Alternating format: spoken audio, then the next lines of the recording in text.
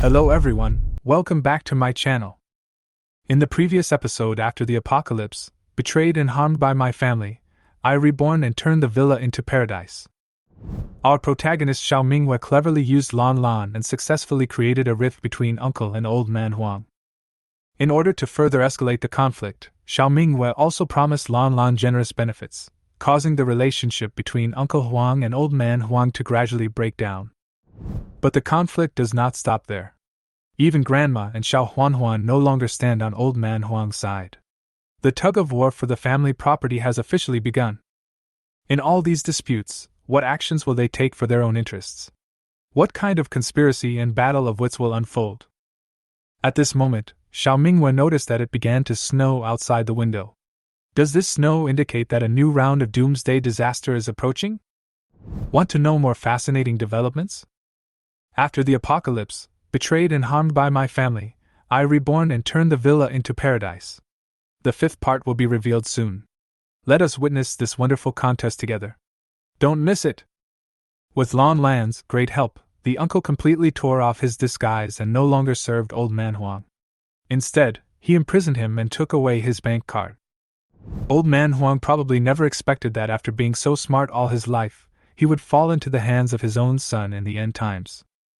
Maybe Huang Laotou once thought that his own son would treat him well for the rest of his life for the sake of the family property, but it was all just wishful thinking. Who would have thought that the so-called blood is thicker than water would not work at all? My uncle was selfish and cold-hearted to begin with. After 2 years of experiencing the apocalypse, humanity, morality, and family affection were no longer worth mentioning. Now, he has finally found a shortcut to getting rich, and anyone who dares to block his way will be his enemy. Lan Lan said that Old Man Huang was quite stubborn at first, and refused to give in. Later, seeing that the situation was not good, he softened his attitude and promised that all the inheritance would eventually belong to Xiao Tianlong. Xiao Tianlong was tempted to do so, but Lan Lan fanned the flames at the right time. Xiao Tianlong changed his expression instantly, and asked Old Man Huang with a sneer, "Give me the money now!" Seeing that neither soft nor hard tactics worked, Old Man Huang simply said something cruel. "Kill me if you dare, or don't expect to get a penny!" As soon as the words fell, Xiao Tianlong was so angry that his eyes turned red, and he snorted coldly. "Since you want to live, then let's see how much your life is worth." From then on, Old Man Huang was either beaten or scolded every day, and he had to pay money to redeem himself even for food and water. Gradually, Old Man Huang couldn't bear it anymore and finally could only use money to buy a little peace and quiet. As a result, Xiao Tianlong became even more proud and felt that violence was the best way to control Old Man Huang. He regretted why he didn't take action earlier. Although he did not get all the money, Xiao Tianlong already felt that his pockets were bulging, as if the whole world was in his hands. Walking on the street, Xiao Tianlong held his head high and chest out, acting like a nouveau riche. When he went to a restaurant to eat, he would often order the waiters around. Every dish in the evening would start to curse, and Xiao Tianlong would act superior, and keep saying, "Poor bastard." What's even more outrageous is that Xiao Tianlong thinks that now is the time for revenge, and he wants to get back all the past debts. Finally, he ran into Zhao's father and mother in a buffet restaurant. "Oh, isn't this my wicked brother?" Xiao Tianlong dragged out his voice in a surprised tone, with undisguised malice in his eyes. He had gained a lot of weight, his face was shiny, and his eyes were full of smug arrogance. Seeing that Father Xiao was too lazy to pay attention to him, he continued to sneer and said, "You didn't expect that I'm rich now, with a lot of money in my pocket and a beautiful wife. You cold-blooded guy, what's wrong? You didn't expect that I could turn things around, did you?" Father Xiao was not moved at all. He just glanced at him coldly and said, "Who are you? Your last name is Huang, and mine is Xiao.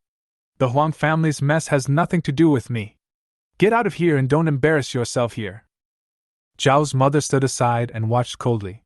Next to Xiao Tianlong stood a charming young woman, who was obviously his new love, and he had long forgotten about his original wife. Thinking back to that selfish and calculating sister-in-law, Lao's mother felt nothing in her heart. Xiao Tianlong was furious when he heard this. He widened his eyes and shouted, "I am your elder brother and father, how dare you talk to me like that?" His tone was aggressive, as if he would feel uncomfortable unless he made some trouble. Father Xiao smiled calmly and put down his chopsticks. Who gave you the face to think you are superior to others? No matter how rich you are a guest here. Don't rely on a few stinky dollars to forget your own surname. Get out of here! I'm going to kill you today! Xiao Tianlong was completely enraged. His eyes were fierce. He rushed forward and wanted to grab Xiao's father by the collar. However, Dad Xiao just frowned and pushed him away with disgust. Surprisingly, with such a light push, Xiao Tianlong staggered back several steps as if he had been hit hard, and finally fell heavily to the ground, even spitting out some blood from his mouth. Zhao's mother was stunned on the spot, and Zhao's father also looked at Xiao Tianlong on the ground in astonishment. I just pushed lightly. I really didn't use much force. Lan Lan covered her mouth with an exaggerated look of surprise. She stood beside Xiao Tianlong at a loss, shouting, "Husband, what should I do? Oh my God, husband!" But she never moved a step to help him up, because Xiao Tianlong vomited several mouthfuls of blood, and the ground was covered with spots. She was disgusted and afraid of contracting some infectious disease, so she didn't even want to get close to him. The farce quickly attracted onlookers, and the waiter quickly called the police, and the police and ambulance also rushed over. As a result, Xiao's father and mother proudly welcomed the half-day tour of the police station. After reviewing the surveillance footage, it was found that both parties were responsible. Although Xiao Tianlong was the first to find fault, it was indeed Dao's father who took action first. Therefore, both of them were warned once, which was considered even. Coming out of the police station, Dao's face was long, and he sighed all the way. I really didn't use enough strength. Why did he vomit blood? Mother Xiao also looked depressed. It was just a gentle push. Is it that serious? Could he be deliberately blackmailing us? The two of them talked back and forth, and the more they talked, the more they felt they were being cheated. On the other side, in the hospital, Xiao Tianlong was lying on the bed. Lan Lan was beside him with a gentle and considerate look on her face, pouring water and asking about his health.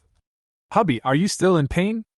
I was scared to death. I was really worried that something would happen to you. Xiao Tianlong was overjoyed and moved by her tender offensive. He held Lan Lan's hand and said, It's okay, baby. I'm sorry to have made you worry.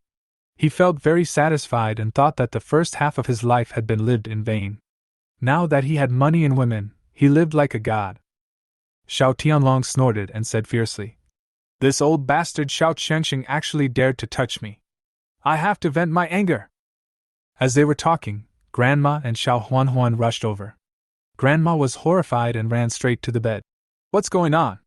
Tianlong, why are you vomiting blood? As soon as Xiao Tianlong saw her, his face immediately turned cold, and he said unhappily, It was your good son who beat him up. You are such a good parent. Grandma was so angry that she was shaking. How dare the second brother touch you? Call the police quickly, shoot this little bastard. Xiao Tianlong sneered. Don't worry about calling the police. He suddenly slapped his head and remembered that Old Man Huang was still locked up at home, so he asked, By the way, where is that old guy? Did you lock the door when you left? Grandma nodded quickly. Don't worry. Huan has tied him up, he can't run away. Xiao Huan walked forward cautiously and asked in a low voice, Dad, do you feel better? Xiao Tianlong snorted coldly, thinking that his daughter had finally come to her senses. Since the last time he scolded her, she had indeed become much more obedient, knowing how to read people's expressions and doing whatever she was told to do without talking back. It seemed that this kind of slut just couldn't be treated well. Xiao Huan lowered his head, pursed his lips, and said nothing more. At this time, the doctor came over with a report in his hand. Are you Xiao Tianlong? Xiao Tianlong immediately sat up. Yes, doctor, how is it? When can I be discharged from the hospital? The doctor looked at him, frowned slightly, and asked, You said you were pushed and fell to the ground? Xiao Tianlong nodded, pretending to be indignant. Yes, it was that old man who pushed me. The doctor shook his head. It was just a gentle push, it won't cause you to vomit blood. Your vomiting blood has another reason. What's the reason? Lan Lan asked, curious. No one noticed that Xiao Huan was standing behind his grandmother, twisting his fingers nervously, but pretending to be calm on the surface. There are many reasons for vomiting blood. I recommend a comprehensive physical examination, the doctor said expressionlessly. Upon hearing this, Huan breathed a sigh of relief. Do it, we must do it! Grandma made the final decision. The uncle frowned and asked hesitantly, How much does a comprehensive physical examination cost? The doctor handed over the bill directly. It's expensive. Medical expenses have increased recently. This is the cost of the examination you just had. The uncle took the bill and his eyes almost popped out of his head. So expensive? What did you check just now? That's all you charged. The doctor shrugged, as if he was used to it. Hospitals in the entertainment city are never cheap. If you want a full body checkup, the cost will at least double. Everyone gasped. This was simply a fatal price. The uncle swallowed his saliva. He had squeezed out this money from the old man with great difficulty, and now most of it would be spent on the medical examination. It was more painful than cutting his flesh. Can the medical insurance be reimbursed? We have rural medical insurance. Although we haven't paid for it in recent years, we have paid for many years. Grandma asked hurriedly. The doctor sneered, as if he had heard a joke. No. In the end times, medical expenses are already sky high. Even guests living in the entertainment city are afraid of the price, but most people can still afford it. Can ordinary people afford to live in the entertainment city? But it was different for my uncle. He had to forcefully get all the money from the old man. If he had all the family property in his hands, he wouldn't feel bad, but the old man was not stupid. He only gave part of it, and every time he gave it to me like a beggar, so that my uncle wouldn't ask for more. Huan's eyes flashed darkly, and he pretended to be concerned. Dad, why don't you get a comprehensive physical examination, so that everyone can feel more at ease? Yes, we have to do it, Grandma agreed. What do you know? The uncle was furious, gritting his teeth in pain. So much money you're going to pay? No. I've been eating and sleeping well recently, it's just overnutrition at most. There was nothing wrong with the physical examination before, and there's no need to do it now. He has rare money and regards it as a treasure, so how could he be willing to waste it on a physical examination? Dad, your health is more important. You can still ask Grandpa for money. No matter how expensive it is, you have to have peace of mind. Huan continued to persuade. The uncle was completely furious. I said I won't do it, so I won't do it. Don't you understand me? What do you mean by peace of mind? Can you just ask for this money casually? If you have the guts, go and ask for it. Huan lowered his head and said nothing more, but a sneer of luck flashed in his eyes. The doctor watched coldly and asked calmly, Have you thought it over? Are you really not going to do it? The uncle waved his hands, looking impatient. No! You hospital is just trying to extort money. Are you crazy about money? I'm in good health. I don't need your crappy checkup. The doctor frowned and said nothing more. Not long after, this matter reached Xiao Mingyue's ears. She heard about it from Zhao's father and mother, and also found out a lot from Lan Lan. Vomiting blood? Xiao Mingyue took a bite of the pear, the sweet juice filling her mouth. She recalled Lan Lan's narration thoughtfully. I have to say, the pears in the space are absolutely amazing, so crisp and sweet that you can't stop eating them. Xiao Mingyue touched the big cat Fugue's head and said to herself, The feng shui of the next room is not good. Someone will probably die soon. It turns out that they were poisoned. What a coincidence. Fugue squinted his eyes and looked at her, confused. What? What kind of poison? I don't understand. Xiao Mingyue chuckled, picked up the phone and called Lan Lan. Hello, financial sponsor, do you have any instructions? Lan Lan's sweet voice came from the other end of the phone. Lan Lan, remember, don't eat anything in Xiao Tianlong's room and don't touch the water. Xiao Mingyue reminded coldly. Lan Lan chuckled and teased with a hint of coquettishness. Oh, the sponsor is really considerate. Don't worry, I make trouble for Huan every day, but she never fights back. She is really patient. Last time she handed me a glass of juice, I really didn't dare to drink a sip. Xiao Mingyue said, lightly. You are quite clever. Of course, I still want to live a good life. Lan Lan answered proudly, with a hint of pride in her tone. Be more careful. After hanging up the phone, Xiao Mingyue thought quietly. She knew Xiao Huan too well. That woman was the same as her uncle, narrow-minded and vindictive. She usually swallowed her anger, which only meant that she was preparing a big move. Today, my uncle suddenly vomited blood, which was the most direct preview. Xiao Mingwei didn't need to do anything, just wait quietly. They would walk towards the abyss of destruction on their own. After returning from the hospital, my uncle felt more and more uneasy. Although he was scared by the high cost of the examination fee at the hospital and decided not to have it checked, he began to regret it after he calmed down at home. After all, the blood he vomited was real blood, and it was still scary to think about it. With money in hand, life is much more important. Uncle is now a rich man, and rich people cherish life more. Now he is no longer satisfied with the alms given by Old Man Huang bit by bit. He wants to spend all the family property as he pleases. But the old man just refuses to hand over everything. What should I do? When he saw the fruit knife on the table, his expression became ferocious.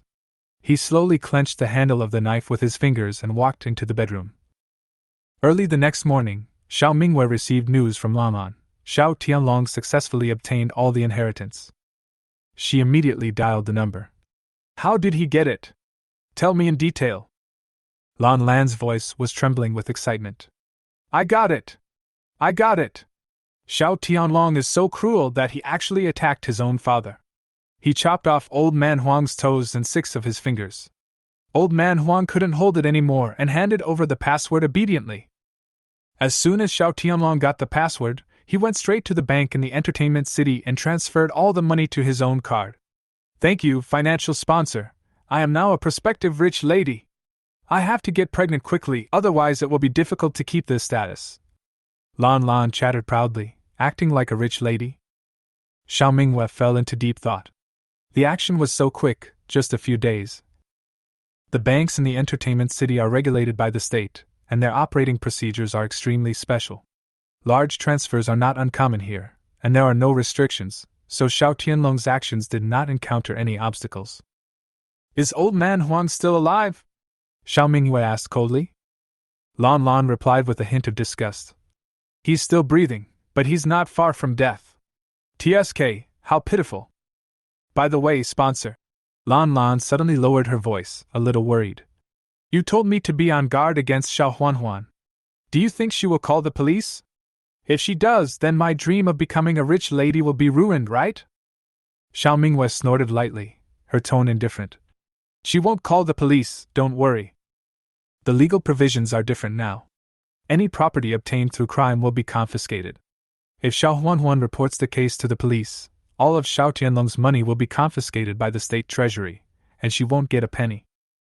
That's good. I feel relieved then. Lan Lan breathed a sigh of relief, obviously relieved. Xiao Mingwei smiled softly. She knew that although her uncle got the money, he might not be able to enjoy it. Pour the wine! Fill it up for me! The uncle's face flushed. He shook the wine glass in his hand, and ordered with great heroism. Xiao Huan held the high-end wine and skillfully filled his glass. His movements were skillful, but his eyes were cold. In the corner of the living room, Old Man Huang was thrown there casually, his eyes closed, his breath barely out, his body covered with wounds of varying sizes, especially on his hands and feet. The blood had seeped through the simple gauze. It was a horrible sight. The uncle raised his head and took 2 big gulps of wine, smacked his lips in satisfaction, and a smug smile appeared on his face. Great! This is what it feels like to be alive! Then he leaned back on the sofa, his posture relaxed, as if the world was under his control. Grandma secretly glanced at Old Man Huang in the corner and whispered, Boss, drink less. Didn't you vomit blood a few days ago? Drinking too much is not good for your health. The uncle snorted coldly and slammed the wine glass on the table. You are so long-winded. Do you want to be punished too? Do you want to end up like that old man? Grandma was so frightened that she shuddered and quickly stopped talking. No more, no more. The uncle snorted disdainfully. You old man, you don't know how to appreciate my kindness. Seeing this, Xiao Huan immediately stepped forward and refilled the glass of wine in a flattering manner. Dad, the wine is almost gone. Do you want to buy some more? The uncle raised his eyelids and smiled with satisfaction. You are sensible. He enjoyed the feeling of being served as if he were an emperor, and the pride on his face was not concealed at all. Dad, now that we have money, of course we should enjoy ourselves. This wine was extremely expensive during the natural disaster. Those poor guys in the resettlement housing couldn't even afford to drink it. Xiao Huan flattered with a smile. The uncle laughed loudly, his eyes blurred with drunkenness, and he said in a daze, "Yes, I should let those poor bastards see how prosperous my life is now. They can't even afford a bun to eat, so their lives are meaningless, useless people." "That's right," Xiao Huan echoed. My uncle began to chatter drunkenly, bragging about how successful he was, swearing, and drinking heavily from time to time. Xiao Huan kept smiling and refilled the glass whenever it was empty. Before he knew it, his uncle had drunk nearly 2 bottles. Your second uncle, that idiot, saw the look in my eyes and thought, "Haha, I'm rich now." The eldest uncle slammed the table and yelled. His face was abnormally red and veins bulged on his forehead. Seeing this, Grandma cautiously reminded, "Big brother, didn't you say you would go for a physical examination when you have money? How about going in a few days?" Xiao Huan immediately glanced at her and frowned. "Grandma, can you please stop spoiling my fun? Dad is having a great time drinking." The uncle drank the whole glass and put it on the table. He suddenly coughed a few times, and his voice gradually became strangled, and he couldn't speak. His eyes widened, his face flushed, his blood vessels bulged, and his throat seemed to be tightly strangled by an invisible hand. The uncle raised his hands, trying to grab something, but he waved them weakly, his eyes full of fear and struggle. Boss, what's wrong with you? Don't scare me!" Grandma panicked and rushed over, shaking Uncle desperately, begging him to wake up, with fear in her eyes. No one noticed Xiao Huan. She lowered her head and fixed her eyes on her uncle. The excitement in her eyes could hardly be concealed, and the corners of her mouth were slightly raised. Grandma was so anxious that she was about to cry. Huan, think of a solution quickly, help your dad." Xiao Huan stood up suddenly and said, "I'll call 120 right now." She searched everywhere, shouting anxiously, "Where's my cell phone, Grandma? Where did I put my cell phone?" Her hands were rummaging around on the sofa and the table, her eyes anxious. My uncle's face became paler and paler, his legs kept kicking, his eyeballs seemed to pop out, and suddenly he let out a muffled groan and fell straight down. Grandma patted her uncle's back and cried heartbreakingly, Boss! Xiao Huan ran forward, put his hand on his uncle's nose, his face suddenly changed, and he shouted, "Dad!" Xiao Huan almost fell down while dialing 120 in a panic. As soon as she hung up the phone, she dragged Old Man Huang into the bedroom and locked the door. The noisy noise outside the house reached Xiao Mingyue's ears. Xiao Huan opened the door and saw his uncle being carried onto a stretcher and covered with a white cloth. Grandma sat on the ground and cried loudly, tears and snot all over her face. She kept beating her chest and cried until she had almost no strength left. My son! My son! Xiao Huan held onto the door frame, his eyes red and sobbing. When the neighbors heard the noise, they gathered around. Aunt Feng squeezed to the front row and raised her voice to ask Grandma and Xiao Huan, "What's wrong? What happened?" Xiao Huan wiped away tears and choked up, saying, "His health wasn't very good to begin with. I kept telling him not to drink, but he wouldn't listen. He just drank a bottle and a half, and that's it." After hearing this, the grandmother howled even more miserably, slapping the ground and shouting, "My son, you drank yourself to death! Give me back this deadly wine! I'm going to the hotel to ask for an explanation." The uncle next to him sighed. "Oh, drinking has ruined things. Is it a cerebral hemorrhage? Alcohol can cost your life." Xiao Huan sniffed and choked up, saying, "My dad loves drinking. No matter how many times I tell him to stop, he won't." Aunt Feng shook her head repeatedly and sighed. "Oh, it's really fate that the old send the young away." Suddenly, a woman in a silk nightgown poked her head out from behind the crowd, frowning and muttering, "Why is it room 2217 again? Didn't the couple who lived in room 2217 also have an accident a few months ago? This room is really weird. Is there something unclean in it?" This reminder reminded the neighbors that the previous tenants of 2217 were a dink couple. The husband, Li Xian, poisoned his wife, Jiang Mimi, and was later sentenced to death. Could it be that Jiang Mimi's ghost is still here? Someone whispered, with fear in his tone. Oh, stop scaring people. It's killing me. An old lady patted her chest. That's right, another person said mysteriously. How could it be such a coincidence? One person died, and then another one happened. Maybe Jiang Mimi's resentment is too strong and she hasn't been reincarnated yet. Aunt Feng couldn't help but shudder when she heard this, and gestured to her chest. Stop talking, it makes me feel creepy. Is it really that weird? The uncle waved his hand disapprovingly. Just talk nonsense. Don't scare yourself. So what if Jiang Mimi is a vengeful ghost? Li Xian is dead, it's time for her to be reincarnated. Then why does she still stay in 2217? A timid woman asked in a low voice. Another person looked around and said in a low voice. Is she still holding a grudge against the people she had a quarrel with? Is she trying to take revenge on us? As soon as these words were spoken, the people around them immediately exploded. Pooh, pooh, pooh!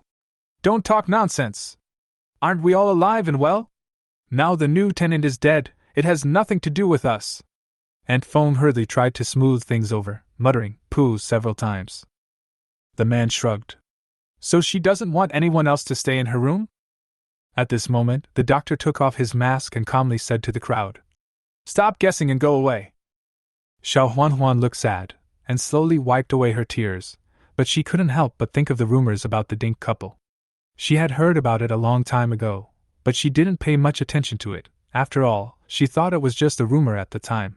Now that the incident happened to her own family, she felt indescribably strange. Hey, drinking like this makes you considered a talent, one of the doctors muttered in a low voice. Xiao Huan's heart ached when she heard this, and tears kept falling like beads from a broken string.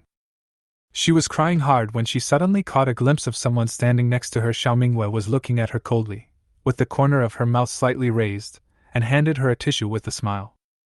Xiao Huan stared at Xiao Mingwei with disdain. A trace of fear flashed across his face. Are you so kind?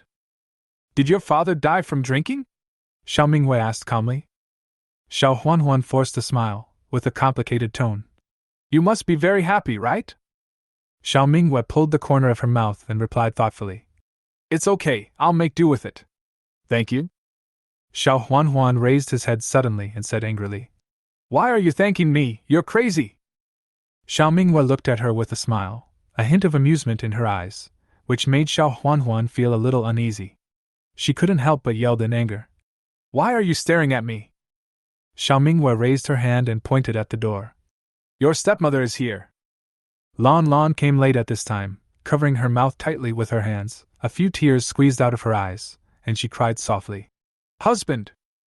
The doctor next to her frowned and looked at her, and couldn't help asking. He is your husband? Lan Lan nodded eagerly, sobbing and saying, Yes, he is my husband, and I am pregnant with his child. Can I inherit his estate? The doctor was stunned, obviously not expecting her to be so direct. Are you a legal couple? Lan Lan shook her head. We haven't gotten the marriage certificate yet, but we have a deep relationship and are going to get married soon. The doctor frowned and said calmly, That probably won't work. You have to be a legal couple or his immediate family, unless you can prove that the child you are carrying is his. Lan Lan's crying stopped abruptly. She uttered ah in a daze. A look of disappointment appeared on her face, and her dream of marrying into a wealthy family seemed to be shattered. She stared helplessly at her uncle covered by a white cloth, and for a moment she wanted to cry but had no tears. When Xiao Huan saw Lan Lan, the anger he had been holding back for a long time finally erupted. He walked over with a sneer, raised his hand and slapped her without any hesitation. Bitch! If you hadn't taken my dad out drinking every day, would he have drunk like this? It's all your fault. After saying that, she grabbed Lan Lan's hair and slapped her hard a few times, taking this opportunity to vent all the resentment that had been suppressed for a long time. Lan Lan was not a pushover either. She was extremely angry after being beaten, so she grabbed Xiao Huan's hair and fought back, scratching several bloody marks on Xiao Huan's face with her nails. The two men were fighting each other, and the scene was in chaos. The doctors took great pains to pull the two of them apart, and shouted impatiently. The person is dead, why are you still making a fuss? Xiao Huan was breathing heavily, with a vicious light flashing in his eyes. He suddenly lowered his head and stared at Lan Lan's belly, sneered, raised his leg and kicked it hard. Lan Lan let out a scream, covered her stomach and fell to the ground. Her face was instantly covered with cold sweat, and she curled up into a ball. The doctor was frightened. He had just heard Lan Lan say that she was pregnant, so he didn't dare to act rashly. Xiao Huan raised a smug sneer at the corner of her mouth, secretly satisfied in her heart. The little bastard was dealt with, and now no one could share her property. She looked up nonchalantly, thinking, it's just beating someone up, at most I'll just have to pay some money, it's not a loss in exchange for the family property. Grandma came to her senses and slapped Xiao Huan angrily. You are such a jinx, my eldest grandson! Lan Lan immediately entered the role, holding her belly and wailing at the top of her lungs. My child, my child! Xiao Mingwe watched this good show with cold eyes, sneering in her heart. Xiao Huan really didn't need to kick Lan Lan's stomach. After all, this is the end of the world. Where can you get the equipment to do a paternity test? Lan Lan performed this self-torture trick to perfection, and maybe she could even extort a large sum of money from Xiao Huan. The actor's self-cultivation is pretty good. The noisy entrance gradually quieted down. Xiao Mingwe returned to her room and made a phone call to Secretary Han, the secretary of the planting department, and Ji Wenxi's right-hand man. Secretary Han, can I ask when your supply truck will go to Huahan community next time? On the other end of the phone, Secretary Han quickly searched for information. Ms. Xiao, this is not my responsibility. Let me check. Oh, there is a car next door going to Huahan community. Do you have any plans? Xiao Mingwe smiled slightly. I want to ask you for a favor and pick someone up to go to the entertainment city. Her name is Sun Nanan. No problem, Miss Xiao, could you tell me her building number? Also, to prevent misunderstandings, how do you think we can make her believe that it was you who sent someone to pick her up? Secretary Han replied quickly. Just tell her, Xiao Mingwe invited her to watch the show, congratulating her on her revenge. The building number is... Xiao Mingwe's tone was somewhat meaningful. Okay, I understand, Miss Xiao. Secretary Han replied. After hanging up the phone, Xiao Mingwe stood in front of the window, staring at the snow scene outside. The snow is so light now, falling in patches, which is nothing compared to the heavy snow that covered the ground before. I'm afraid that in a few days, the snow will stop completely. After her uncle died suddenly at the dinner table, Xiao Huan became the legal heir, and she had the last laugh in the battle for Huang Lao's inheritance. However, the formalities still needed a few days to go through, and she couldn't get the money for the time being. Lan Lan was still jumping up and down, clamoring for compensation, but Xiao Huan didn't take these things to heart at all. What was even more unexpected was that Grandma seemed to have shifted her target, and had set her sights on Zhao's father and mother. She even found out their room number, and came to visit them again. Son, Mother was wrong. Now that your elder brother is gone, Mother only has you. Grandma was crying and holding Zhao's father's hand, crying like a lonely old woman. Father Xiao had a gloomy look on his face. What are you doing here again? He asked coldly. Just as Zhao's mother was about to come out to help, Zhao's father stopped her, saying that he wanted to handle it himself for fear of hurting her during the argument. So Xiaoma held back and stayed in the house, listening quietly. Zhao's father and mother had heard about Xiao Tianlong's sudden death after drinking, and they couldn't help feeling deeply moved. In the past 2 years, Xiao Tianlong was like an indestructible cockroach, and he managed to survive through all the natural disasters and man-made calamities. He even became a nouveau riche in the entertainment city, but died suddenly after drinking a glass of wine. It seems that not everyone is worthy of this rich and noble life. Grandma tightly grasped Zhao's father's hand and lamented bitterly. Second brother, my son, your eldest brother is gone. How can I live in the future? Mother is counting on you, and we will depend on each other in the future. Dad Xiao pulled his hand back in disgust and said in a cold voice, Who will depend on you? I am not your son, don't come to me. As soon as the words came out, Grandma was speechless. Son, are you still blaming me? I know I was wrong. If you don't recognize me, who will take care of me? If you don't take care of me in my old age, who should I turn to? Grandma said with tears in her eyes, as if she was forced into a desperate situation. Father Xiao sneered. It's too late to talk about this now. Go away, I don't know you. As he said that, he pushed Grandma away and showed no mercy. At this time, Grandma and Grandpa came out from another room. When the grandmother saw them, her expression changed immediately. Her eyes were filled with hatred. She gritted her teeth and said, "It's all because of you two old guys.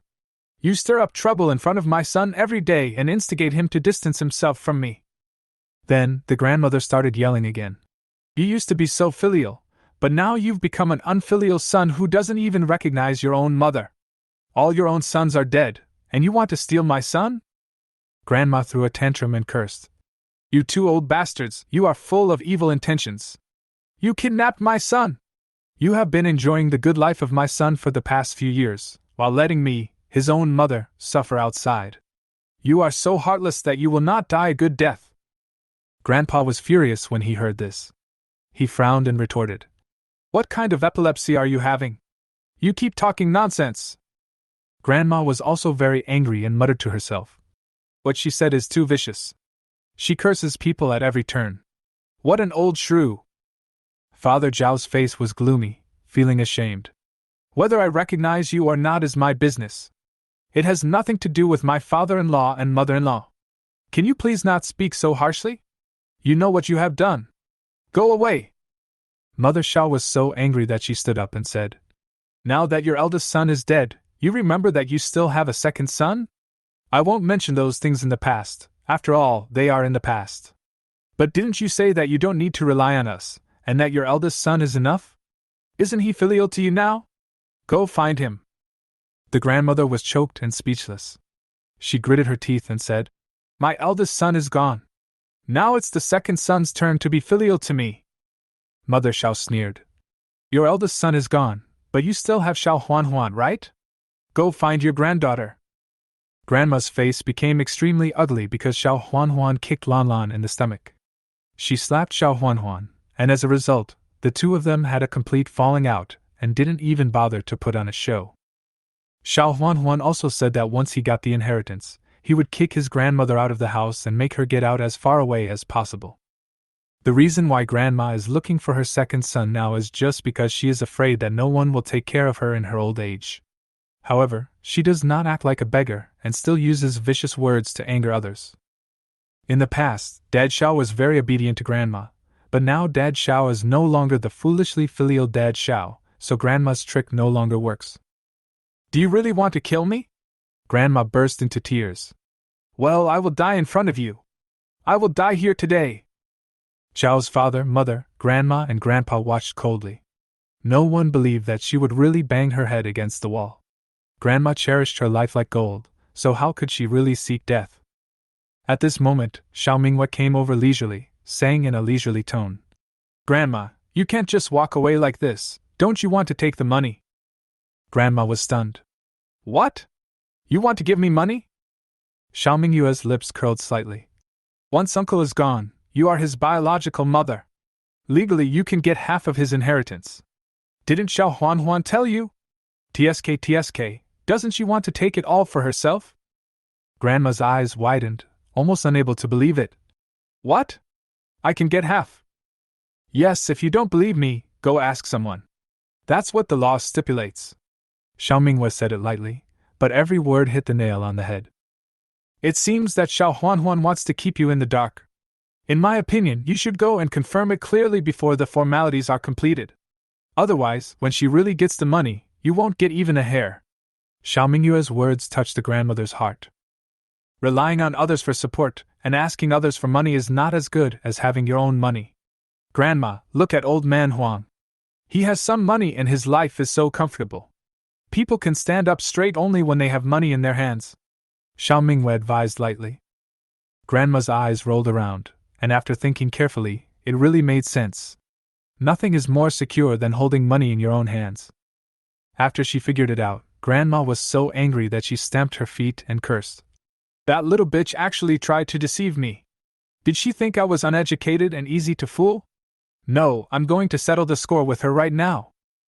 Grandma ran away angrily. As for how she caused trouble for Xiao Huan and the quarrel, that was all their own business. As soon as Grandma left, the room suddenly became quiet and everyone breathed a sigh of relief. Mingwei, you still have a solution. We argued for a long time, but it was useless.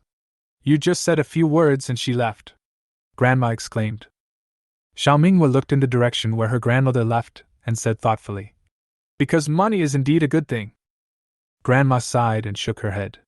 It's true that people are destined to be what they are. This man is old, but his heart has not changed. Not only did he favor the eldest child, but he also always treated the second child as an outsider. He has no family affection at all. Now he has fallen to this point.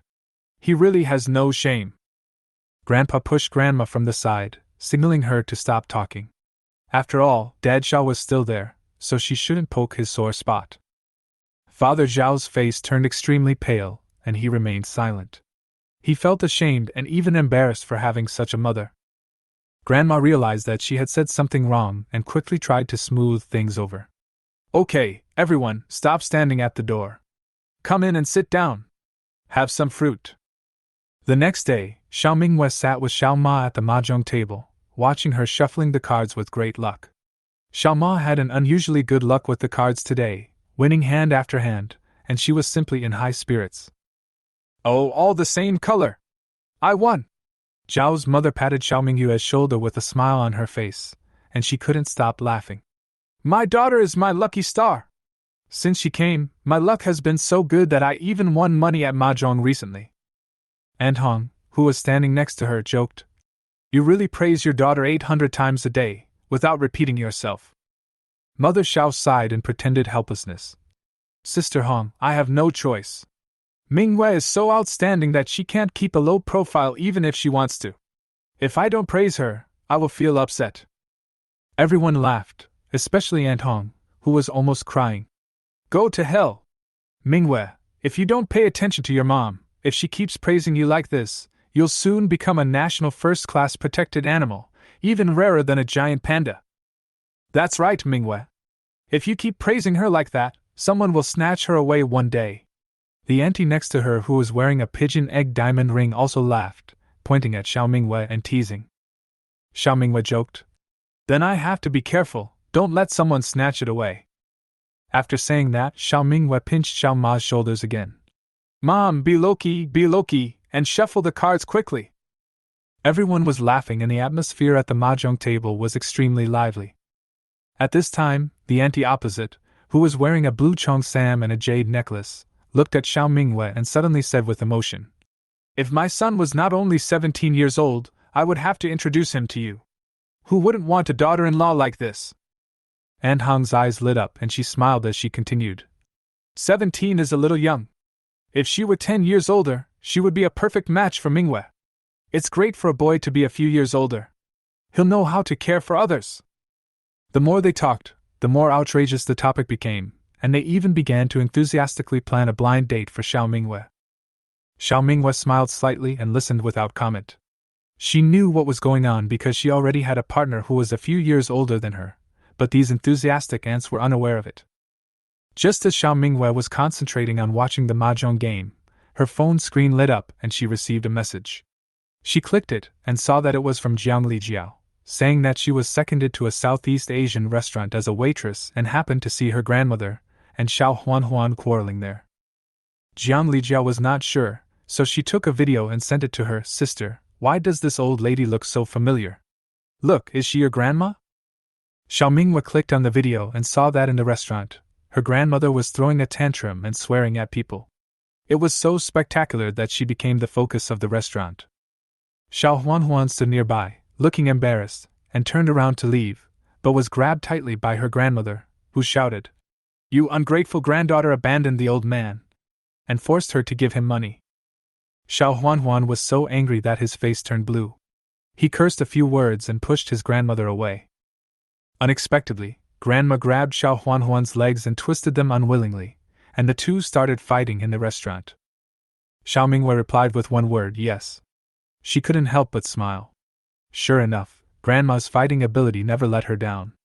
As soon as the relationship with her eldest son's lineage broke down, Grandma immediately changed from a loving mother to a female demon. She cursed and swore as soon as she attacked, without any image at all. In the past, my grandmother was most proud of having a filial eldest son. She thought that he and her grandchildren were all good and filial children. In the past 2 years, the hardships of the end of the world have not changed Grandma at all. She still holds her old ideas. As long as it is for her eldest son, it is natural to suck blood and squeeze her. Grandma is Zhao's father's mother, but she is dismissive of Zhao's father and doesn't care about his filial piety. For Grandma, no matter how much Dad Zhao gives, she will not appreciate it.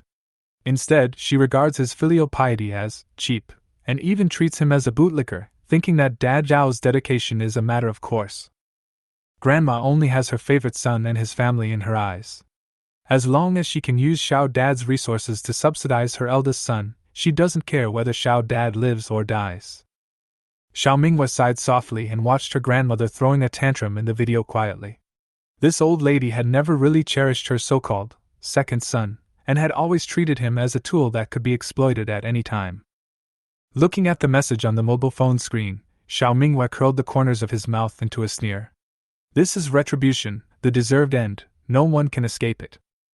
She was just about to put her phone away when the screen lit up again.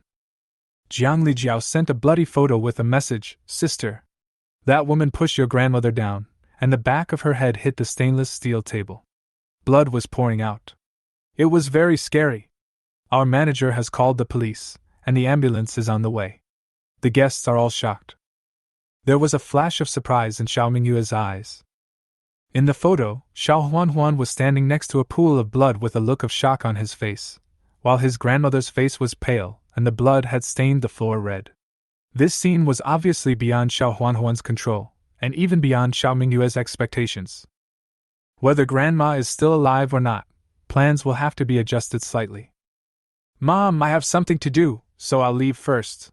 Xiao Minghua stood up and said goodbye to Zhao's mother and several aunts, turned around and left. Instead of going to the restaurant, she went directly to the 22nd floor of the hotel, room 2217. Xiao Minghua pried the door open easily. In the room, Old Man Huang was emaciated and collapsed on the ground, on the verge of death.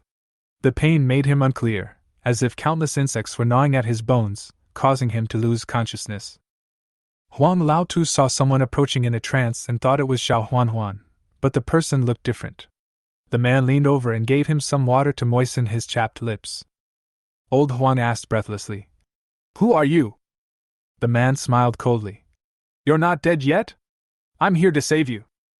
Old Huang's eyelids became heavier and heavier, and his vision gradually blurred. He only heard the man tut-tut lightly, with a hint of sarcasm. "Tut-tut-tut, you are so cruel, so inhumane." Before he finished speaking, Old Man Huang lost consciousness. When he opened his eyes again, Old Man Huang found himself lying on a hospital bed. His wounds had been treated and nutrient solution was slowly being injected into his body. Old Man Huang turned his head and saw Xiao Minghua standing beside the bed, looking at him expressionlessly. "You saved me?" he said in a hoarse voice with a hint of doubt. Xiao Minghua nodded. "The doctor said that your life is not in danger, but you have lost too much blood and are severely malnourished, so you need to stay in the hospital for a while." Old Man Huang showed gratitude in his eyes and thanked him repeatedly. "Thank you? Are you from the hotel? Can you help me call the police? The person who hurt me is..." Xiao Minghua interrupted him coldly. "Don't say it, I know. Xiao Tianlong hurt you like this, but he is dead, died suddenly from drinking. His granddaughter Xiao Huan committed intentional injury. The situation is serious, and she will probably be sentenced to death. As for your young lover, he is still being rescued, and I don't know if he can save his life." Old Man Huang was shocked when he heard this and asked in disbelief, "Really? This is really a case of evil being punished with evil?" However, after a brief shock, Old Man Huang gradually realized the problem. How did this woman know such detailed information? Who are you? You are not an employee of the hotel, right?" Old Man Huang stared at Xiao Minghua with complicated eyes. Xiao Minghua sneered. "You will naturally know my identity in the future. However, before that, I have a question for you." Old Huang looked at her. Although he had many doubts in his heart, he remained polite to his savior. "Ask." Xiao Minghua pulled a chair over and sat down, looking at him sharply. "I'm curious, have you really thought about leaving your inheritance to Xiao Tianlong?" Old Man Huang was slightly stunned, and was silent for a long while. Finally, he sighed, as if he had vomited out all the past events. I am destined to have no children. The fortune teller said that I am a lonely star and my children will die early. When I met their mother, I really had that idea. As long as they can take good care of me until I die and pass the test, I will give them the money. After all, they are my only descendants in the world. At this point, he paused, his expression gloomy. But he is not a kind and honest person. He kept urging me to talk about the inheritance every other day, which annoyed me, and I gave up the idea a long time ago. I wanted to find a chance to drive them away, but I didn't expect it to come to this. After listening to this, Xiao Mingwei nodded calmly and sneered. It is indeed retribution. The evil debts that I committed back then are all coming back to me now. Her words were merciless, causing Old Man Huang to cough and appear even weaker. After taking a breath, Old Man Huang said with difficulty, Forget it, no matter what, thank you for saving my life. No need to thank me. Xiao Mingyue's expression was cold. She didn't bother to talk to him any more and went straight to the point. But I have to remind you of one thing: your money is still in Xiao Tianlong's account, and has not been transferred to Xiao Huan in time. Once she dies, the money will automatically go to her legal heirs. Old Huang suddenly became excited and wanted to sit up. That's my money! I have to find the police, explain the matter clearly, and get my money back. Xiao Tianlong is already dead. There is no evidence, and words are not enough. Xiao Mingwei said calmly, without any ripples in her eyes. The law is about evidence, and you don't have any substantial evidence. My wound is the evidence. Old Huang refused to accept and continued to argue. The bank's transaction records can also prove it. Transaction records? You have been transferring money to him all the time, and you told him the password yourself. This doesn't prove anything, Xiao Mingwei said calmly. Besides, he takes care of you every day, so what's wrong with transferring money? I was forced. I'll go and explain it to the police. Old Man Huang's face turned red with anxiety. Xiao Tianlong is dead, but you are still alive. The police may not stand on your side. Xiao Mingwei smiled coldly and spoke sharply, leaving Old Man Huang speechless, his eyes full of unwillingness. Xiao Mingwei tidied up the hair beside her ears and said calmly, It's hard as hell to get the money back. But I have a way. Old Huang was stunned for a moment, and asked hurriedly, What method? Xiao Mingwei did not answer immediately, but asked, Aren't you curious about who Xiao Huan's successor is? Old Man Huang was stunned by the question and stared at Xiao Mingwei, waiting for her next words. Her name is Sun Nanan. During the flood, she was sold to 2 murderers by your son's family in exchange for some gasoline money to save some energy to escape, Xiao Mingwei said coldly in a low voice. Old Huang was shocked when he heard this, and his heart trembled. He was speechless. He thought of the torture Xiao Tianlong had given him, and knew that his son was indeed capable of doing such a heartless thing. Sun Nanan was lucky and survived a near-death experience, but she became pregnant with the 2 murderers' child. Later, I saved her, arranged an abortion for her in the hospital, and entrusted her to a good family for care, Xiao Mingwei added. Then Xiao Mingwei looked down at her watch and said softly, According to the time now, she should be here soon. Old Man Huang had a complicated expression, and after a while he said, You are a good person, and she is also a poor child. But why did you ask her to come? To inherit my estate? I'm not dead yet. Xiao Mingwei chuckled and said in a cold tone, She will indeed inherit Xiao Tianlong's inheritance, but she is not as cold-blooded as Xiao Tianlong. She will take care of you. Old Man Huang snorted coldly, obviously not believing it. After she took the money, will she still care about an old guy like me? I don't expect it. Do you think everyone is as selfish as you? Xiao Mingwei said sarcastically. She didn't inherit the bad habits of your Huang family. You are lucky that she cares about you. You! Old Man Huang was so angry that he couldn't speak. Xiao Mingwei stood up and said coldly, It's up to you whether you believe it or not. I have said all I need to say. I will leave now. Hey, where are you going? Old Man Huang was anxious. What should I do if you leave? Xiao Mingwei sneered. I'm not the nurse you hired. Saving your life is already a big deal. Do you still want me to take care of you? Wait for the doctor to come. After saying that, Xiao Mingwei walked away, leaving Old Man Huang alone staring at her back, sighing, his heart full of helplessness and resentment towards his fate. Her figure gradually disappeared, and Old Man Huang felt suspicious. Can what she said really be trusted? Xiaomingwei arranged all this because she knew Sun Nanan's character. She knew that after learning the whole story, Sun Nanan would not really take the money, but would choose to return it to Old Man Huang. Chapter 588. She was just trying to scare Old Man Huang, saying that he couldn't get the money back, but that wasn't true. The reason why she said this was to give Sun Nanan a chance. An opportunity to stay in the entertainment city and take care of Old Man Huang. Old Man Huang is old. The older people get, the more afraid they are of death, but they are even more afraid that no one will take care of them until the end of their lives. They are afraid that they will die of illness alone in the room and no one will know. After all, this selfish old man just doesn't want to be alone. He needs someone to take care of him and provide him with company.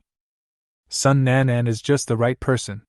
She can bring all her current family members here so that they can at least have enough food and clothes and live a rare good life. Compared to having all his money embezzled by a strange girl, it was obviously easier to accept her to be his nanny, and this was proposed by Sun Nanan. Old Huang would naturally not refuse and would definitely accept it with pleasure. Sun Nanan was also a miserable girl. Let's just take it as a reward for her reporting the news and sacrificing her own family for the sake of justice. Also, thank the kind family for taking Sun Nanan in. Grandma was given emergency treatment all night, but the stainless steel plate was inserted too deep into her brain, and she could not be saved. She probably never thought until her death that the person waiting outside her emergency room was her second son whom she had always despised and hated. Even her funeral will be handled by her second son. After all the grievances and injustices over the years, Dad Xiao thought he would be relieved at this moment, or even secretly happy, finally getting rid of the burden. But it is not. His mind was now blank. He just sat there blankly, staring expressionlessly at the lights in the emergency room as they went out. He seemed to be recalling the first half of his life, recalling those bits of past that he didn't want to recall, and recalling the hint of sweetness that once rose in the bitter water. It's over. No matter whether it is love, hate, resentment, or suffering, all the unwillingness that you cannot figure out for a long time in the middle of the night will be gone with the wind. It's all over. I've thought about the scene when this day happens before, but I never expected that when this moment comes, I would feel like this. Dad Xiao murmured. It is so complicated, with so many emotions mixed together, it is hard to describe and cannot be explained in a few words. It is difficult for people who have not experienced it personally to understand. Zhao's mother hesitated. Drink some water. No matter what, the person is gone. Let's take care of the funeral affairs. This is our last act of filial piety. Dad Xiao looked surprised. He didn't expect Mom Xiao to say that. Chingua. Zhao's mother gave him a comforting smile. After all, she is your biological mother, and she is gone. When a person dies, it is like a light going out, and everything is gone. We who are still alive should live well. I don't hate her anymore, and you shouldn't hate her either, and this will make us feel more relieved. Yes, hating someone is very energy-consuming.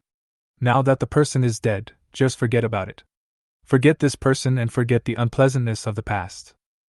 Just think of it as letting yourself go. Father Xiao held Mother Zhao's hand and said with emotion. Thank you, Qingwan. His wife always speaks to his heart. Xiaomingwei was listening nearby. She didn't quite understand her parents' thoughts. Why could people suddenly stop hating someone after they died? Love is love, hate is hate, and love and hate must be clearly distinguished. Although Grandma is gone, the hurt still exists. She didn't quite understand, but didn't say anything. She just sat beside them and kept them company. Maybe it's because she is young. All in all, the Xiao family's grievances came to an end at this moment, and ended completely. Xiao Mingyue's cell phone rang, and she looked down. Mingwei, the snow has stopped. I want to see you tomorrow. Chapter 589. Today's real-time temperature, -48 degrees Celsius. The heavy snow that had been falling for more than 2 months finally stopped today. Most of the people in Pingjing City were very happy and were in a cheering mood. The snow has stopped, which is a good sign. Otherwise, if it continues to snow endlessly, the earth will sooner or later become a snowball, and the snow will pile up higher and higher, and sooner or later it will exceed the human tolerance limit. How can humans survive? God is still merciful and has left some way for mankind to survive. But after 2 years of apocalypse, there are more and more pessimists. Wasn't it the same with last year's rainstorm? After the heavy rain, the land area shrank dramatically, and insect plagues occurred. From time to time there were attacks, kidnappings and murders, and other natural and man-made disasters continued. And when will it end? So even if blizzard stops, there will still be unpredictable accidents in the future. Who knows what will be waiting for them in the days to come? Just live day by day, one day at a time. More than a month ago, the government had organized all the disaster victims to join the snow shoveling work. The snow in each community was shoveled onto snow trucks, which then took the snow trucks to other places for dumping. Otherwise, we cannot carry out our work normally. Even if relief supplies are delivered to the community, the victims cannot get food because there is snow outside. In order to mobilize the enthusiasm of the victims, the government has taken many measures, all of which are inseparable from food and clothing. Over the past month, the measures have been continuously improved, specific to each person. They even took coercive measures, and those who did not work to shovel snow would not receive hot water and disaster relief food. Under the compulsory measures, those lazy people who had been in a daze all day were forced to move. All the victims in Pingjing City, men, women, old and young, participated in the intensive snow removal activities. This activity has been carried out for more than a month with good results. Now that the snow has stopped, it is more convenient to proceed with snow removal activities. On the surface, everything seems to be going in the right direction. Entertainment City, 22nd floor. You're moving to the Entertainment City? So soon? Xiao Minghua was quite surprised. Ji Wenxi drank the hot tea calmly. Yes, I'm here to accompany you. Are you not welcome? Xiao Minghua curled her lips and said, No, of course you are welcome. The snow has been falling for more than 2 months, and it finally stopped today. I can relax a little and do some personal things. After all, I can't work all the time, don't you think? Ji Wenxi looked at her. Yes, that's right. Xiao Minghua held the teacup. Have you cleaned your room? She asked. Ji Wenxi took out a room card and placed it on the coffee table, then pushed it in front of Xiao Minghua. Stay here, 4901. You're welcome any time. Xiao Minghua was speechless for a moment, then raised her beautiful eyes and said, You are really warm and hospitable. His eyes were clear and bright. It should be. Xiao Minghua. Shameless. What about your sister and your grandfather? Are they coming to the casino too? No, they still live at home. Grandpa is in poor health, and there is a private doctor to take care of him at home. Besides, the house is more spacious. Xiao Minghua was tidying up the thin blanket on her knees, and suddenly remembered what Ji Shanshan said last time, and couldn't help but say. When I first met you, you had a cold face and looked like you didn't want to be disturbed. Later, after getting to know you, I found that you were not as cold as I imagined. Didn't you like to laugh before? Why are you smiling so foolishly? I just have no expression, not a cold face. It seems that your first impression of me is not very good? Ji Wenxi asked back. Xiao Minghua laughed. That makes sense. It's not that it's not good, it's just that the first impression and the perception after in-depth contact are different. Chapter 590. The first impression is not quite accurate. Ji Wenxi raised her eyebrows and said seriously. Really? Maybe it's because I'm a more reserved person, not the type that shows off. It takes a long time of contact for people to discover my personality charm? Xiao Minghua was amused by his expression. I discovered something else, you are narcissistic. The corners of his lips curved, and he suddenly asked. By the way, do you like skiing? Xiao Minghua shook her head. I haven't skated before. Want to try it? You mean, let's go skiing outside? Xiao Minghua pointed to the snow and ice outside, with a confused expression. Although there is no shortage of snow outside, it is so deep that it might be a bit dangerous. Ji Wenxi suggested. There is a new small ski resort that has just been built and is not open to the public. I will take you there to have some fun. You stay in the Entertainment City every day, don't you want to go out for a walk? Xiao Minghua's eyes sparkled. Okay.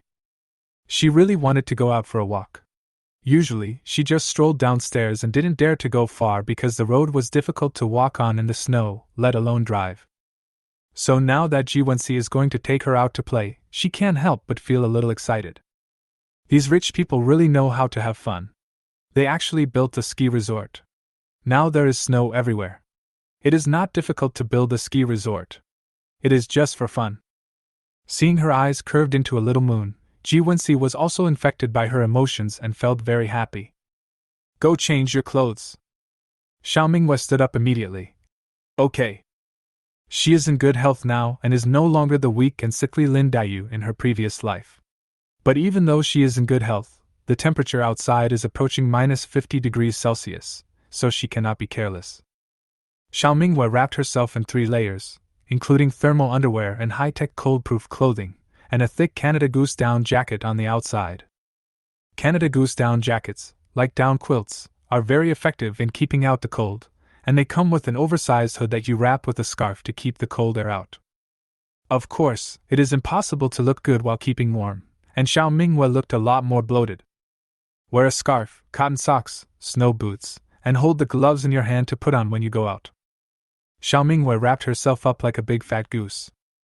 So when Xiao Mingwei walked out of the bedroom, even though Jiwensi had a good family education, she couldn't help laughing out loud, and her laughter was very hearty. Is it okay to dress like this?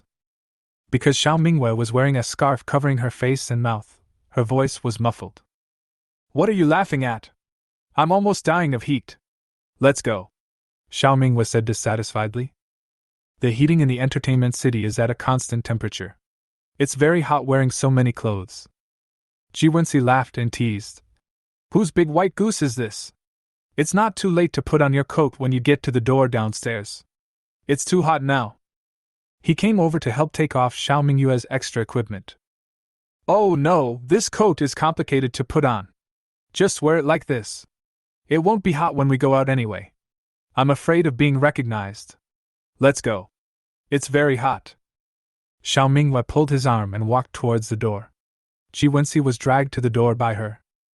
When he was about to open the door, Jiwensi realized that he had left his winter coat behind. Wait, I haven't got my clothes yet. He went back to get his clothes, and finally the two of them got into the elevator. Chapter 591. Xiao Mingwei took a photo in the elevator, revealing only her eyes, ensuring that no one would recognize her. She was in a good mood and was about to go out to play, so she made a, yeah, gesture to the mirror elevator. The elevator stopped at the 20th floor. When the door opened, there were 2 people outside who wanted to get on the elevator. It was a mother with a little boy. When the mother and son saw Xiao Mingwei, they were both frightened. The mother and son walked in. The mother just glanced and then looked away, but the little boy kept staring at Xiao Mingwei. Guests of the casino hardly ever leave the hotel. Even if they are about to leave, they will hold their thick coats in their hands and put them on in the lobby downstairs. After all, the clothes are too thick, and the casino has sufficient heating inside, so if they put them on too early, they will easily get too hot. Jiwensi cleared her throat and signaled her with her eyes. I said you put on this coat too early, right? Xiao Mingwei gave him a look in response. I'll wear it. Sister, aren't you hot wearing so many clothes? The little boy asked sincerely. Xiao Mingwei was a little embarrassed. I'm not hot, I'm freezing to death. Jiwensi didn't say anything, but a faint smile appeared in her starry eyes. The little boy looked at his short-sleeved shirt and slippers, confused. Is he almost freezing to death? Is this true? He wanted to say something else, but his mother turned his head away. His mother smiled sheepishly and explained to the little boy. My sister is going out, so she's wearing more clothes. The elevator stopped on the 15th floor and Grandma and Grandpa walked in. When Xiao Mingwei saw Grandma and Grandpa, her heart skipped a beat.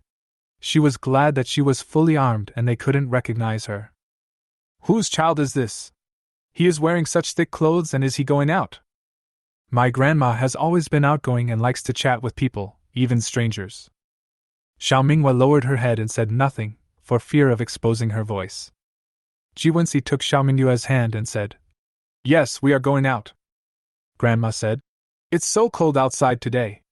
I heard the temperature has dropped again. How many degrees is it? It's 48 degrees below zero, said the boy's mother next to him. Grandma sighed and said. It's freezing cold. We should stay in the entertainment city and not go out. Yeah, I don't know when the temperature will rise. The boy's mother responded casually. That's too early. When the temperature is high, it will take at least half a year. Anyway, we won't leave the entertainment city, so we can just live here peacefully. By the way, there's snow everywhere outside. What are you two doing? Grandma was very curious because she had never gone out since she came to the entertainment city, and most people were the same. It was icy and snowy outside. Except for those who were special like Xiao's father, those who worked in the planting department, or the workers. What are the others doing outside? Xiao Mingyue's heartbeat quickened. She felt a little guilty. What was going on? She was also quite nervous. Before Jiwensi could speak, Grandpa spoke. Why are you asking people this? You just like to ask questions. As he spoke, Grandpa's eyes stayed on the two people's clasped hands. He only glanced at them for a moment, and quickly looked away. Grandma muttered, We are all neighbors. What's wrong with chatting, young man? Jiwensi's attitude was gentle. Yes, we have nothing to do, so let's go out and step on the snow. Look at this young man, he's so easygoing. You young people know how to have fun. People of our age don't dare to go out. It's good to be young. Grandma sighed. By the way, Minghua loved making snowmen when she was little. Her face was red from the cold, and she even wrapped her scarf around the snowman. She would move a small stool to sit next to the snowman when she ate. She would cry if I didn't let her get close to the snowman, so I would feed her mouthful by mouthful with a spoon. Time flies so fast, and she has grown so big now. Recalling Xiao Mingyue's childhood, her grandmother's face was full of love. Grandpa's eyes softened a lot. Yes, time flies. When people get older, they like to reminisce about the past, especially the childhood of their children. Just thinking about those times makes their heart sweet. Xiao Minghua lowered her head even more, and her palms were sweating slightly. Why was this elevator so slow? The elevator opened and closed. It was rush hour, and people outside saw that there were many people inside and decided not to come in, especially since Xiao Minghua occupied the largest space. However, this greatly prolonged the time it took the elevator to reach the first floor. Chapter 592. When Jiwensi heard the two old men talking about Minghua, he looked at her in surprise. He should have heard it right. The old man was talking about Minghua. He said nothing, but secretly tickled the palm of her hand. Xiao Minghua glared at him angrily and grabbed his hand to prevent him from making trouble. With a ding, Grandma and Grandpa got off the elevator, and then the mother and son also got off the elevator. After getting out of the elevator, Grandma said to Grandpa, The young man just now was really good-looking, tall, and well-proportioned. And his appearance, he looks reliable, a good guy, and polite. It's a pity that he has a girlfriend, otherwise I would like to chat with him and maybe introduce him to Minghua. Grandpa hummed. It's just that his eyesight is not very good. Why do I feel that his girlfriend is not very smart? She is in such thick clothes in the elevator, with her head down, and she doesn't say a word. Grandma sighed. Everyone has their own preferences. The boy might like that kind of thing. Our Minghua can't do that. Minghua is smart. In the elevator, Xiao Minghua pulled off her scarf and breathed a sigh of relief. That was close. Fortunately, I wrapped it tightly. Who are they? Jiwensi asked. My grandma and grandpa, what a coincidence, we actually met in the elevator. My grandma is so amazing, no matter what I wear, she can recognize me just by looking at my figure. I didn't even dare to look up just now, but if she saw my eyes, she would definitely recognize me immediately, Xiao Minghua said. Fortunately, Canada Goose down jackets are like quilts, just a cylinder, and you can't see the body shape at all. Jiwensi nodded. So did that count as meeting the parents just now? He hesitated. Can I ask you a question? You say. Xiao Minghua looked at him. When can I see the light? He looked serious. Xiao Minghua paused and said perfunctorily, it's too troublesome. You don't know how troublesome it is. My family will definitely interrogate your ancestors for 18 generations, and there are many people who like you. For example, Wu Man, I don't want to become the target of public criticism. I don't know what will happen in the future. Why should I let others know about our relationship? Let's talk about it later. Just as the elevator door opened and they reached the first floor, Xiao Mingyue pulled her scarf up and hurriedly ran out, dragging Ji Wenxi with her. Xiao Mingyue's "bad girl" remarks really hurt Ji Wenxi's heart. A hint of sadness flashed in Ji Wenxi's eyes. Obviously he had misunderstood Xiao Mingyue's meaning. When Xiao Mingyue said "I don't know what will happen in the future," she was referring to natural disasters. No one knew what the future would be like, but what Ji Wenxi understood was the uncertainty of their relationship. Hadn't she chosen him completely and firmly? To avoid the trouble of separation in the future, I am too lazy to make it public. It will end sooner or later anyway. Ji Wenxi pulled up the corners of his mouth and smiled bitterly. It seemed that he still needed to work harder. Xiao Mingyue didn't know someone's inner thoughts, she just wanted to get out as soon as possible. And she really thought that there was no need to make the matter between the two of them known to everyone. When she came outside, all the heat in Xiao Mingyue's body dissipated. She was so hot in the elevator. "Huh, I'm finally out. It feels so cool." It was white outside. Except for the necessary roads where the snow had been cleared, the snow in the distance was extremely high, like a mountain. This perspective is completely different from the view seen from the top floor of the entertainment city, and can even be described as spectacular. This is the real world of ice and snow. But as the cold air enveloped her in all directions, Xiao Mingyue soon shuddered. "It's so cold!" When she opened her mouth, all that came out was mist. Ji Wenxi quickly took the gloves and put them on her. "Put on the gloves quickly." Oh. Xiao Mingyue put on gloves immediately, but after being exposed to the air for a while, her hands had become cold. "Where's your car?" she asked. Ji Wenxi held her hand and said, "Let's go." Chapter 593. What are these three things used for? They have arrived at the ski resort. Xiao Mingyue has changed into professional ski equipment and put on her skis. She held the ski poles in her hand and watched Ji Wenxi carry over three things that she didn't know what they were used for. "Of course it's for a beginner like you. This is protective gear. When you wear it, it can cushion the impact when you fall, so it won't hurt so much," Ji Wenxi explained. Xiao Mingyue waved her hand and said, "I don't need it. How difficult is this? I will definitely learn it once I learn it." Ji Wenxi's tone lengthened. "Are you sure?" "Sure," Xiao Mingyue said. "I am confident." She was wearing thick clothes, and the snow was not concrete, so it was not that hard. There was no need to wear this thing, and she was not a child. But the facts soon refuted his view. In the next half hour, the beautiful young girl Xiao Mingyue turned into an old lady who was staggering. She walked unsteadily, using her two ski poles as crutches. She also stumbled every 3 steps and fell every 5 steps. Xiao Mingyue fell down again, and simply lay on the ground, unable to get up. "It's too difficult. It must be because you are not professional. Can you find a professional ski coach for me?" Xiao Mingyue panted. Ji Wenxi helped her up and brushed the snow off her body. "Don't blame others. How dare you question your coach's professionalism?"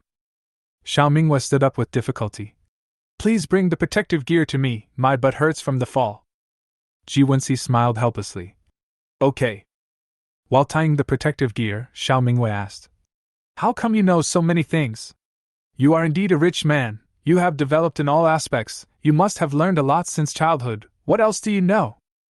He had taught her shooting before, then close combat, and now skiing.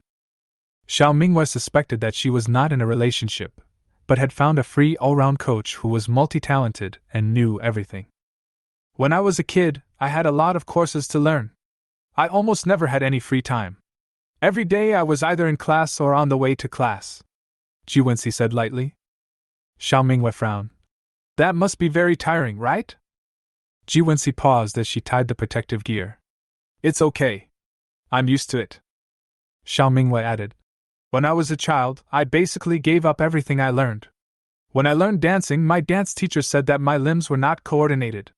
When I learned music, my music teacher said that I was tone deaf. Later, when I learned painting, I only learned the basics. Unlike you, you are proficient in everything you learn."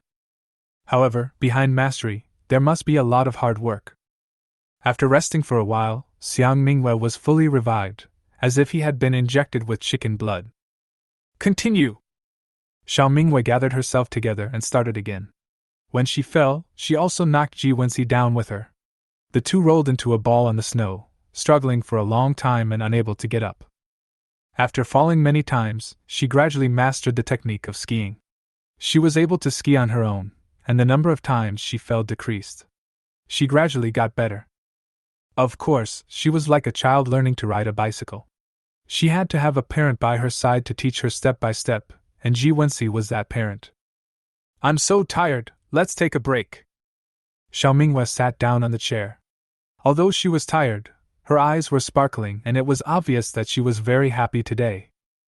Let's go eat something and I'll take you to build a snowman. Jiwensi was packing. Building a snowman? Jiwensi hummed. Didn't your grandma just say that you loved making snowmen when you were a kid? Xiaomingwe smiled and took his arm. Then I'll make a big one. After her rebirth, she has always been calm and composed, a strong and courageous woman, and rarely reveals her girlish side, especially in front of him. In fact, she is only 24 years old, not even 25. If the world is still normal, she is just a girl who has just graduated from college 2 years ago. Perhaps Xiaomingwe didn't even realize that in front of him, she unconsciously took off layers of armor and disguise, revealing her deeper self. Natural disasters are natural disasters, and the future is full of unknowns, but at least they are happy now. The two of them used shovels and spades and worked for 2 hours. Together they made a big snowman that was slightly shorter than Xiaomingwe. They also used various things to make the snowman's facial features, giving it a big smile. Chapter 594. Jiwensi tore the orange peel into a crescent shape and stuck it on the center of the snowman's forehead. What does this mean? Xiaomingwe was puzzled. This is the moon. Jiwensi pressed hard to make sure the crescent was successfully embedded in the snowman's forehead. After seeing the finished product, Xiaomingwe laughed out loud. You're kidding, this is Baojing, right? Jiwensi smiled gently, her eyes full of doting. Looking at the fat and cute snowman, Xiaomingwe sighed with satisfaction. Oh, so cute, take a picture for us. The three of us have to take a photo, too. The two of them took photos around the snowman like children, snapping away. That's right. Xiaomingwe suddenly remembered that she had one good luck pill left. Her parents and grandparents had all eaten them, and the remaining pill was for him. Xiaomingwe rummaged in her pocket and took out a candy. Open your mouth and eat candy. Jiwensi opened her mouth obediently. The lucky pill tasted like a green grape, sour and sweet. Sugar is sweet. He lowered his eyes to look at her, and unexpectedly lowered his head and kissed her on the lips. You too. The air was filled with the sweet aroma of candy. Xiaomingwe looked at him in a daze, and the soft touch of the coolness on her lips seemed to still be there. The area behind her ears seemed to be burning, her eyelashes trembled slightly, and she looked surprisingly charming when she was shy, like a cute girl who knew nothing about the world, which was completely different from her usual cold temperament. Jiwensi held her in his arms, completely enveloping her. Why don't you speak? What are you talking about? Her expression made it even harder for him to control himself, so he became bolder, slowly moving closer and deepening the kiss. No one knew that, in an unnoticed corner 1,000 meters away, a person with a camera focused on the two of them and took a photo with a click. He took several more clicks and took pictures from multiple angles. The secretly taken photos were soon passed to an elderly person. Inside the Ji family villa, Grandpa Ji's laughter resounded through the sky, and the sound was so loud that it almost blew the roof off.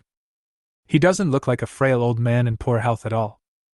Jian stood by and said, Old General, please take care of yourself and don't get too excited. I know.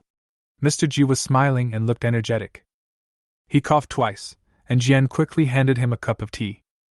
Jian, I'm such a greedy person. I only wanted him to have a partner so that I could go down and meet his parents with peace of mind. But now, I want to see my great-grandson with my own eyes before I close my eyes. Do you think it's too late? It's not too late, definitely not too late. You eat red-bone fish medicinal food every day, and your health has improved a lot, Jian said. Old Master Ji took a sip of tea and said, The red-bone fish did extend my life, but it is not a long-term solution. It is freezing outside now. It is hard for him to find a way to get red-bone fish for me to eat. Although Mr. Ji has white hair and looks old, His eyes are as sharp and bright as an eagle's. By the way, I'm almost 90, right? I should celebrate my 90th birthday properly. Jian understood and smiled. It's slippery outside and hard to walk. It's inconvenient for guests to come to my house. Should we hold it in the entertainment city? Mr. G closed his eyes and said, The entertainment city is a good place. I heard there is a chess and card club there. It would be nice to go there and play chess. Okay, I'll get started, Jian said respectfully. Mr. G nodded and said nothing more. Chapter 595. After playing outside for a day, when Xiao Minghua came back, Sun Nanan had already been picked up from Huahan community and was now in Zhao's mother's room. Xiao Minghua calmed down and went to find her, and talked with her for a long time. And so this is why you picked me up? Sun Nanan's eyes gradually turned red, and she was filled with mixed feelings. She had not yet recovered from the shock of arriving at the entertainment city. She would never have imagined that there was such a place in Pingjing City. The house was so warm. She didn't need to wear thick cotton clothes or wrap herself tightly in a quilt. If she wanted to drink water, she could just go to the faucet. It was exactly the same as before the natural disaster. No, she had never been to such a place before the natural disaster. Her parents and grandparents schemed against her aunt's family, but they still helped her. She could have just chosen not to help her, but her aunt remembered her. Sun Nanan was very moved. Her eyes were filled with tears. Xiao Minghua nodded. Yes, your mother is sentenced to death, so... She stopped talking. Sun Nanan was silent for a long time and said, She got what she deserved. It was God's punishment. Even if she was sentenced to death, I would never forgive her for what she had done to me, and I would never go to see her. After saying this, she felt a little uneasy, fearing that Xiao Minghua would look at her strangely. Aunt, do you think I am too cold-blooded and unfilial? After all, she is my mother. I shouldn't say such things. Xiao Minghua shook her head gently. No, she doesn't act like an elder or a mother, and you don't have to be held hostage by these moral shackles. Sun Nanan smiled shyly. Thank you, Auntie. Please take me to see that old man Huang. When you meet him, do you know what to say? Xiao Minghua asked. Sun Nanan took a deep breath and said, I understand. You just taught me. After saying this, she fell to her knees and cowed out loudly. Thank you, Auntie, thank you for giving me this opportunity. Actually, when I first met you in Huahan community, I recognized you at first sight, but I didn't have any hope at all.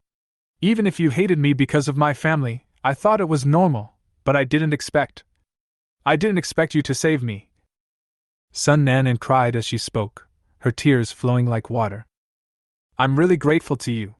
Without you, I would have died a long time ago. You are doing this to me now. I don't know how to repay you. Why are you so nice to me? You can ignore me. Why do you be so nice to me? She had burst into tears. Xiao Minghua was startled and immediately helped her up. You are you, they are them, and you haven't had a good time around them since you were a child. Why should I hate you? The uncle's family favored boys over girls, and Xiao Huan went so far as to treat Sun Nanan like a pet. He didn't know why she was so misogynistic. Xiao Minghua is not the kind of person who can show off her anger. On the contrary, she has clear grievances. Every grievance has its owner, and every debt has its owner. Whoever did something wrong should repay it, and it has nothing to do with others. Sun Nanan was sobbing and speechless. Stop crying, let's go. Xiao Minghua gave her a comforting smile. Sun Nanan's face was covered with tears, and she nodded blankly. Xiao Minghua didn't know that at this moment, her image in Sun Nanan's eyes was so glorious and great, just like a female bodhisattva. Entertainment City Hospital. Old Man Huang was lying on the hospital bed, looking warily at the little girl standing beside the bed. Who did you say you were? Sun Nanan introduced herself again. I am Sun Nanan, the heir of Xiao Tianlong and Xiao Huan's estate. I have been to the police station just now. Chapter 596. Old Man Huang was immediately excited. Give me back my money. I knew you were going to rob me. You guys are going to kill me, right? I'm telling you, I'm going to call the police. The police won't let you take my money. He was so angry that his face turned red.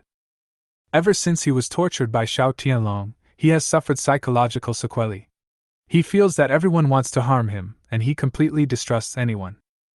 Even when the doctor came to change his dressing, he tensed up and was scared to death. Old Man Huang's health was already poor, and now he was covered with bruises. He had lost his toes and only had 4 fingers left. He had no way of getting out of bed, let alone taking care of himself. So he didn't have a good time in the hospital and needed more care. But he had no money to hire someone to take care of him, and his medical bills were already high. If he didn't pay, he would be asked to leave the hospital. Moreover, if he has no money, the casino will kick him out. He cannot take care of himself, and in the extremely cold weather outside, he will have no way out. Sun Nanan took out a card slowly and placed it on the bedside table next to the bed. This is Xiao Tianlong's inheritance. It's all here. I'll return it to you. Old Man Huang's expression froze instantly. He had thought about it a lot and couldn't sleep every night, but he never expected it to be like this. She's going to give him the money back? You don't want it? Old Man Huang's voice was hoarse. He couldn't believe that a normal person would refuse a windfall, especially in the case of a natural disaster. With this money, he would never have to worry about food and drink from then on. She actually didn't want it? It's so against human nature. In today's society, people can kill each other for food. Each one is more evil than the other. They are all beasts in human skin. How can there be any truth, goodness, and beauty? It's normal for Old Man Huang to feel surprised. Old Man Huang looked at Sun Nanan carefully, trying to tell from her expression what she was thinking. Sun Nanan spread his hands and said, It's not my money, I don't want it, it was originally yours. I know your identity. According to seniority, I should call you great-grandfather. Even if you despise me, I am the only person in this world who is related to you by blood. She paused and continued. I know you must be afraid of people who are related to you by blood, especially my grandfather. He hurt you because of your money. He also hurt me. So I won't take your money. You can rest assured. Now that your health has deteriorated, it will be difficult for you to live a normal life without someone to take care of you. I am willing to take care of you. You don't have to treat me as a family member, just treat me as a nanny or a caregiver. As long as you pay me with a full meal a day, I am willing to take care of you until the end of your life. After saying that, she looked at Old Man Huang anxiously and asked, You are looking for a nanny or caregiver anyway, so why not consider me instead of a stranger? Is that okay with you? Old Man Huang fell silent. He was thinking. Sun Nanan was very uneasy, pinching the corner of her clothes. When she thought there was no hope, Old Man Huang suddenly spoke. I know about you. Do you hate them for what they did to you before? Sun Nanan replied. I hate it. I hate it every day, but I believe in karma. Look, aren't they getting their comeuppance now? Old Man Huang narrowed his eyes and said, Since I can find a nanny or a nurse, why should I look for you? Sun Nanan was a little anxious. I know there must be many people willing to be your nanny, but what if they are people with bad intentions and want to covet your property? Your health is not as good as before, and you can't resist. But I'm different. I don't want your money. As long as you give me a bite to eat, I will take good care of you. She paused and said weakly. And my family, I also hope to bring them over so we can take care of you together. They are all good people. Your family? What family? Asked Old Man Huang. The family that took me in are all very kind. They don't want anything but pity me and leave a portion of their delicious food and drinks for me. They won't harm you. They are all very good people. Chapter 597. Old Man Huang snorted coldly. With so many people, how much food do they need? You can do it yourself, but those people can't. Sun Nanan lowered her head in disappointment. Okay then, I'll leave first, you take a rest. She turned and left. Old Huang hesitated for a moment, but still spoke out to stop him. Wait, you don't want to stay in the casino? Sun Nanan turned around and said in embarrassment. I want to, but I can't leave my family. They are suffering in the resettlement house, and I am living a good life here. This is not okay. Old Huang's face turned cold and he cursed. How stupid! How many people in Pingjing City are qualified to live in the entertainment city? Living here and enjoying life is something that many people only dream of. Why do you care about them? I know, but family members are meant to share the good and the bad together, and I want to be with them. Sun Nanan spoke very seriously.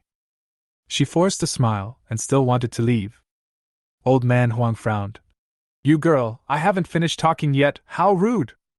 Sun Nanan paused. Anything else? Old Man Huang had a gloomy face, but his tone was much calmer. It's not convenient for you, a little girl, to take care of an old man like me. It would be much more convenient if there were men in their family. Sun Nanan's eyes lit up immediately. Yes, yes! Xian and Uncle Mo are both men, very strong, and can take care of you. Old Man Huang hummed unhappily. Look at how stupid you are, you can't do such a thing. He still softened his heart and trusted again. Such things, of course, refer to what Xiao Tianlong did. Let your family come over. I need to take a look at their faces first. Old Man Huang added. Sun Nanan nodded rapidly. Are you agreeing? They all look very kind. Also, the woman who picked you up here, she is the daughter of the second son of the Xiao family, right? Asked Old Man Huang. Old Man Huang just recalled these 2 days that he had met them once on the road before. Xiao Tianlong said that it was his brother's family, and the girl was among them. Sun Nanan was stunned. My aunt is not a bad person. She saved me, and I know she wasn't. Old Man Huang could see that the second branch of the Xiao family had a grudge against the first branch, but judging from the fact that Xiao Minghua saved Sun Nanan, she was not the kind of person who would vent her anger on others, otherwise she would not have saved herself, so Old Man Huang was not worried about this. He's a good person, but he has a sharp tongue, Old Man Huang said dissatisfiedly. He still remembered those few words that Xiao Minghua said to him last time. Outside the door, Xiao Minghua couldn't help but raise her eyebrows when she heard this. This old man really holds a grudge. Now, Old Man Huang and Sun Nanan have reached an agreement, each getting what they want and both parties are satisfied. This is the best result. In the ward, Sun Nanan muttered softly. My cousin is very straightforward and doesn't beat around the bush, so what she said must be the truth. Old Man Huang immediately blew his beard and glared. You want to piss me off to death, why don't you give me some water, do you want me to die of thirst? Sun Nanan said oh, and fed Old Man Huang water with a straw. Old Man Huang drank enough water and said with disgust. Look at what you are wearing, dirty and smelly. Take the room card and go take a hot shower, don't suffocate me to death. Sun Nanan smiled sweetly. Okay. Chapter 598. Or in that private room. I didn't expect she was so vicious that she even spared her own grandmother for money. Now that I think about it, I'm really lucky. Lan Lan patted his chest, feeling a little scared. During this period of time, she did not target Xiao Huanhuan, and she always spoke in a sarcastic way. She did not expect that the evil woman would dare to kill someone. Lan Lan was really glad that she was still alive. I didn't expect their family to be so cruel. I just didn't want Xiao Huanhuan to get the inheritance. Who knew they would dare to kill people? Xiao Minghua said lightly. Lan Lan comforted him. Sponsor, who would have thought of this? It's not your fault. They are cruel and ruthless. It has nothing to do with us. We didn't ask them to kill anyone. Xiao Minghua curled her lips slightly, with a strange light flashing in her eyes. Yeah, anyway, the person is already dead. It's a pity that your dream of becoming a noble lady has been shattered. This matter had nothing to do with her from beginning to end. She was just a bystander. It was Xiao Tianlong who tortured his biological father for money. It was Xiao Huanhuan who poisoned his biological father for money, and she was the one who accidentally killed her grandmother. Their hands are stained with blood because they are evil-minded and greedy. It has nothing to do with Xiao Minghua. Her hands are clean. Lan Lan waved her hands repeatedly. No, no, no, I don't want to dream of becoming a lady. Their family is all crazy, and Xiao Tianlong is not a good guy either. He can treat his own father like that, so he might do the same to me sooner or later. I'm afraid that I'll die before I become a lady. Compared to men, money is more reliable, and nothing is more important than money. As she spoke, she looked at Xiao Minghua eagerly. Xiao Minghua understood what she meant and picked up a small bag of gold and threw it over. The gold was heavy. This is your final payment. Lan Lan couldn't wait to open the bag. She was immediately excited and kept thanking him. She picked up a gold coin and gave it a fierce kiss. These days, gold is more useful than money. Xiao Mingwei just smiled and said nothing. These days, gold is indeed more valuable than money. After all, gold is hard currency. The current society is still barely under the control of the government, and can barely maintain order, especially the wealthy people in the upper class. So in the upper class society, the money in the hands of these rich people is still money and has not turned into paper. But who knows what will happen in the future? People need to have a long-term vision.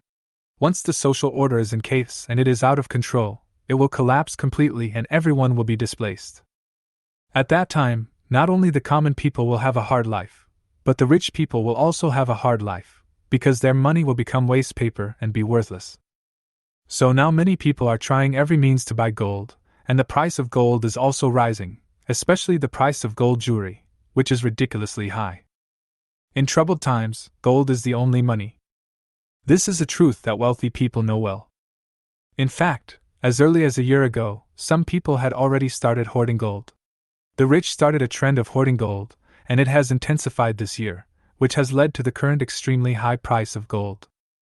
There was even a situation where it was difficult to find even a gram. It's a pity that Xiao Huan killed someone, otherwise I could have used that non-existent child to extort more money, Lan Lan muttered. Realizing that her voice was a bit loud, Lan Lan chuckled. Thank you, Mr. Sponsor! Mr. Sponsor is so generous!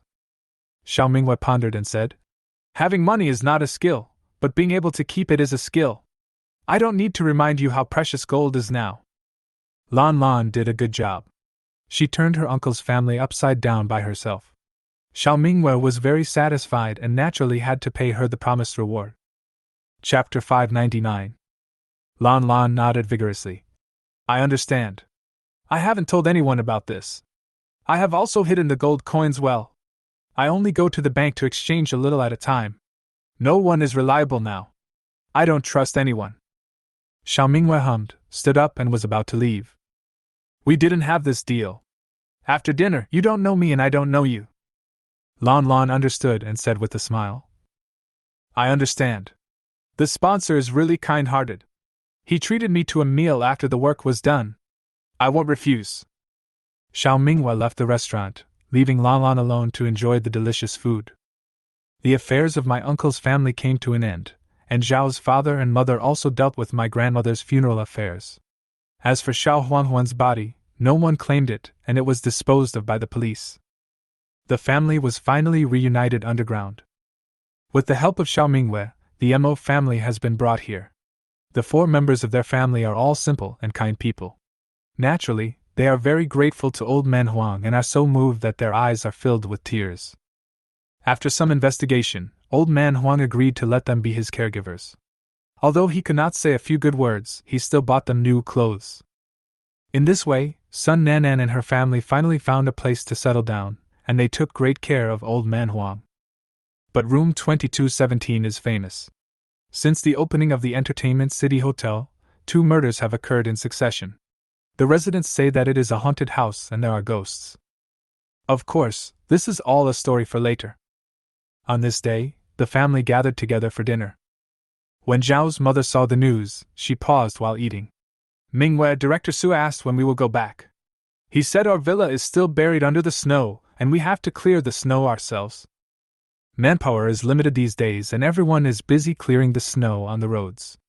In addition, the government does not have the extra energy to deal with necessary areas, such as residential villas, and everyone has to manage it themselves. I see from what he said that he hopes I can go back to work as soon as possible, Zhao's mother added. Xiao Mingwei bit her chopsticks and pondered for a moment. It's a bit early to go back now, but I do have to go back to clean up the snow. The snow is more than 10 meters high. How can we clean it up? Asked Grandma. I'll think of a way. We'll go back in a few days. Of course, it is impossible to clean it manually. If she wants to use the snow-melting artifact, she has to ask Jiwensi for it. Grandpa nodded and said, I want to go back and take a look too. I'll ask Dehai and Day to come with me. They're all men, so how can we not help? Grandma agreed. Yes, I really miss our little villa. It's better to live at home. I have a yard where I can grow some vegetables and feed some chickens.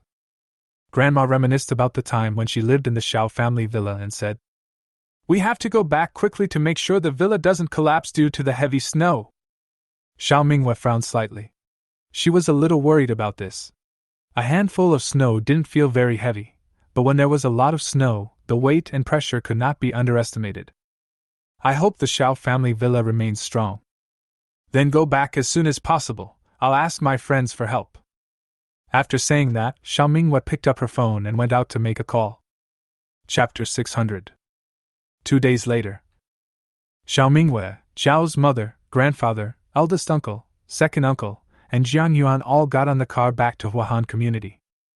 Grandma and my aunt didn't come, first because it was too cold outside, and second because they were all women, especially Grandma who was old and couldn't help with anything and couldn't stand the tiredness. Of course there isn't that much room on the bus. Originally, Xiao Minghua didn't want her grandfather to go back, but he insisted and said that he had to go back, so Xiao Minghua just let him do it. There were 2 cars in total, and except for the driver, they were full of people. Due to the special road conditions and to ensure safety, private driving is now prohibited and only professionally trained drivers can be on the road. Of course, even if it is allowed, no private individual dares to drive on the road now. The car was arranged by Jiwensi. It was a modified special car that could keep working normally in extremely cold weather. The tires were also special and very non-slip, and the car walls were very thick. It had better performance, was more collision-resistant, and kept warmer than ordinary cars. My uncle tilted his head to look at the big truck following behind him, and exclaimed, "Oh my goodness, what are those?" Minghua said that it was a magical snow-melting artifact that could melt the snow quickly. Jian Yuan explained. My uncle exclaimed, "So it's used to melt snow. I remember using coarse salt work before. What's the name of this artifact? The name is weird. Can we use so much of it? I wonder what the situation of our 2 houses is like now," said my second uncle. Jian Yuan added, "What else can we do? I heard that all residents of the 1st to 4th floors of Huahan community have moved upstairs. They said that the lower floors are buried in the snow and are not ventilated, which can easily suffocate people to death." The 3 of them were chatting in the second car. In the first car in front, Xiao Ma was shocked by the view outside the window. Her mouth was so wide open that an egg could fit in it. "This is my first time going downstairs. This is completely different from what I saw upstairs. Has our Pingjing city become like this? I have never seen this in my life." The snow in the distance was as high as several stories, a vast expanse of white, and it looked magnificent from afar.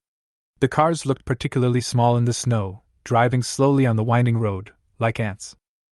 "This is the magic of nature," Grandpa said slowly.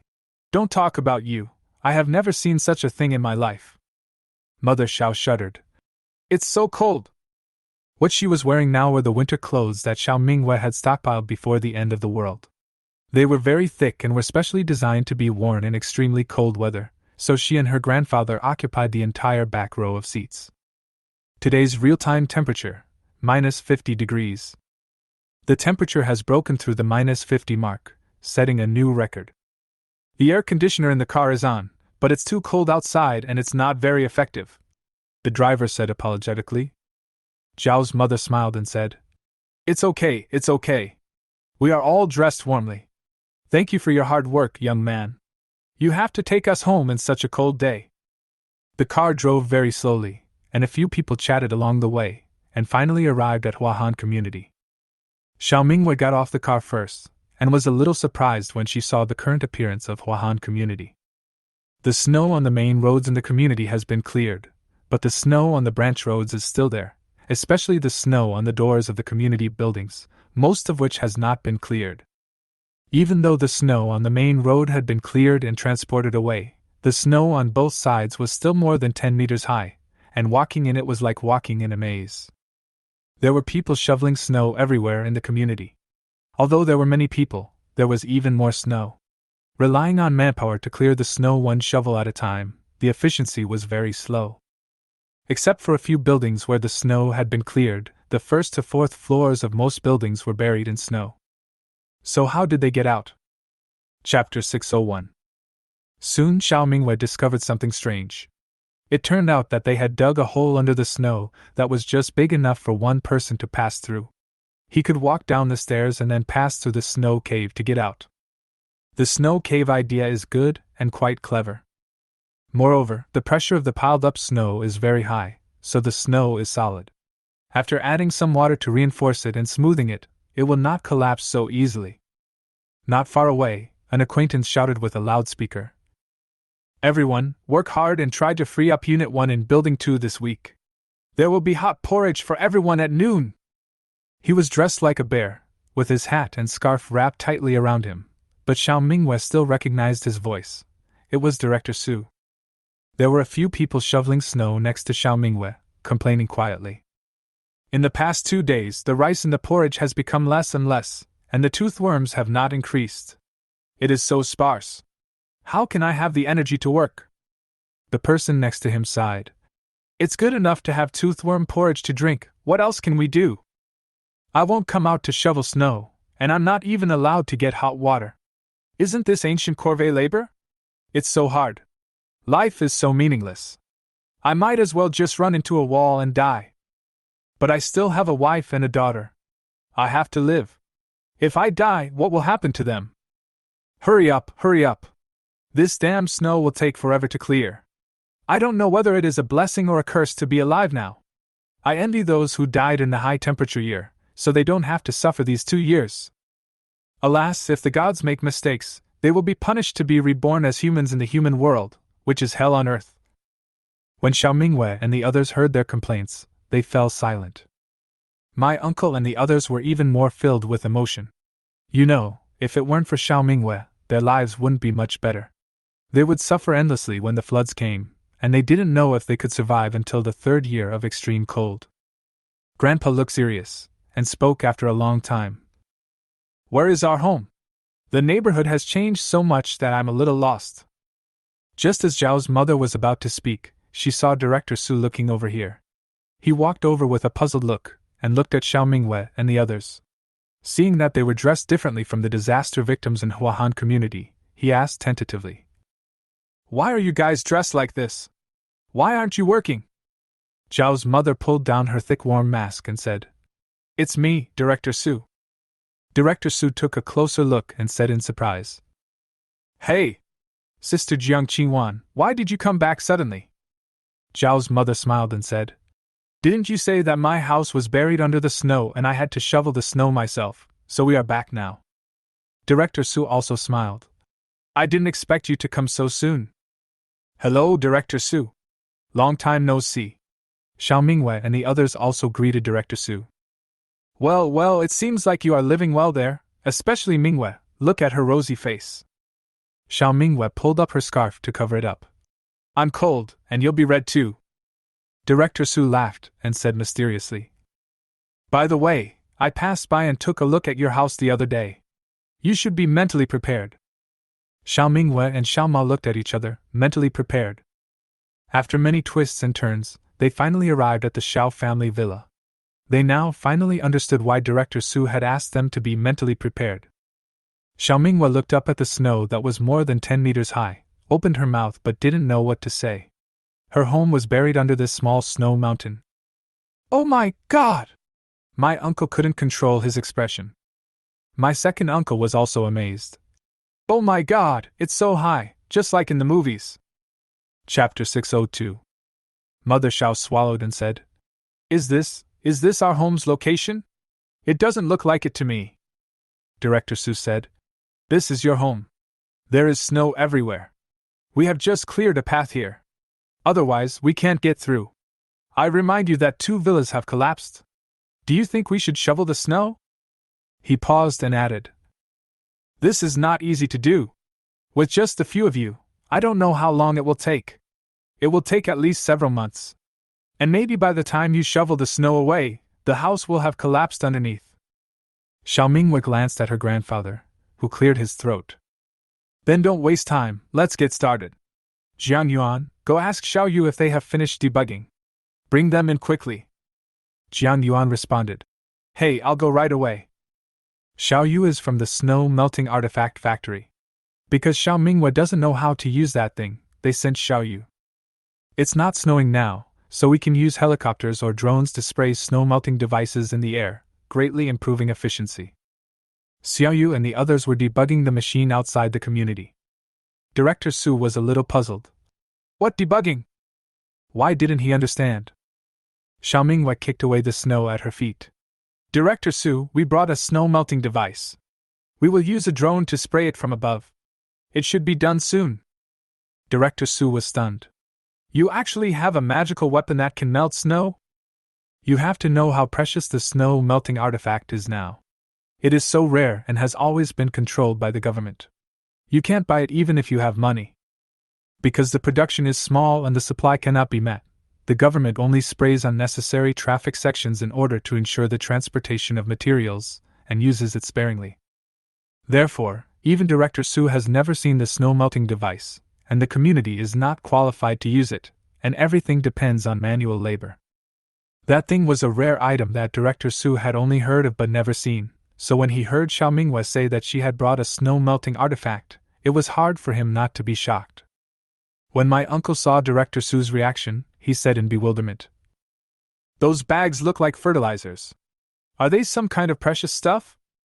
Director Su seemed to have heard a big joke. Of course it's a good thing.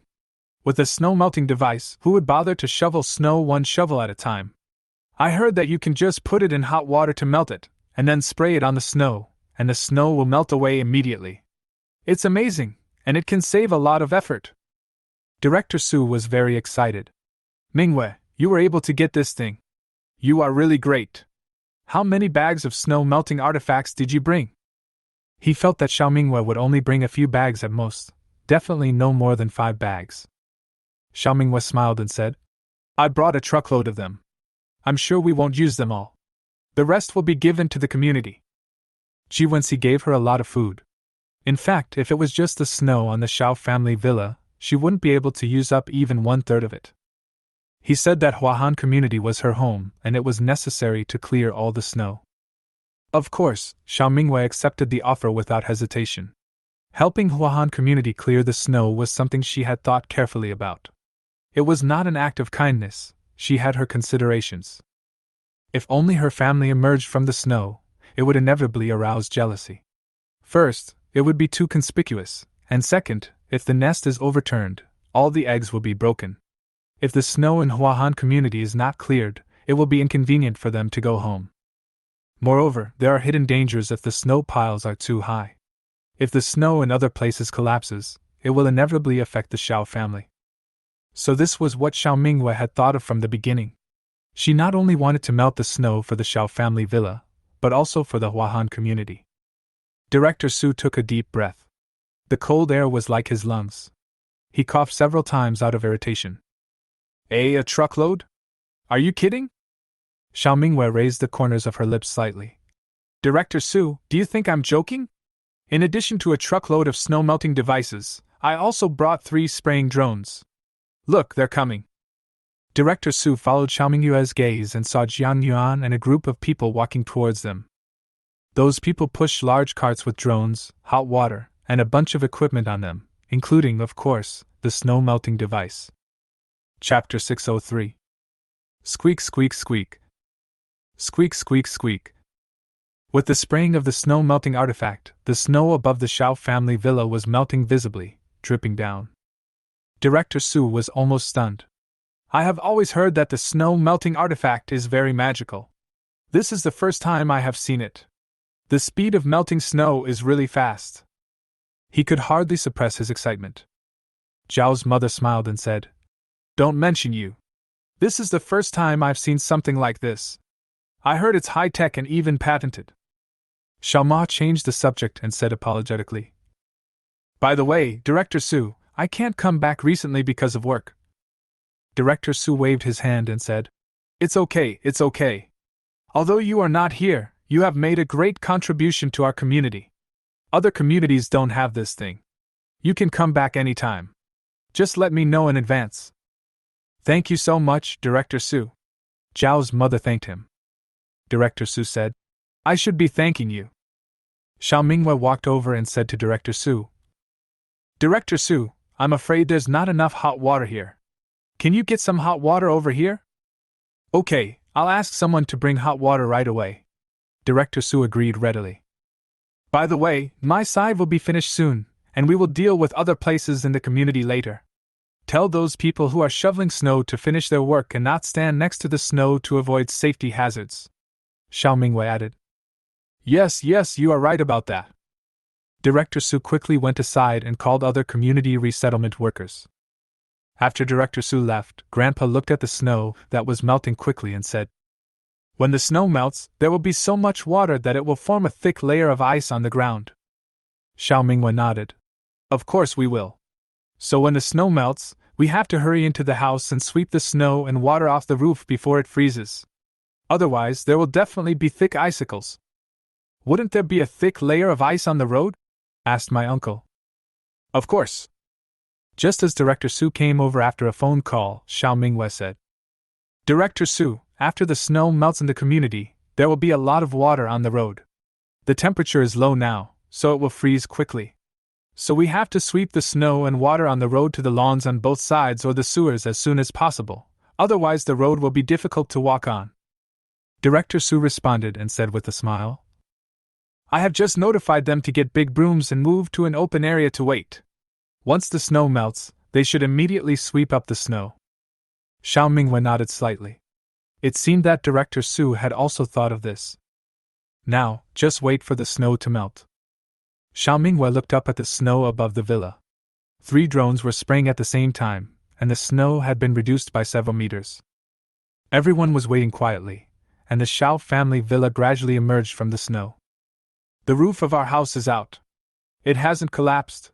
It hasn't been crushed by the snow, Zhao's mother said in surprise. She was finally relieved now, as she had been worrying about what the scene would be like under the snow and whether the house would have collapsed.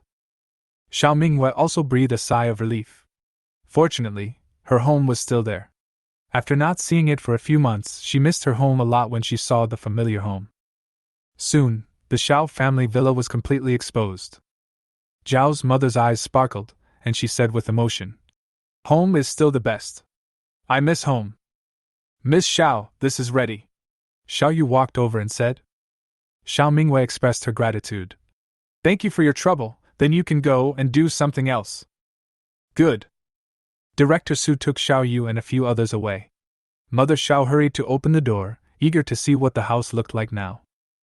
The door was frozen hard, and it was inconvenient for Zhao's mother to open it with her gloves on. It took her a while, but she finally managed to open it. The group finally got in. Surprisingly, the sunroof was not crushed by the snow, so the yard was still in good condition. It seemed that Wei Jun was right.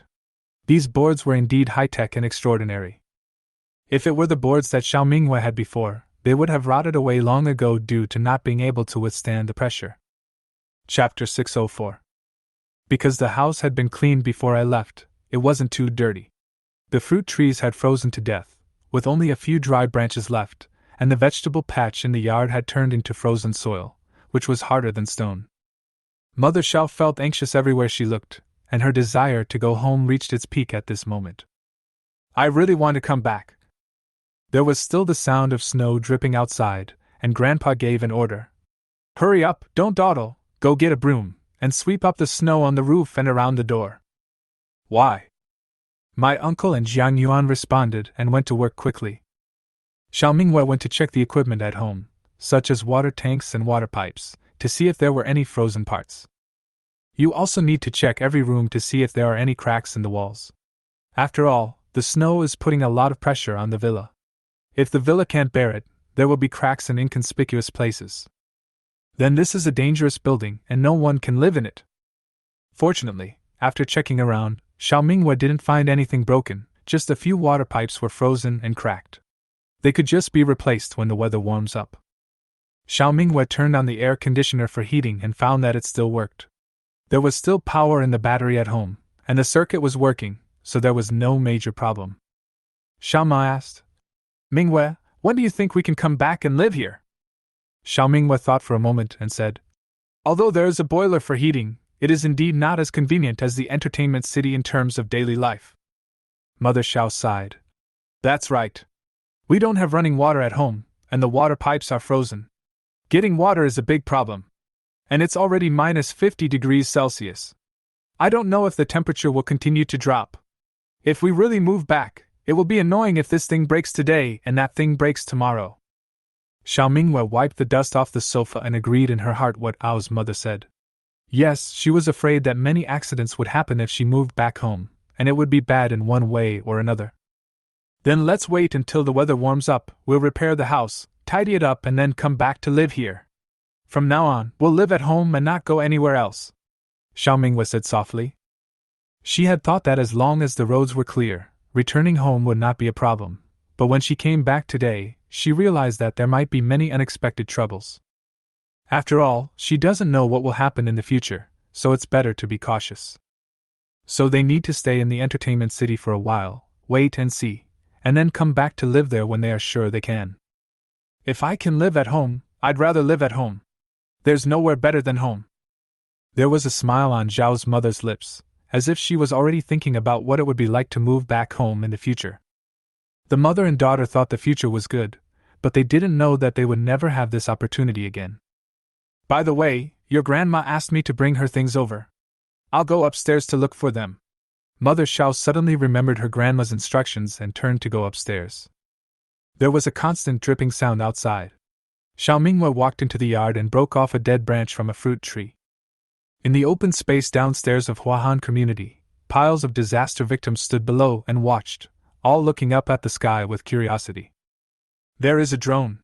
What is it doing? What else can we do? Spray pesticides. What kind of pesticides are you spraying? Hot water, right?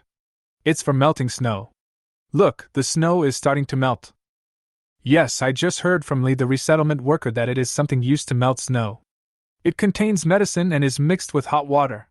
I just saw it all. And Li, the resettlement officer, also said, That's great. Do we not have to shovel snow every day? Someone said happily. That's right, that's great. Getting out of bed every day is simply a torture for me. From now on, I can sleep as long as I want and curl up in bed every day. This is the greatest happiness in life, someone echoed excitedly. Of course, there are also people with strange thinking who are complaining. I just saw Director Su there. Is this something given by the government? Director Su is really something.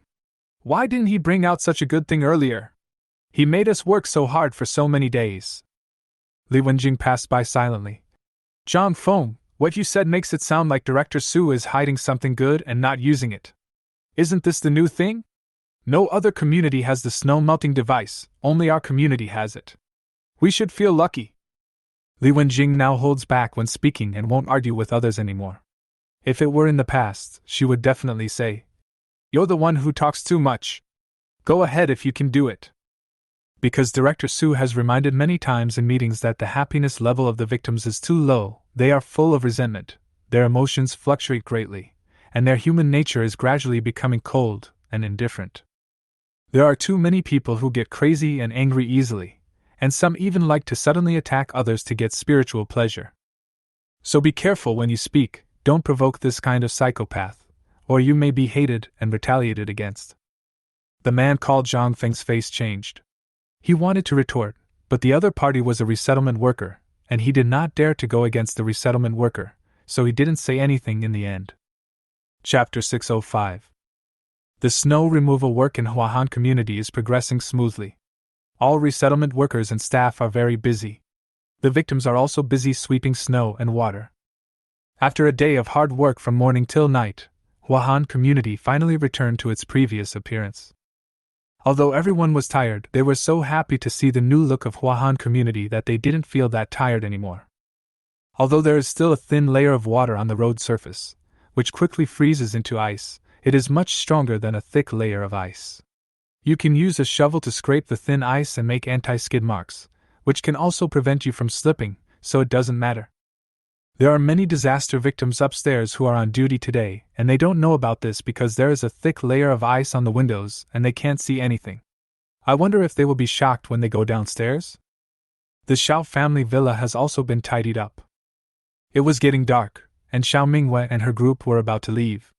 When Director Su saw them off, his face was as smiling as a chrysanthemum. He was a little too enthusiastic. Back at the casino, Everyone was tired after a busy day and went back to their rooms to rest. Xiao Minghua had just finished taking a shower. When she came out of the bathroom, she felt her skin was chilly. The cold air stimulated her, and she instantly got goosebumps. Xiao Minghua frowned slightly and found something wrong. Why was the temperature in the room a little cold? The temperature is usually around 25 degrees, so it's just right to wear a single piece of clothing. She usually goes out like this, which is not right. Is it her illusion? Xiao Minghua found a thick sweater and put it on, then picked up her phone and wanted to ask in the hotel resident group what was going on. The moon shines in my heart. Does anyone feel that the temperature in the room is a little low, or am I wrong? The group is usually very active, and people reply immediately. Gale City, I also noticed, at Amy, the heating temperature has dropped.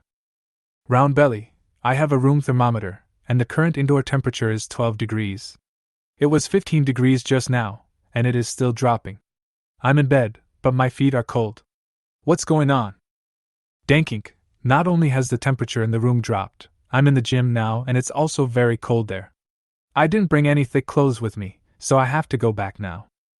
Green water and green mountains bring smiles. The temperature in the entertainment city has dropped. We are waiting for the elevator, and the queue is almost dead. We came out to eat and didn't bring any thick clothes. My husband was still wearing slippers and the children were freezing. It was really annoying. How could the temperature drop suddenly without any prior notice? People in the group were complaining, and many people frequently tagged Amy, asking her to give an explanation. The residents in the rooms were fine, as they could get into bed and put on thick clothes, but it was miserable for those who were outside. They were all anxious to return to their rooms and put on thick clothes, but there were only a few elevators, and they had to wait in line for a long time. Many people can't wait and choose to climb the stairs. During the time that the group was discussing, the temperature dropped a little, so Xiao Minghua simply changed into a down jacket and put on cotton socks and slippers. Once the heating stops working, the indoor temperature can't be maintained for long, and the temperature dissipates quickly, because the temperature outside the building is minus 50 degrees Celsius. Soon, Amy replied. Building manager Amy, dear residents, I would like to express my sincerest apologies to you all. I am now issuing an emergency notice. Due to a heating failure, the heating in the entertainment city has to be suspended. Please return to your rooms in an orderly manner and avoid crowding. Where is Santa Claus? Oh my God, the heating is broken. When can it be fixed? The temperature today is minus 50, won't we freeze to death? Spring is here, no kidding, I would die without heating. Chapter 606. Green water and green mountains bring smiles, me too, how can we live without heating? It's so cold, I'm really impressed. Fua, yes, what happened? The heating broke down all of a sudden. The hotel must give us an explanation. Building manager Amy, please don't worry, the logistics department is working hard to repair it, it will be fixed. Woof woof woof, don't play dumb, when will it be fixed? Give me a specific time. If the casino didn't have heating, I wouldn't have come. When I moved here, I didn't bring any bedding, only a quilt from the hotel. If the temperature continues like this, I'll freeze to death, right? Gao Shan Lu Shui, I brought it, but my family also needs it, and we don't have that many beddings. If the temperature is 50 degrees below zero, we really can't stand it. Building manager Amy, we are doing our best to repair it. It won't take too long, please rest assured. The group was still arguing and forcing Amy to give a specific time. Xiao Minghua had already gone to look for a quilt. Fortunately, when she moved to the entertainment city, she asked her grandmother to prepare a lot of quilts and brought them all over. 50 degrees below zero is indeed cold, but the disaster victims in the resettlement houses can endure it, so why can't they? They won't be frozen to death, but they will certainly suffer from the cold. Xiao Minghua was searching while calling her mother. Mom, tell Grandma and the others to get some water right away. Fill all the buckets and basins we can. The hotel's heating is broken. The temperature will probably drop below zero soon. Once the pipes freeze, the water will be cut off. Although there is water in her space, it never hurts to get more water. She lives on the 22nd floor, and her family lives on the 14th floor. It is troublesome for her to deliver water, so she asked them to get more water to prevent any accidents. Okay, we all received the notice. We didn't expect the heating to be cut off suddenly, Your grandma took out all the quilts. Mingwe, are the quilts you have enough? You should wear something thicker, Zhao's mother asked with concern. Xiao Mingwe also heard the voices of her grandma and grandpa on the phone. They were both packing their things in a hurry. It's enough, don't worry, Xiao Mingwe replied. Why don't you come down and live with me? I'm worried about you, Mother Xiao said worriedly. Xiao Mingwei replied. The elevator and stairs must be packed now. I can't go down now. Don't worry, I will take good care of myself. Okay then, stop telling me and go get some water quickly, or we'll run out of water soon, Zhao's mother urged. Okay. Xiao Mingwei hung up the phone.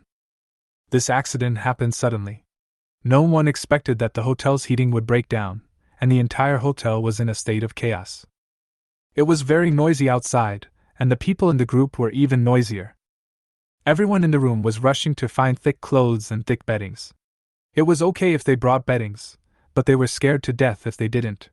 There was only one bedding in the hotel room, and how could it withstand a low temperature of -50 degrees Celsius? Even more unfortunate were the residents outside, some waiting for the elevator, some running up the stairs, in a hurry to get back to their rooms. Of course, there are people who are even more unlucky, such as those who swim in the gym or swimming pool. Let's not talk about them, as they won't be frozen stupid.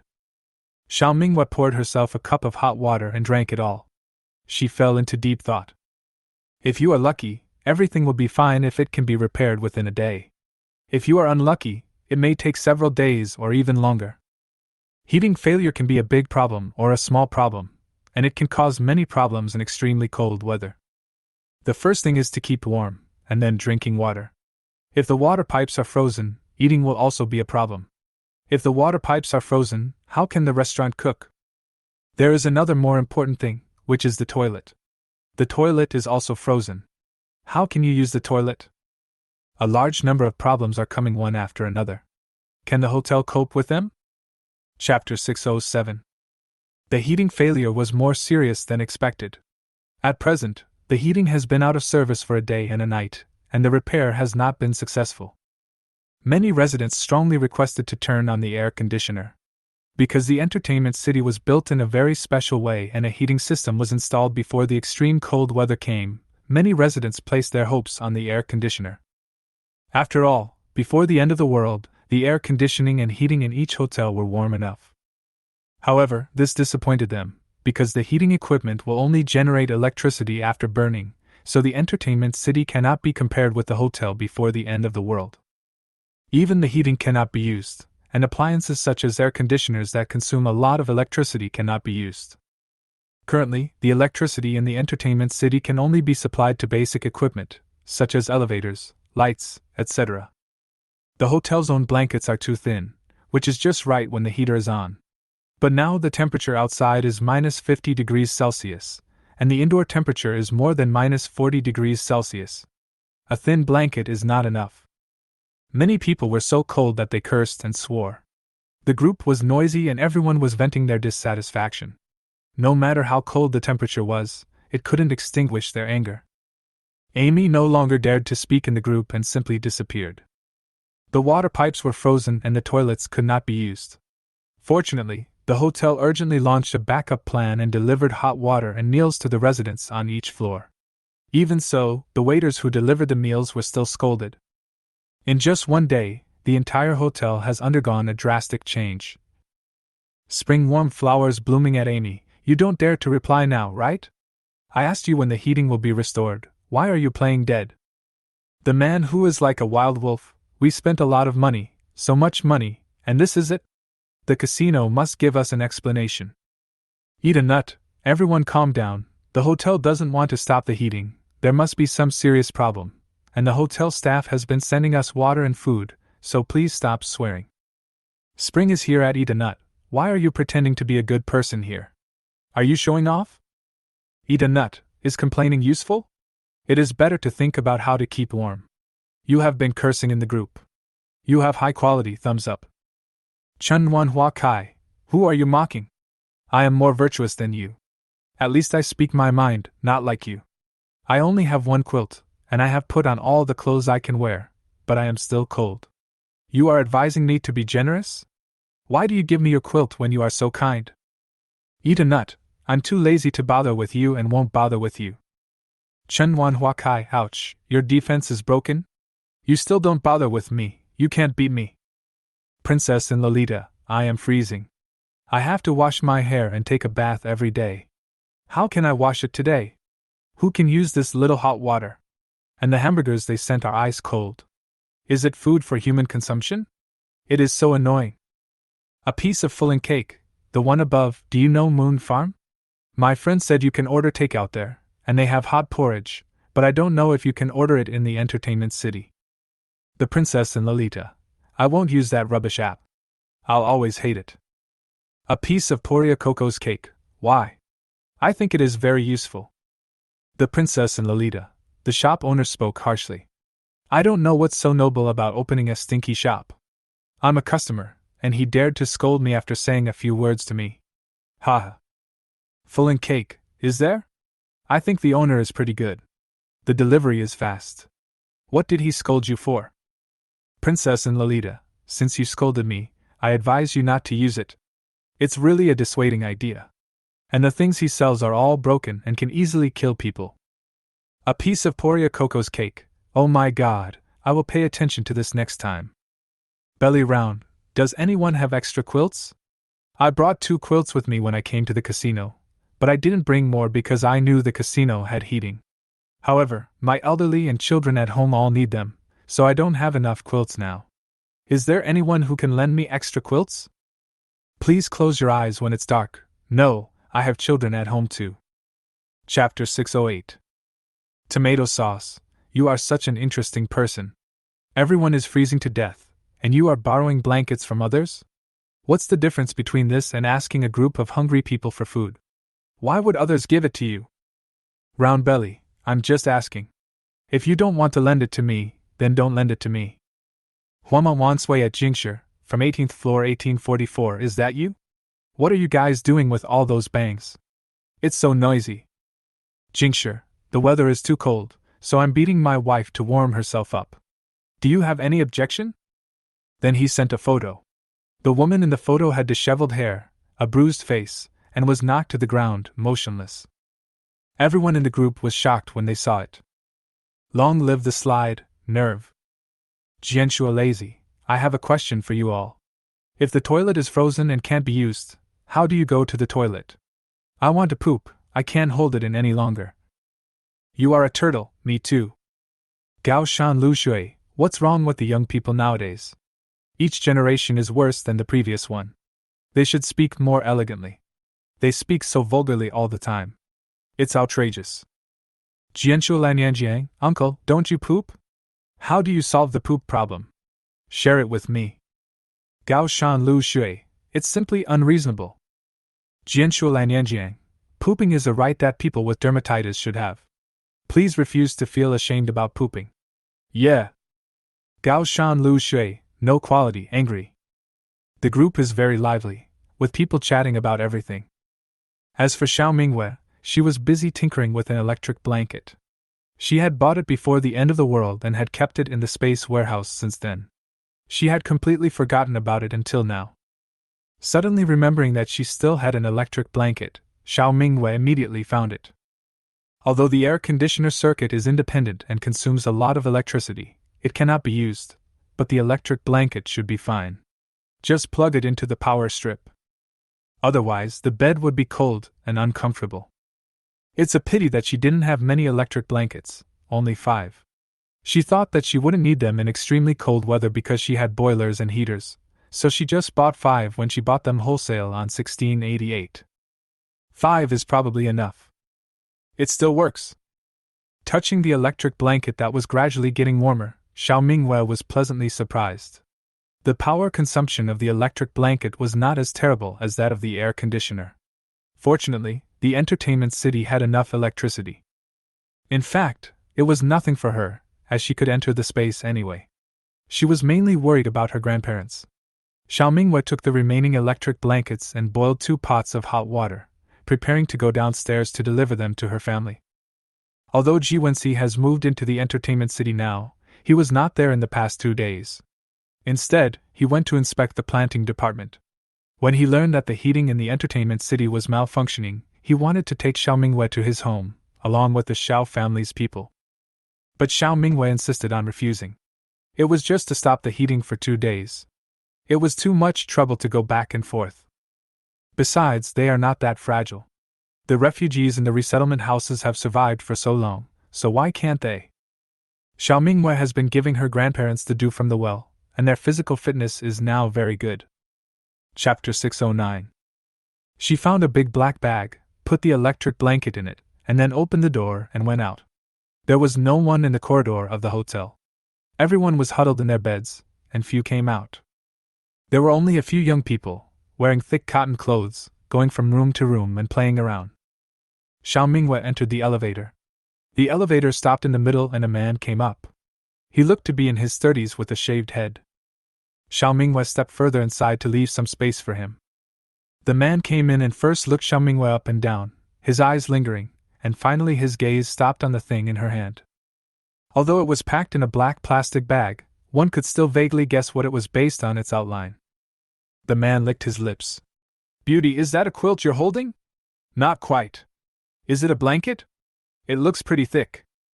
Xiao Mingwei glanced at him and said coldly, "No." "That's boring, Beauty. Can you use all the blankets you have? Give me 2. The weather is very cold."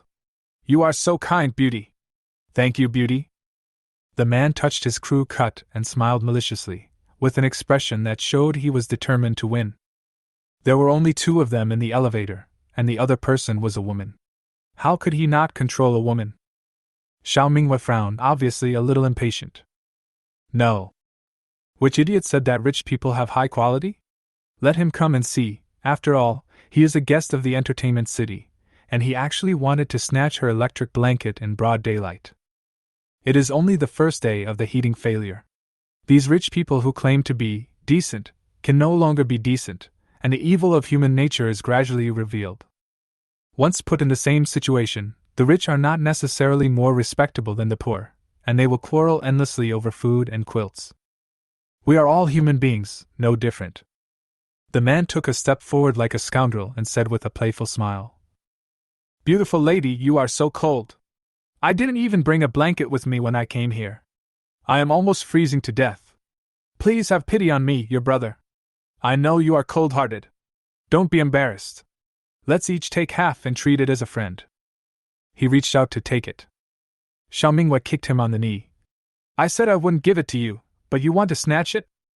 If it weren't for the fact that there were surveillance cameras everywhere in the entertainment city, she wouldn't have taken it down with her hands. It would have been much better to just take it down first, and then take it out from the space. "I originally wanted to be cautious, but I didn't expect to run into a robber." The man bent his knees and almost fell to his knees. He said angrily, "You are shameless, aren't you? The weather is so cold, why do you have the right to use it all by yourself? If you don't listen to my advice, don't blame me for not being gentle with you. Give it to me." At this time, the elevator doors slowly opened and reached the 15th floor. Seeing this, the man quickly blocked the elevator door with his body, kept pressing the close button, and threatened, "It's not like I won't give it back to you. I'll give it back to you as soon as the heating is restored. Give it to me now, or you can forget about leaving." Xiao Mingwei was too lazy to talk nonsense with him, so she raised her leg again and kicked him out. The man flew out with a whoosh and then slammed into the wall, but because of the thick clothes that cushioned him, he was not seriously injured. He endured the pain and quickly got up. He stared at Xiao Mingwei angrily, and his eyes seemed as if he wanted to eat Xiao Mingwei alive. Xiao Mingwei walked out of the elevator and put her things on the ground, then she freed her hands. "I feel embarrassed by all the praise. Let me show you what kindness is." She looked at him with a half-smile. The man swallowed. Why did he have such a bad feeling? The elevator door slowly closed and descended to the 3rd floor until it was discovered by the hotel staff. When the staff was about to enter the elevator and saw the scene inside, they screamed in horror. "Ah!" In the elevator, I saw a man wearing only thermal underwear. All other clothes were thrown aside.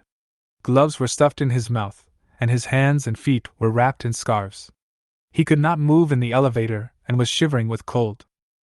He had two panda eyes on his face and looked miserable. Chapter 610. Sir, what happened to you? The staff was frightened and rushed to untie him.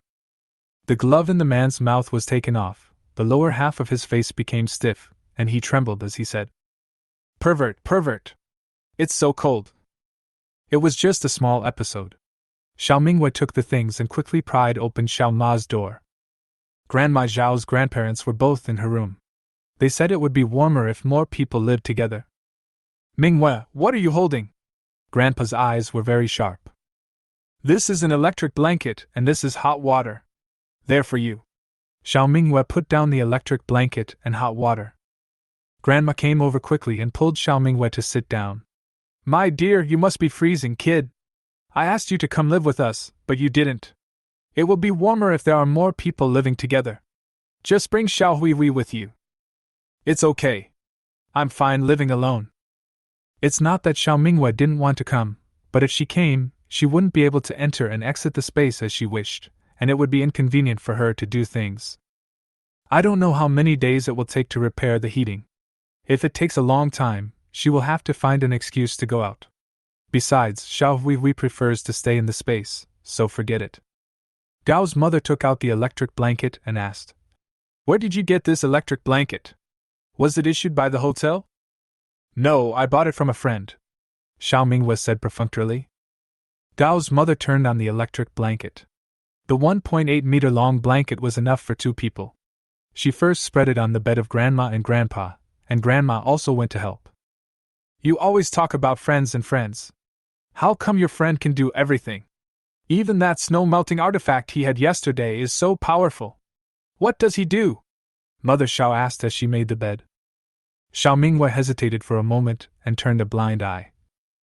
It's inconvenient to reveal his identity. It has to be kept secret. Don't ask. But Zhao's mother misunderstood Xiao Mingwei's meaning. An official? That's not good to say. He always helps you get things done through the back door. If someone reports him, it will be a big trouble. Yeah, that's what I mean. Xiao Mingwei took advantage of the situation. Grandma made their beds, then made Xiao Ma's bed, turned on the electric blanket, covered them with a quilt, and waited for the blanket to heat up.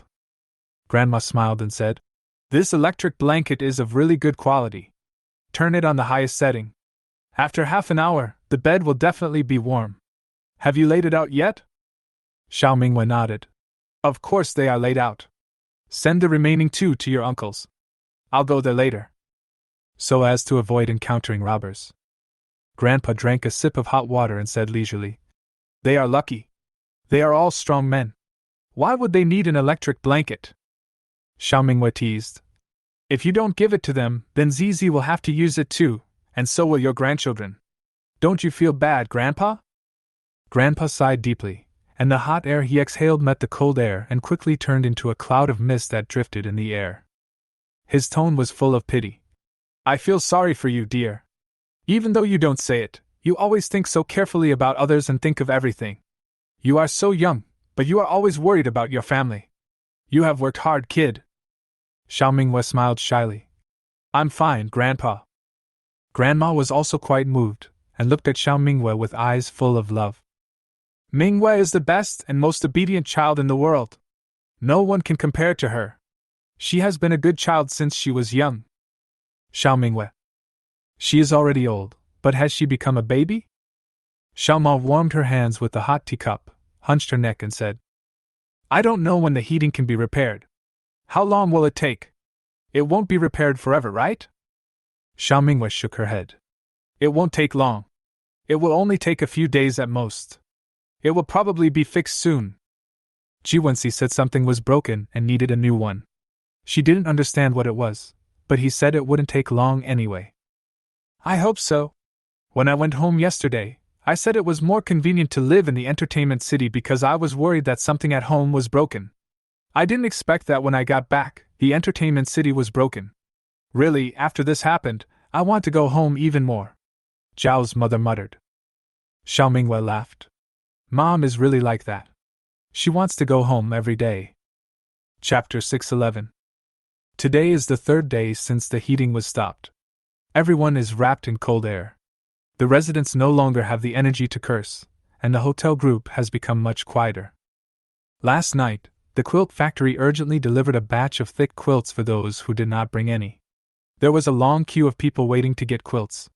Even those who already had quilts wanted to get one more the better. The heating was only stopped for 3 days, and there were 5 more deaths. They were all elderly people with low resistance to cold. When they woke up in the morning, they were already cold. The family members were grieving and kept demanding an explanation from the hotel.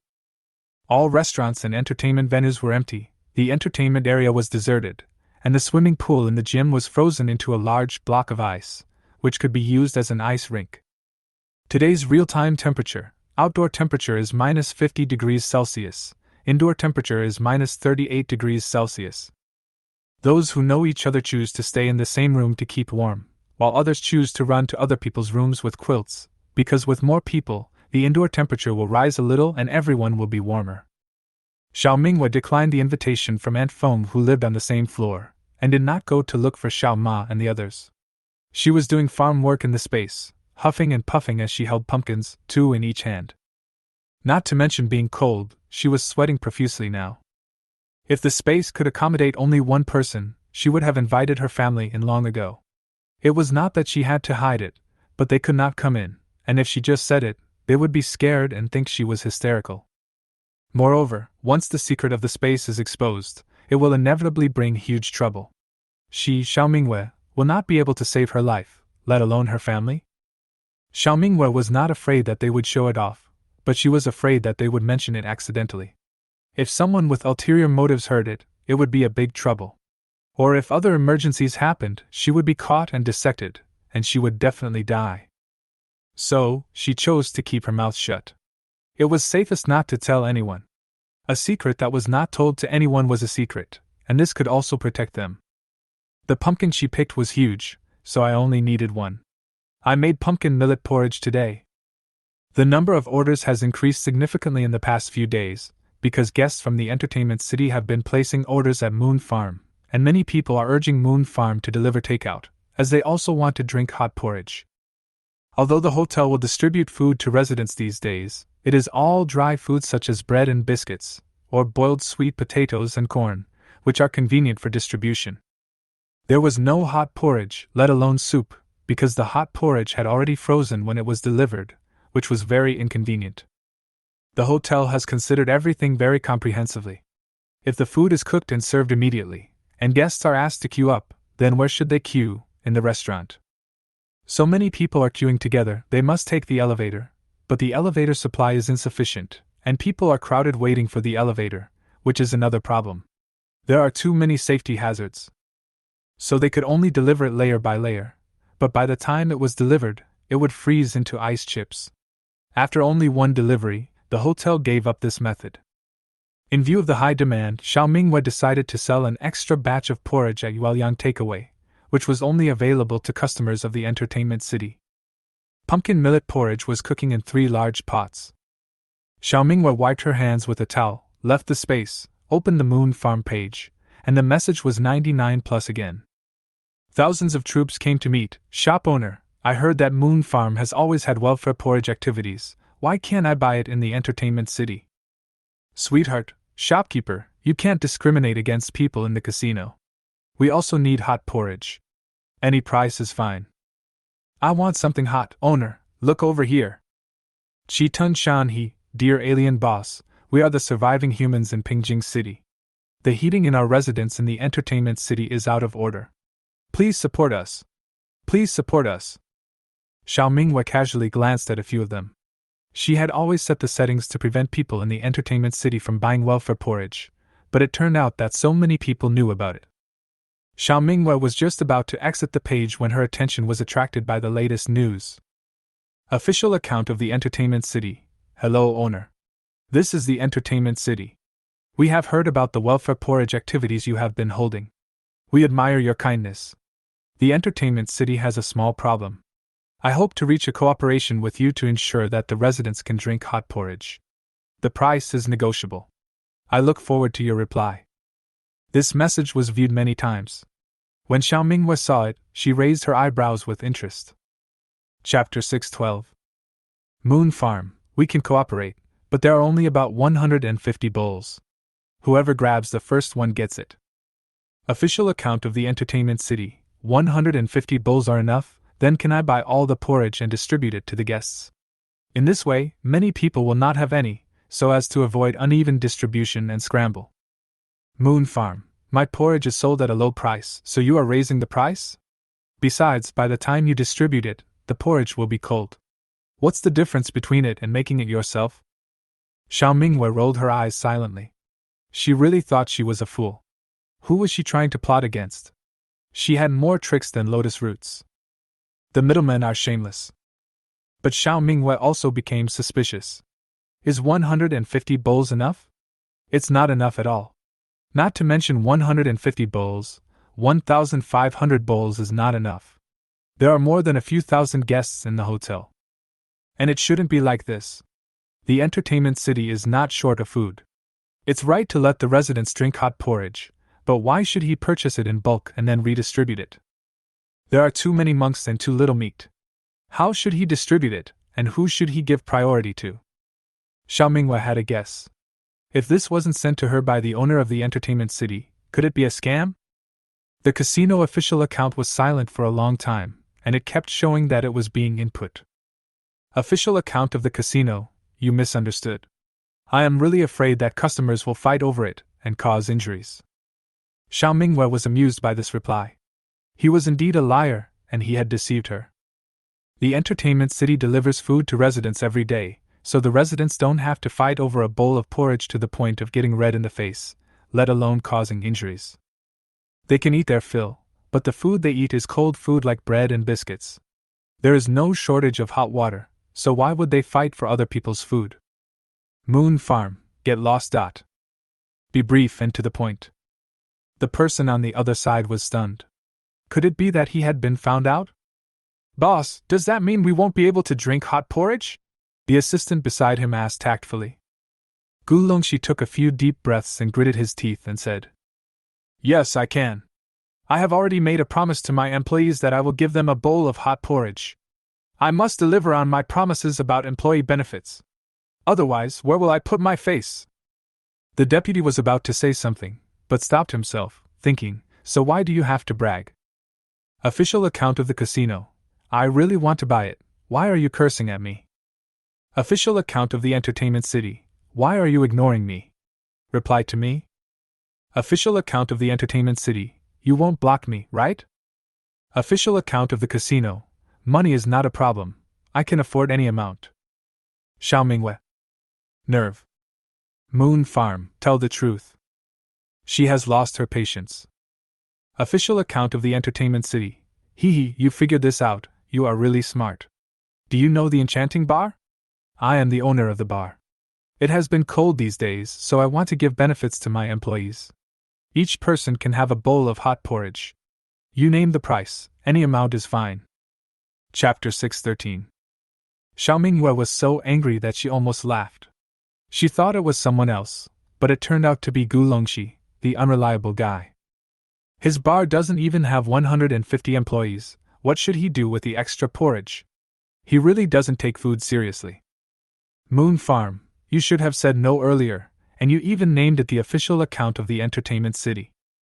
Moreover, he spoke in a pretentious and official tone, and it really sounded like that. Official account of the entertainment city. I thought it was trustworthy, but I didn't expect you to be so smart and see through it at a glance. So, do you agree to it? Gu Longxi was excited and boasted. I said yes. Only a fool would not make money. What aliens? Money can make aliens work. The deputy smiled and nodded. I didn't expect it to work. You are really smart, boss. Of course, Gu Longxi said bluntly. Moon Farm, no. What is he thinking? Treating her porridge as an employee benefit, he would be so happy. You are dreaming. Gu Longxi froze on the spot, went crazy instantly, and yelled while holding the phone. Why not? Are you kidding me? Official account of the entertainment city. Why? It's not like I won't give you money. Xiao Minghua didn't want to bother with this fool anymore. Moon Farm, you can't cook for yourself? When replying to this sentence, Xiao Mingyue's expression can be described in 4 words: speechless. Gu Longxi was stunned, and then everything clicked into place. Yes, he can cook it himself. The casino does not provide hot porridge because the porridge is cold when it is delivered to the customers, and drinking it will easily cause diarrhea. But he can cook it in the bar and distribute it to the employees, right? Gu Longxi held his phone with a look of annoyance on his face. Why didn't he think of it? He usually eats out, so when he heard about the hot porridge, he subconsciously wanted to buy it, but he never thought about it in this way. I have been unsuccessful in love recently, and my IQ has dropped. Gu Longxi kicked his deputy. We can cook it ourselves, why didn't you remind me? The deputy quickly dodged and explained in a low voice. You said you wanted to buy porridge from the moon farm. I thought you thought the porridge from the moon farm was of good quality, so… Gu Longxi raised his hand as if to hit him. What a bullshit! Hurry up and find a pot and have someone cook the porridge. Go right away. The deputy quickly slipped away. Without the little episode created by Gu Longxi, Xiao Mingyue quickly issued a notice. Moon Farm. The number of orders has increased in the past few days, all from customers in the entertainment city. Many customers said that there is no heating in the entertainment city and they want to drink hot porridge. The owner has received this suggestion. Therefore, we plan to start the welfare porridge activity at 2 p.m., which is only available to guests of the entertainment city. There are about 150 servings of pumpkin millet porridge, which is not welfare porridge, and the price is 2,000 per bowl. It is a limited time purchase. As soon as this notice came out, it quickly spread throughout the entertainment city, and of course other places in Pingjing City. People who don't live in the entertainment city complained, why can't they buy it? The guests of the entertainment city live a life of luxury and eat so well. It means that people in the entertainment city should not be allowed to buy things, and the porridge should be given to those in need. Xiao Mingyue just refreshed the page and saw many messages protesting, firmly opposing the sale of today's welfare porridge to the residents of the entertainment city. They are the ones who need it the most, and the people in the entertainment city are not qualified to drink it. Although they were all words of protest, no one cursed or blamed the store owner because they didn't dare to. There were some before, but they were all blocked by Xiao Mingyue. Everyone knows that the owner of Moon Farm has a bad temper and will block people if they disagree with him. Even if they are dissatisfied, no one dares to send him a message to blame him because they are afraid that they will never be able to use Moon Farm again. Xiao Mingyue ignored him. She could sell it to whoever she wanted. Her family was also here, so why didn't they have the right to drink? Besides, the welfare porridge was distributed yesterday, and the next one will be tomorrow. Today's porridge is redundant and is specifically given to the guests of the entertainment city. It does not harm their interests. I don't know what they are objecting to. Moreover, the price of welfare porridge is 20 yuan, and the price of pumpkin millet porridge today is 2,000 yuan. It is a sale based on mutual consent. Chapter 614. Her moon takeaway. She sells whatever she wants and to whomever she wants. The world is not fair. If you are so jealous of the guests of the entertainment city, you can come and live here if you have the ability. If you don't, you can only accept the current situation. I am so angry just because I didn't get any benefit. Human nature is selfish and self-centered. When they gain benefits, they think it is their due. When they suffer losses, they use moral blackmail to demand others to do a certain thing. Why? The price of 2,000 is actually very low. The reason why Xiao Mingyue set this price is that she wanted to let her mother and grandparents have some porridge. They are reluctant to spend money and are happy to have something to eat. This price is simply a steal and her mother will definitely grab it. Zhao's mother called quickly and said excitedly, Mingyue, do you still remember Moon Farm? I just saw that they will sell hot porridge at 2 p.m., only 2,000 yuan a bowl, remember to grab it. Remember, at 2 p.m., there won't be much left, so make sure to grab it, don't forget. Xiao Mingyue smiled. Really? I know. I will grab it when the time comes. You guys should remember to grab it too. Of course, your grandma's phone is ready. You must grab a bowl of hot porridge. Okay, I won't talk to you anymore. I have to go to the purchase page and wait. Zhao's mother said again. Good. After Zhao's mother hung up the phone, Xiao Mingyue chuckled. Her mother was so cute. How could I not get such a lovely mother? Over there, Zhao's mother was urging Grandpa. Hey, Dad, are you okay? Is your phone ready? Grandpa said calmly. It's only a little after 1 o'clock. It's still early. Why rush? Don't you know how many people are staying in the Entertainment City Hotel? Tens of thousands. There are only more than 100 bowls of porridge. You have to grab them, even if it's just one bowl. Hurry up and turn your phone to that page, Zhao's mother urged. No matter who can't buy it, I can buy it too, Grandpa muttered softly. Zhao's mother didn't hear clearly. What? Dad, what are you talking about again? Nothing. Look, I adjusted it. It's this page, right? Grandpa held up the phone to show her. Yes, we'll order immediately when the time comes, said Zhao's mother. Grandpa still looked calm. Don't worry. When the time comes, start buying. 150 bowls of hot porridge were gone in just 1 second. With Xiaomingwei, the cheating tool, my mom and grandparents will definitely have a bowl each. Xiaomingwei was busy serving porridge for delivery. She had originally expected 150 bowls, but unexpectedly there were 3 bowls left over in the end. Xiaomingwei kept 1 bowl for herself and put the remaining 2 bowls on the shelf, which were snatched up in an instant. I don't know who got these 2 bowls of porridge. After delivering the goods, Xiaomingwei drank porridge leisurely in the wooden house in the space. After drinking the porridge, she left the space. As expected, she received a call from Zhao's mother announcing the good news. Did you grab one, my dear? We grabbed 3 bowls. If you didn't grab one, come down and drink together. It's just the right time to get one now, otherwise it will get cold soon. Come quickly, my dear. Zhao's mother's cheering voice was heard, and Xiaomingwei could already feel her mother's ecstasy. It was so corny. I got it too, Xiaomingwei said. That's great, then drink it while it's hot. I thought it would be hard to get, but I got it in no time. Mom probably thought that other people didn't know about the event at Moon Farm and didn't check their phones, so we got a great bargain. Zhao's mother was very happy. Xiaomingyue's eyes curved with laughter. Silly mother, how could it be so easy to snatch it away? It was obviously her daughter who gave her a cheat. I think so too. It may be because few people know about it, so it is easy to grab it. Xiaomingwei agreed. Zhao's mother urged her to drink it quickly. Mingwei, drink the porridge quickly, before it gets cold. The porridge will get cold in a short time in this sub-zero temperature. This porridge is well cooked. The owner is really generous with the ingredients. It is thick and fragrant. Grandpa drank the porridge slowly and praised. It's really good. Great craftsmanship. The pumpkin pieces are cut really big. On the other side of the phone, Xiaomingwei heard what her grandfather said. She did cut the pumpkin into larger pieces to save trouble. After Xiaomingwei hung up the phone, she found that the hotel's residence group was exploding, with everyone talking about the hot porridge sold at Moon Farm. She was a little curious and clicked in to see what they were saying. Chapter 615. Orchid in the Valley, send a photo. Kongwheelan, the pumpkin millet porridge from Moon Farm was still hot when I received it. Very good, Death smile. When did you buy it? I don't even know. I'll buy one too and drink some hot porridge to warm my stomach. Orchid in the Valley, they have all been sold out. There is no more now.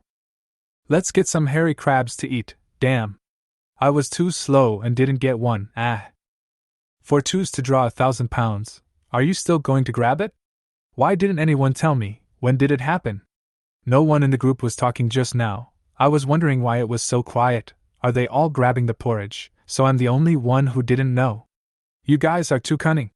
Amy, why didn't you notify me in the group? Building Manager Amy, dear, this is not an activity of the Entertainment City and has nothing to do with the Entertainment City. Even if it wasn't your event for such a big thing, didn't you guys notify us in advance? Amy stopped talking. She was probably calling him an idiot. This was an activity at Moon Farm. What did it have to do with the casino? An hour after the Moon Farm notice was released, no one in the hotel resident group said a word. Of course, they were afraid that others would find out. There would be many people competing for the purchase, and they themselves were afraid that they would not be able to get it. Who would be so stupid as to advertise it everywhere?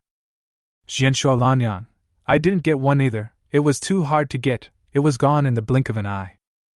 Little Apple, me too. I squatted for a long time without daring to breathe, but I didn't get one.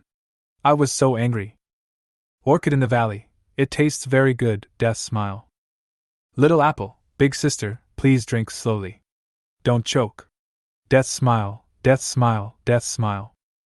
A man like a wild wolf, what a crappy moon farm, fuck, I didn't even get one, there are only over 100 copies for everyone to grab, there are so many people in the entertainment city, how can I possibly get one, who am I embarrassing? Chun Wan Hua Kai, exactly, it's so infuriating, let him go back on and continue to post the link to Zhou, it's driving me crazy. Dagger, I also grabbed one. Hee hee, it's hot when I drink it. It's much better than the porridge in the hotel. The porridge in the hotel is frozen. Rose Woman, I got one too. The pumpkin is soft and fragrant. It's the most delicious pumpkin I have ever eaten. Jianshuo Lan Yanjiang, oh, you guys are going too far. It's pitiful enough that I didn't get it, and now I have to watch you show off. If you keep saying that, I'll be jealous. Dagger, laughing heartily. Little Princess and Lolita, why are you still buying things at Moon Farm? I've already told you that the owner of Moon Farm is rubbish, and the things they sell are even rubbish. Orchid in the Valley, send a picture. Orchid in the Valley, I have already drunk half of it. It tastes really good, thick and fragrant, and it warms my stomach. Why don't you buy it? The Little Princess and Lolita, don't show me. Be careful or you will get killed. I'm trying to persuade you with good intentions but you don't listen. It's up to you. When Xiao Minghua saw this person's ID, she felt that it was a little familiar. Why did the Little Princess and Lolita have such great hostility towards Moon Farm? Also spread rumors and slander. Xiao Minghua thought about it again and again but couldn't remember. She searched on the Moon Farm page and a chat box popped up instantly. After seeing the content, she remembered who the Little Princess was. Last year, sometime after the terrorist attacks, Xiao Minghua was delivering goods in the space. This little princess wanted to buy lychees, but she kept cursing and even complained about him. Of course Xiao Minghua would not tolerate this and immediately blocked him. It seems that the little princess has always been holding a grudge. How childish! Xiao Minghua muttered as she looked at her phone. She was too lazy to deal with such a person.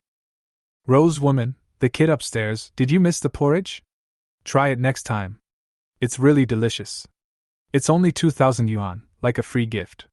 It's great value for money. The porridge is very big. I'm full. The Little Princess and Lolita, I would never use Moon Farm even if I die.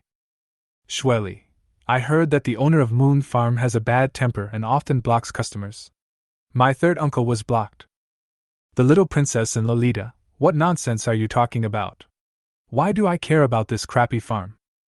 Shueli, I didn't say anything about you. I was talking about my uncle. Why are you so anxious?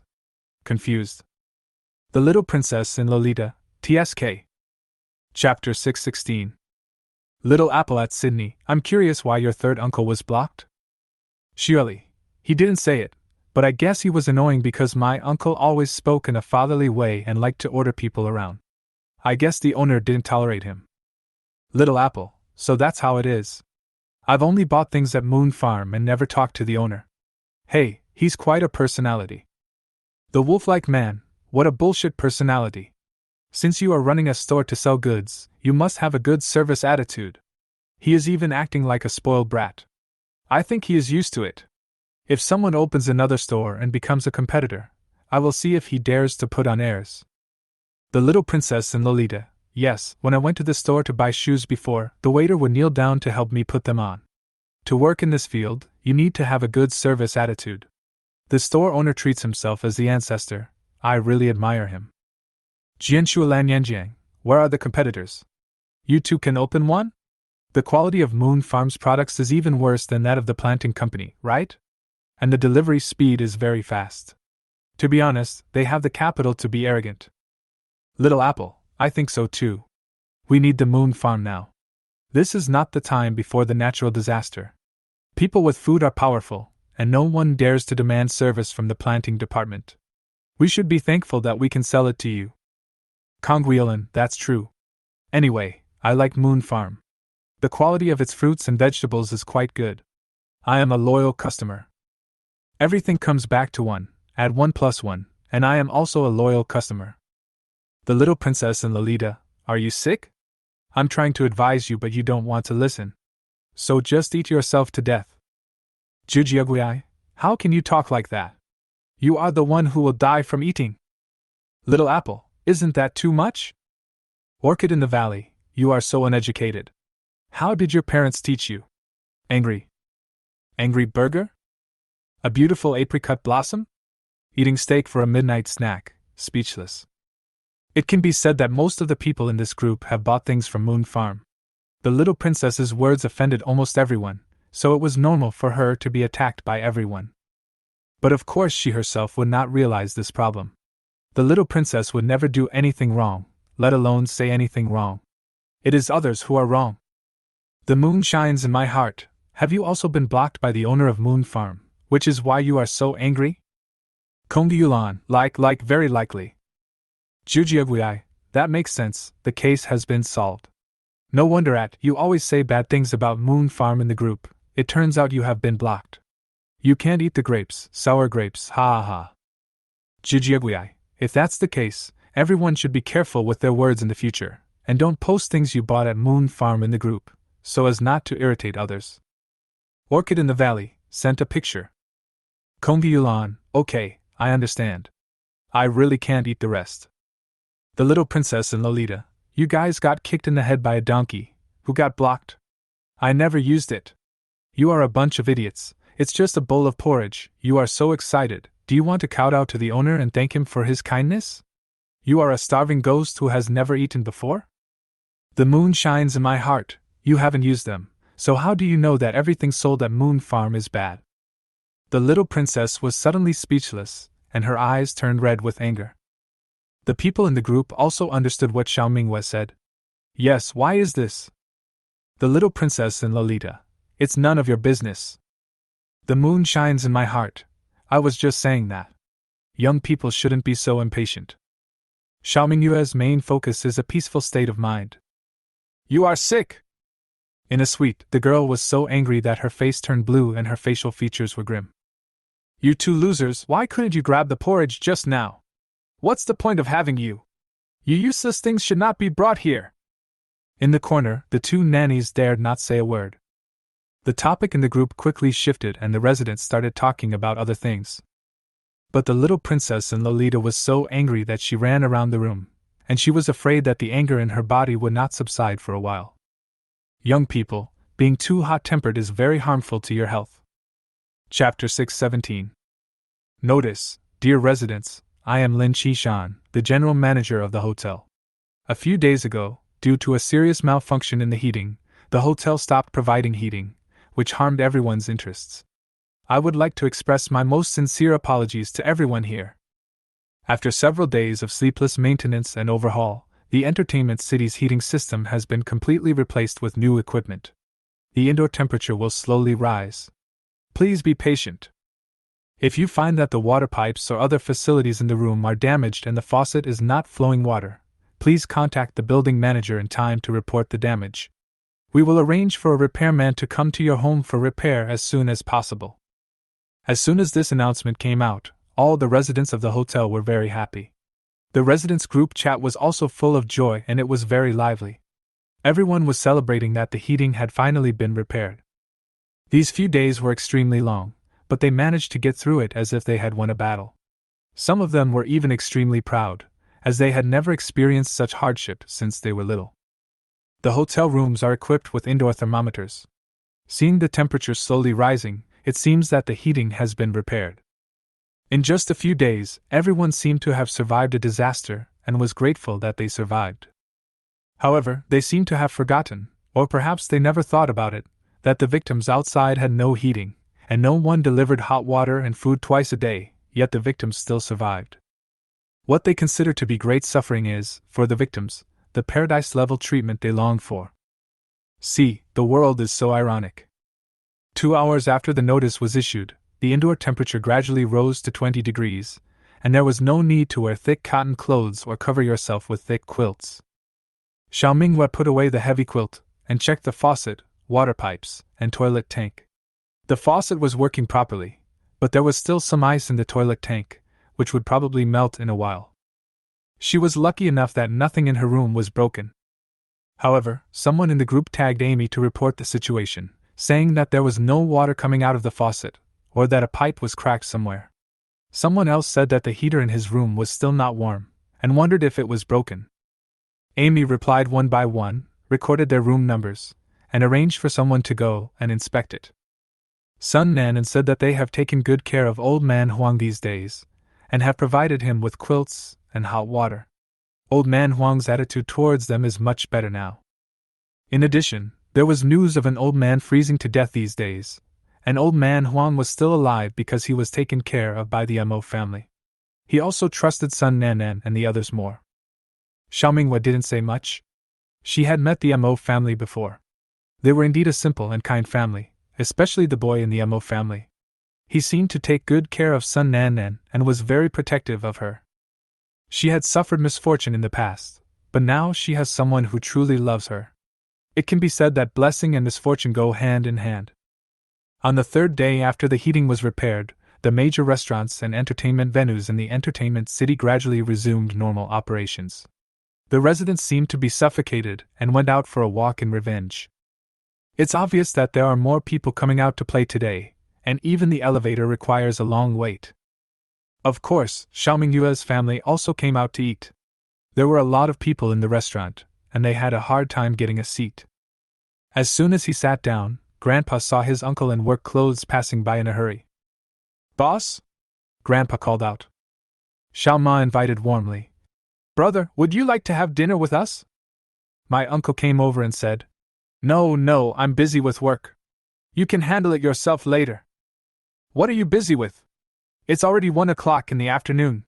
Why haven't you eaten yet?" asked Grandma. Chapter 618. My uncle spread his hands and said, "Oh, the heating system was just repaired a few days ago. There are so many things to deal with. These things haven't been solved yet. Someone is going to hold a 90th birthday party next month. The hotel is so busy. How can we have time to eat?" "Birthday party? Held in the entertainment city?" Zhao's mother asked curiously. My uncle drank all the water in front of my grandfather in one breath, wiped his mouth, and said, "Yeah, isn't it? I heard he's a big shot. The leader said that all the important people in Pingjing City will come. We've started preparing now. The leader said that there can't be any mistakes. The requirements for our employees have also become much stricter. We have to train every day. I'm running like a top." Zhao's mother was even more curious. "What big shot? Who is it? Can we go and join in the fun?" "You're dreaming. I heard that it will be held in the banquet hall, and the entry and exit will be very strict, and there will be a body search. I heard that there will be armed police standing guard there. How are you going to get in?" said my uncle. Mother Xiao said oh and said, "If you don't want to let me, then don't let me." "So strict? It seems he is really an important person." Grandma sighed. Xiaomingwei pondered for a moment. "When is next month?" "It's only the middle of the month. Why are you starting to prepare so early?" My uncle nodded. "Yes, the leader said that we have to prepare early. Those who come will be important people. We have to train them over and over again on how to receive them until we become proficient and develop muscle memory. It will be the middle of next month, which is exactly 1 month." "Oh, I see," Xiaomingwei said. Grandpa waved his hand and said, "It has nothing to do with us anyway, so who cares? I'm leaving first, you guys have your meal." My uncle was in a hurry to leave again, walking very quickly. After the uncle left, Zhao's mother casually said, "It's not easy to celebrate the 90th birthday. It's a big happy event." Xiaomingwei bit off half of the fried chicken steak and said incoherently, "When you turn 90, I'll hold one for you, too. It'll be a grand one." Zhao's mother was amused, with a gentle smile on her face. "You are such a good talker, kid. If our family wants to do it, we'll do it for your grandma and grandpa first," Zhao's mother said meaningfully. Grandma smiled and said, "It's still too early for us. The old man and I are only in our 80s. We may not live to see that time." "Mom, what nonsense are you talking about? How can you not do it? You are both so healthy. Since you came to live in my house, your health has been getting better and better. You can definitely do it," Zhao's mother said quickly. Xiaomingwei immediately added, "You can live 100 years." Grandpa also laughed, his white eyebrows trembling. You know what, my body is getting better and better, much stronger than before. Grandma nodded immediately. Me too. I used to have a lot of health problems, back pain, knee pain, and high blood pressure. I had to take medicine every day. Now that I have stopped taking the medicine for such a long time, my health is getting better and better. You say this is a mysterious thing. Xiao Minghua smiled without saying anything. Of course, he drank the dew from the well every day for nourishment, and often ate fruits and vegetables from the space. How could his body be bad? Especially my grandfather. Last time, he was given a pill to stretch his legs and open his eyes. His Alzheimer's disease was cured immediately. The remaining effect of the medicine nourished his internal organs. He chased my uncle and beat him for half an hour without even taking a breath. His physical fitness is very good. Chapter 619. In the blink of an eye, a month passed in a flash. Me too? Xiao Minghua looked at the gold-plated invitation in her hand, which solemnly invited her, Xiao Minghua, to attend Mr. G's 90th birthday. Counting the days, there are only a few days left.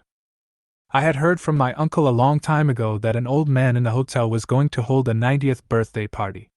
Now I was surprised to hear that it was Ji Wenxi's grandfather. I didn't expect that she had also received an invitation, which surprised her even more. Yes, of course you have to go, Ji Wenxi said. Xiao Minghua suddenly thought of something and asked, Does your grandfather know that we? He doesn't know, Ji Wenxi said firmly. Oh, then what identity should I go with? Xiao Minghua asked again. Shanshan's friend and savior. That's fine. Xiao Minghua looked at the invitation again.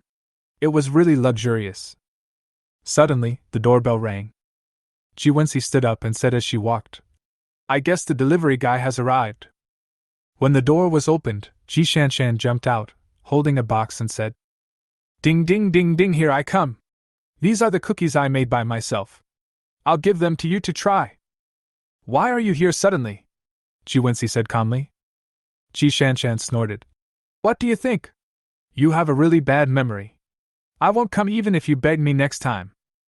She pushed Ji Wenxi aside and walked in directly, only to find Xiao Minghua, who didn't know where to hide. Hey! Sister Minghua, you are here too? Why are you in my brother's room? Xiao Minghua laughed stiffly. Well, I'm here to get the invitation. She waved the invitation in her hand. Ji Wenxi's mouth curled up in an almost imperceptible arc, and he said with a smile, Yes, I just happened to receive an invitation to Grandpa's birthday party. Xiao Minghua nodded. It saves you from sending it to me. Ji Shanshan said, Sister Minghua, why don't you try the cookies I made? I made them myself. Xiao Minghua picked up a piece and said, very crispy and delicious. Ji Shanshan immediately smiled and said, You really know what you are talking about. Then I'll leave first and not disturb you. Xiao Minghua took the invitation and pretended to leave. Bye. Ji Shanshan waved enthusiastically. After Xiao Minghua left, Ji Shanshan immediately stopped smiling and kept staring at Ji Wenxi, her eyes full of scrutiny. Ji Wenxi sat down indifferently. What are you looking at me for? Ji Shanshan sat down. Didn't you ask me to come here? I told you I made some cookies and you asked me to bring them to you to try. Ji Wenxi raised an eyebrow. Really? Ji Shanshan put the biscuits on the table and said, Brother, do you think I'm a fool? Why do you say that? Ji Wenxi's tone was light. Ji Shanshan was furious. Do you really think I'm a stubborn person? I don't have any sense at all. I've never seen a woman enter your room. The invitation is just an excuse. And Sister Minghua's reaction, if I can't see it, I'm a complete fool. Tell me, what is your relationship with Sister Minghua? As you can see, Ji Wenxi was very calm. Chapter 620. Ji Shanshan widened her eyes and was speechless for a long time. When did this happen? How come I don't know about it? Ji Shanshan instantly turned into Sherlock Holmes and went over the whole thing in her mind, including all the things that happened in the past. After she figured it out, she felt like she had suddenly realized something and said in annoyance, I'm so stupid. There were obviously signs a long time ago. When Wan Moli asked me to go to that blind date conference, you two were in cahoots, right? Ji Wenxi frowned slightly. What do you mean by collusion? Do you know how to use the word? Ji Shanshan blinked. That's not the point. The point is, why did you hide it from me? That's too much. I'm your biological sister. I told you that something was wrong recently. It turns out that women's sixth sense is very accurate. Ji Wenxi took a sip of water and said nothing. Ji Shanshan thought for a moment. I know, it's Sister Minghua, right? She didn't allow me to say it. According to your style, if you are really dating, you will definitely announce it and let the whole world know. She paused, then said, No, if it's a secret, then why did you suddenly call me here? I'm such a smart and gossipy person, and you're alone, so I would definitely guess that. Ji Wenxi said in a casual tone. You think too much. Go back if you have nothing to do. What is Grandpa doing now? Ji Shanshan said. Grandpa has also come to the entertainment city. He went to a place called the chess club and played chess with other old men. Ji Shanshan said happily. Anyway, it's worth exchanging a pack of biscuits for a sister-in-law. Brother, you have a good eye, it's a bargain for you. Oh, I finally have a sister-in-law. Ji Wenxi. So you have to take good care of her at ordinary times, especially at grandfather's birthday party, and don't let outsiders bully her, he said slowly. Ji Shanshan took a bite of the biscuit, her eyes sparkling. Of course. Since Sister Minghua doesn't know that I've discovered it, I'll just pretend that I don't know. Hee, I'm a double agent, so she won't tell me. Then she sighed again. I felt sorry for Man Man. She was in unrequited love until her brother was no longer single. Wu Man was still annoyed by Wan Moli and couldn't eat every day. I heard that a lot of troubles had happened recently. For the sake of their grandson, Wu's parents also accepted Wan Moli. In other words, they accepted the child in Wan Moli's belly. Wu Man was going crazy. This cannot be told to her. I'll tell Grandpa. Ji Shanshan left happily. Ji Wenxi hummed, her expression calm, but there was a hint of intriguing emotion flashing in her deep eyes. In the chess club, Old Master Ji was fighting fiercely with the old man opposite. Upon closer inspection, the person playing chess with Old Master Ji was Xiao Mingyue's grandfather. Both old men had frowned on their faces, looking as if they were deep in thought. Facing the other's attack, either of them gave an inch. The atmosphere in the air was particularly tense, and the people watching the game around also became nervous, analyzing the bilateral situation on both sides of the Chu and river borders. Obviously, the battle has reached a fever pitch. At this time, Grandpa discovered the key. Ha ha ha, General, I win, thank you very much. Mr. Ji has gray hair and a gleam in his eyes. Old brother, can you take another look? Grandpa hissed and realized something was wrong. He took a step away and became a general, but his handsomeness was also exposed. People around me also noticed this. Ouch, it's a draw. Yeah, it's a draw, it's exciting. Draw. Grandpa smiled heartily and said in a loud voice. Brother, this game is a draw. You didn't win and I didn't lose. It's rare to have such a good time playing chess with someone. Why haven't I seen you before? Mr. Ji packed up his chess pieces and said, We just moved here. I didn't expect to meet a chess soulmate here. We are destined to meet. Let's come again. Chapter 621. Grandpa, let me tell you a big secret. Our family's perennial bachelor has a girlfriend. Guess who it is? Ji Shanshan looked mysterious, waiting for Mr. Ji's ecstatic reaction. Mr. Ji just glanced at her calmly and said, Oh. Ji Shanshan was stunned. Ah? Grandpa, what do you mean? Why aren't you surprised? Why aren't you excited? Grandpa's silly granddaughter. Old Master Ji shook his head slightly. Ji Shanshan looked confused, and it took her a few seconds to react. Grandpa, you didn't know this a long time ago, did you? Mr. Ji snorted twice in a proud tone. Guess who made this happen? Ji Shanshan was speechless. It turned out that the big boss behind the scenes was here. She silently gave a thumbs up. Shrewd and calculating. But Grandpa, how did you do this? Why didn't I see it? Ji Shanshan couldn't help but ask. Old Master Ji said mysteriously.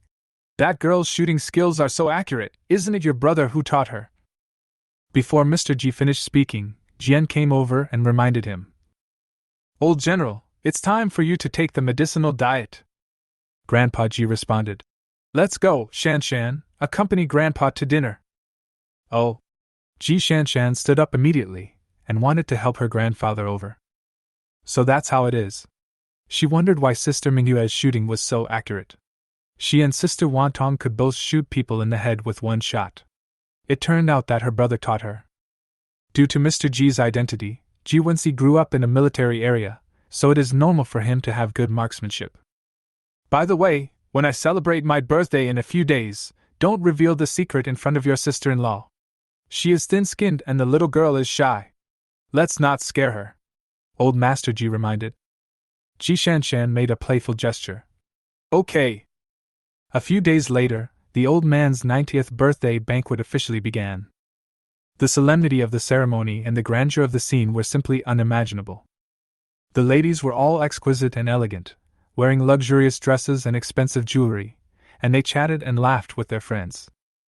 The men were wearing well-tailored suits, with warm and polite smiles on their faces as they greeted each other. This scene was not a birthday party at all, but a charity dinner that could not be more high-end, gathering all the local wealthy people and the upper class. Xiao Mingwei had never seen such a scene before. The difference between the last auction and this birthday banquet was like heaven and earth. This was a real banquet for the rich. As she walked in, she heard the conversations of others. They were either general managers or department heads, all of whom had high status, and there were many big names from both the political and business circles. Xiao Mingwei strolled and found a corner to sit down.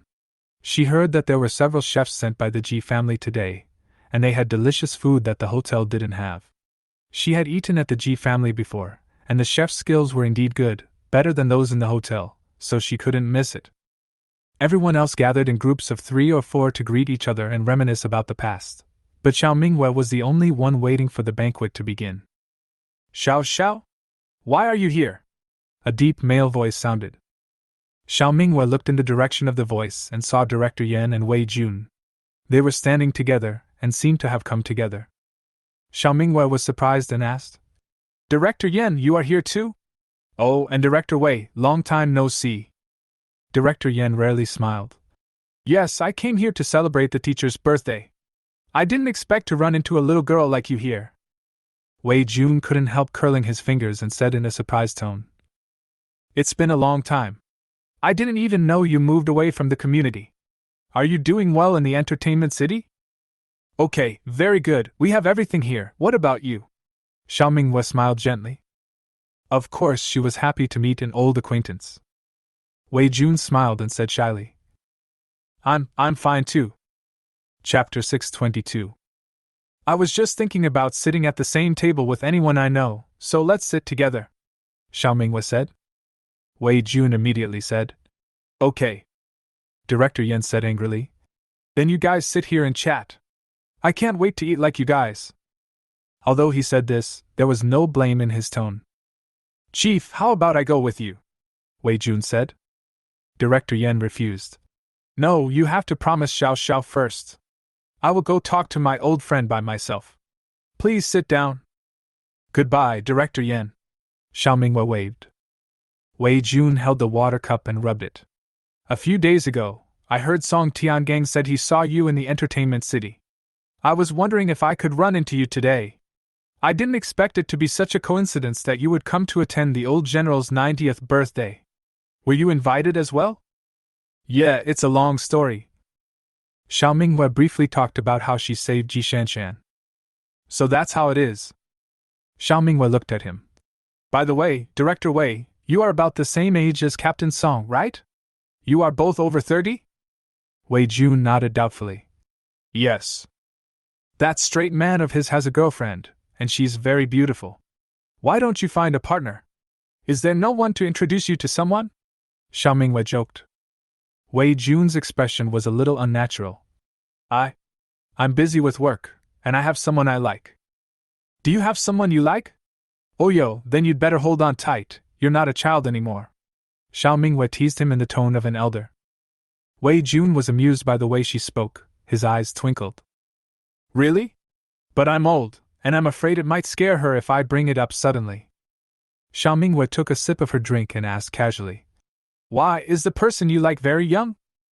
Wei Jun hesitated for a moment and spoke carefully. I want to ask you girls, what is the acceptable age range? Every girl has a different level of acceptance of age, Wei Jun said. Then tell me your story.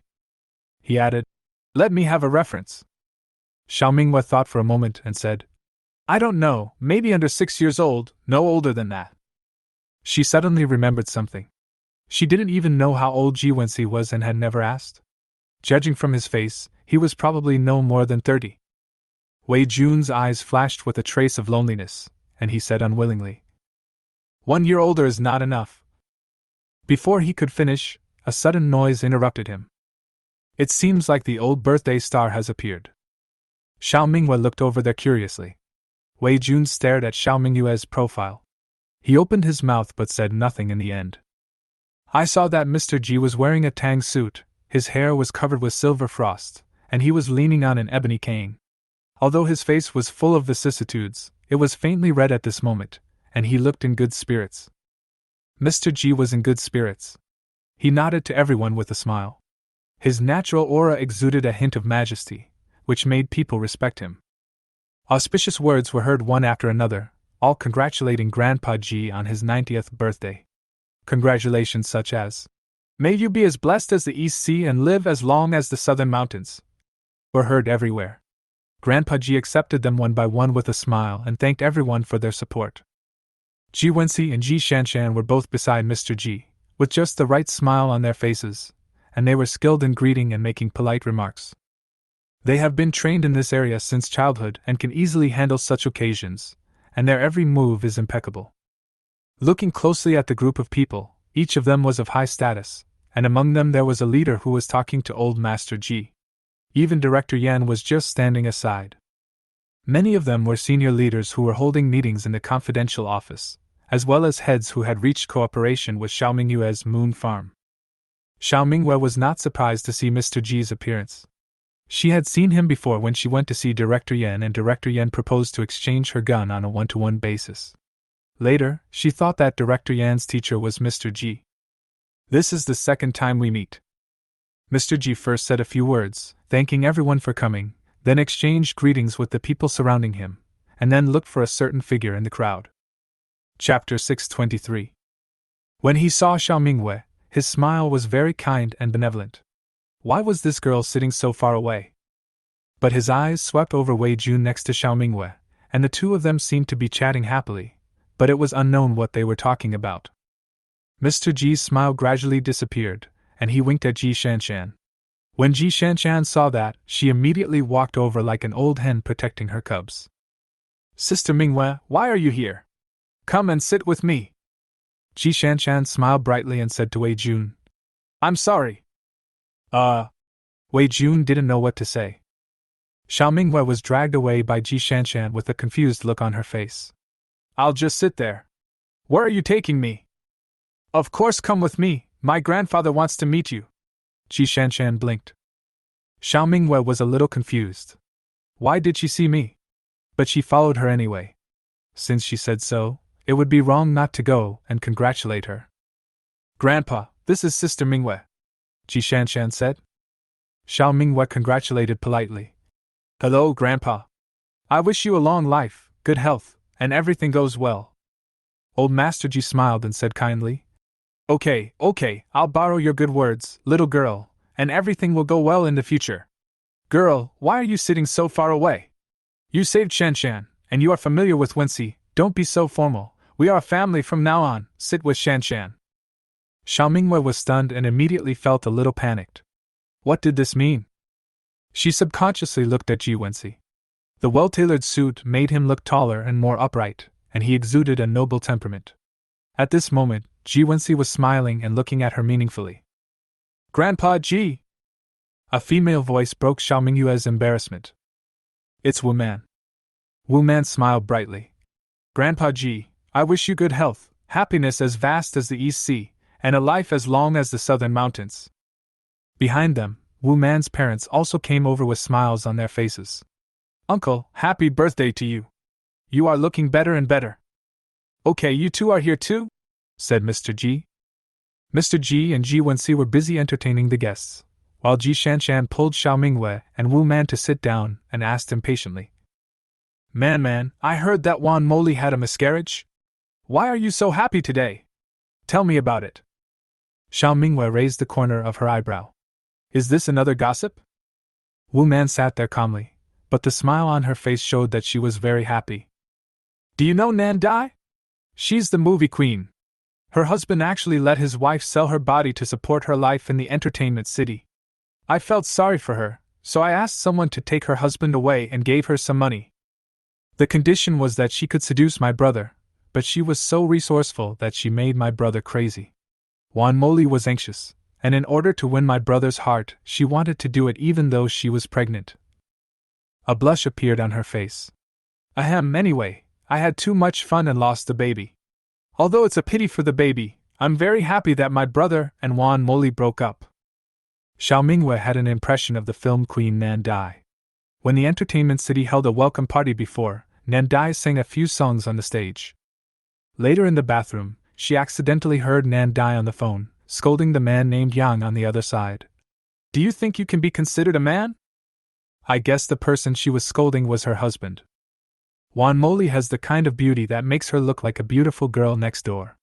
She is considered a beauty among ordinary people, but Nan Dai is a star. Her face stands out among countless beauties and is impeccable in all aspects. Compared with the beautiful movie queen, Wan Moli is not good enough and is simply not in the same league. No wonder Wu Man's brother was so bewitched by Nan Dai and abandoned Wan Moli without hesitation. A man who can be easily hooked up will definitely be easily hooked up by others. Men's sense of novelty is very short-lived, not to mention that she is pregnant. Wan Moli should have thought of this earlier. Is Nan Dai's husband's surname Yang? Xiao Mingwei asked curiously. Wu Man nodded. Yes, his last name is Yang. I think his name is Yang Ji. He used to be an actor, but he was only a third-tier actor. He is a gigolo and likes to hang out with rich women. He is not a good person. Hearing her say this, Xiao Mingwei was more convinced that her guess was correct. Ji Shanshan was so shocked that she couldn't speak. Chapter 624. No wonder Wan Moli sent me crazy messages a few days ago, saying that she was wrong and asked me to help her. I was busy with my grandfather's birthday party at the time and had no time to deal with her. She quickly opened her phone, clicked on the blacklist, and found that Wan Moli had sent her hundreds of messages. At the top was an apology, then a plea, and finally an angry curse. I'm sorry, Shanshan, can you forgive me? Please, Shanshan, have you forgotten our friendship? No matter what, I was your best friend. You are so cold-blooded, you will get your comeuppance. Aren't you the eldest daughter of the Ji family? Do you look down on me? Haha, wait. Wu Man sneered and said, She saw that my brother had fallen in love with someone else, and she no longer had a child to use as a bargaining chip, so she panicked and was eager to find a big tree to lean on. After all, she couldn't bear to give up the glory and wealth. Why do I feel so scared, isn't it, Sister Mingwei? She seems to be threatening me. She won't retaliate against me, right? What does this have to do with me? If he wants to hate someone, he should hate Nan Dai and Wu Shangnan. Ji Shanshan's face wrinkled up, she was speechless. What did this matter have to do with her? It wasn't her who seduced Wu Shangnan, nor was it her who caused the miscarriage. Why did she have to be picked on? Xiao Mingwei pondered for a moment, and told the truth. Because she is both arrogant and inferior, she envies you and hates you at the same time. You were born with everything she dreams of. If you help her, she will hate you. If you don't help her, she will hate you even more. Now she is in trouble. If you don't help her, you are committing a heinous crime. Human nature is such a complicated and dirty thing. In the final analysis, it was because of the huge difference in status between the friends, coupled with Wan Moli's strong jealousy and hatred, that led to a serious imbalance in her mentality. She wants to get benefits from Ji Shanshan and enjoy a luxurious life that she has never enjoyed before, but at the same time she hates Ji Shanshan. Why does she have such a good life? Ji Shanshan laughed in anger. She grew up in love and was exposed to truth, kindness, and beauty. How could she understand such an ugly side of human nature? Then why do you hate me? There are so many rich people, and Man's family is also rich. Why do you hate me? Xiao Mingwei pointed at the last sentence Wan Moli sent. You were once her closest best friend, but Wu Man is not her best friend. Ji Shanshan said incredulously. So I deserve to be unlucky because I'm friends with her? Xiao Mingwei and Wu Man nodded at the same time and said in unison, "Right." Ji Shanshan's face turned red with anger. "What a psycho! I'll tell my brother." Xiao Mingwei said seriously, "Not only should you tell your brother, you should also take the initiative. Doesn't she want to take revenge on you? You can't give her this opportunity." After finishing speaking, Xiao Mingwei looked at Wu Man. "And you, everyone in your Wu family, even Nan Dai, everyone is very dangerous. From these words, you can see that Wan Moli is a vengeful person. She has already gone to the end of her rope. When she reaches a point where she has no other way out, she will definitely have a strong desire for revenge. You all should be careful." Wu Man was so scared that her face turned pale. "So scary? Does she dare to kill me? I didn't want to kill her child. I just didn't want her to enter my house. I still recognize my nephew, who made her so disrespectful and still not honest even when she was pregnant." Ji Shanshan frowned slightly and asked seriously, "Sister Mingwei, if it were you, what would you do? What if it was me?" Xiao Mingwei played with the crystal glass in her hand and said slowly, "Strike first and kill her." Ji Shanshan and Wu Man were both shocked, their pupils trembled violently, and they wanted to say something but couldn't utter a word. Xiao Mingwei knew that she had scared these two pampered young ladies. They had never killed even a chicken in their entire lives. Even in the third year of the apocalypse, social order is in turmoil, murders are happening one after another, the evil of human nature is clearly visible, and it is no longer the peaceful and prosperous times of the past. But they always live under the protection of their family and in an ivory tower. Their family has erected thick walls for them, completely shielding them from the cruelty of the outside world. They live like innocent little princesses. Not to mention Wan Moli being jealous. Everyone would be jealous. Xiao Mingwei raised her eyebrows slightly and continued, "I'm just kidding. Shanshan, you need to tell your brother about this as soon as possible and have someone keep an eye on her, lest something unexpected happens. Don't give her the chance to cause trouble, otherwise there will be endless trouble." Ji Shanshan and Wu Man looked at each other and said, "Okay." Chapter 625. Xiao Mingwei still sat at the same table with Ji Shanshan, while Ji Wenxi sat at Old Man Ji's table. All the guests at that table were important figures, and Ji Shanshan, being a junior, preferred to sit with her friends, of course, also to take care of Xiao Mingwei. But Xiao Mingwei didn't know. The sumptuousness of the dishes at this birthday banquet is simply unimaginable. Xiao Mingwei was a well-informed person, but she was still quite shocked. "Is this red spurred fish soup?" Although it was a question, Xiao Mingwei was certain. In the small stew pot, there is light red fish soup and a small piece of red fish meat lying quietly. There are no extra seasonings to destroy the essential taste of the fish meat. The fish soup exudes an attractive and fresh aroma. Everyone present had a bowl of fish each. Although each person only received a small piece of fish, no one complained that it was too little, because even this small piece of red-boned fish was already extremely luxurious. During previous floods, they could occasionally spend a large sum of money to eat red-boned fish. But since the extreme cold came, red-boned fish is as good as extinct. It is hard to get one even for tens of thousands of gold.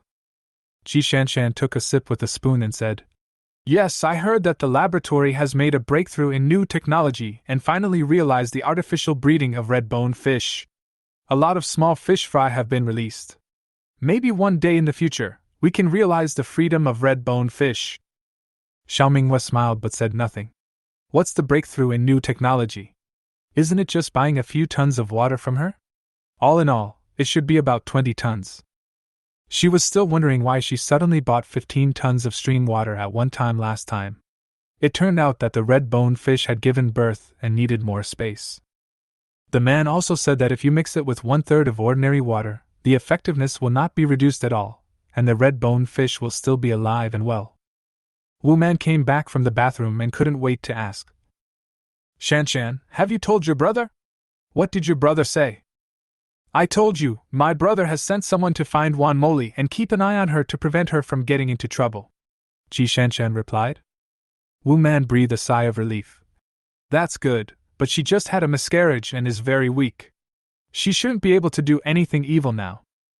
Xiao Mingwei thought that Wan Moli was like a poisonous snake lurking in the dark, and she was afraid that she would suddenly appear at any time and bite her hard.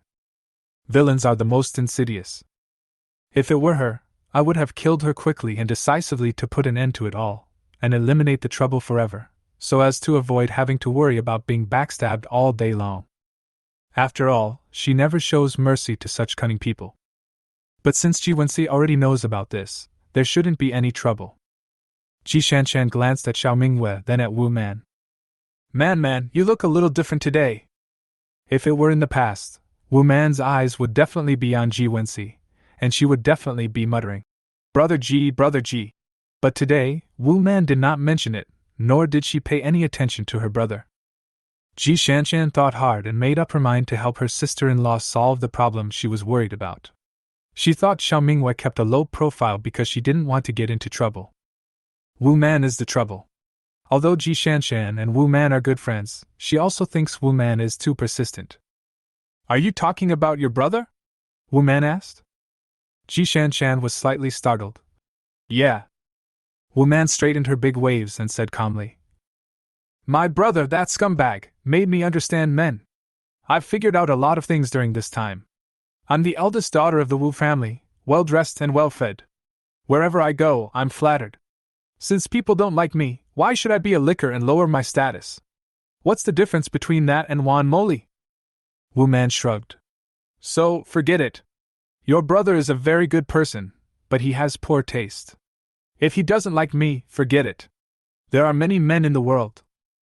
Xiao Mingyue's chewing stopped. Why did the fried ribs in her mouth no longer smell delicious? Ji Shanshan quickly smiled and tried to smooth things over. Well, people are all about fate. This means that my brother has his Mr. Right, and you have your Mr. Right. If it's not suitable, you can't force it. You are both good. Wu Man sighed softly. Shanshan, you are right. Now that I think about it, I was really cheap before. I was almost like Wan Moli chasing after a man. It was embarrassing. How can you lose face? You were so direct and reckless before, and now that you realize it's not suitable, you give up cleanly without any hesitation. You are great, at least you are always open and honest. I never think you are the same as Wan Moli. Ji Shanshan comforted her. Wu Man was moved and hugged Ji Shanshan, saying coquettishly, Shanshan, you are so nice. I am so nice to you. You are almost crying. Chapter 626. The two best friends were very close, while Xiao Mingwei was eating heartily. During the break in the meal, she glanced casually and saw a figure in chef's uniform flash by in an inconspicuous corner. How could someone from the kitchen come to the front hall? If someone came to deliver the food, it would be the waiter. Maybe he came out to take a look. Xiao Mingwei didn't think much about it and continued to drink his soup. It's the same red-boned fish, and there are no special side dishes. How do they stew it, and it tastes so good? It tastes much better than the fish she cooks. The fish meat is also very tender and smooth, making you want to swallow your tongue. It is so delicious that it makes your teeth fall out. A chef is a chef. He deserves to be a chef for his job. His cooking skills are excellent. Xiao Mingwei admired in her heart, and in just a few mouthfuls she had finished the whole pot of fish soup. Longevity noodles are here. With a shout, a bowl of longevity noodles was slowly pushed over by the dining cart. Everyone looked towards the main table. This bowl of longevity noodles is for the old birthday star. Eating this bowl of longevity noodles means that the old birthday star will live forever and have good luck and fortune. It is a very good meaning, so the old birthday star must finish this bowl of noodles. There isn't much longevity noodles. After all, you still have to eat other things. You can't be full just by eating noodles. In a small white porcelain bowl, the noodle soup is clear, made from the bones of red-boned fish. The chewy noodles are curled up quietly in it, with a few drops of oil floating in it, and some chopped green onions scattered here and there. This is longevity noodles. Here it is, hot longevity noodles. The longevity noodles were served on the table. Director Yen played a joke on his respected teacher. Teacher, these longevity noodles are made from a single noodle. You can't bite it off. You have to eat it all in one go. We are all watching you. You can't cheat. The others also laughed, and the atmosphere was quite harmonious. Old Master Ji's eyes were full of smiles. Boy, this little bit of noodles is not enough to fill my teeth. I will eat it all in one go and let you see. Fortunately, the portion was not large, just 2 or 3 mouthfuls. Mr. G not only finished the noodles, but also drank all the soup. After Grandpa G finished eating, everyone congratulated him with auspicious words, saying that after eating the longevity noodles, he would live as long as the southern mountains. Mr. G said a few polite words, and everyone started chatting excitedly. Old General, you have 2 such outstanding grandchildren. They are all so outstanding and filial. We are so envious of them. Just enjoy your old age. Mr. G waved his hand and said, After he gets married, I can truly enjoy my old age. Look at what you said. Xiao Ji is a young talent. There are so many people lining up to marry her. Xiao Ji, don't be so picky. Several elders teased Ji Wensi. Even as the person in charge of the Ji group, he could not avoid being urged to get married in front of the elders. Ji Wensi looked at a woman who was concentrating on eating, and pulled the corner of her mouth helplessly. He was about to speak when he heard Old Man Ji groan in pain. Old Master Ji looked painful. He was holding his chest, his brows were furrowed, and his forehead was covered with cold sweat. Ji Wensi's face tensed up, and she hurried over to help him. Grandpa? What's wrong with you? Are you feeling uncomfortable? Everyone was also frightened by the sudden change in Mr. G's appearance, and they all came over to show their concern. When Mr. G opened his mouth to speak, a trace of blood flowed out from the corner of his mouth. Seeing the glaring blood, Ji Wensi's face changed drastically. Call a doctor quickly! I'll go right away. Secretary Han had been standing nearby and quickly took out his cell phone. No matter if it was a call from the entertainment center or the Ji family's family doctor, he would rush over. Everyone was so frightened by this scene that they didn't dare to continue eating. Chapter 627. At this time, Mr. G was breathing rapidly and his eyes were wide open. Don't gather around, stand further away. After hearing Ji Wensi's words, no one dared to move forward and they all stepped back quickly, fearing that they would deprive Mr. G of the fresh air. Ji Wensi quickly calmed down, and violent energy surged in his dark eyes. He looked at the bowl of longevity noodles suddenly, and his pupils shrank. Grandpa was fine before he ate the longevity noodles, but he immediately felt unwell after he ate it. Go seal off the entire hotel, close all the exits, and check who had the hands of this bowl of longevity noodles. He gave the order in a cold voice. The subordinates did not dare to delay and went there immediately. Xiao Ji, do you suspect someone poisoned you? The symptoms do seem to indicate so. Director Yen frowned. The leader's tone was filled with anger. With such strict guards, there are still villains who dare to poison the food. They are really brave. Sorry everyone, no one can come in or out right now. Ji Wensi glanced at everyone with a scrutinizing look. Everyone immediately said it was okay and they fully understood his decision to block the hotel. Mr. G is a man of high moral character and has many students all over the world. Many of those present were his students, and they couldn't help but worry about him. Of course, there are also people who are afraid that they might be infected too. They are so scared that they throw their chopsticks aside and dare not drink a sip of water. Several shareholders of the hotel were also terrified. What on earth was going on? Every place was strictly controlled and checked at every level. How could a poisoning case occur? Everyone present is a big shot in Pingjing City. A poisoning incident occurred at Mr. G's birthday party. What if he poisoned everyone's food? The consequences are disastrous. But now it seems that only Mr. G has a poisoning reaction. But even so, I'm afraid many people will lose their jobs. When they thought of this, some people turned pale with fear. There was a commotion in the banquet hall. Ji Shanshan was already frightened out of her wits. She squatted beside Old Man Ji, calling, "Grandpa," over and over again, tears streaming down her face. Xiao Minghua didn't expect such an accident to happen. Her brain was working fast, thinking about how she could help. At this moment, Mr. G was already unconscious and his pupils were beginning to dilate. He was afraid that he would collapse before the doctor arrived. By the way, stretch your legs and stare at the pills. She bought a box of 5 puzzle pieces from the puzzle space. She gave one to her grandfather, and now there are 4 left. Since the stretch your legs and stare your eyes pill is a miracle medicine, it can cure all diseases. It can cure Grandpa's Alzheimer's disease, and maybe even save Grandpa G's life. The Ji brothers and sisters depend on their grandfather for survival, and she doesn't want them to lose their loved one. At the critical moment, Xiao Mingwei reached into her handbag, and when she took it out, there was an extra pill in her hand. She immediately ran over and stuffed the leg-stretching and eye-glaring pill directly into Mr. Ji's mouth. Before Ji Wenxi could react, the pill had already entered Mr. Ji's mouth. "What did you feed Grandpa?" he asked. Xiao Mingwei explained calmly. "Something that can save his life." Ji Wenxi looked at her deeply, but didn't say anything in the end. She looked solemn and kept staring at Mr. Ji's face, quietly waiting for any changes. Although Mr. Ji has lost consciousness, the stretching legs and staring eyes pill melted in his mouth and has entered his stomach. Now he just has to wait for the effect of the medicine to slowly show up. In fact, Xiao Mingwei was also very nervous. She had only used the stretch your legs and stare your eyes pill once to cure her grandfather's Alzheimer's disease, but she didn't know whether this pill would be effective against poison. To be honest, she was not sure either.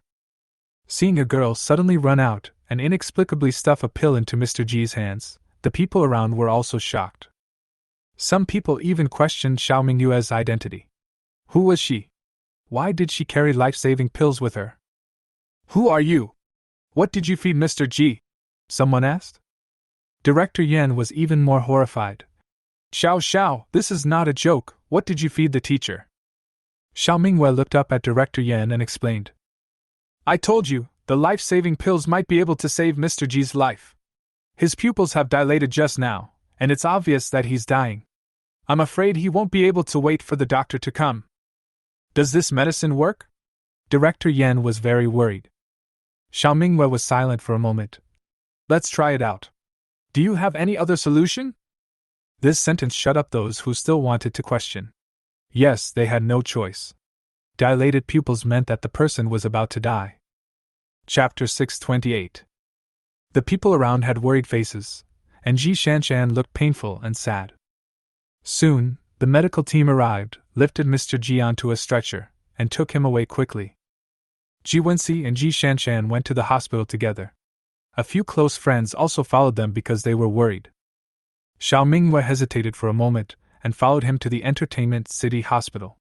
She wanted to know whether the stretching legs and staring eyes pills were effective. Secretary Han was left to maintain order in the banquet hall and guard the door tightly.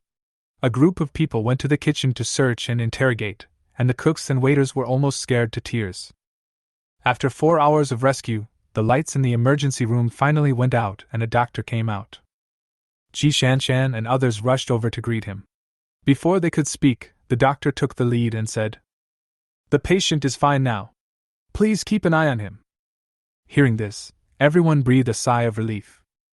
Ji Shanshan burst into tears of joy and threw herself into Ji Wenxi's arms. "Brother, Grandpa is fine now. I was scared to death. I was really scared to death." The tension in Ji Wenxi's mind finally relaxed a little. "The doctor said it's okay, so it must be okay." The doctor took off his mask tiredly. Several hours of high-intensity work made him a little exhausted, but he still had a happy look on his face, because saving the person was a great joy. "Oh, there's something very strange. The patient was dying, and all his body functions were rapidly declining. What did you feed him?" "The toxic substances in his body are actually gradually decreasing, and his body functions are slowly recovering. This is really abnormal. It is a miracle that he can be saved." As soon as these words came out, everyone looked at Xiao Mingwei in the corner with complicated expressions. They did not forget that Xiao Mingwei stuffed something called a life-saving pill into Mr. Ji's mouth. Xiao Mingwei hesitated slightly. "Life-saving pill? An ancestral elixir?" she added. The name, "Stretching Legs and Staring Eyes Pill," was too inappropriate, so she gave it a new one. The doctor's eyes lit up. "Do you have any more? We want to analyze the ingredients and study it." Xiao Mingwei shook her head. "No more. The last one." The doctor's expression was visibly disappointed. "What a pity! This is simply a miracle drug. It's incredible." Xiao Mingwei looked at Ji Wenxi. Their eyes intertwined. She curled up the corners of her mouth and gave him a comforting smile. "It's all over." Ji Wenxi came over, hugged him in her arms, and said in a fearful voice, "Thank you, Mingwei, thank you." Xiao Mingwe was completely wrapped in his hot chest. He must have been holding on. Ji Shanshan burst into tears and collapsed on the chair. But he directed everything calmly. He had to investigate the murderer, guard the door of the emergency room, take care of the banquet hall, and remotely direct Secretary Han. His parents died when he was young and he depended on his grandfather for everything. He was always calm and composed and had never lost his composure. Today was the first time, and he must have been very scared just now. Xiao Mingwe raised her hand and patted his back gently. It's okay. I heard that once an old man has passed the great catastrophe of 90 years old, he will really live as long as the southern mountains. It will be no problem for him to live to 500 years old. Don't worry. Ji Wenxi's stiff back slowly relaxed. Where did you hear that? I said it myself. Xiao Mingwe smiled tenderly. Ji Wenxi's face finally showed a little smile. Thanks. Don't be polite, your grandfather is my grandfather, Xiao Mingwe said. Xiao Mingwe glanced at the others casually and found that the way they looked at them was very strange. The atmosphere suddenly fell into an eerie silence. Director Yan was the first to react. Xiao Ji, Xiao, you guys. What is the relationship? Xiao Mingwe realized it later and her face looked very unnatural, not knowing how to explain it. Ji Wenxi's expression remained unchanged. He slowly let go of Xiao Mingwe and was about to say something when the phone suddenly rang. Boss Ji, I found out. On the other side, it was Secretary Han's voice. There was a cold and cruel flash in Ji Wenxi's eyes. Yeah, I'll be right there. Seeing his expression, Xiao Mingwe was slightly startled. She clearly saw the uncontrollable murderous intent in his eyes. Chapter 629. Ji Wenxi walked quickly towards the interrogation room with her long legs. Secretary Han followed her and reported the results of the search. The food and water at today's birthday banquet have all been strictly checked. Only the old man's longevity noodles were poisonous. We found highly toxic substances in the remaining soup of the longevity noodles. We checked everyone in the banquet hall and found no problems. All the passages in the hotel have been blocked. Get to the point, Ji Wenxi said impatiently. We found a suspicious person in the female staff locker room. She was a guest of the Entertainment City Hotel, but she was wearing a chef's uniform. It was Wan Moli. She is Miss Shanshan's former good friend, the woman who drugged you before. Secretary Han's expression was a little strange. I know, no need to go into so much detail. Ji Wenxi pushed the door open and walked in. In the interrogation room, Wan Moli was handcuffed to a chair, her expression dull and her face pale, without a trace of blood. She had just had an abortion and was very weak. On the other side, there is another interrogator. Seeing Ji Wenxi coming in, Wan Moli's eyes trembled, and finally there was some light in her eyes. Wan Moli said sarcastically, Where is Ji Shanshan? Why are you the only one here? Ji Wenxi looked indifferent. She doesn't want to see you. Wan Moli laughed softly and said proudly, Don't want to see me? Are you too sad to come? Ha ha, that's so satisfying. Her grandfather died, and your grandfather died too, ha ha ha, you deserve it, sad? In pain? It's karma. Tell me, why did you poison me? What was your purpose? Who asked you to come? Wan Moli smiled creepily. How dare you ask? Because I hate you all. Whether you believe it or not, you are the only man I have ever loved. I really want to be your woman. Being with Wu Xiangnan is just to live a better life. But when it comes to love, I love you. Even if you have nothing, I still love you uncontrollably. Ji Wenxi's eyes were cold, with a hint of disgust. Wan Moli was hurt by his gaze and changed the subject. But what about you? You never even look me in the eye. You look down on me and despise me. How can I not hate you? And Ji Shanshan, she said she regarded me as her best friend, but she didn't help me. What kind of friend is she? What does she regard me as? At this point, Wan Moli was already screaming and roaring. I love you so much, why did you call the police and ruin my reputation? Because of you, the Wan family doesn't want me anymore. You have such a cruel heart. Is your heart made of stone? You have to kill me to be happy? I am different from you. I don't have the protection of a big family. Do you know how difficult my situation was at that time? Ji Shanshan, that bitch, knew that I was in agony and begged for help everywhere, but she just stood by and watched me trying to please a man just to stay alive. Are you laughing at me? Are you very proud of me? Wan Moli's face was grim. You are so proud, you continue to be so proud. Aren't you so high and mighty? Aren't you looking down on me? I just want to make you suffer. My life is worse than death. Why should you live better? Ha ha ha, you two orphans, your last family doesn't want you anymore, you deserve it. Secretary Han gritted his teeth and cursed. Mad man! What a mad man! The interrogator suddenly spoke. We checked your experience. You just had a miscarriage. The child was from Wu Shangnan, the eldest son of the Wu family. You hooked up with him, but he found a new lover, which caused your miscarriage. If you want revenge, you should take revenge on the Wu family. Why did you let the Wu family go and attack Old Man Ji? What's the hidden story? Tell the truth. Chapter 630. Wan Moli leaned back in her chair and sneered. Who said I let the Wu family off? Guess why Wu Shangnan didn't attend, and why only Wu Man came? Because he was in the bathroom, and I stabbed him to death. Who made him kill my child? Ji Wenxi's expression remained unchanged. He already knew about Wu Shangnan's stabbing before he came. Wan Moli clenched her fists. And the Wu family's parents, I put poison in their water bottles before they sneaked into the birthday party. But I didn't expect you to find me so quickly. It's a pity. If the Wu family goes back and drinks a sip, the hypocritical Wu family parents and Wu man will die. As she spoke, a strange smile appeared on her lips. What a pity, what a pity! If it weren't for the fear of alerting the enemy, it would be inappropriate for the Wu family not to go. I really can't swallow the anger your Ji family has given me. Otherwise, I would have perished with the Wu family. What a good opportunity, a birthday banquet. Where else can I find such a good opportunity? How could I let it go? The judge continued to question. The banquet hall is heavily guarded. How did you get in? Wan Moli slowly sat up straight. Guess? Ji Wenxi's face was cold. After thinking carefully, she understood that the Wu family received 2 invitations, one for Wu's parents and one for Wu Man. The one for Wu Man was given by Ji Shanshan. She came in openly with the invitation, then quietly changed her clothes and went into the kitchen. Because the chefs in the kitchen were all wearing masks, no one doubted her identity. As for where she got the chef's uniform and why she knew the layout of the kitchen, it was not difficult as long as she made some preparations in advance.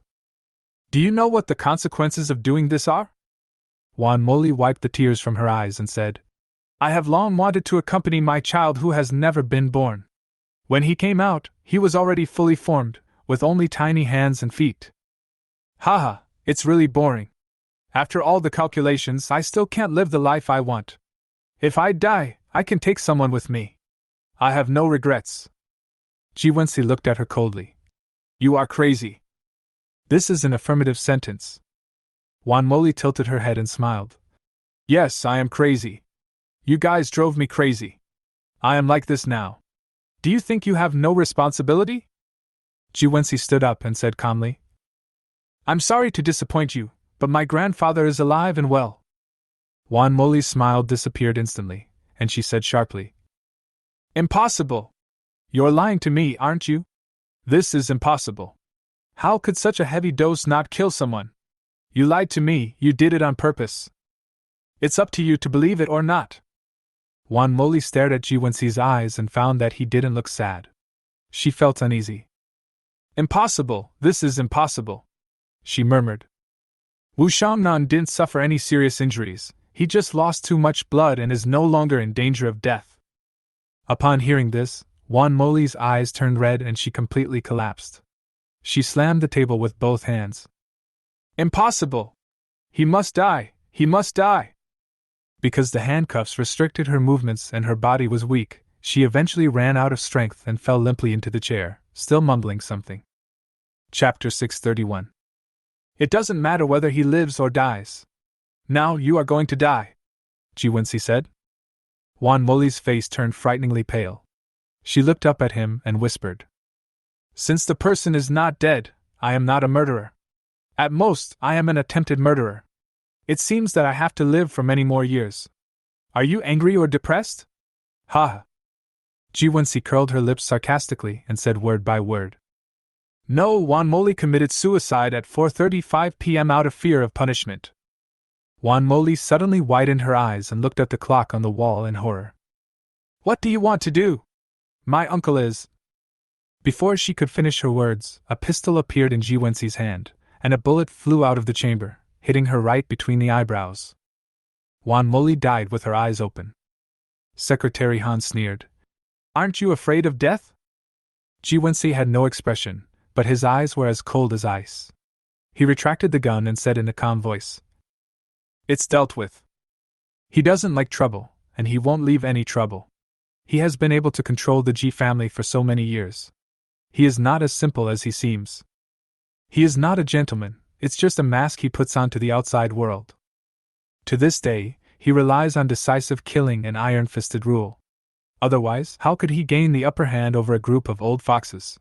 How could he survive in the cruel end of the world? Confucian scholars can't do it, but butchers can. This is his true side. Yes. Secretary Han was not surprised. Ji Wenxi pushed the door open, and when he saw who was standing outside, his face froze and he subconsciously became a little flustered. Why are you here? How long have you been here? Xiao Minghua did not answer, but looked at him quietly. After a moment, she raised her eyebrows. I just realized now that we are the same kind of people.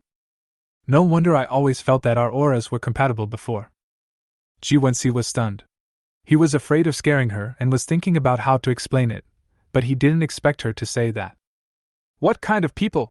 He asked. Xiao Minghua thought for a moment and said, He is cruel and merciless. He suddenly smiled. Then let's get to know each other again, Miss Cruel and Ruthless. I am Mr. Cruel and Ruthless. Xiao Minghua raised her eyebrows. Miss Cruel, this is a good name. She had seen Ji Wenxi kill someone before, and seeing how calm he was, it didn't look like it was his first time. Coincidentally, no one knows how many lives were lost on her hands. A butcher matches a butcher, quite a suitable match. Wan Moli died. The main culprits were her ambition and greed, Wu Xiangnan's promiscuity, and the indulgence of Wu's parents. The trigger was the unborn child. Ji Shanshan and Wu Men never thought that Wan Moli would dare to poison Grandpa Ji. Ji Shanshan felt extremely remorseful and blamed herself for not knowing the person well and causing her grandfather to suffer this disaster. Wu Man was even more frightened. She didn't expect Wan Moli to be so crazy. Now that she knew about her brother's miserable condition, she felt very complicated. How could Wan Moli not stab her to death with one knife? You are so lucky. Some people said that she wanted to climb up the social ladder and live a life of superiority, and there was nothing wrong with that. Others said that she did not recognize her own identity, and was too ambitious in trying to get things that she should not have. Some people also say that the fetus is innocent after all, and that Wan Moli is crazy and mentally twisted because she loves her child. Even a tiger will not eat its own cubs. No matter how many evil things she has done, she still has maternal instincts and loves her child. There are many different opinions. Wan Moli's death caused quite a stir in Pingjing City and became a topic of conversation among people. After Wu Xiangnan woke up, he ignored everyone and didn't speak for half a month. He thought that he was the one who killed Wan Moli and the child. This playboy who had always been at ease in the love field suddenly became much calmer, but it was too late. Of course, this is all a story for later. Girl, you saved me. I, an old man, should really thank you. Chapter 632. Mr. Ji has woken up, and after many examinations, he is in good health and is finally allowed to be visited by his family and friends. Xiao Minghua smiled gently. It's my duty, I'm glad you're okay. Mr. Ji looked at Ji Wenxi, his eyes moving between the two of them. You are a good child. I am at ease leaving my grandson to you. You two should treat each other well. If this kid does you wrong, I will definitely punish him. I will keep my word. Xiao Minghua was stunned. She even felt a little awkward meeting her parents, and didn't know what to say. Ji Wenxi responded, Of course I will treat her well. Old Master Ji nodded with satisfaction. Stinky boy, I am very satisfied with this granddaughter-in-law. You have good taste. Xiao Minghua and Ji Wenxi looked at each other and smiled shyly. When do you plan to hold the wedding? Mr. Ji asked tentatively. He is an impatient person. Ji Shanshan immediately raised her hand. Then I'll be the bridesmaid. Hee, sister-in-law, you will look great in a wedding dress. Ji Wensi glanced at Xiao Mingwei and said, Don't worry. Mr. Ji put his hands behind his head and sighed. Okay, young people have their own ideas. Anyway, my worries are gone, and I feel relieved. It's really uncomfortable to lie in bed for so many days. Go and ask me when I can be discharged from the hospital. I have an appointment to play chess with someone. Ji Shanshan snickered. Grandpa, you've only been in the hospital for a short time, and you haven't fully recovered yet. The poison is highly toxic, so you must take good care of yourself. Don't even think about being discharged from the hospital for now. Old Master Ji was not convinced. The doctor said that I have grown some new growth buds. Now my body is in better shape than before. My arms and legs are much stronger. Why can't I be discharged from the hospital? I must be discharged. It's like being in prison. I can't stand it anymore. Old child, this old man is still acting like a child. The Ji brothers and sisters were helpless. Only Xiao Mingwei believed that this was true, because after Grandpa took the leg stretching and eye staring pill last time, his physical skills were greatly improved, and his internal organs and even his bone marrow seemed to have been cleansed. The stretch your legs and stare your eyes pills can not only cure diseases, but also improve physical fitness. More importantly, this thing is cheap and good quality. 5 pills only cost 20,000 puzzle coins. Yes, for Xiao Mingwei now, 20,000 puzzle coins are already a small amount of money. That's how rich she is. Unfortunately, there is only one chance to buy it, and you can't buy it again. So she still had 3 stretching legs and staring eyes pills left in her hand, and they were becoming more and more precious. Because of the hug in the emergency room last time, a few people already knew that the head of the Ji family was already taken, but they didn't know Xiao Mingyue's identity. Except for Director Yan. Of course, Director Yan would definitely not speak nonsense to outsiders, so it did not cause much trouble to Xiao Mingwei. The Xiao family doesn't know about this yet, because the people who know about this are not accessible to them yet. Time flies, 2 months passed in a flash, and they have lived in the entertainment city for half a year. In Grandma and Grandpa's room. What's the temperature today? Mother Xiao is now keeping an eye on the real-time temperature every day, because during this period of time, when the temperature dropped to minus 55 degrees, it began to warm up. Although it is slow, it is a good sign. It's minus 19 degrees Celsius during the day and minus 30 degrees Celsius at night, said Xiao Mingwei. Mother Xiao was overjoyed. That's great, it's 3 degrees higher than yesterday. The temperature is rising. This freezing weather is finally coming to an end. When can we return to Huahan community at the earliest? While knitting a sweater, Grandma said, Your mother misses going home every day. Grandma, don't you miss me? Xiao Mingwei asked. I miss it, of course I miss it. It's more comfortable to live in a house with a yard. I can grow vegetables and raise chickens, just like in the countryside. I like that kind of life, said Grandma. Xiao Mingwei pondered for a moment. How about this? When the temperature drops above 0, we will go home, clean up the house, repair the damaged parts, and prepare to move back. That's great! I've been idle for so long, it's time to get back to work. I wonder if I can still get started. Mother Xiao was looking forward to going home. She thought that the Entertainment City Hotel was great, but it was not as good as her home. Grandpa drank his hot tea calmly. That's great. The days of growing vegetables and raising chickens were so comfortable. Now it's finally spring. Xiao Mingwei looked at the world of ice and snow outside the window, her mind flying far away. She had a vague, ominous premonition. Will the end of the world end? It has to end. She wants to return to normal life. But things don't always go as planned. Chapter 633. In a blink of an eye, half a month passed by. Ever since Xiao Mingwei said last time that she wanted to move back to the Xiao family villa, the Xiao family members have been counting the days, especially Gao's mother and grandmother. During this period of time, the temperature has been rising steadily, increasing slowly by 2 to 3 degrees every day, and the extreme cold weather has gradually disappeared. The current temperature is almost the same as the winter before the apocalypse, it's just the temperature that winter should have. Within a few days, the daytime temperature broke through 0 and reached 1 degree above 0. Although it was only 1 degree, It was a big event worth celebrating for the people of the entire Pengjing city. Everyone was telling each other about the 1-degree temperature today.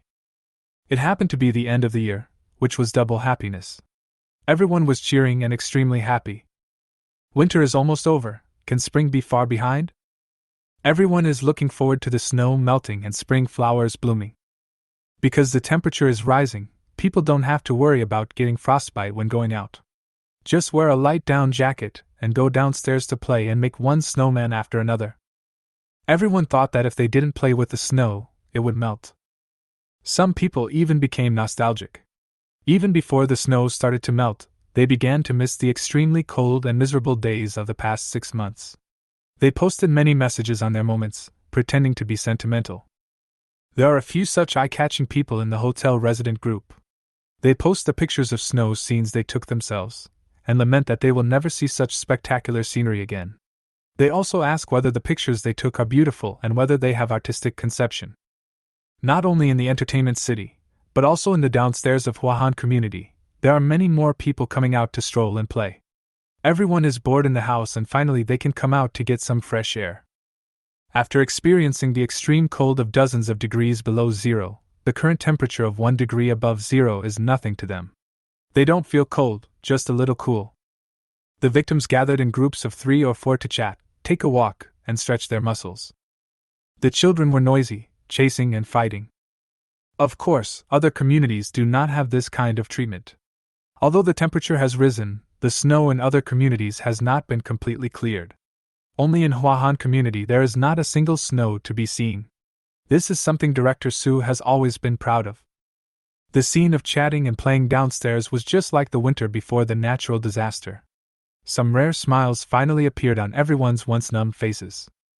The most common phrase people say is, "Happy New Year! New Year, new beginnings. New Year, new atmosphere. After this new year, everything will return to normal. We have finally made it to the end, and the future will definitely be good." I heard that it was to celebrate the new year and to ignite the flames in the hearts of the victims, so that everyone can regain their confidence and feel happier. On New Year's Eve, we eat dumplings. Everyone can have a bowl of hot dumplings. The government has made a big move this time. On the day the notice was issued, all the disaster victims were very excited. The topic could not avoid dumplings. They were all guessing what the dumplings were filled with, and what the dumpling wrappers were made of. After all, they are all people who have eaten mosquito mooncakes and have psychological trauma. Some people think that the dumpling skin is made of flour, while some people don't believe it. In any case, the topic everyone is discussing these days is dumplings, dumplings, dumplings, and rising temperatures. There is one more thing. There are no more toothworms in the disaster relief food because the stock of toothworms has been consumed in the past 6 months. There will be no more toothworms in future disaster relief food. The once powerful giant meatworm will gradually lose all traces of its existence, and only exist in the mouths of the people and be passed down for a long time. The victims in the resettlement houses were all celebrating the arrival of the new year, and so were those in the entertainment city. The hotel started decorating early on, using red decorations, red lanterns, red couplets and the like, and the atmosphere of the festival was everywhere. Xiaomingwei also booked a high-end private room in the restaurant early on. Everyone must have the New Year's Eve dinner together and have a good meal. On New Year's Eve, my eldest uncle and my second uncle's families all came. The Chinese New Year should have been their busiest time, but they all took time off so that no one would miss the reunion dinner. Chapter 634. Everyone walked into the private room with smiles on their faces, wishing each other a happy new year. They had been having a good time in the entertainment city over the past 6 months. "Happy New Year, Grandpa and Grandma," said Jiang Chuang. After saying that, he winked at Xiaomingwei again. "Happy New Year, beautiful sister." Xiaomingwei smiled and patted his head.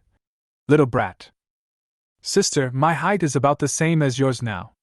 Believe it or not, in a few months, I will be taller than you." Jiang Zhuan looked proud. "Oh, really? Your head really moves fast." The little boy looks different every year. When the temperature is high, the little fat boy's facial features are saved from a pile of fat, and he successfully loses weight through starvation. "I live in the entertainment city this year. The food is better. I have grown taller and taller. I haven't gained weight yet. I have become thinner and slimmer. He looks like a handsome boy already. He eats a lot every day, and the nutrition he gets contributes to his height. I remember he used to be as fat as a ball. My aunt joked with a smile. Jiang Zhuang said dissatisfiedly. Mom! The uncle looked at his son and liked him more and more. Don't say he's fat. Boys need to save face when they grow up, so they won't be happy if you say they're fat. My son's voice has changed, and he's going to be a man in the future. Eat. Eat as much as you want today. Try to be taller than your dad next year. Grandpa said leisurely. Your little brat is eating me out of money. Today's New Year's Eve dinner is enough for you. If not, order more. Grandpa, that's what you said. Jiang Zhuang touched his head and smiled embarrassedly. My second uncle and Jiang Yuan were also very happy to hear this. My second aunt greeted them. Come on, everyone, please sit down. During the meal, Zai Zai ran around the room holding a drink bottle, his legs moving very fast. He couldn't see anyone's cup was empty, so he had to fill it up. And he has to pour it himself, otherwise he won't be happy. Zai Zai has grown a lot too. He runs very fast, swinging his two lotus root-like arms, and is very naughty. I'll pour it! Zai Zai whined and acted coquettishly. Xiao Minghua's eyes were full of doting. Okay, you do it, here, don't spill it. She held the water cup lower to make it easier for Zai Zai to pour the drink. Zai Zai looked serious, as if he was doing something important. I won't spill it. I'll be careful. The little brat's words successfully made everyone laugh again, and he really didn't spill a single drop. This little waiter provides excellent service. The uncle gave a thumbs up and made a sharp comment.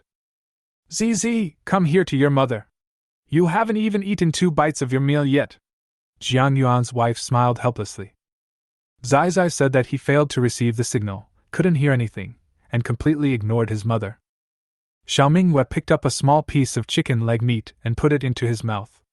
He chewed it, and it was very delicious. More. In this way, he wandered around like a wanderer, feeding everyone he met, and was soon full.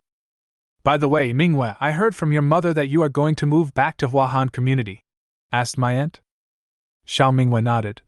Yes, the temperature is above 0 now, let's go back and pack up, and move back soon. Chapter 635. My aunt and uncle looked at each other. They had no plans to move back. They had already taken root in the entertainment city and were working there. I have found the value of life here, and I have no worries about food and drink. I don't want to go back, and I don't want to go anywhere else. What can they do when they return to Huahan community? It is better for them to stay in the entertainment city, get paid based on their own abilities, and make a living on their own. You guys just work here with peace of mind. We still want to go back home and live. Xiao Minghua knew what they were thinking. Yes, I still want to go home and live. I am still a community resettlement worker, and it is time for me to go back to work. Zhao's mother also said. Grandma wiped Zai Zai's mouth with paper and said as she wiped. Big brother, second brother, it's great for your 2 families to stay in the entertainment city. Seeing that you are living well now, I feel relieved. At my age, I still like to live in a house with a yard. Just come back and visit me often in the future. My aunt sighed. That's for sure. When the time comes, I will go back to the community with you and help you clean up and turn over the vegetable garden in the yard. The second uncle was the most honest. My uncle said thoughtfully, although the temperature is above 0 now, it will still take some time for the snow to melt. The snow on both sides of the road is piled up more than 10 meters high. Don't worry about any safety hazards when the snow melts. Besides, the road is wet. Why don't we wait until the snow melts before going back? There's no rush. Xiao Minghua hummed. I've thought of that too. But with the temperature rising so fast, it won't take long for the snow to melt. It'll be some time before we can move back, but we can start packing up first, especially at home. The uncle nodded and said enviously, It's good to go home. The house you bought is really good. Think about the house I bought. I haven't even paid off the mortgage yet, and it's already scrapped. Isn't that infuriating? I worked hard for most of my life, and for what? Hearing my uncle talking about this, my aunt also sighed. The 4-bedroom, 2-living-room apartment they used to live in a high-end residential area had a good location, good road access, and was large in size. It is next to the university town, and there are also large supermarkets, key primary schools and key high schools nearby, making it quite popular. They spent a huge amount of money to buy the house, which cost several $1,000,000, and the mortgage alone lasted for 30 years. The high-quality house that they once often boasted about is now in ruins. Thinking back to that time, my uncle still vaguely complained that the Xiao family's villa was too remote. Why did they move it to the suburbs? There is nothing you need around here, and there are mountains nearby. It's really remote. But who could have imagined that this remote south of the city would become the only surviving place in Pingjing City? I've come to terms with it now. I'm going to enjoy the present moment, eat and drink, and live my life as comfortably as I can. This is how my life will be. As long as I have enough food and clothes, everything else is just a passing cloud. Over the past few years, my uncle has become much more insightful. Grandpa looked at him and said, "If there hadn't been any natural disasters in the past few years, your house would still be nice. What a pity it's all fate." Yes, Dad is right. It's all fate. Who knows when an accident will happen? If God doesn't want you to have an easy life, then don't even think about having an easy life. The uncle sighed. At this time, the waiter opened the door and brought 2 large plates full of dumplings. New Year's dumplings are here. This one has pork and green onion fillings, and this one has 3 fresh ingredients. Be careful, they're hot. The waiter placed 2 plates of dumplings in the middle and said with a smile, "Happy New Year! Let's eat dumplings. Eating dumplings will make everything happy and complete." The uncle quickly came to help and said politely, "Hey, thank you for your kind words." After the waiter left, my uncle was busy distributing dumplings to the people at the table. Suddenly, Jian Zhuang pointed out the window. "Look! Fireworks!" Xiao Mingwei looked out the window and saw that the sky outside, which should have been dark, was lit up by brilliant fireworks. There were real fireworks. Nowadays, there are still fireworks. I wonder where the entertainment city got these things from. Not only them, many people in the entertainment city saw the fireworks and were amazed. Everyone put down what they were doing, some stopped eating, some stopped drinking and playing cards, and came to the window, quietly watching the fireworks exploding in the sky. This beautiful scenery makes people obsessed, yearning for it, and staring at it without blinking. Oh my God, it's so beautiful! I haven't seen fireworks in a few years. I used to see them every Chinese New Year. I miss them so much. Yes, at that time my family specially ordered 5 large fireworks from the fireworks factory, and set them off for a full half hour. The scene was amazing. It was so many years ago now. Chapter 636. It's so beautiful. New Year, new atmosphere, this is the taste of Chinese New Year, take a picture now. Wow, that firework just now was blue. Did you take a picture of it? Did you take a picture of it? The pictures taken with mobile phones are not pretty. Don't just take pictures. We need to see with our eyes and record this moment. This moment is a rare warmth. During the Chinese New Year, the Chinese people are always happy, forgetting all their worries and simply enjoying the fireworks, because today is New Year's Eve, which is a very important day for the Chinese people. A good day to say goodbye to the old and welcome the new. Fireworks in the sky exploded one after another. Gorgeous fireworks of different colors exploded in the air, bringing people a moment of surprise, and then gradually disappeared into the darkness. It is like the hope that comes every time a natural disaster ends. That hope is so short-lived, like fireworks, which can be seen but not touched. It is so short-lived that it only lasts for a blink of an eye before disappearing quickly. The fireworks are beautiful, but the night is still dark, so dark that you can't see your hand in front of you, and it's a dark that makes people feel uneasy. Fireworks could be seen not only in the entertainment city, but also in the resettlement housing community not far away. The victims were even more excited when they saw the fireworks rising in the sky. They held the bowls in their hands, eating the precious dumplings in small bites while enjoying the free fireworks. What a rare scene, like a dream. What surprised the victims was that the dumplings promised by the government today turned out to be real dumplings, with dumpling skins made of flour and fillings made of high-quality mushrooms and black fungus. The fillings even contained a very small amount of shredded meat. Although they are made of mushrooms and black fungus, the dumpling skin is made of flour and is filled with meat. Even if the meat is very small, eating a small piece will make you happy for a long time. The dumpling filling has a meaty aroma. This is a meat-filled dumpling, an unimaginable luxury delicacy. Each person could only get 5. After receiving the dumplings, they held them in their hands like treasures, savoring them in small bites, fearing that they would take too many bites and eat them all before they could even taste the flavor. 5 dumplings plus a bowl of hot dumpling soup, this is their New Year's Eve dinner tonight. This year, this is how it passed. The disaster victims who could see the fireworks nearby put their hands together and made wishes, hoping that the natural disaster would pass quickly so that they could return to their previous lives. Students could go back to school, office workers could go to work from 9 to 5, and society could return to normal. Some people cried with excitement, while others held their heads and cried loudly. Maybe it's because today is a special day, or maybe I'm thinking of my family members who died in the natural disaster. New Year's Eve should be a time to spend with family and have a reunion dinner. But many disaster victims have no family members left. Their family members died in the high temperature, mosquito plague, sandstorm, flood, terrorist attack, insect plague, extreme cold. It is extremely difficult to survive in the end times. You and I are lucky ones. Xiao Mingwei was also watching quietly by the window, admiring this rare fireworks scene. Zai Zai leaned against the window, his round eyes wide open, as if he had seen something extraordinary. He pointed outside, his little face full of confusion. Cousin, that? Xiao Mingwei almost forgot that this child had never seen fireworks since he was born. Those are fireworks. Are they pretty? Zai Zai nodded blankly, his eyes sparkling. Beautiful, beautiful fireworks. Xiao Mingwei poked his face with a smile, and when she looked out the window, she saw a faint red light in the dark sky in the distance. The red light was hidden in the night. It was dark red and very strange. When the fireworks exploded, there was a brief moment of bright light in the sky, and the red color also became brighter, appearing even more eerie. Xiao Mingwei blinked, thinking that she had seen it wrong, or maybe it was because of the fireworks. She looked carefully again and found that there was indeed a red light, and it was in the sky. There were a few strands of dark red light mixed in the darkness, which was not obvious and required careful observation to be seen.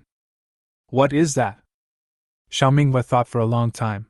The darkness seriously affected her vision, and she couldn't see clearly. Maybe it was the reflection of some light. She didn't think too much about it. She would know the answer tomorrow morning. Chapter 637. Early the next morning, just as the sky was getting light, the sound of firecrackers was heard downstairs in the entertainment city. Crackling, red firecrackers exploded and scattered everywhere, like red plum blossoms in the snow. The first thing Xiao Mingwei did when she woke up in the morning was to look at the sky outside the window to see if there was still any red light. The moment he saw it, Xiao Mingwei's expression gradually became solemn. It was indeed true. Unlike last night, because it is daytime now, the red light is no longer dark red, but red, a dazzling red. At the horizon, red only occupies a small part of the sky, which is very small and looks like the sunset glow that is about to dissipate in the evening. But unlike the sunset, it is particularly red and will not dissipate, and it seems to be even bigger than last night. What is going on? What the hell is this? Xiao Mingwei muttered to herself. Although she didn't know what the red light was or what produced it, she had a bad feeling that it was definitely not that simple. Because the extreme cold had ended and the temperature had risen, she was originally very happy, but now, Xiao Mingwei's heart gradually sank. Isn't it over yet? Could this be the opening ceremony for the next natural disaster? If so, what kind of disaster will it be? Xiao Mingwei subconsciously clutched the curtains tightly. What could it be? What should she do? What can she do? Not only Xiao Mingwei, many people noticed the red light in the sky, and some people in the hotel resident group posted photos and asked what this thing was. Some people said it was the morning glow, but it was quickly denied by others. How could this be the color of the morning glow? The morning glow is warm, with a warm golden light, definitely not this strange red. And the sun hasn't even come out, so where does the morning glow come from? Naturally, the government also discovered this strange incident. Any unusual phenomenon in the sky must be investigated thoroughly. Of course, the origin of this sudden red light must be investigated. Over the course of several days, the area of the red light grew larger and larger, as if it had life. It grew slowly, swallowing up the color of the sky. The government quickly realized the seriousness of the matter. Some experts speculated that perhaps the natural disaster was not over yet, and the red light was a harbinger of the next natural disaster. In order to prevent the people from panicking, the government will of course not announce it to the public. It will only say that it is a natural phenomenon and ask everyone not to panic. Because the cause had not been found, the Beijing city government had to contact the central government to report this special situation. The central government responded that several places had also seen red light phenomena, all of which were survivors not far from Beijing city. The central government's reply made the upper echelons of Beijing city even more uneasy. It seemed that this strange astronomical phenomenon did not appear in the most inland plateau area of China, but only in the middle area. Is this natural disaster aimed at them? Because this was the first time in history that such a situation had occurred, and the red light only lasted for a few days, the central government was unable to make any specific decisions. It only said to enter emergency mode, observe more and report more, and respond to all possible dangers. The disaster victims didn't know that the upper echelons of Beijing city had been in a state of tension and busyness these days. Busy holding meetings and meetings, endless meetings, guessing all possibilities, and discussing endless countermeasures. Because the emergency warning mode was activated, the planting department became busy, canceling employee holidays, increasing food production, and vigorously developing new disaster relief foods. Chapter 638. It should be portable and easy to store, and also able to replenish energy quickly. Zhao's mother had originally been thinking of waiting for Zhao's father to come back from vacation so that they could go home together to clean up, but who would have thought that Zhao's father would cancel his vacation and have to work for many days in a row. As the temperature rises day by day, the snow is gradually melting. As the snow melts, the ticking sound is like the countdown of a midnight clock, again and again. Every day, the snow that is more than 10 meters high is melting at a speed visible to the naked eye, getting shorter and smaller day by day. In some places, the land surface is already exposed to the air. There was wet water everywhere, and it was very humid. As the temperature rises, the red color in the sky is gradually getting bigger. It swallows up the sky bit by bit. The originally inconspicuous red color has occupied 1/3 of the sky without anyone noticing. Now most of the sky is normal, and a small part is red. The intersection is smudged, a light red, until it blends into white. This is a vision that has not been seen in thousands of years. Smart people among the victims have guessed that things may not be as simple as the government says. Some people say that the natural disaster has not ended yet, and the next natural disaster will be related to this red light. Others say that this is a sign of the end of the world, that it is a punishment from heaven, and that God is going to destroy the world. Although the government tried its best to control public opinion and prevent the victims from having excessive imagination, rumors still spread quietly, and eventually developed to the point where people were in panic. Xiao Minghua glanced at her phone. The temperature today was 18 degrees. She no longer had the anticipation of going home. I even hesitated, wondering whether I should go home or not. Mother Xiao has asked about the date of returning home twice. She now listens to Xiao Minghua in everything, but Xiao Minghua is becoming more and more uneasy. She doesn't know whether going home now is the right choice. So she hesitated. A small number of people in the entertainment city have gone back home to live in their own big villas, but most people still choose to stay here because life here is indeed comfortable, and they have long been accustomed to it. Xiao Minghua didn't dare to make this decision because she could no longer predict what disaster would happen next and was afraid that if she took a wrong step, her family would be doomed. Then all her previous planning and efforts would be wasted and meaningless. She wants to live with her family and live well. She was now very upset, wondering why she didn't live one more year in her previous life. At least she would know what the next natural disaster would be, and what to do next. But there was no point in feeling upset. She had already lost the ability to foresee the future and could only take things one step at a time, think of more solutions, and act accordingly. Xiao Minghua looked at the sky outside. The strange red color had swallowed up 1/3 of the sky. What would happen if the sky turned completely red? Acid rain? Tornado? Earthquake? Volcanic eruption? Earthquake? Or a plague? After all, This red light is not a good thing. Jiwensi said that the red light only appeared in a few areas in central China, but not in the most inland plateau areas. The range was limited. Since it only appeared in certain areas, it was not a global disaster. So Xiao Mingwei guessed, was it an earthquake? If it is an earthquake, it depends on how serious it is. A small earthquake of magnitude 3 or 4 is not so serious, and is not enough to cause serious damage. But if it is above magnitude 6 or even magnitude 8, then you absolutely cannot live in the entertainment city. Otherwise, you will end up buried under concrete. Chapter 639. But it is not safe to return to the Xiao family villa. Although the Xiao family villa is not high and has a yard, there are high-rise buildings in the community. Once it collapses, the Xiao family villa will inevitably be damaged. And even if there is enough wasteland behind, don't forget that there is a mountain behind the wasteland. Once a major earthquake occurs, landslides may occur, which is very dangerous. If it is more serious, involving surface cracks and large-scale collapse, even if you run to a safe open space, you will fall into the abyss and your body will not be left. However, judging from the enchanting red light, this disaster should be more severe and will not be as simple as a minor earthquake.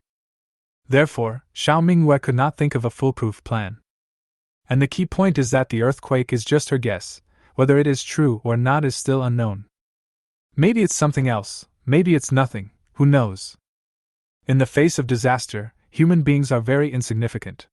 If a devastating natural disaster really happens, Xiao Mingwei still has space to take shelter temporarily, but others have nowhere to escape.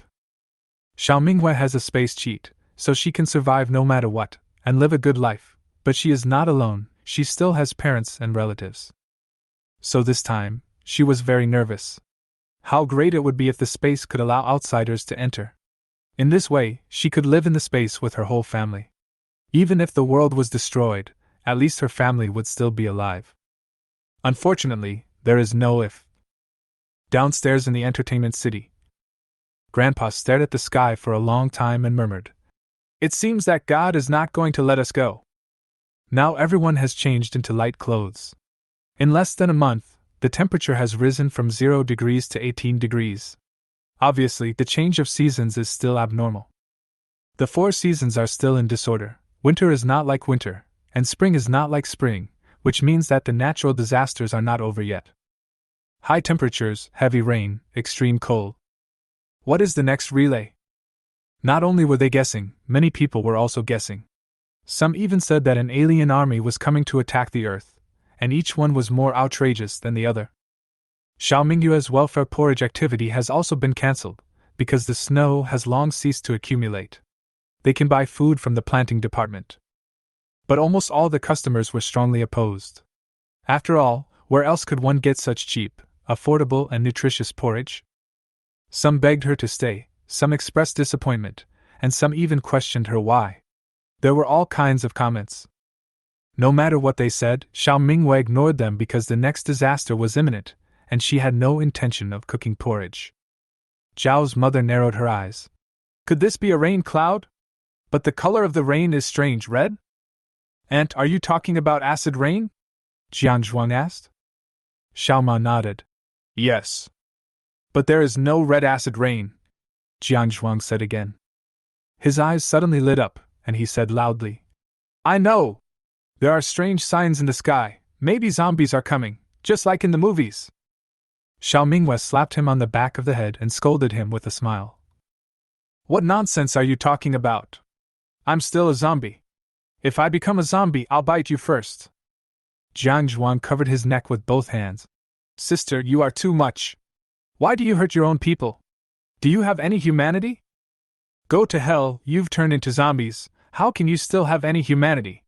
Xiao Mingwei said. My uncle asked. Are you still planning to go back to Huahan community? The smile on Xiao Mingyue's face gradually faded. Let's not go back for now. Let's observe and at least know what this red light represents. If everything is fine, we will go back. Mother Xiao looked worried and sighed. Is this natural disaster going to end? I heard from Director Su and others that the suicide rate in the community has risen again in recent days. Many people are afraid and say that it is better to end it all once and for all than to live in suffering. They have persisted until now, It would be a pity if they died. The appearance of the strange red light, and the various rumors that have intensified recently have destroyed the faith of many people. Once a person loses hope, he is nothing but a walking corpse. What is the point of persisting? What is the meaning of living? It's just suffering. Be optimistic, maybe it's just the sky changing color. My uncle comforted me. Xiao Minghua pondered for a moment, then decided to give up. Chapter 640. Whatever! If the world really ends, no one can escape. It's only fair that we all die together. Now that we're here, we can't hide away anyway, so let nature take its course. After worrying for so many days, she finally figured it out. There is no use worrying, there is no use being anxious. When things happen, just face them. What else can you do? Keep a better attitude, you might get unexpected surprises. My uncle nodded in agreement. Transparent. Grandpa suddenly smiled and said with his hands behind his back. Okay, let's go back, eat and drink, and do whatever we need to do. Minghua is right. Even if the earth is going to explode, we have to live well in these last few days. Zhao's mother finally smiled. Okay, then let's be transparent and do whatever we want. Xiao Minghua put her hand on Jiang Zhuang's shoulder and said, Come on, play badminton with me. Okay. I'll kill you and make you piss and shit. Jiang Zhuang was a little impatient. Xiao Minghua curled her lips. Come on, you powerful talker. Under the red light in the sky, almost everyone had a sad face. Only this family was the exception. They were actually chatting and laughing. It was quite strange. As time passed, the red light grew bigger and bigger, and the area of normal sky became smaller and smaller. Someone is counting down, saying that the moment the red light fills the entire sky, the world will end and all humans will die. Just like the extinction of dinosaurs 65 million years ago, the Earth will be reshuffled, and tens of millions of years later, new species and new civilizations will be born on Earth. This is the most widely spread rumor, the one with the most people believing it, and it is extremely mysterious. That afternoon, the red light finally swallowed up the last piece of white sky with unstoppable momentum. Under everyone's gaze, that last bit of white became smaller and smaller until it disappeared. The whole sky is red. Dazzling red, strange red. This red light also made the earth look like a blood-red land, like a ghost town in hell. The roads are red, the buildings are red, the mountains are red, and even each other's faces are red, which is creepy. Look, the end of the world is coming! Many people are counting down and waiting for this moment. When the last bit of white light disappears, they feel panic, fear, anxiety, relief, and anticipation. Too many emotions mixed together, it's so complicated that I can't describe it. The time when the red light grew bigger was a long torture for everyone, so long that they were no longer afraid of death. They were just waiting for this moment, and whether they lived or died was up to fate. Many people stared at the sky without blinking, and were in a state of alert. Why hadn't it happened yet? Why hadn't it appeared yet? There were no meteorites carrying sparks, no volcanoes erupted, no landslides occurred, and the earth did not explode. Nothing happened. What's going on? Is it just that the sky is turning red? What the hell? I'm ready to die. I was so scared that I almost pissed myself. Why are you doing this? Some people pointed to the sky and shouted, Are you coming or not? If not, I'm going home to sleep. Suddenly, it started to rain red rain. Snap, snap, snap. Inside the entertainment city, Xiao Minghua looked out the window. Is it raining red? Look carefully. No, that's not rain. Xiao Minghua looked out the window in astonishment, and saw something red stuck on the glass wall, like jelly, sticking to the window, and there was more and more of it. What was falling from the sky wasn't rain, but red goo. At this moment, above the blood-red sky, clumps of red sticky substances were dripping down, plop, plop, plop. Chapter 641. No one knew what this strange red goo was. Some curious people played with it in their hands and squeezed it. The red sticky substance was like the texture of gel and could be easily rubbed and spread. But it is different from gel. The red sticky substance is slightly viscous and a bit sticky. Moreover, this fell from the sky, something that had never been heard of or seen before. Soon, someone discovered something unusual. those who touched the red sticky substance began to itch and develop small rashes wherever they touched it, and the more they scratched, the more itchy it became. This frightened many people, who thought it was some kind of highly toxic substance. No one dared to touch the red sticky substance anymore, and they all avoided it like snakes and scorpions, hiding far away from it. Not to mention whether anyone dares to go out, even if he had 3 guts he wouldn't dare. Fortunately, this special rain did not last forever, but only about an hour.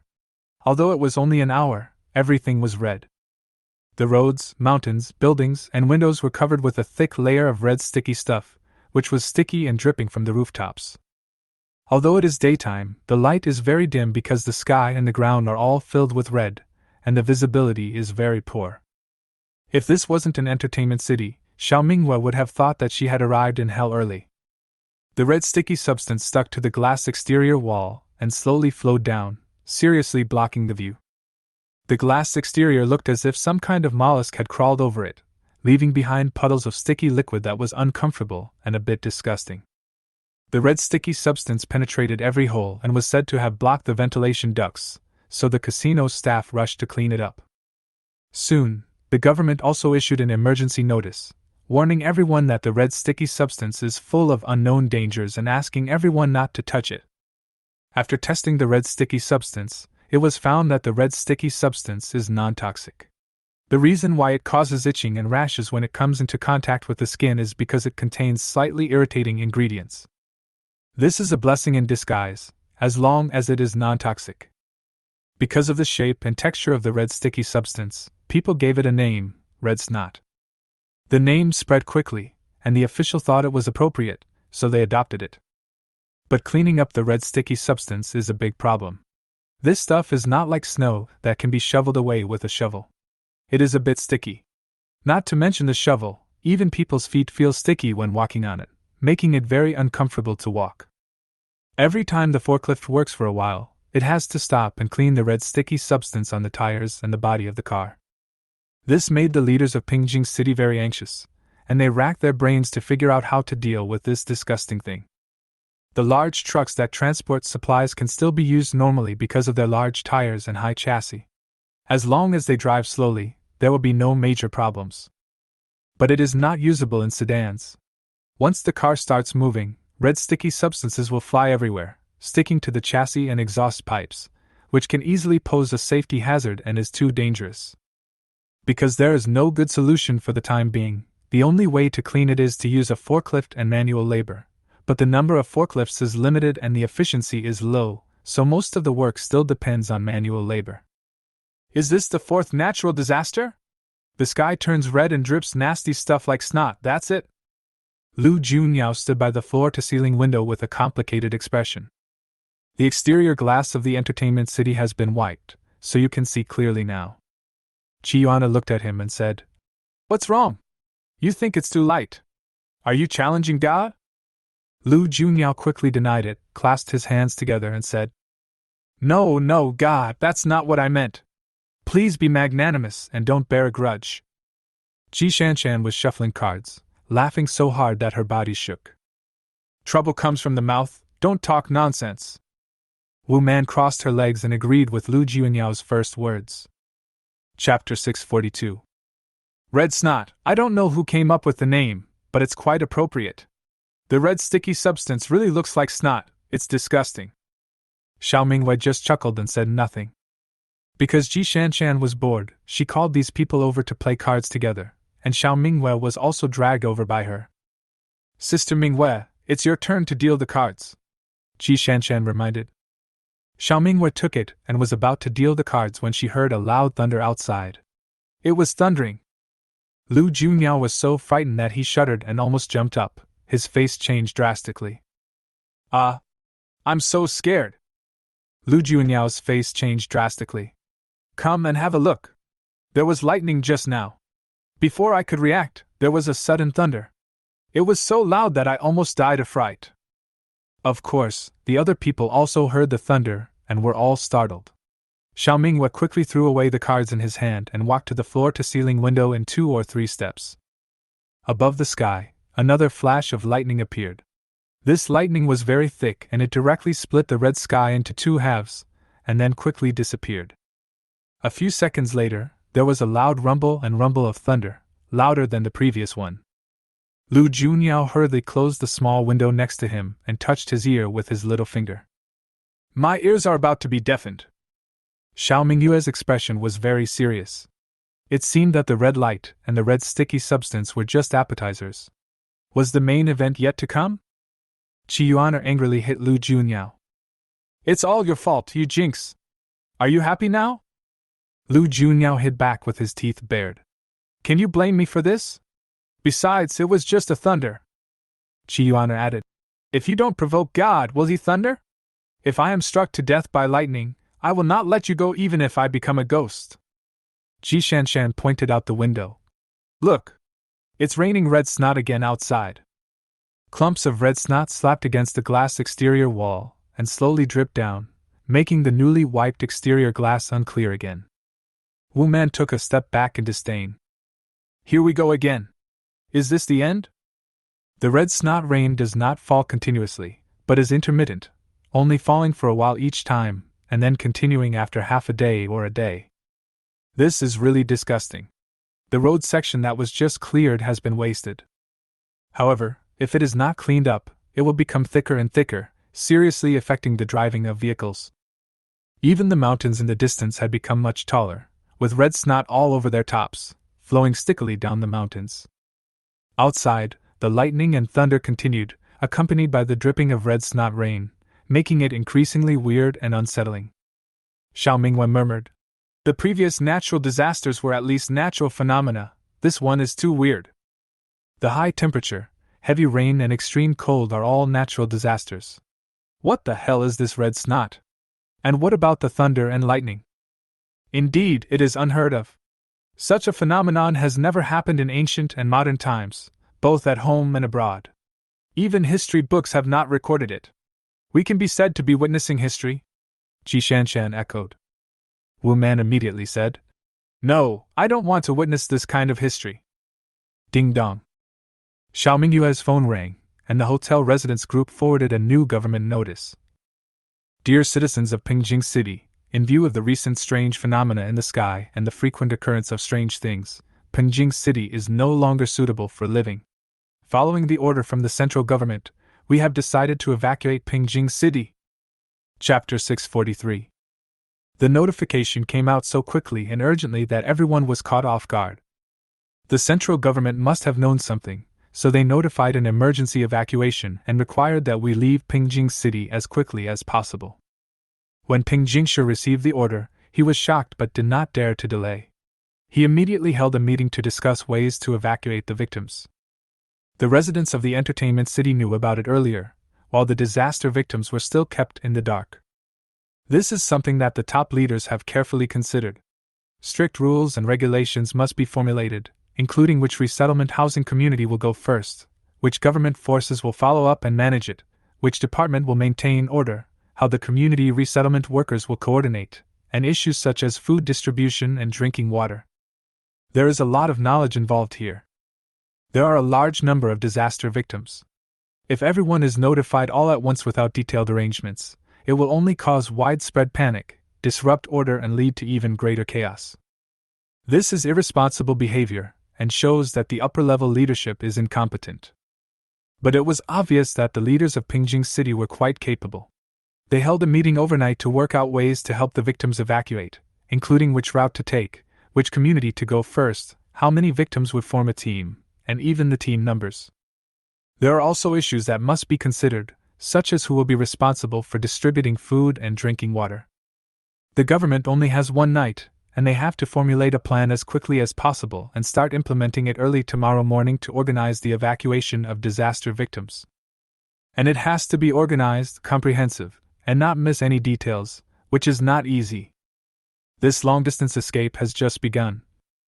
Fortunately, the resettlement housing in Pingjing City has been continuously counting the number of people, and the data has been constantly updated, so it is much easier to make unified arrangements. However, the residents of the entertainment city are different. The reason why they were notified directly is that many of them own cars, and quite a few of them own off-road RVs. The rich people drive ahead, so they don't have to follow the main group, so coordination is easier. Those who didn't have cars could only flee on foot with the main force. The evacuation point is the extremely remote city of Gale. If you walk there, it will take at least 3 months. The entertainment city was in chaos and everyone was busy packing their luggage, including the Xiao family. The notice stated that at 5 o'clock tomorrow morning, those who have cars must leave first and evacuate in advance. There can be no delay for even a second. They are all racing against time to pack up their things. While everyone else was busy, Xiao Minghua took the RV out of the space early and placed it in the garage downstairs in the entertainment city. It was a hot season, and she bought a Conqueror off-road RV in the underground city. The vehicle was 10 meters long, army green in color, and very sturdy and durable. There are bedrooms, kitchens, bathrooms, and dining rooms, and all home appliances are available. And the most important thing is that this RV has a high ground, so it will not be affected by red snot when driving. After Xiao Minghua took the car out, she filled the warehouse inside the car with food, water, and daily necessities, filled up the gas tank, and filled 2 large barrels of spare gas tank. Then she left the garage with satisfaction and hurried upstairs to help clean up. She put all the things in the room into the space, and then hurried to find Xiao Ma and the others. Xiao's father, mother, grandparents were all busy. You wouldn't have known how much stuff they had until you cleaned up. Before Xiao Minghua even entered the door, she heard her grandfather's loud voice. "Don't take those useless things. We are going to escape, not to enjoy ourselves. Just take the important things. Hurry up." "Hey, Minghua is here. Have you packed up yet?" Mother Xiao saw Xiao Minghua. Chapter 644. "I've packed it up. I got an RV. Let's move our stuff down first. Grandpa is right. The most important things are bedding, clothes, dry food, and water. It's important to escape. Leave the rest here and don't take them with you." Zhao's mother was a little surprised. "That's great. It will be much more convenient to have an RV. Motorhome? Where did you get the RV?" Grandma asked curiously. Grandpa was impatient, and he came towards Xiao Minghua carrying something. "Hey, ask. Why are you asking so many questions? Why don't you move downstairs quickly while others are packing up? Otherwise it will be so crowded. Why don't you take the stairs?" After that, he said to Xiao Minghua, "My dear grandson, where is the RV? Take Grandpa there quickly." Xiao Minghua nodded. "In the garage, let's go." "Here we go, take more this time so we don't have to make 2 more trips." Father Xiao was carrying packages of various sizes on his back, mainly a quilt that took up a lot of space. He was also pulling 2 suitcases in his hands, and he was almost invisible. Mother Xiao and Grandma hurried to follow. "What should we do? We have a car, but no gasoline. Go ask your friends where to get gasoline. It doesn't matter how much it costs." The door of someone else's room was open, and the middle-aged couple inside were extremely anxious, like ants on a hot pan, and were about to cry. The man paced back and forth in the house, roaring, "You think I can do anything? Gasoline is so expensive right now that people don't even have enough for themselves. Who's stupid enough to sell it to others? Where the hell am I going to get it? Then what should we do? Gale City is so far away, how can we get there without gasoline?" The woman cried in despair. The man was already mad. Cry, you just know how to cry. What else do you know how to do? I said I would buy more gasoline and store it. At that time, I could have asked Laoli to get a lot of it. Why do you need so much gasoline? You can just ask your friends to share it with you when you need it. Now you go find someone to share it with you. Who the hell will help you? You refused to let me buy it at that time. Now it's all right, are you happy? What can I do with this little bit of gasoline? Why did I marry a fool like you who can't help me at all and only holds me back? The woman burst into tears. Is it just my fault? Didn't you say that Laoli asked for too much and it was too expensive? Now that we need gasoline, you blame me. Woo, what should I do? You need to think of a solution. The man sat down on the sofa and cursed. What can I do? Without gasoline, the car is useless. I can't drive it anymore. I'll just have to walk with the disaster victims tomorrow. When the woman heard this, she cried even harder. I don't want to walk. Gale City is so far away. How can I walk with only 2 legs? How can we carry our luggage? And those disaster victims are so dirty. I might as well die if I have to flee with them. Because they were passing by the couple's door, Zhao's father, Zhao's mother, and grandparents all heard their quarrel and had complicated expressions. This is a special period. Gasoline was already scarce, and now it has become even scarcer because of the need to evacuate far away. In the past, these rich people could buy it by spending a lot of money and finding ways to do so, but now it is completely impossible to buy it.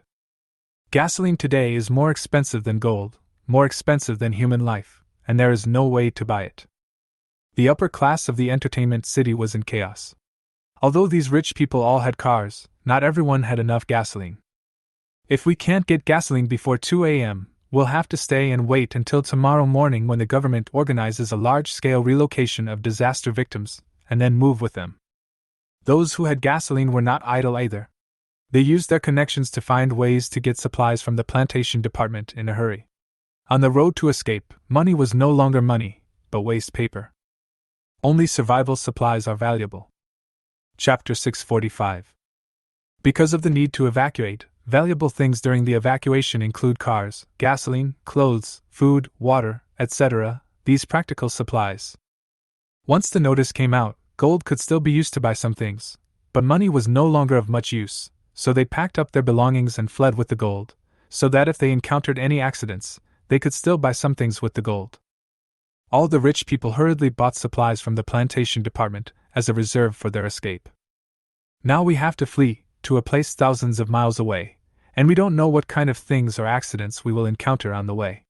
What's the use of having money? Money can't be used for food. As long as there are enough supplies, we will feel more secure. Although many people were trying every means to buy supplies from the planting company, only a few people were able to buy them. It had only been a few hours since the announcement was made, and the planting company had already stopped selling all goods. It is now late at night, and the entire upper-class society of Pingjing City is in chaos, with some people trying to grab food and some trying to get gasoline, while the victims are still unaware of the situation and are still sleeping soundly. Seeing the expressions of her family members, Xiao Minghua lowered her voice and said, "Don't worry, I got it all done." Upon hearing this, the family members looked at each other. It would be a lie to say that they were not shocked. It must be that friend again. Who is that friend that Minghua often mentions? But Minghua had already said what she wanted to say. If Minghua didn't say it, they wouldn't ask more questions. Anyway, they believed in Minghua. This family took up 3 elevators. Fortunately, they were very fast and few people were using the elevators. The elevator went directly down to the garage, and when the family saw the RV, they were stunned. Dad Zhao's eyes lit up and he touched the car in disbelief.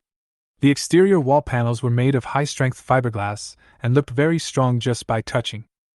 "So big? My dear, you are so awesome, you can even get this thing." Xiao Minghua opened the car door. "Of course, get in the car. Mom, Grandma, don't go upstairs yet, get familiar with the car and pack your things. When we leave tomorrow morning, I will teach you how to use the things in the car." Mother Xiao and Grandma looked at each other and said, "Okay."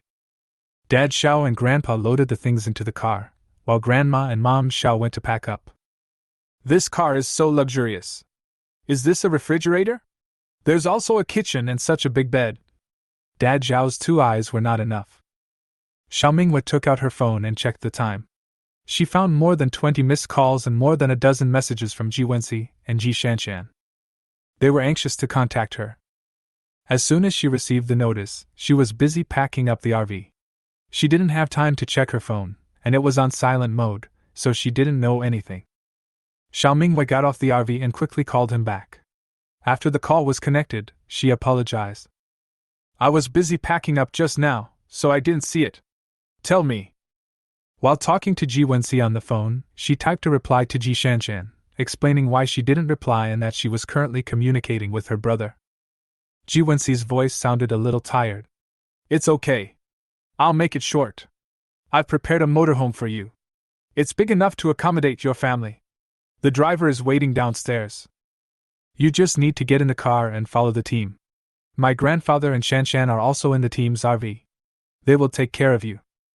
It would be a lie for Xiao Minghua to say that he was not touched, because the Great Migration Plan was very complicated and he was in charge of the planting department and was responsible for all food. It was definitely a responsibility he had to shoulder, and he must be very busy. He probably didn't even have time to sleep. Even within such a tight time frame, he still made arrangements for her and her family. I have an RV. My parents and grandparents are all in the RV. You just need to give me a driver, Xiao Minghua said softly. The drivers will follow the instructions from above and evacuate in an orderly manner with a large team, which is better than driving themselves. Chapter 646. Ji Wenxi was a little surprised. She didn't expect that she also had an RV.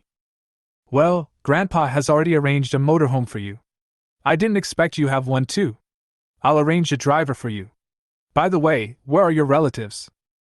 Xiao Minghua understood that he was talking about his eldest and second uncles. If it's not too much trouble, please help take care of it. You sound very tired. Are you busy? Ji Wenxi's voice became much gentler. Yes, I am a little busy. You and Grandpa go first. I can't leave for the time being. There are still many things I need to deal with, which are related to the disaster victims. But don't worry, I will catch up with you soon and meet up with you then. Xiao Minghua hummed. Okay, I understand. Then take good care of yourself. I'll wait for you. She paused, then asked, By the way, do you know why we suddenly have to evacuate? Is something big going to happen? The other party was silent for a few seconds. Just when Xiao Minghua thought he was disconnected, Ji Wenxi's tone was slightly heavy. This is an emergency order from the central government, because the central government said that Pingjing City is about to face destruction and must be evacuated quickly. Oh my god, destruction? What kind of disaster is this? Xiao Minghua asked quickly. She was shocked. That's all I know. As for what kind of devastating disaster it is, I have no idea, Ji Wenxi replied. Hearing this, Xiao Minghua frowned. No matter what level of destructive disaster it was enough to destroy Pingjing City. No wonder they had to evacuate in such a hurry. It seems that we can never come back unless we do post-disaster reconstruction. Even if that happens, we don't know when it will happen. I always wanted to go home and live in the Xiao family villa, but I didn't expect that I would never be able to go back. I understand. Go ahead and get busy, she said. Ji Wenxi hummed. Tomorrow morning, the government will organize the evacuation of the victims, and I will leave Pingjing City. Then I will come to find you. Good. They naively thought they would see each other again soon, but they didn't know when they would meet again. Maybe it would be a long, long time later. Hello, Miss Xiao. My name is Qingjia. I was sent by Mr. Ji. You can just call me Xiao Qing. In front of me, a young man was introducing himself. His smile was sunny and gentle, and very contagious. Xiao Minghua smiled politely. Okay, you don't have to be so polite, just call me by my name. It's a long journey, so thank you for your hard work. Xiaoqing, how about this? We take turns driving, and when we get tired we take turns. Let me first introduce to you how to drive this RV, okay? Qingjia waved his hand and said confidently. No need, Xiao. Minghua, I can drive. I know the model of this RV very well. Xiao Minghua was startled. That's good. He seemed to be a professional driver, so she felt relieved. By the way, the fuel tank and the spare tank are both full, Xiao Minghua added. Qingjia nodded and said, You just need to sit in the car, don't worry. The Ji family's fleet is together. Whether it's gasoline or food, we will arrange it for you, you don't have to worry. Xiao Minghua smiled and said, That would be great. Thank you. She was used to worrying about everything, and suddenly she was asked to just be a hands-off boss and not have to worry about anything. She really wasn't used to it. Chapter 647. 2 o'clock in the morning. In the RV, all the convoys are ready to set off and waiting for orders. The Xiao family's RV is in the middle. Grandma and Grandpa were making the bed, while Zhao's father and mother were studying how to use the things in the car. What is this and how do you use it? Xiao Minghua pressed the remote control. This is the car TV. There is no TV signal now, but you can still watch the TV series stored in it by plugging in a USB drive. Zhao's mother learned it and said, There's even a TV. How high-end. Minghua, your bed is made. Look, this silk quilt feels so comfortable. Grandma smoothed the wrinkles of the sheets with her palm. There are exactly 3 beds in this RV. The one Xiaomingwei sleeps on is 1.2 meters long, which is just right for one person to sleep on. Father Xiao said. If we drive, we can reach Gale City in a few days, right?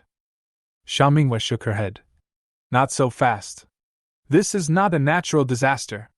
National highways are regularly maintained and cleaned. This journey is long. Who knows what other places in Pingjing City are like? We are likely to run into all kinds of unexpected troubles on the road.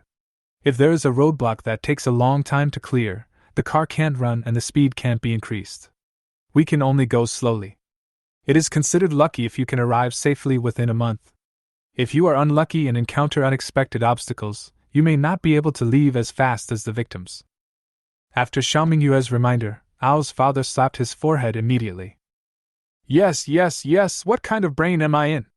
Besides, our Pingjing City is full of red snot, and the car can't be driven. If we go a little faster, the tires might float. Mother Xiao nodded and said solemnly. Also, have you forgotten the great turmoil in the north last year? Fortunately, the leaders of our Pingjing City are capable. It may not be the case in other places. If we encounter robbers and murderers on the road, it will be difficult to deal with them. After hearing what Xiao Ma said, the mood of several people became more nervous and uneasy. This great migration was full of hidden dangers. It was not a vacation. If they were not careful, they could easily lose their lives. Xiaomingwei thought for a moment and said, There is no need to worry too much. We just need to follow the convoy. There are government troops accompanying the convoy, so there shouldn't be any major problems. Besides, we have guns and can protect ourselves. Just as he finished speaking, there was another loud thunder outside, which made people's ears hurt. This crackling thunder and lightning never stops, Xiaomingwei complained. Dad Xiao glanced out the window and said, There are so many people. When do we leave? Outside, cars were lined up in a long queue that stretched as far as the naked eye could see, and all with their headlights on.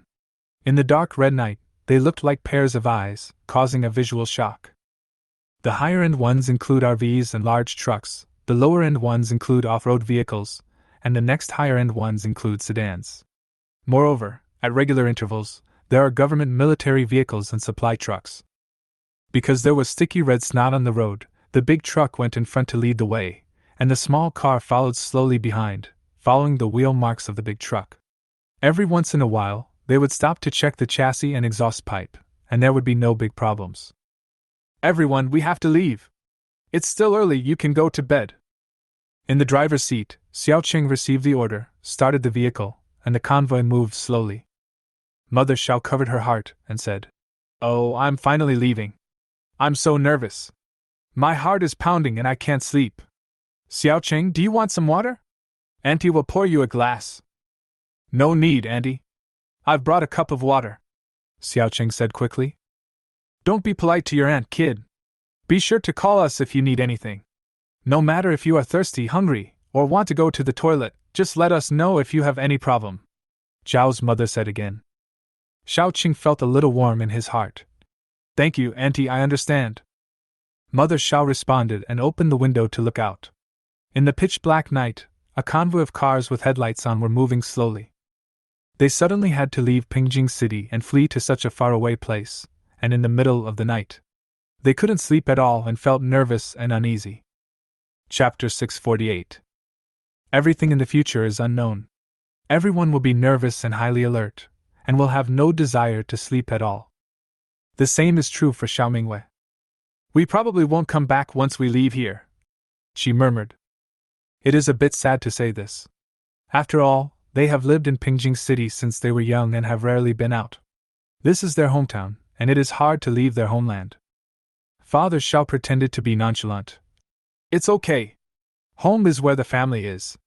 As long as we are all alive and well, we are lucky. When we get to Gale City, we will have a new home. Mother Xiao nodded. Yes, in the past few years, many people have lost their homes and many have left their homes. We are very lucky, and we must learn to be content. Grandpa sighed. Yes, as long as people are alive, anywhere is home. Xiaomingwei suddenly remembered something. Grandma and Grandpa, we are going to Gale City to escape. Do you think we can run into Third Aunt? Speaking of my third aunt, my grandparents' expressions became much darker, and my grandma even lowered her eyes. Xiao Ma has an older sister named Xiao Qiangwei, who married and moved to Gale City, the capital of Orkan Province, in her early years. My grandparents did not agree with my third aunt marrying to such a faraway place, but my third aunt insisted that the man was her true love and remained in a stalemate with her family for a year. Although my grandparents were angry, they felt sorry for their daughter, so my third aunt finally married him. Because the journey was long and the round-trip air tickets were expensive, my third aunt didn't go home often. She only came back with her children every 2 years during the Chinese New Year. After my third aunt got married, she felt guilty, knowing that she was too willful when she was young and had let her parents down, so she always gave a large sum of money to my grandparents, saying that it was to repay their kindness in raising her. And they often sent special products by mail, several boxes at a time, by express delivery. Until that year when the temperature was very high, the family completely lost contact with my third aunt, and the signals in Pingjing City could only be used internally and could not be used to contact the outside world. In the past 3 years, no one knew whether third aunt was dead or alive. Everyone has witnessed how cruel the natural disasters have been in recent years. Countless people were killed and injured every day, and social order was in turmoil. So everyone was afraid that my third aunt would die in the natural disasters in the past 3 years, and afraid that my third aunt would die at the hands of criminals. So no one in the family dared to mention third aunt in front of my grandparents, for fear of making them sad, because whenever my grandma thought of third aunt, she would secretly wipe away her tears. But they were going to Gale City, and this topic could not be kept secret forever. Aunt Xiao only dared to talk about this topic in front of her eldest uncle, second uncle and aunt, and did not dare to mention it to the 2 elders in person. So Xiao Mingwei had to speak up.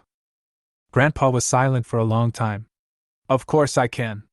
What's the address of your third aunt's house? I've only been there twice in all these years, and I've long forgotten it. I don't remember either.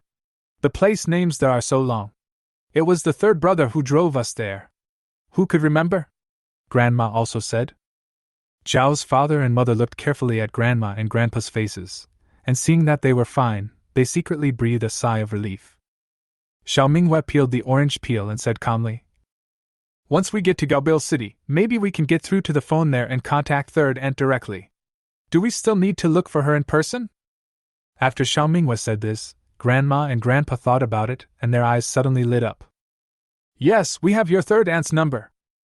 Xiao Mingwei broke off half of the orange and stuffed it into her mouth, saying incoherently, Then we run so far to seek refuge with third aunt, she won't refuse to take us in, right? Grandma smiled and waved her hand. Your third aunt is not that kind of person. She couldn't be more happy. She must be happy.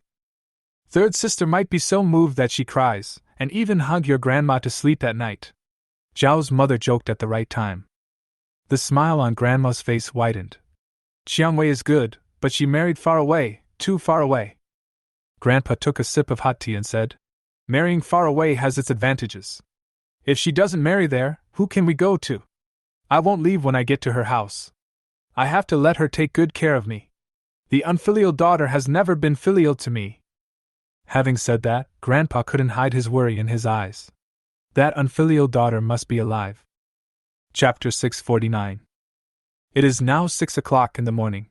The convoy has been driving for nearly 4 hours and has just stopped to rest.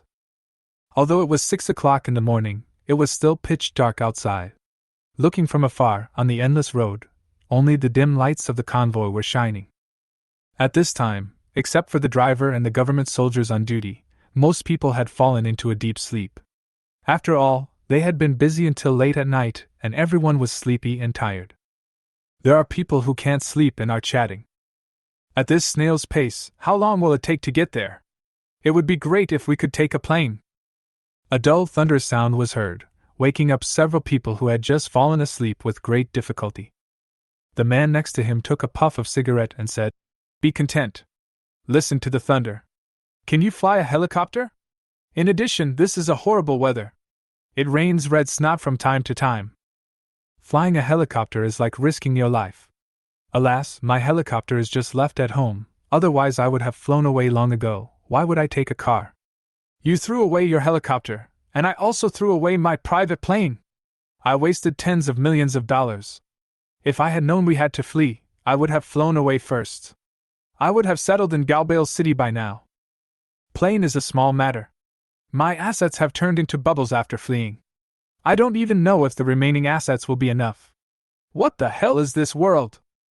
The man threw the cigarette butt on the ground and crushed it with his foot. It's worth a fortune to know earlier. There's no point in saying this. I'm also sleepy. I'll go in and take a nap. The other person felt suffocated and went to talk to someone else. He felt uncomfortable if he didn't talk. At this time, Zhao's father and mother had fallen asleep, and grandparents had also fallen asleep, but Xiao Minghua was still awake because she was sending notifications. Notice from Moon Farm. Xiao Minghua had just taken some time off to check her phone. During this night, her private message page exploded, and the number of orders increased exponentially. Countless messages were sent asking whether the goods could be shipped while on the run, and when they could be received.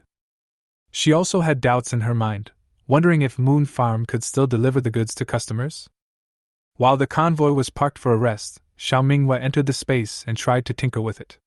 Several times, she was reminded that the delivery had failed and the customer's address information could not be used.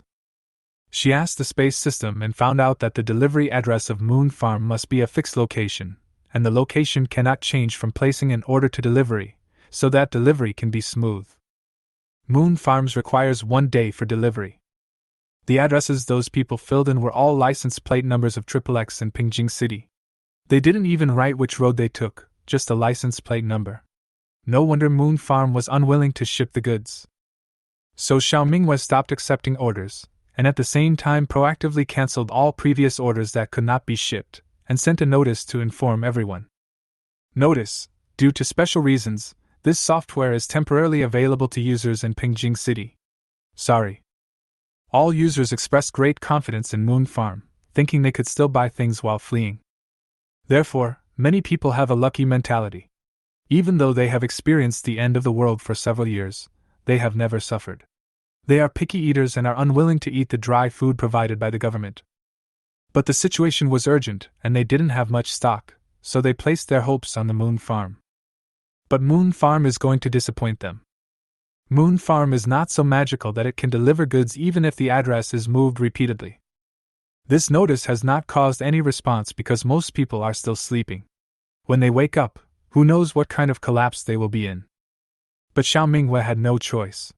Even if the goods could be delivered normally, she could not enter or exit the space. Although her bed was an independent space with a door, this RV was always moving. The rule of the space is that no matter where you enter the space, you can only stay within a 5-meter range when you exit. It was easy for her to enter the space, but when she came out, she was thrown onto the street. Chapter 650. At that time, not only she was confused, but the whole family was confused. How could a living person disappear out of thin air? Therefore, Xiao Minghua cannot ship the goods, and Moon Farm must suspend operations. After sending the notice, Xiao Minghua's eyelids became heavier and heavier. She yawned and then went to sleep. Compared to the safe appearance of these people, the victims in the resettlement houses are not so lucky. Starting at 8 o'clock in the morning, a broadcast broke the silence. All the disaster victims in Nanlanshan community, please listen carefully. I am Jiang Tsenghong, the general manager of this community. I regret to inform you that an unprecedented disaster is about to hit Pingjing City. Pingjing City will be completely destroyed. All disaster victims, please pack your luggage immediately and go downstairs in an orderly manner. Go downstairs in an orderly manner. There is a responsible community resettlement officer downstairs of each building, right next to the red flag. The victims immediately lined up downstairs to follow the instructions and evacuate Pingjing City on time at 8:40. Evacuate Pingjing City! Leave immediately when the time is up. If you want to survive, go downstairs immediately. Go downstairs immediately. Leave as soon as the time is up, no one will wait. Everyone go downstairs immediately, otherwise you will bear the consequences. All disaster victims in Nanlanshan community, please listen carefully. The following is the continuous looping playback. Based on the convenience of its geographical location, Nanlanshan community was the first to evacuate.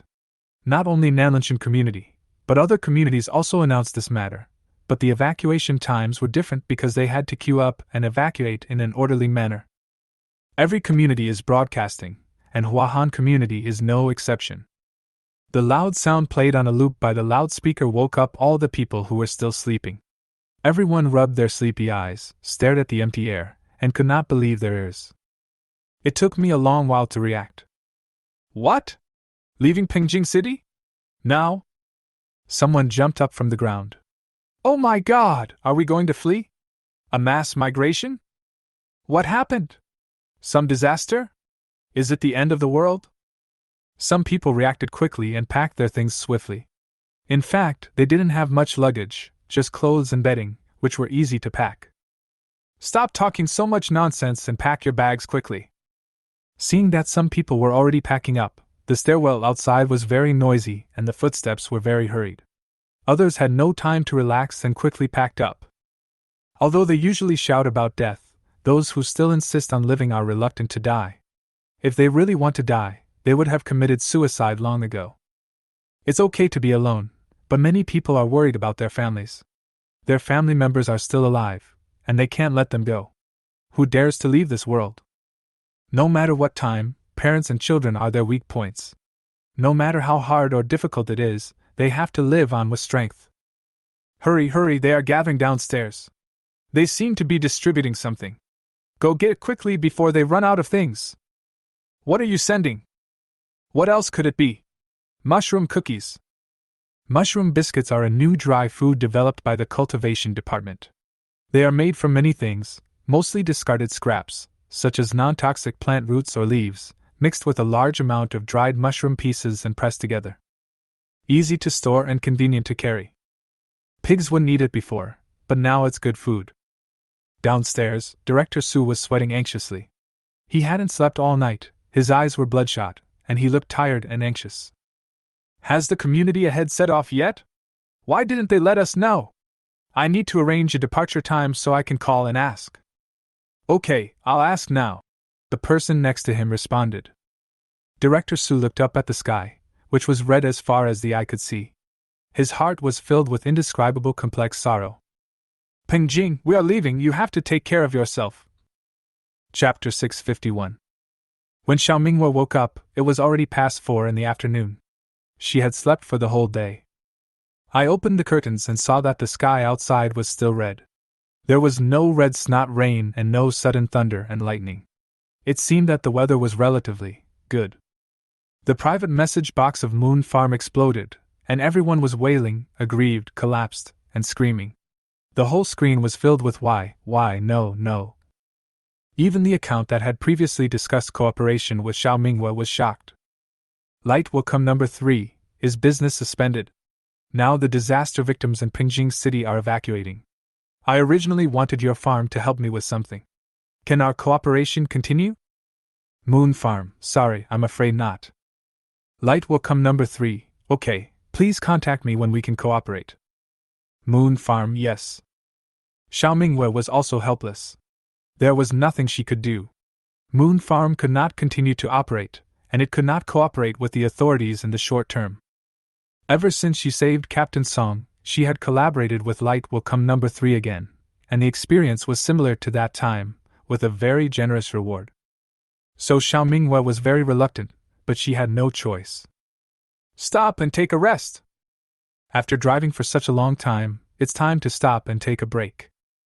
During this half-hour break, vehicles need to be inspected and refueled, and drivers also need to take turns to rest, eat, go to the toilet, etc. We also need to distribute food, etc. Many people do not have RVs. After sitting in the car for a long time, they need to get out to stretch their muscles and go to the toilet. Although it's only half an hour, there's a lot to do. It happened that there was no snot rain outside at this time, and the people who were sleeping had woken up. Now was the time to be energetic, so it gradually became lively outside. Many people got off the bus and came out to chat and walk. Minghua, are you awake? Mom cooked noodles. Have a simple meal and go wash up. Mother Xiao brought the freshly cooked vegetable and egg noodles to the table. The conditions on the bus are limited, and it is already very good to have a bowl of hot noodles. Xiao Minghua hummed. Where's Xiao Qing? Mother Xiao wiped the water stains on her hands with a towel. Xiaoqing has gone to rest. Another driver will come later. He has been driving for a whole day and a whole night. He must have worked hard. I asked him to eat noodles with me just now, but he refused to do so. He insisted that the team had lunch boxes. This child is really honest. Xiao Mingwe nodded, opened the window for ventilation while brushing her teeth, and checked the water tank. She filled the tank with water and put 20 bundles of noodles into the drawer of the car's warehouse before she was done. On the way to escape, instant noodles are indeed more convenient to eat. You just need to boil them in water, they are filling and have no smell of oil smoke. Xiao Mingwe sat at the dining table, picked up the chopsticks and asked, "Where are Dad and Grandpa?" "They went to dump the dirty water," said Grandma. "It's been less than a day, there's no need to empty it so frequently. There's not so much dirty water. Just empty it once every few days," said Xiao Mingwe. Yesterday she taught her father and grandfather how to use the RV, which is to empty the sewage every once in a while, including kitchen sewage, bathroom sewage, and toilet sewage. Xiao Ma smiled and said, "They both want to get familiar with the process. If they want to go, just let them go. I don't know where they went to go, but they must have gone a long way." Xiao Mingwe was full and wanted to go for a walk. "I'm going to go for a walk." "Don't run too far, we have to leave soon," Grandma said worriedly. "I know. She is not a 3-year-old child, how could she run away?"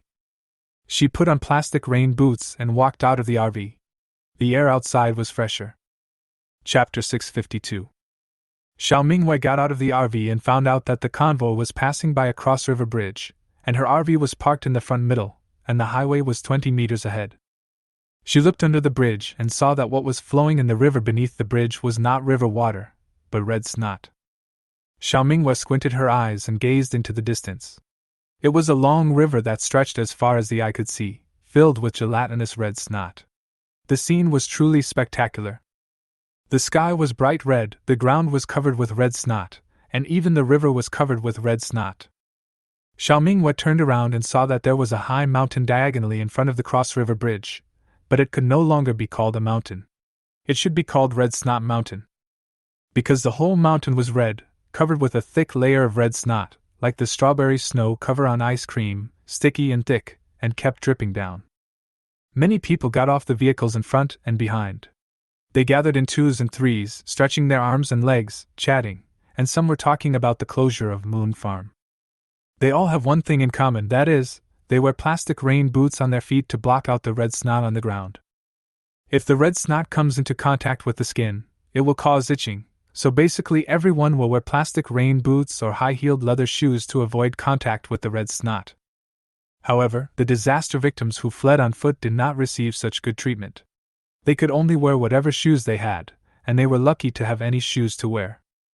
Many people are still wearing cotton shoes distributed during extreme cold weather. Although they are thick and stuffy, they are the only ones that can block red snot. When distributing cold-resistant supplies before, many people threw away their old shoes and clothes. I wonder if they regret it now. Ding dong. Xiao Mingyue's cell phone beeped. It was a message from Ji Shanshan. "Sister Mingwei, come and play with me. I baked a lot of cookies in the oven on the car. Grandpa said they are delicious. Come and get them." Upon seeing the news, Xiao Mingwei chuckled. Only this young lady would have the leisure to bake cookies while fleeing, right? Recently, Ji Shanshan likes to make small desserts, such as cookies and cakes, to kill time. She makes a lot at a time and often shares them with Xiao Mingwei, who is also happy to be a taster. Ji Shanshan's luxury RV is twice as big as hers, 20 meters long, and it is not surprising that it is equipped with a full set of kitchen facilities. Okay.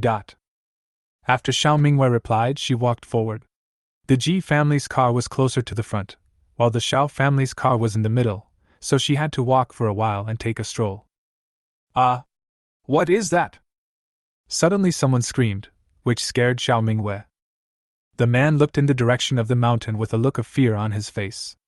Xiao Mingwei hurriedly followed his gaze, and when she saw what it was, her eyes widened immediately. "I saw a torrent of red snot pouring down from the mountain, rushing towards the foot of the mountain. This overwhelming mass of red snot was like an avalanche, and would soon hit the road." Xiao Mingwei happened to be in the middle of the torrent. If she was really hit by the torrent of red snot, considering the huge amount of red snot, not only her, but also several large vehicles in front and behind would be buried under the red snot, and this section of the road would also be blocked. The red snot is sticky and difficult to clean, and it will take at least 2 days to clean this road.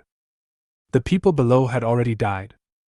At this critical moment, Xiao Minghua wanted to enter the space immediately, but then he thought, no. First of all, her position made her the target of everyone's attention. A few steps ahead was the road surface, and she was still on the bridge, at the junction of the bridge surface and the road surface. There were people all around her, but she disappeared out of thin air. When they were digging her out, she popped out again without any red snot on her body. It was really weird and couldn't be explained by common sense. There were also military personnel in this convoy. All of them were smart people, and since the moon farm was currently suspended, she absolutely could not attract official attention. Otherwise the consequences will be disastrous. The rules of the space are that you have to exit from where you entered, so she cannot enter the space so openly. Chapter 653. Oh right, Flash. She had bought the skill casually in the puzzle shop before. It was not expensive, and cost her 10,000 puzzle coins. In less than a second, her brain worked very fast and she quickly found a better way. Xiao Minghua didn't think twice and turned around and jumped under the bridge. There were piers under the bridge. When she came over just now, she saw an open space on the top of the pier, which was enough to accommodate one person. Afterwards, she could say that she was rushed there by the red nose. However, she was a little far from the bridge pier and couldn't jump up, so she needed to use the flash skill. This special skill was purchased from the puzzle shop before, and she didn't expect it to come in handy today. Anyway, no one can see what happens under the bridge. Xiao Minghua was quick-witted and jumped off the bridge at the fastest speed. The moment he jumped off the bridge, a torrent of red snot poured down. Even the heavy trucks were unable to resist and were swept away. The scene was terrifying. It all happened so quickly that no one had a chance to react. Xiao Minghua also used flash at the moment she jumped off the bridge. She had never used it before and it was her first time, but the situation was urgent and there was no other way. Choose the bridge pier in the front left and flash over. With a bang, Xiao Minghua's forehead and knees were hit hard. The severe pain made her brain dizzy, and then her eyes went black. Before she fainted, there was only one sentence in her mind. Xiao Minghua didn't notice at all that before she fainted, the sky was not red, but blue, with a few thin clouds floating by. An accident happened suddenly, and in a flash, the road that was just fine was instantly submerged by a torrent of red snot. The scene was similar to the avalanche that Captain Song had encountered before. Many people have been swept into the red snot before they can react. The red snot is thick and can easily block the nostrils and mouth. They didn't even have time to struggle before their mouths were stuffed with red snot, and they suffocated to death in despair. The people in the truck were also unlucky. The truck rolled back and forth and was swept away for a long distance. The people in the truck were naturally not much better off. Now it was time to park and rest, and no one wore a seatbelt. Even if they survived by chance, they would end up with broken bones all over their bodies. Some people are even more unlucky. They don't even know what's happening before they are hit and killed by a truck that has lost gravity. Part of the convoy suffered an accident, and 5 vehicles were swept into the flood. The scene was horrific. Those who were not affected by the flood of red snot were already terrified by the scene. Finally someone reacted, screaming and shouting, and crawling back, fearing that they would be affected by the torrent of red snot. Some drivers even started their vehicles quickly, some drove forward and some drove backward, trying to get as far away from the red snot as possible. "What's the noise outside?" Grandma was washing dishes. At this time, Dad Xiao and Grandpa had returned and were eating noodles. Zhao's mother stuck her head out of the window and said, "What red snot killed someone? Let's go down and take a look." She had a bad feeling in her heart. "What? Who killed someone?" Grandma hurriedly got out of the car. Dad and Grandpa Xiao stopped eating and quickly got out of the car to see what was going on and what had happened. As soon as the 4 got out of the car, they saw the horrifying scene in front of them, and their eyes widened in horror. I saw that the red snot on the road ahead was like a small hill, blocking the entire road. If you look closely, There were vehicles that were squeezed and deformed. It is conceivable what happened to the people over there. They must have died on the spot. Dao's mother reacted and looked around hurriedly, looking for Xiao Mingwei in the crowd. Where's the bright moon? Where's the bright moon? The bright moon! Seeing Xiao Ma's expression, Xiao Dad was struck by lightning. He grabbed Xiao Ma's arm and asked, Where did Mingwei go? Grandma looked around anxiously, tears streaming down her face. She said she was going out for a walk. Where did she go? Grandma cried and shouted. Mingwei! Xiao Mingwei! Where are you, child? Don't scare Grandma, come out quickly! What? Hurry, call her! Grandpa staggered and almost fell. Chapter 654. Dad Xiao quickly took out his cell phone, and his hands were shaking as he pressed the button. The family members didn't dare to breathe as they watched Xiao's father making the phone call. Sorry, the number you dialed is currently unavailable. Please try again later. As the mechanical female voice reminded them again and again, the expressions of the Xiao family members gradually became desperate. Grandma even fell to the ground and collapsed. Why can't I get through? Why can't I get through? Go find her quickly. Go find my Mingwei. Grandma didn't care about the red snot on her body. She wiped her tears carelessly and wanted to go find someone like a headless fly. I'll go find. Zhao's mother forced herself to calm down. Mom, calm down. Such a big thing has happened up front. How could Mingwei not know about it? Mingwei is probably worried about us too. She will definitely come back immediately. Although she said that, one could tell how scared Xiao Ma was at the moment from her trembling hands. She will definitely come back. She is the most sensible one. She will definitely come back soon. Dad Xiao didn't dare to think too much and just repeated Mom Xiao's words over and over again. Grandpa clenched his fists again and again. Yes, as long as Mingwei is okay, she will come back immediately. Look at the mess on the bridge. We will go to find her. You wait here for Mingwei to come back. Call us when she comes back. Because of the sudden accident ahead, all the government troops rushed over there, and there were many frightened people looking over there, blocking the road. The scene was indeed chaotic and noisy. Just as Xiao's father and grandfather were about to leave, a middle-aged man in black casual clothes came over. He was the person in the car behind.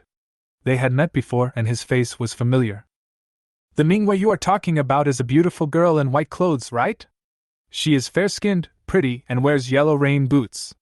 Is she your daughter? The man asked tentatively. The reason why he had an impression of Xiao Mingwei was, firstly, because his RV was right behind the Xiao family's RV, and secondly, because Xiao Mingwei was tall, good-looking, and liked to wear white, so it was hard not to remember her. Zhao's mother nodded quickly. Yes, wearing white clothes, have you seen it, brother? The middle-aged man hesitated to speak. I have seen. When the Xiao family heard this, they immediately gathered around, hope rising in their hearts. Where is it? Where have you seen me, brother? Several people couldn't wait to ask.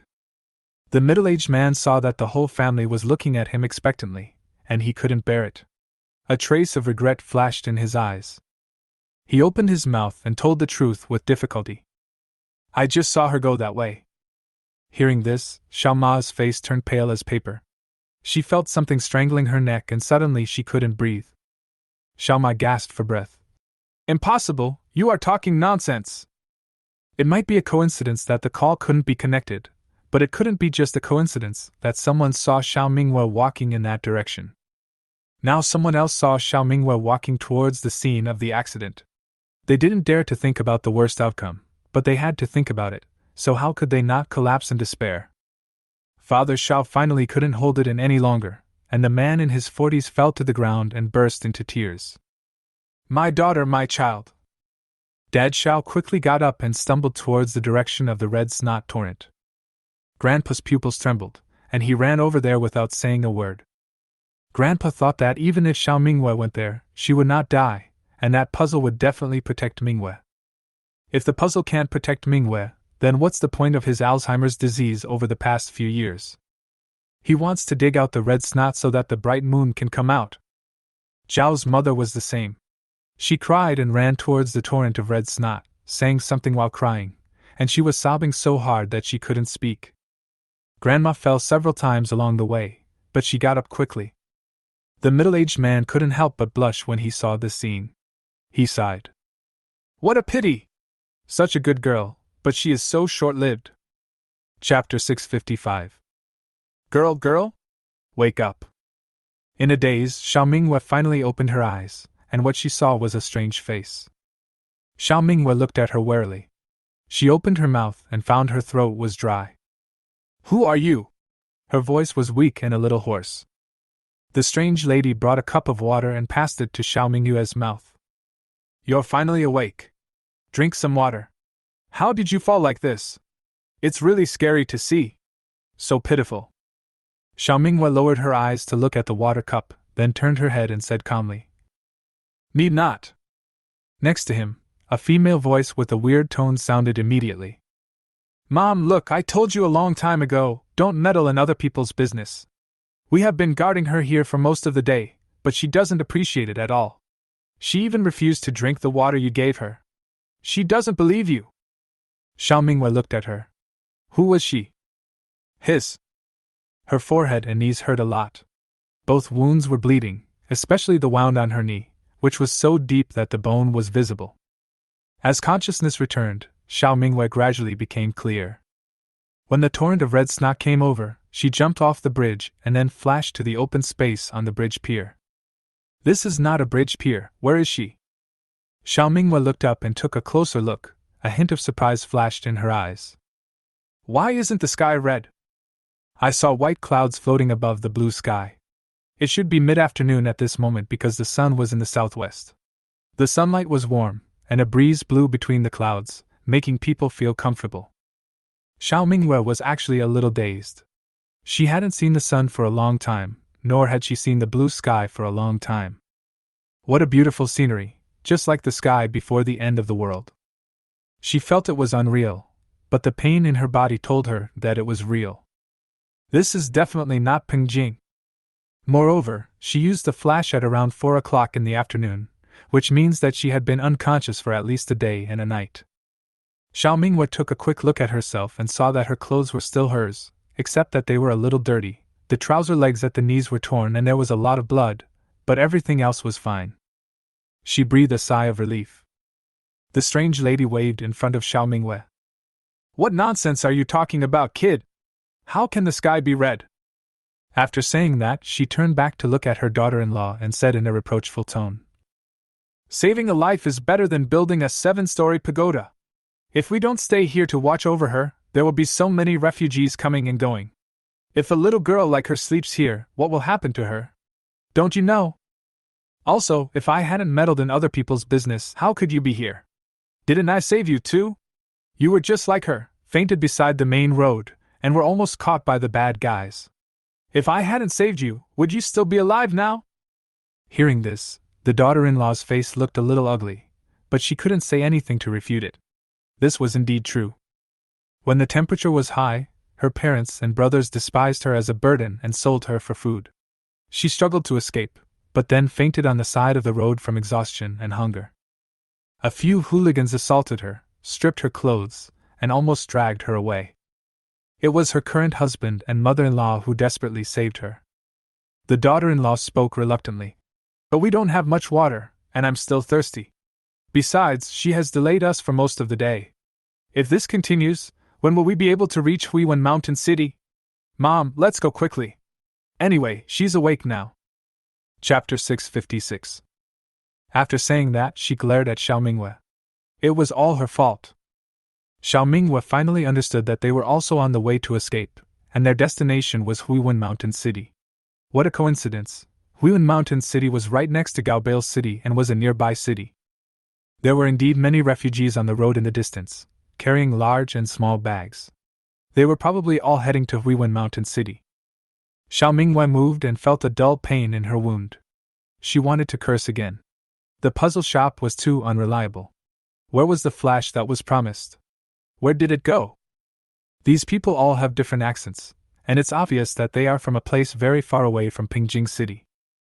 Anyone who has played the game knows that Flash is moving a short distance, and long distance is called teleport. It's such a rip-off. When her family saw she was missing, they were extremely worried. Thinking of her family, Xiao Mingyue's eyes dimmed a lot. But now is not the time to think about these things. Xiao Mingyue looked at the strange lady carefully. She said that they had been guarding her while she was unconscious. If it was true, Xiao Mingyue was very grateful. This place is quite far from the main road. It's okay if no one sees her at night, but it's easy to be discovered during the day. If discovered by bad guys, the consequences would be disastrous. She is not someone who is ungrateful and will always repay favors. But one must be on guard against others, because people's hearts are hidden. How can she know what they are thinking? Maybe they are planning some conspiracy. After deep thought, Xiao Mingyue decided to use a mind-reading technique to read the old lady's mind and then decide what to do. She had a total of 6 opportunities to use mind-reading, but she didn't expect that the first time she used it on a strange old lady. And if the old lady was a good person, Xiao Mingyue would find it convenient to ask her for some information. After all, she had just arrived and knew nothing about the place. No one noticed that Xiao Mingyue's bracelet emitted a faint light, and then this light penetrated into the center of the old lady's eyebrows. The old lady's thoughts immediately reached Xiao Mingyue's ears. Qianli is a child who has suffered hardships herself. How can she be so cold-blooded and lazy? If Kangzi didn't like her, he shouldn't have let her be his daughter-in-law. It's really annoying. Ouch, how did this girl get such a big bloody hole on her forehead? She is still alive. How pitiful are her family members. Fortunately, nothing happened, otherwise her parents would be so sad. Xiao Mingyue's eyebrows moved slightly. It seemed that she was indeed a good person and not just pretending. Thank you, Auntie. Thank you for saving me. Hearing this, the old lady smiled kindly. Have some water. Thanks. Xiao Mingyue cooperated and drank some water, but she didn't drink much. What she swallowed was just the dew from the well. After drinking a few sips of the well dew, her condition improved a little. She could see the wound on her knee and vaguely saw the bone, but she couldn't see the wound on her forehead, which must have been quite scary. Xiao Mingyue took out another, stretching legs and staring eyes, pill from the space, put it in her mouth, and it melted in her mouth. Although it was only an external injury, it would be a bit extravagant to use the stretching legs and staring eyes pill to treat it, but she was seriously injured and her condition is unclear now, so she must recover as soon as possible. There are 5 stretching legs and staring eyes pills in total, 1 for Grandpa and 1 for Grandpa Ji. There are 3 left, and she hasn't eaten them yet. Today she also tasted it. Xiao Mingyue didn't taste any special flavor at all, just a medicinal fragrance. The pill disappeared from her mouth and slid into her stomach. After stretching his legs and taking the pill into his stomach, Xiao Mingyue immediately felt that the pain in his head and knees was not so severe, and even his mind became much clearer. It seems that the medicine is really effective. Chapter 657. The old lady saw that not much water had been consumed in the cup, and thought that Xiao Mingyue was afraid to drink, so she advised. That's all you can drink? Drink more. Don't listen to her nonsense. There's plenty of water. Qianli snorted in dissatisfaction and glared at Xiao Mingyue with resentment. Under her gaze, Xiao Mingyue drank 2 more sips of water, and Qianli's face became even uglier. Qianli nudged her husband with her elbow. Her husband, who was holding the sleeping child, moved aside and ignored her. Mom is saving people. Don't you see what's happened to them? Stop talking nonsense. Hearing this, Qianli was immediately furious. Save them, save them. Her mother-in-law was just being too kind. She thought she was Guanyin. It was already this time, why was she acting like a good person? Besides, why didn't he save the man, but saved the woman? Qianli stared at her husband. Seeing that he was also looking at that woman, she became even angrier. What a witch! Ma'am, where is this place? The old lady used a handkerchief to soak some water and wiped the dirt off Xiao Mingyue's face. It seems like your brain is really hurt. You don't even know where this is. Xiao Mingyue. This first impression is set. She is now portrayed as a person with a bad brain. Forget it, if you have a bad brain, then you have a bad brain. Oh, if only my little daughter were still alive, why didn't anyone save my child? If she were still alive, she would probably be about the same age as this girl. As the old lady wiped Xiao Mingyue's face, her eyes were filled with sadness. Hearing the old lady's voice again, Xiao Mingwei was stunned. Is her little daughter gone? So, she was so kind in the end times because she loved her daughter so much? While saving others, she hoped that others could also save her child. What a pity. This may be the obsession of maternal love. I am indeed feeling a little dizzy now, Xiao Mingwei said. After a detailed chat, I learned that this is Erching, a city 100,000 miles away from Pingjing City. No wonder there are blue skies and white clouds here. It seems that there is no red snot or devastating disaster here, but the people are fleeing collectively for other reasons. The strange lady is Aunt Mo. The one holding the child next to her is her eldest son, Meng Kang. Meng Kang's wife is Qianli. Qianli was the girl they rescued during the high-temperature year. She and Meng Kang fell in love and gave birth to a boy, who is now in Meng Kang's arms. There was another person catching up on her sleep on the grass over there. She had a shaved head, wheat-colored skin, and a very casual sleeping posture. She was dressed like a man, but she was actually a woman. If you don't look carefully, you really can't see it. Andemo said that it was her second child, named Ming Yuanyuan, and the reason why Ming Yuanyuan dressed as a man was for safety reasons. Although Andemo did not mention her youngest daughter, Xiao Mingwen knew that her youngest daughter was gone. The city was in chaos, and there was no government army to manage it. There was burning, killing, and looting everywhere. The government army had all withdrawn. In order to survive, they had no choice but to flee to other places. They heard that Huiwen Mountain City was under strict management, there was no unrest, and the people could live in peace, so they traveled thousands of miles there. Xiao Mingwei suddenly felt that she was a little lucky. She was able to meet the kind-hearted Aunt Mo, who helped her stay intact while she was unconscious and not be killed by the bad guys. Is it because of the good luck pill? Maybe. Chapter 658. But there is one more thing. Xiao Mingwei looked down at the protective jade bracelet she was wearing and asked, Brother Bracelet, what's wrong with you? Where is the protective jade bracelet you promised me? How come there is a bloody hole on the head and the knee? You are protecting me. If the protective jade bracelet heard Xiao Mingyue's inner voice, it would probably be so angry that it would pass out. Xiao Mingyue crashed into the big rock behind at an extremely fast speed. If it weren't for Brother Zhuo's protection, her brains would have been smashed out, and she would have died long ago. Flashing is just a flash, it will not save your life. Where you flash to and what you flash to is completely random. Are you fleeing alone? Where are your family members? Aunt Mo looked at Xiao Mingyue's face, and the more she looked, the more she felt that she looked like her little daughter. She must save this girl, otherwise she would never be able to live with it for the rest of her life. Xiao Mingyue pursed her lips and said, I have no family left. She could only say that she really had no family in Erching. Aunt Mo sighed, feeling even more pity. Child, come with us. It's not good for you to stay here alone. We are going to Huiwen Mountain City. Do you want to come with us? Before Xiao Mingyue could say anything, Qianli immediately screamed. What? She wants to come with us? Mom, what are you talking about? She's a cripple and injured like this, how can we take her with us? Meng Yuanyuan was awakened by Su Li's loud voice. She frowned and said impatiently, I'm so annoyed.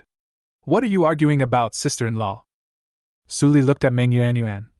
Yuanyuan, come and persuade Mom.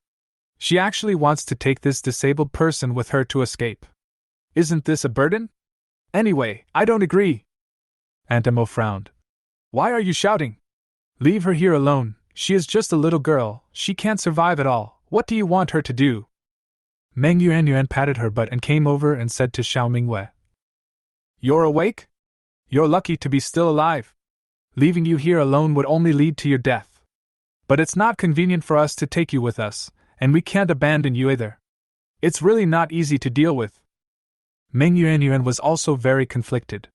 Her mother was always so kind, and it was okay for her to do what she could, but she was a little embarrassed this time.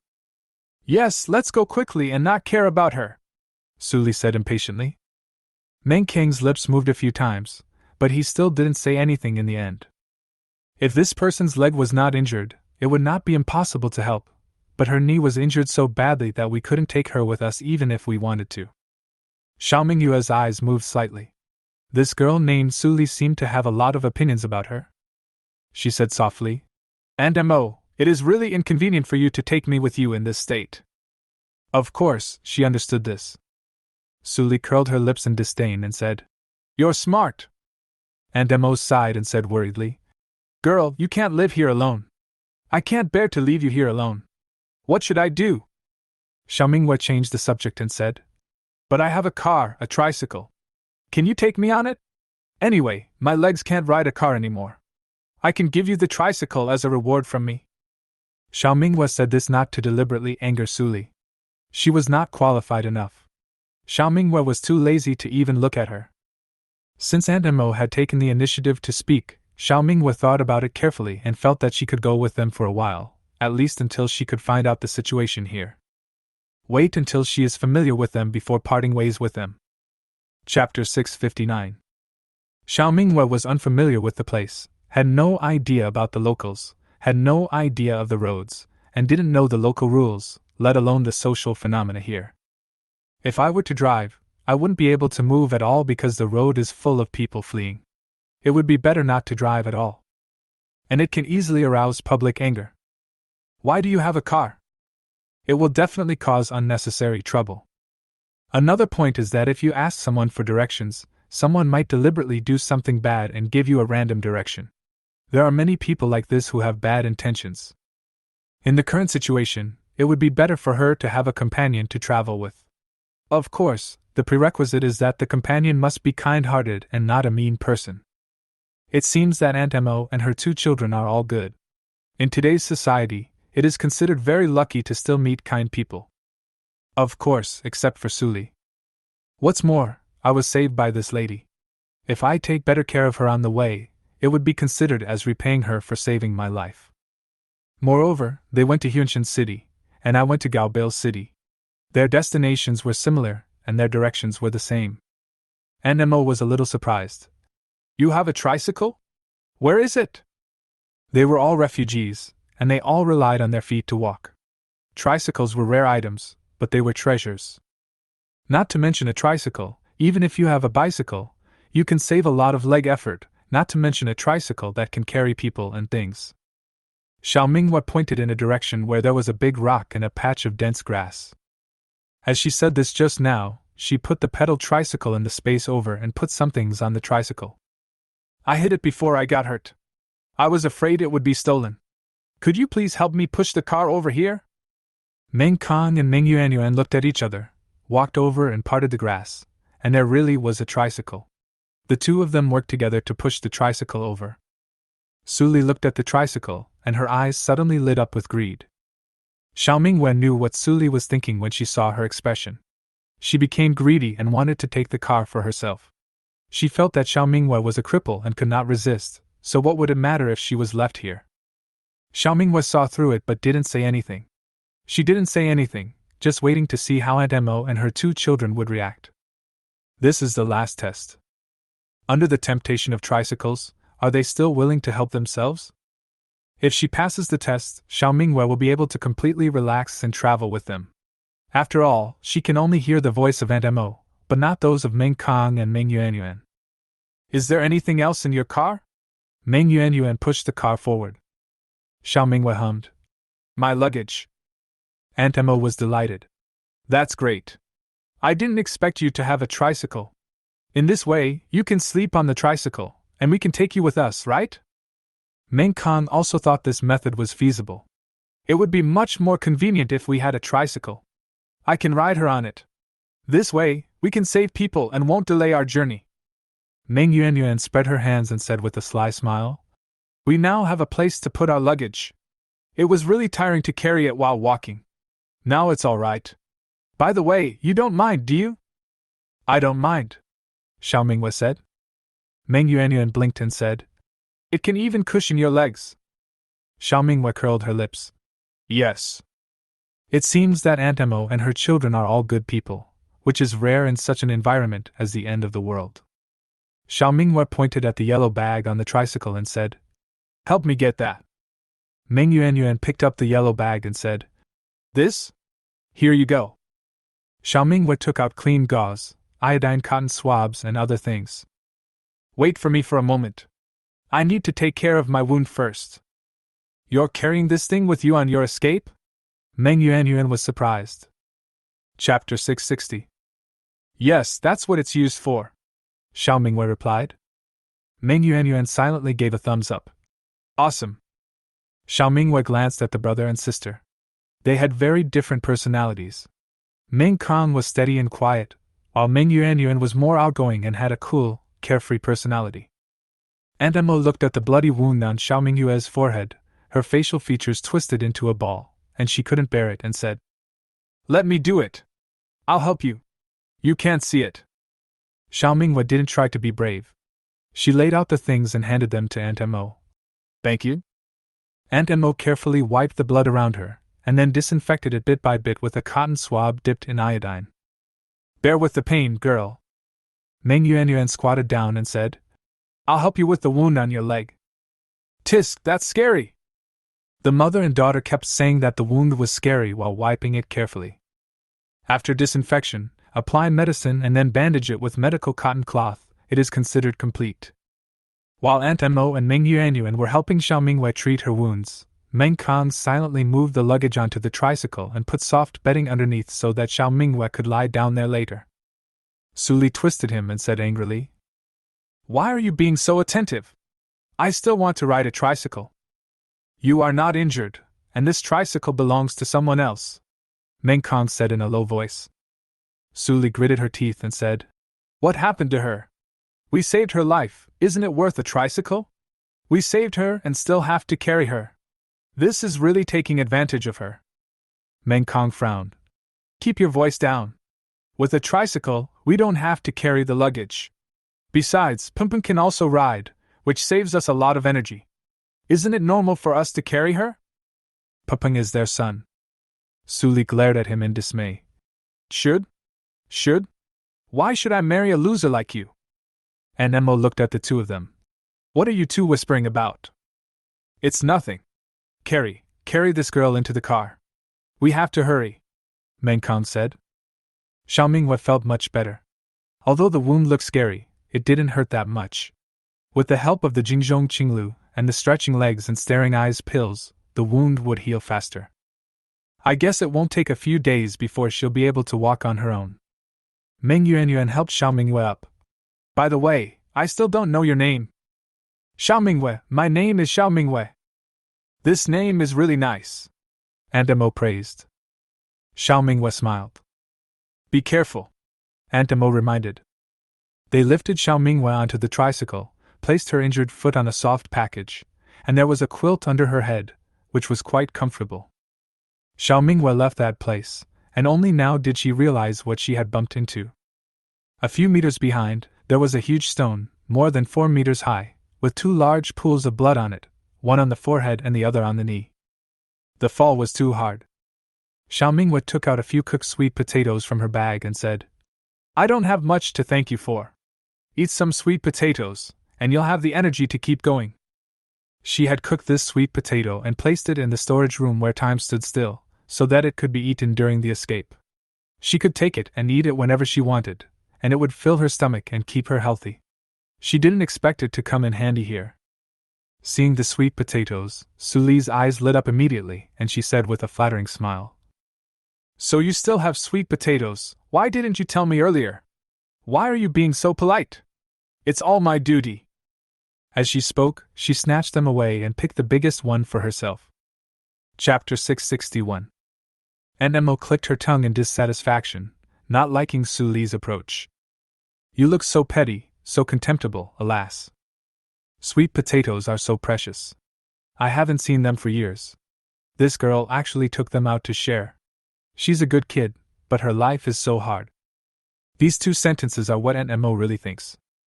Meng Yuanyuan said lightly, "Sister-in-law, you are a starving ghost reincarnated, and Mom hasn't said anything yet." Su Li pinched the bag reluctantly. "This was given voluntarily. We saved her, and they want to repay us, so they can be polite. I'm almost starving to death. I eat black cakes every day, which have no nutrition at all, and the black cakes are almost finished." "Is this the person you saved?" Meng Yuanyuan said again. She didn't like her eldest sister-in-law very much either. She was too mercenary, full of calculations, and selfish. But there was nothing she could do because her eldest brother liked her.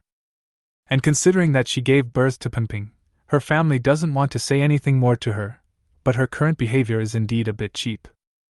A poor man may have strong ambitions, which will only make people look down on him. And Mo took the sweet potatoes from Suli. Suli stared at the sweet potatoes unwillingly, as if they were not just a few sweet potatoes, but her life. And Mo looked at Xiao Mingwei and wanted to say something, but Xiao Mingwei spoke first. It's just a few sweet potatoes. Share them among you. It's okay. After you finish eating, you will have the energy to carry me. Otherwise, I would be embarrassed. Suddenly, Mengping, who was still asleep just now, burst into tears. Suli immediately took her hand back and said with an exaggerated expression, "Oh, my dear son, he's awake. Look, what's that in Grandma's hand?" Mengping cried as he looked at the sweet potato in Mo's hand. "I don't know." He cried even louder after that. Suli was furious. "That's sweet potato! Sweet potato! Tell Grandma if you want to eat it." Mengping cried in snot. "What is a sweet potato?" Suli was so angry that she almost fainted. The child was born when the natural disaster was at its worst and had never even seen a sweet potato. Xiao Mingwei wanted to laugh at this moment. What a fool! Even if she didn't wake the children up, the sweet potatoes would be given to them. They were just a few sweet potatoes. She really didn't care. Of course, these sweet potatoes were mainly for Aunt Mo and her friends, and she just came along to take advantage of them. This is too precious. Aunt Mo was in a very difficult situation, as if she was holding a few hot potatoes. Xiao Mingwei took out another sweet potato and ate it first. Eat quickly so you can get going. Is my life not worth more than a few sweet potatoes? Hearing this, Aunt Mo smiled and sighed. I almost forgot what sweet potatoes taste like. It's all thanks to you. Who says good people don't get good rewards? She looked at her daughter-in-law, and Suli laughed dryly with guilt, her saliva almost flowing out. Meng Yuanyuan took out a sweet potato and said, I won't be polite then. She took the lead and took a big bite. Fuck! It's so delicious and smells so good. Seeing Meng Yuanyuan eating, the others stopped being polite and started wolfing down the food. Mo fed Ping and said, Why don't you thank your sister? Thank you, sister. This is delicious. Ping's voice is soft and cute. You're welcome. Xiao Mingwei chuckled. Ping was about the same age as Zai Zai and his speech was a little unclear, but Ping was thinner, smaller, and malnourished. Unlike Zai Zai, who is a chubby little guy with broad shoulders and a big waist. His arms are like lotus roots. He runs with his arms swinging, full of strength. Ming Kong was cautious and said, Eat with your back to the food, so that people on the other side of the road won't see you. It's too far away for them to see.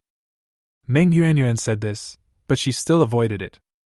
Xiao Mingwei didn't know what to say. Eat slowly, don't choke. It seemed that they were really hungry.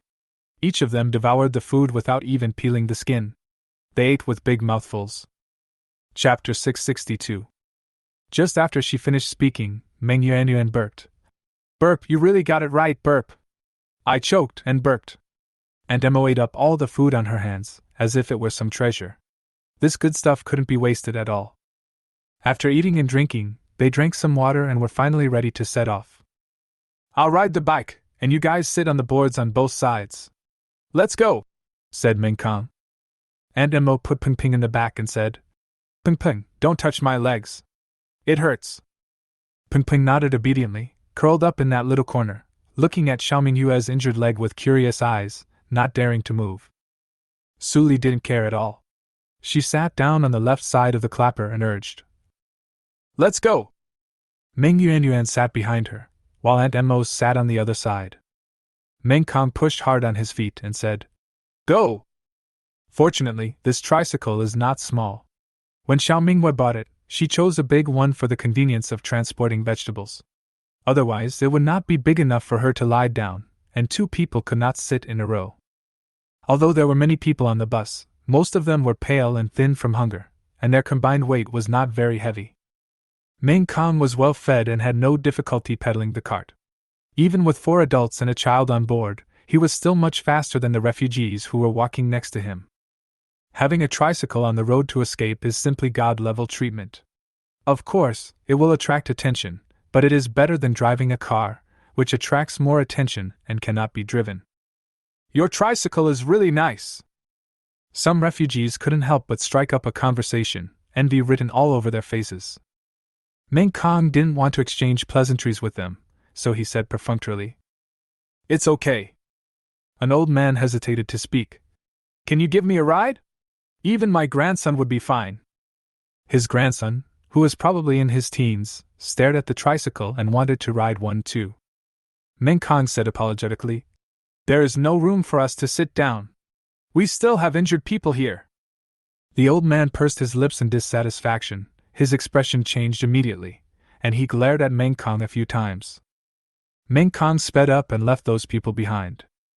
Aunt Emma was a little worried. "Everyone else is walking, and we are riding a tricycle. Isn't it too conspicuous? What if someone comes to steal our tricycle?" Meng Yuan held a straw in her mouth and said, "Who dares? We 2 men can't kill him. But I have a knife." They encountered many bad guys along the way, so she deliberately dressed herself up as a man. There are many strong men in a family, so even if others want to bully her, they have to think twice. And Emo muttered softly, "You kid, your words are getting more and more vulgar. Are you a man?" Meng Yuan interrupted. "Why not? Hey Xiao Mingwei, if I don't tell you, can you tell my gender?" Xiao Mingwei told the truth.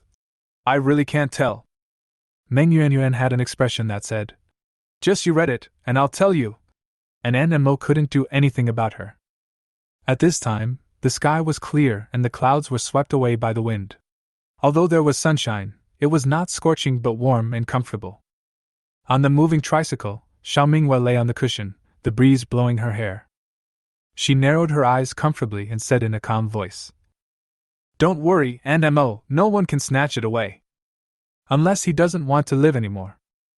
Of course she didn't say the last sentence. Meng Kong also echoed, "I am here, we will not let others bully us. If they have the ability, they can get a tricycle. They are not so lucky, and they still want to ride in a car. It's wishful thinking." Xiao Mingwei curled her lips and said nothing. By some strange coincidence, she left her family and began a journey alone. But she was lucky enough to find a few good companions, except for a certain troublemaker. If Suli didn't do anything big and didn't provoke her, Xiao Mingwei wouldn't bother to go against her and could just ignore her.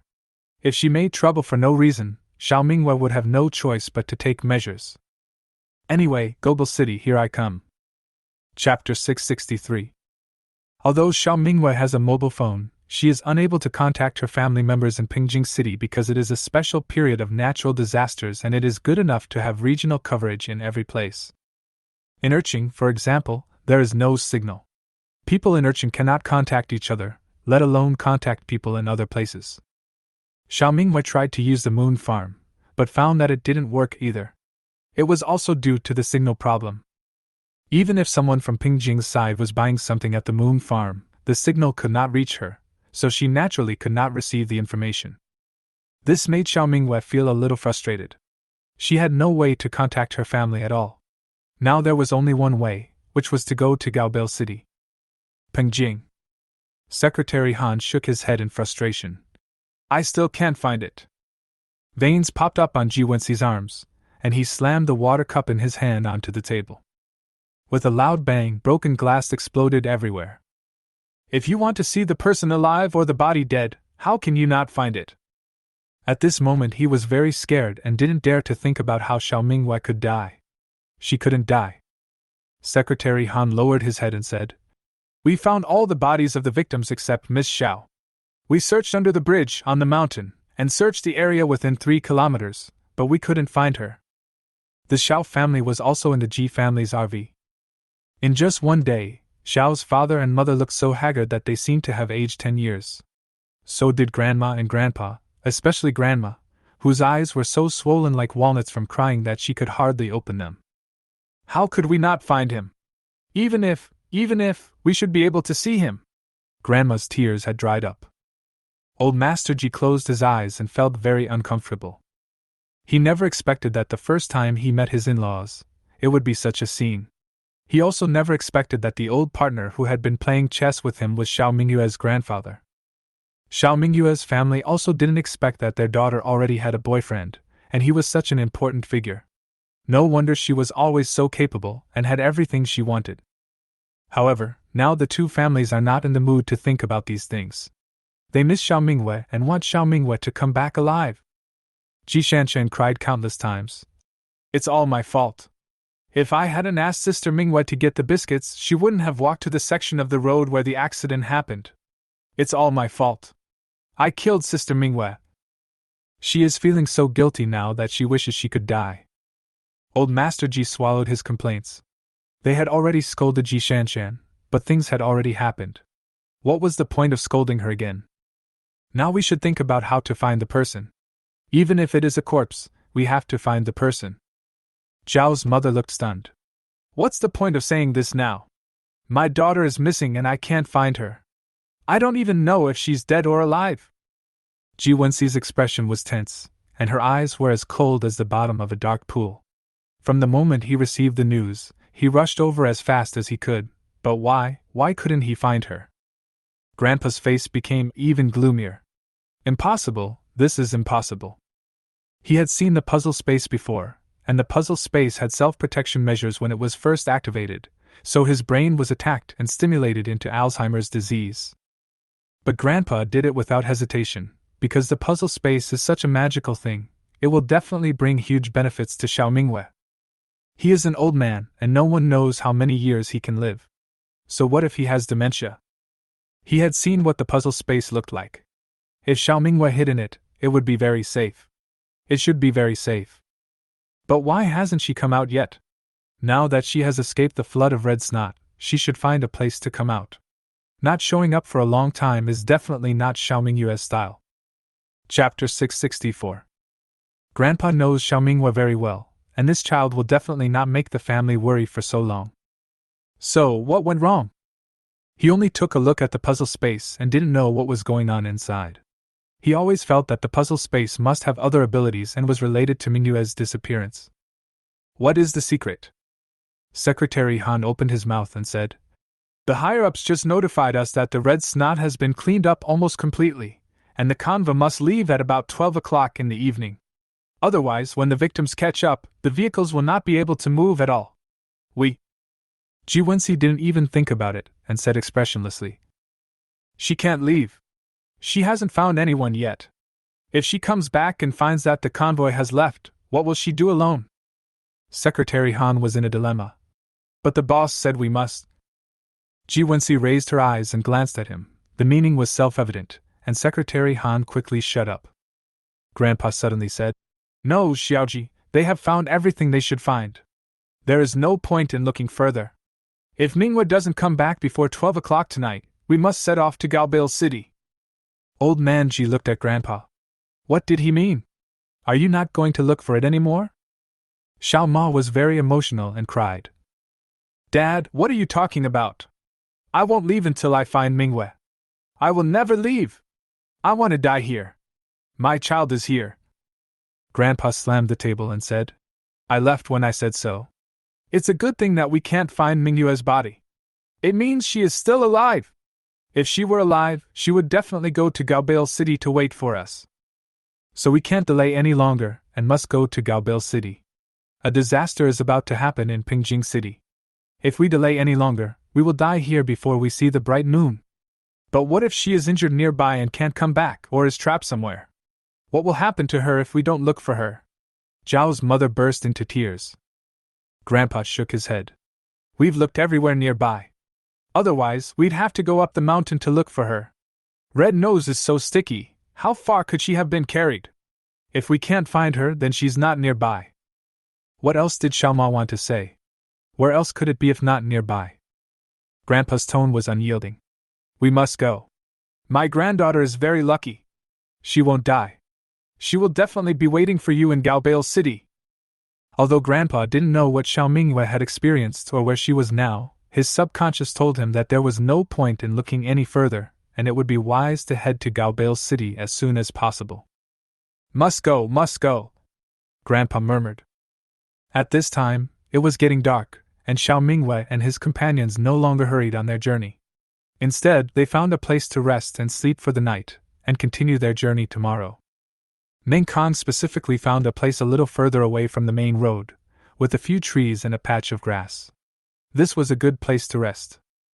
There were also scattered refugees resting nearby. This was the first time Xiao Mingwei had experienced such a day. She looked at Aunt Mo, who was spreading a large plastic sheet on the ground, and said, "There are no natural disasters in Urching anymore. In fact, it can gradually recover to its pre-disaster state, allowing the people to return home and cultivate wasteland and vegetables, but—" She didn't say anything else, but the social environment did not allow it. A chaotic society was like a train that had gone off the track. It was not easy to get back on track. While traveling this afternoon, she passed by 2 villages, but the houses in those villages were dilapidated, many houses collapsed, and the fertile fields were deserted. There was no one there.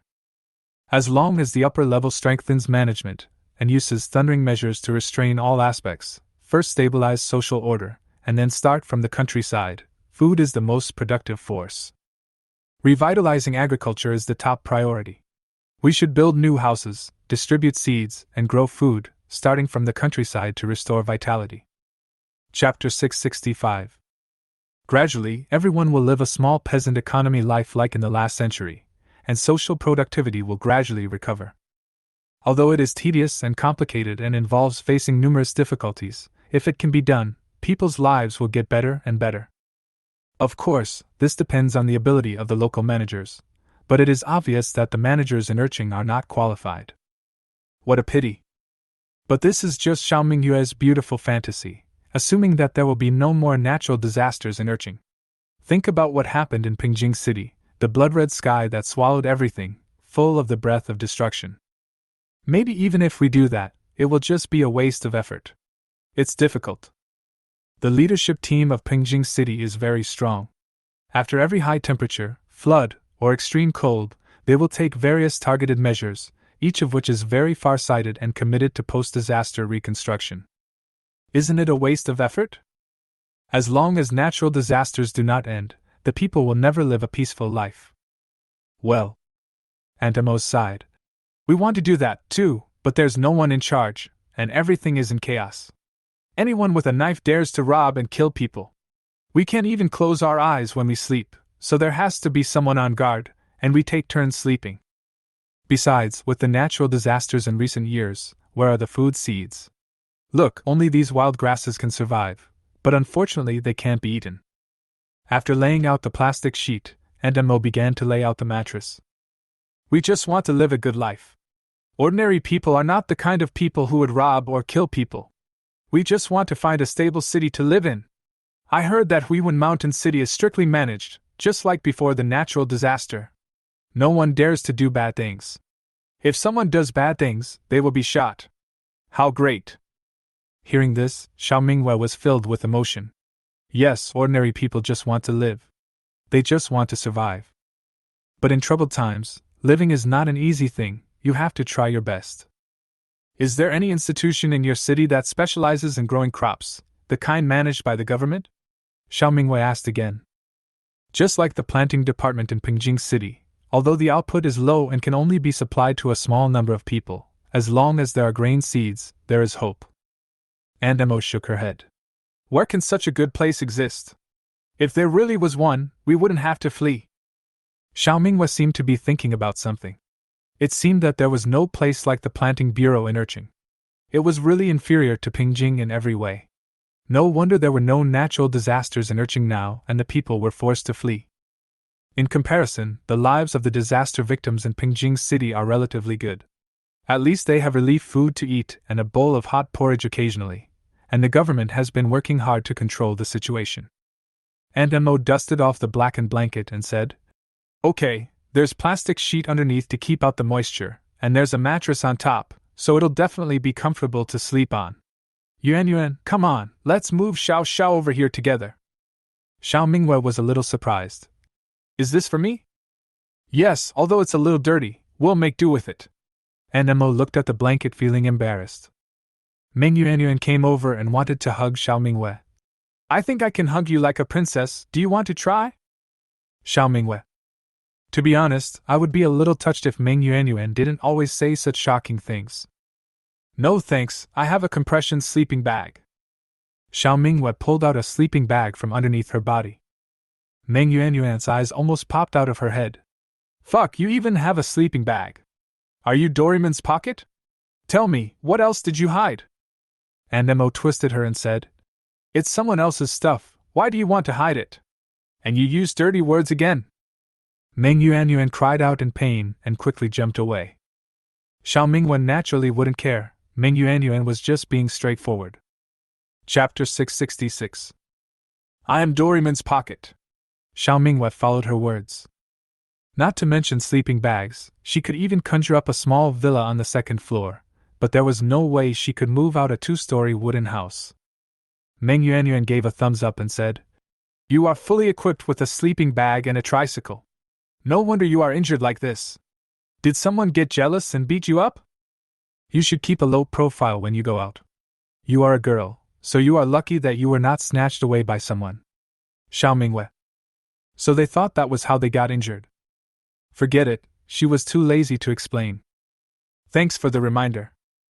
Xiao Minghua moved her body with difficulty, with her upper body leaning against a tree and her lower body in the sleeping bag.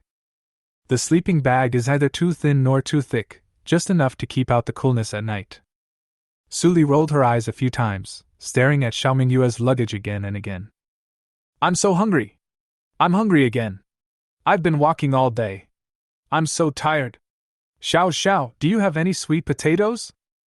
Meng Yuanyuan wanted to roll her eyes, and said gloomily, Sister-in-law, we watched Xiao this morning, and we rode the tricycle this afternoon. What kind of journey did you take? How did you get tired? If anyone is tired, it should be brother. He has been riding the tricycle all afternoon. In fact, they didn't use up much energy today.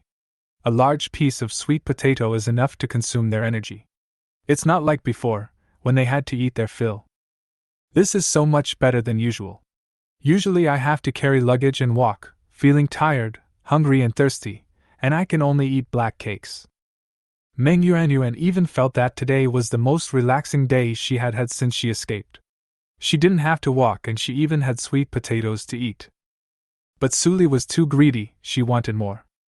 Suli swallowed and said, I'm hungry too. And Mo took out 2 black cakes and stuffed them into her hands. Stop talking and eat the black cakes. What is black cake? Xiao Minghua asked curiously. You don't even know what black cake is? Black cake is a cake made by insects, mostly cockroaches and other miscellaneous things. Anyway, it's edible. We have been eating it for 2 years, Meng Yuanyuan said. Xiao Minghua's expression was a little surprised, but she quickly returned to normal. It seemed to be similar to the toothworm plague in Pingjing City. People in Pingjing City eat toothworms, and people here eat cockroaches. Suli looked at the black cake handed to her by her mother-in-law and said disdainfully, I don't want to eat black cake. She looked at Xiao Minghua again, and her hint was obvious. Xiao Minghua just looked at her indifferently. Seeing that Xiao Minghua didn't react, Suli was a little angry. We took you with us to escape, so you must not hide anything. We must share things. My mother-in-law just made your bed. That was my son's blanket. People must be grateful and repay kindness. Suli thought that Xiao Minghua was an injured disabled person who had to rely on the Meng family to escape, so she had to please the Meng family and please her. Moreover, from this afternoon till now, Xiao Minghua had not refuted her and even gave her sweet potatoes to eat. She was a soft-hearted person without any temper. In Suli's mind, this was a sign that Xiao Minghua was afraid of her and wanted to please her. Yes, if you want to escape together, of course you have to please her. After all, she is the mistress of this family. If you dare not obey, just leave her behind. Thinking of this, Suli became more confident and said arrogantly, People shouldn't be so selfish. We are full so we can take care of you. Come on. Chapter 667. A hint of coldness flashed across Xiao Minghua's eyes. Are you ordering me around? Who do you think you are? You weren't the one who saved me. I'm already giving you a piece of sweet potato. I don't want to bother with you. Don't try to get ahead of me. She just didn't bother to pay attention to such people, but she didn't expect Suli to think she was easy to bully. Sweet potatoes can be given, but they are for Aunt Mo and her friends. Who does Suli think she is? After eating her food, she acts like a boss and becomes arrogant? Xiao Mingwei had never suffered such humiliation before. Suli was stunned. She never expected that Xiao Mingwei would dare to speak to her like this. She was a cripple who had to rely on the Meng family to escape.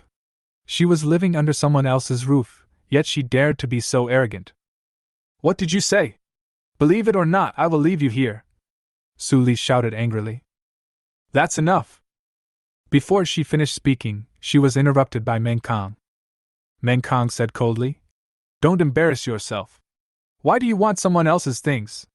You were saying sarcastic things when I was saving him, and now that he's alive, you're rushing to ask him to repay you. What does it have to do with you? Suli pointed at Xiao Mingwei, her eyes blazing with fire. But she scolded me. Whose husband are you? You don't stand by me, but by her? Are you a man? Meng Kong threw the quilt on the ground. Why are you saying these things in front of Peng Peng? You have led the child astray. Peng Peng curled up in his little bed, staring blankly at his parents quarreling, with an uneasy look on his face. Aunt Mo didn't say anything. She went forward and held Peng Peng in her arms and coaxed him. Good boy, Peng Peng, do you want some water? Grandma will give you some water. Since her son had already spoken, there was no need for her to say anything more. The quarrel between husband and wife was their business. If she, as a mother-in-law, interrupted and took sides, Suli would only hate her more. Peng Peng is still young, and this family cannot break up. For the sake of family harmony and the healthy growth of Xiao Peng Peng, Aunt Mo endured a lot. Meng Yuanyuan blinked at Xiao Mingwei, indicating that she should watch the show. She was not angry at all about what Xiao Mingwei had just said. She even wanted to applaud. It was so well said. There is hardly a single word that is redundant, and every word is heart-wrenching. Of course, it hurts Suli's heart. She also didn't like her sister-in-law, but there was nothing she could do for Peng Peng's sake. Suli was angry and aggrieved, and roared. I just want to eat sweet potatoes, what's wrong with that? Why didn't she give us any? We saved her life and took her to escape. Do you have any brains? Now it's her turn to curry favor with us. Why did you say that to me? What did I say wrong? Suli's voice was very loud and spread far, and many people heard it. Aunt Mo's face changed drastically, and she scolded. What are you shouting for? Meng Yuanyuan was also startled and subconsciously said, Shut up, idiot! There were quite a few refugees scattered around, all gathered together in groups. They were originally envious of the tricycles, but no one wanted to take the risk easily, as they could not be the first to stick their heads out. But when they heard about sweet potatoes, those hungry eyes all looked over. What are sweet potatoes? They are food, precious food. They haven't had food for a long, long time. The eyes of those people were filled with unbearable hunger and crazy greed. In years of famine, people would fight to the death for a little bit of food, and it was common for people to kill for a bite of food. Suli saw the looks of the people around her, and then she realized what was happening. She panicked. I didn't say anything. What sweet potatoes?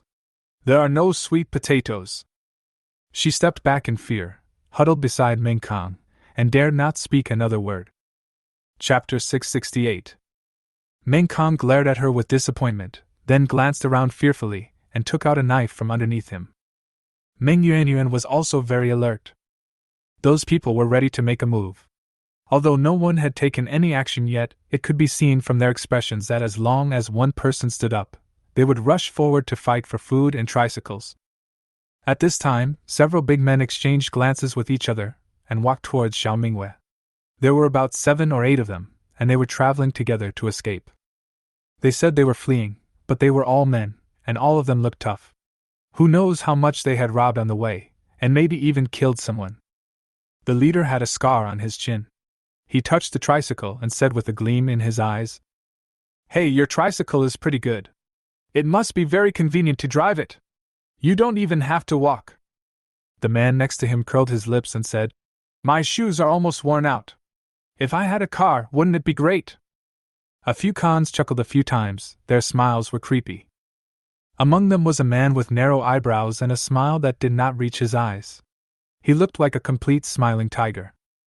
He pretended to be friendly and said, We are all fleeing for our lives. I see that you are old, disabled, and you are carrying women and children. It is too dangerous. How about this? You follow us. We, the grown men, can protect you and take care of each other along the way. How about that? Aunt Mo laughed dryly and responded. No need, young man. We have a family of old, weak and sick people, so we won't cause you any trouble. We have wounded people here, so we move slowly and won't delay you, Meng Yuanyuan said coldly. Meng Kong and Meng Yuanyuan stared at the uninvited guests vigilantly. No one would believe such a lame excuse. It was obvious that they came here because they heard there were sweet potatoes. Their intention to take care of the guests was fake, and they really wanted to steal the things. But the other side has more people and they are all middle-aged men.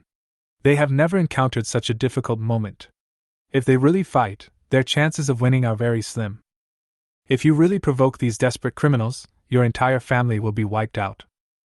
Moreover, as soon as these 7 or 8 big men came over, those people who were watching the show with greedy eyes were eager for them to start fighting right away so that they could get a share of the pie. Even if they could only take back a torn quilt, it would be a gain and should not be missed. So you must not act impulsively, and certainly not resort to violence. You must only use your wits to outsmart others. Smiling Tiger narrowed his eyes as if he had not heard what Aunt Mo and Meng Yuanyuan said, and he continued. Who mentioned sweet potatoes just now? Since everyone has to take care of each other, you can't hide the good stuff. Where is it? In the bag? As he said this, he began to search. Su Li was so scared that her face turned pale and her whole body was shaking. She knew that she was in trouble, and it was a big trouble. Aunt Mo pretended to be calm and said with a smile, Young man, you heard me wrong. My daughter-in-law was talking about the floods, the big floods last year. She spoke with an accent. How can we have sweet potatoes these days? Look, our bags are full of black cakes. If we have sweet potatoes to eat, who would want to eat this stuff? If we can really live a good life eating sweet potatoes, who would want to flee, don't you think? As she spoke, Aunt Mo opened the bag, and it was indeed full of black cakes. Really? That makes sense. What's in your bags? The scarred man was sloppily rummaging through the packages of several people and dumping out everything inside. After opening them, he was greatly disappointed and shouted in a loud voice. What a piece of crap! The leading men exchanged glances. Seeing their poor appearance, and the fact that they didn't seem to have any sweet potatoes, the big men were very disappointed. Smiling Tiger's expression immediately changed, and he said viciously, You can't even speak clearly! If you can't speak, cut off your tongue! Su Li shrank a few more times and almost cried. Chapter 669. Smiling Tiger touched the tricycle and said, But this tricycle is good. My feet are hurting these days, so I can sit down and rest. He already considered the tricycle as his own. Aunt Mo and the other two were extremely apprehensive, and they did not dare to speak rashly. Now that the tricycle had been targeted by this group of people, they had no choice even if they were unwilling. It's just a pity for Xiao Mingwei. Without a car, what will she do with her injury? Smiling Tiger noticed the sleeping bag under Xiao Mingwei, and the greed in his eyes grew stronger. Disabled man, your sleeping bag is pretty good, isn't it? If you know what's best for you, get out of here. Also, what's in your bag? Bring it over to me so I can see if there's anything I can use. The scarred man also came over and took a fancy to Xiao Mingyue's sleeping bag. Hey, you're still running away like this? What happened to your forehead? Did a pig bite it? As soon as he finished speaking, several big men burst into laughter. Xiao Mingyue smiled wryly and said, Let your father eat it. Hearing this, the faces of several big men changed drastically, and they were all enraged. How could this cripple be so bold? The scarred man's face twisted for a moment, and he cursed. What the fuck did you say? Not to mention the surprise of these big men, Aunt Mo and Meng Yuanyuan also widened their eyes and almost forgot to breathe. Xiao Mingyue was too bold. It was obvious that these people were desperate criminals and habitual robbers. They could not be confronted head-on. Aunt Mo was so frightened that she broke out in a cold sweat and quickly came over to smooth things over. This is my daughter. She hit her head and is a fool. She scolds me every day. Guys, don't bother with her. She doesn't even know what she is talking about. She keeps talking nonsense all day long. Xiao Mingwei. The scarred man snorted coldly. You turned out to be a fool. Take off her sleeping bag. And ride away with the tricycle. I don't want to kill anyone today, so I'll spare you. You know what's best for you. Yes, yes, yes. And Mo broke out in a cold sweat. As long as you don't hurt anyone, money is just external things. Smiling Tiger pretended to snatch Xiao Mingyue's sleeping bag. Xiao Mingyue grabbed his arm, folded it in half, and then pushed it hard. His arm was completely broken and could not be reattached. You are worthy of taking my things? Smiling Tiger let out a shrill scream and fell to the ground, holding his arm and almost fainting from the pain. His arm was twisted in a strange posture. Everyone was startled by this sudden scene. Meng Yuanyuan stared at Xiao Mingyue without blinking. What happened just now? How did she do it? Was she dreaming? Xiao Mingyue looked indifferent. She looked at the scarred man. I don't want to kill anyone today. Get out of here if you know what's best for you. The scarred man's face was extremely ugly. He had just said this. The big men were also extremely angry. The scarred man held up a knife, his eyes full of murderous intent. Bitch, since you don't want to live, I'm going to kill you. Someone nearby suggested. Brother, even though her face is disfigured, she is still a woman after all. Let's rape her first and then kill her, and let us brothers have fun. Xiao Mingyue sighed lightly and shouted. Little Gray. She is unable to move around easily now, so she really needs a partner who can deter others, which can save her a lot of trouble on the road. Obviously, Mo and her friends are not good enough. Ordinary people can only give in when they encounter tough guys who dare to kill people. Then Xiao Huihui has to take the stage. Chapter 670. As soon as Xiao Mingyue finished speaking, a huge gray wolf suddenly jumped out from somewhere. Xiao Huihui's limbs were strong and he shot out instantly, knocking the scarred man to the ground. Kill them, Xiao Mingyue said lightly. After receiving the order, Xiao Huihui let out a low growl and bit off the scarred man's neck. Then he raised his deep wolf eyes, stared at the next target, and pounced on it quickly. The big men were already frightened by the sudden appearance of Xiao Huihui. When they saw the scarred man being bitten to death, their scalps suddenly exploded. They were so scared that their legs went weak and they turned around and ran. Some of them fell to the ground, but quickly got up and used their hands and feet to run for their lives. But no matter how fast they ran, they were far behind the wolves. Xiao Huihui caught up with them and bit 2 of them to death, all of them killed with 1 bite. The people around who had originally wanted to watch the show were also frightened and ran away, leaving their luggage behind and scattering in all directions. There's a wolf! Someone's dead! Someone was killed by a wolf! Isn't that a dog? It doesn't matter if it's a wolf or a dog, it's biting people to death, run! The arrogant men were quickly dealt with one by Xiao Huihui. Xiao Mingyue asked it to bite these bad guys to death, and it only bit them. As for the onlookers who were scared away, Xiao Huihui didn't know why they were running, and it didn't chase them. In the quiet night, the sounds of wolves biting and people screaming intertwined together. It was really a nice nocturne. Xiao Mingyue looked at the Meng family members who were already frightened. Don't be afraid, it's my pet and it won't bite its own people. Aunt Mo's tongue was tied and she couldn't speak at all. Even if Xiao Mingyue didn't say that, Aunt Mo wouldn't run away because she couldn't stand up at all. Aunt Mo closed her eyes tightly and covered Xiao Pingping's eyes and ears at the same time, not letting Pingping see anything. The Meng brother and sister were even more horrified. It was the first time they saw such a bloody scene and their minds went completely blank. As for Suli, when Xiao Huihui bit the first person to death, she screamed, rolled her eyes and fainted. Soon, Xiao Huihui quickly took care of several big men, leaving no one alive. The big man who was so arrogant just now has now turned into a corpse on the ground, and the smell of blood is overwhelming. Xiao Huihui's mouth was full of blood, with bright red blood dripping down, and his wolf eyes were filled with bloodthirsty hostility. It slowly walked to Xiao Mingyue's side and immediately turned into a good dog, rubbing its head against her affectionately, and whining to please her. There is so much pride in little Huihui's eyes. I know that my master loves me more. He always lets me out to bite people.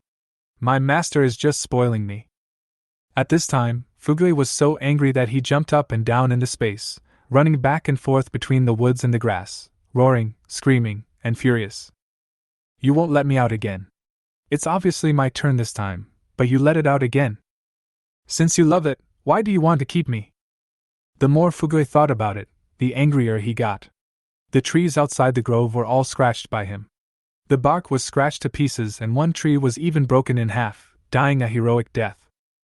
The small animals in the space were trembling and dared not provoke the evil spirit. After venting his anger, Fugui still felt it was not enough, so he jumped into the water and smashed all the lotus leaves and flowers.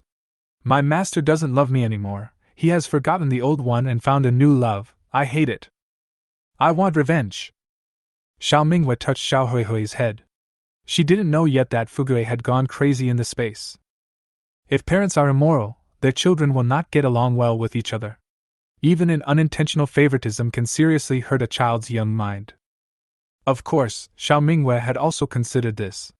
After all, Fugui was a giant tiger, and bringing him out would be too conspicuous. If he was targeted by someone with ulterior motives, it would definitely cause unnecessary trouble. It would be better to bring Xiao Huihui with you, which is more low-key, and you can say that Xiao Huihui is a wolf dog, so it won't be so eye-catching. Be good. Xiao Minghua's eyes were full of kindness. Chapter 671. Little Huihui whimpered, lay down beside Xiao Minghue, closed his eyes and dozed off. Meng Yuanyuan finally came to her senses and stammered. Where did it come from? It got lost before, and now it found me by following the scent. Xiao Minghue made up an excuse. Meng Yuanyuan glanced at the corpse nearby and swallowed. Oh my god, is it a wolf or a dog? It can actually bite people to death. Will it bite us? No, Xiao Huihui is a well-trained wolfhound. He only follows orders. Look carefully. All the dead people were those who tried to steal the tricycle just now. Meng Yuanyuan breathed a sigh of relief. That's fine, as long as they don't bite us. Her eyes were a little excited again. Its name is Xiao Huihui, what a cute name. Why don't you give it a more domineering name?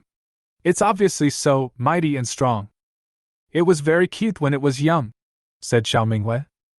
Meng Yuanyuan exclaimed. Wow, you're so awesome! I admire you so much that you actually have such a big wolf dog. It can bite anyone it asks you to bite, and it can even bite off their necks. It's so cool! Xiao Minghue chuckled. Didn't you say in the afternoon that you would kill anyone who dared to rob? Why didn't you dare to do it just now? Meng Yuanyuan touched her short hair and said embarrassedly. You have to do it within your capabilities. You just saw it. They are outnumbered. If I just go up and do it, wouldn't that be too aggressive? She changed the subject. But you just did that, have you ever practiced it? She imitated Xiao Minghue's action of breaking the smiling tiger's arm. Xiao Minghue hummed. I know a little bit of self-defense. Meng Yuanyuan and Meng Kong looked at each other and came to a conclusion. It turns out that we rescued a hidden master. Meng Kong nodded slightly. They saved an extraordinary person. Xiao Minghue was no ordinary person. Seeing so many bloody corpses around, Meng Kong was frightened, but Xiao Minghue was not afraid at all. Either she was mentally very strong, or she had killed people before and was knowledgeable. She was so calm when she gave the order to the wolfhound to kill people just now. Thinking of this, Meng Kong looked at Xiao Minghue with awe in his eyes. And she also has a wolfhound. With such a fierce creature by her side, who would dare to pick a fight with them? Who would dare to steal their things? Perhaps they are lucky to have met Xiao Minghue. In the future they will be much safer on their escape journey and no longer have to worry about their lives being in danger. I also had a wolf dog before, but it was much smaller than yours. Fortunately we have it today, otherwise we really don't know what to do, Meng Kong said. Xiao Minghue took out a bottle of water from her bag, first wiped the blood around Xiao Huihui's mouth, then poured the water into a basin and gave it to drink. From now on, with Xiao Huihui here, you don't have to stand guard at night, she said lightly. Meng Yuanyuan looked at Xiao Huihui lying obediently beside Xiao Minghue, and gradually became bolder. She smiled and said, Thanks, Brother Hui. I finally don't have to stay up late anymore. Xiao Huihui's body tilted, and he fell to the ground to rest. Only then did Aunt Mo's soul return to its place. She said in a trembling voice. Xiao, it really won't bite anyone casually? Don't worry, Aunt Mo.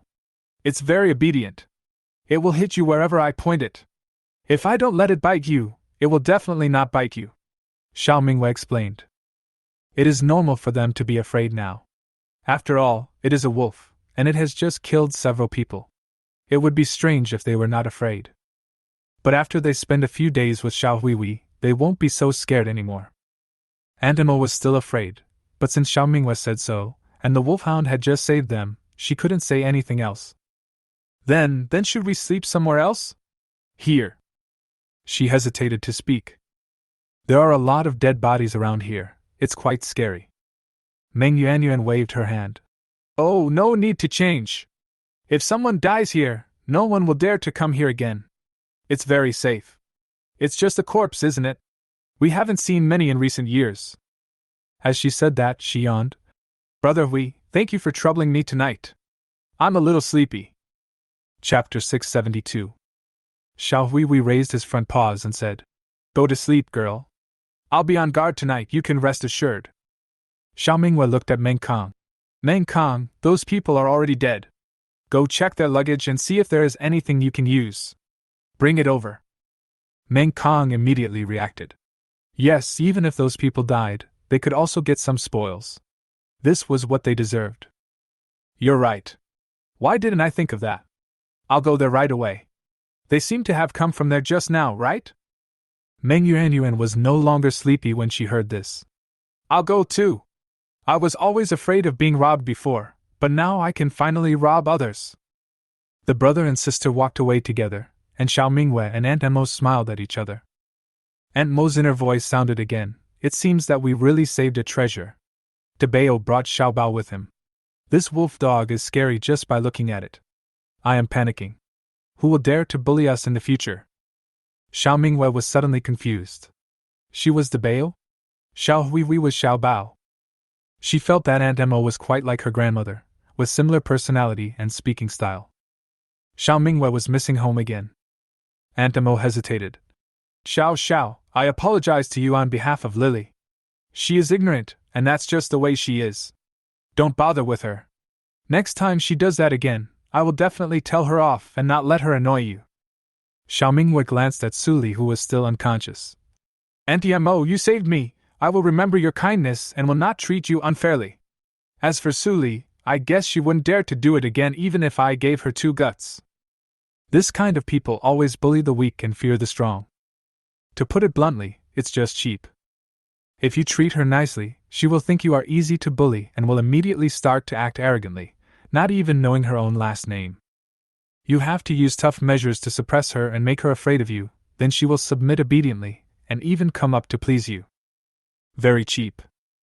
Aunt Mo's expression became more complicated. Suli is really a bad kid, but also pitiful.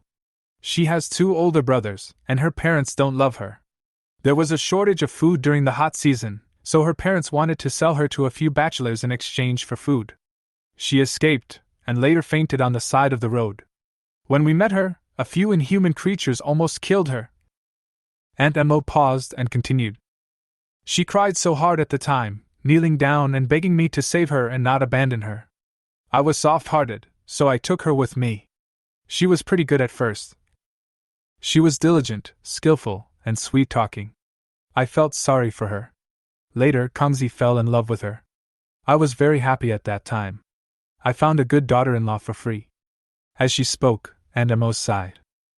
Alas, I originally thought she was a child who had suffered and had a good heart, but I didn't expect to find out later that she was just pretending at the beginning. But now that we have a child, there is nothing we can do. After hearing this, Xiao Mingwei didn't know what to say. Perhaps this is the power of genes? Suddenly, Meng Yuanyuan's excited voice came. Look what we got! Xiao Mingwei looked in the direction of the sound and saw Meng Yuanyuan pushing a bicycle over and Meng Kong holding two packages, but she didn't know what was inside them.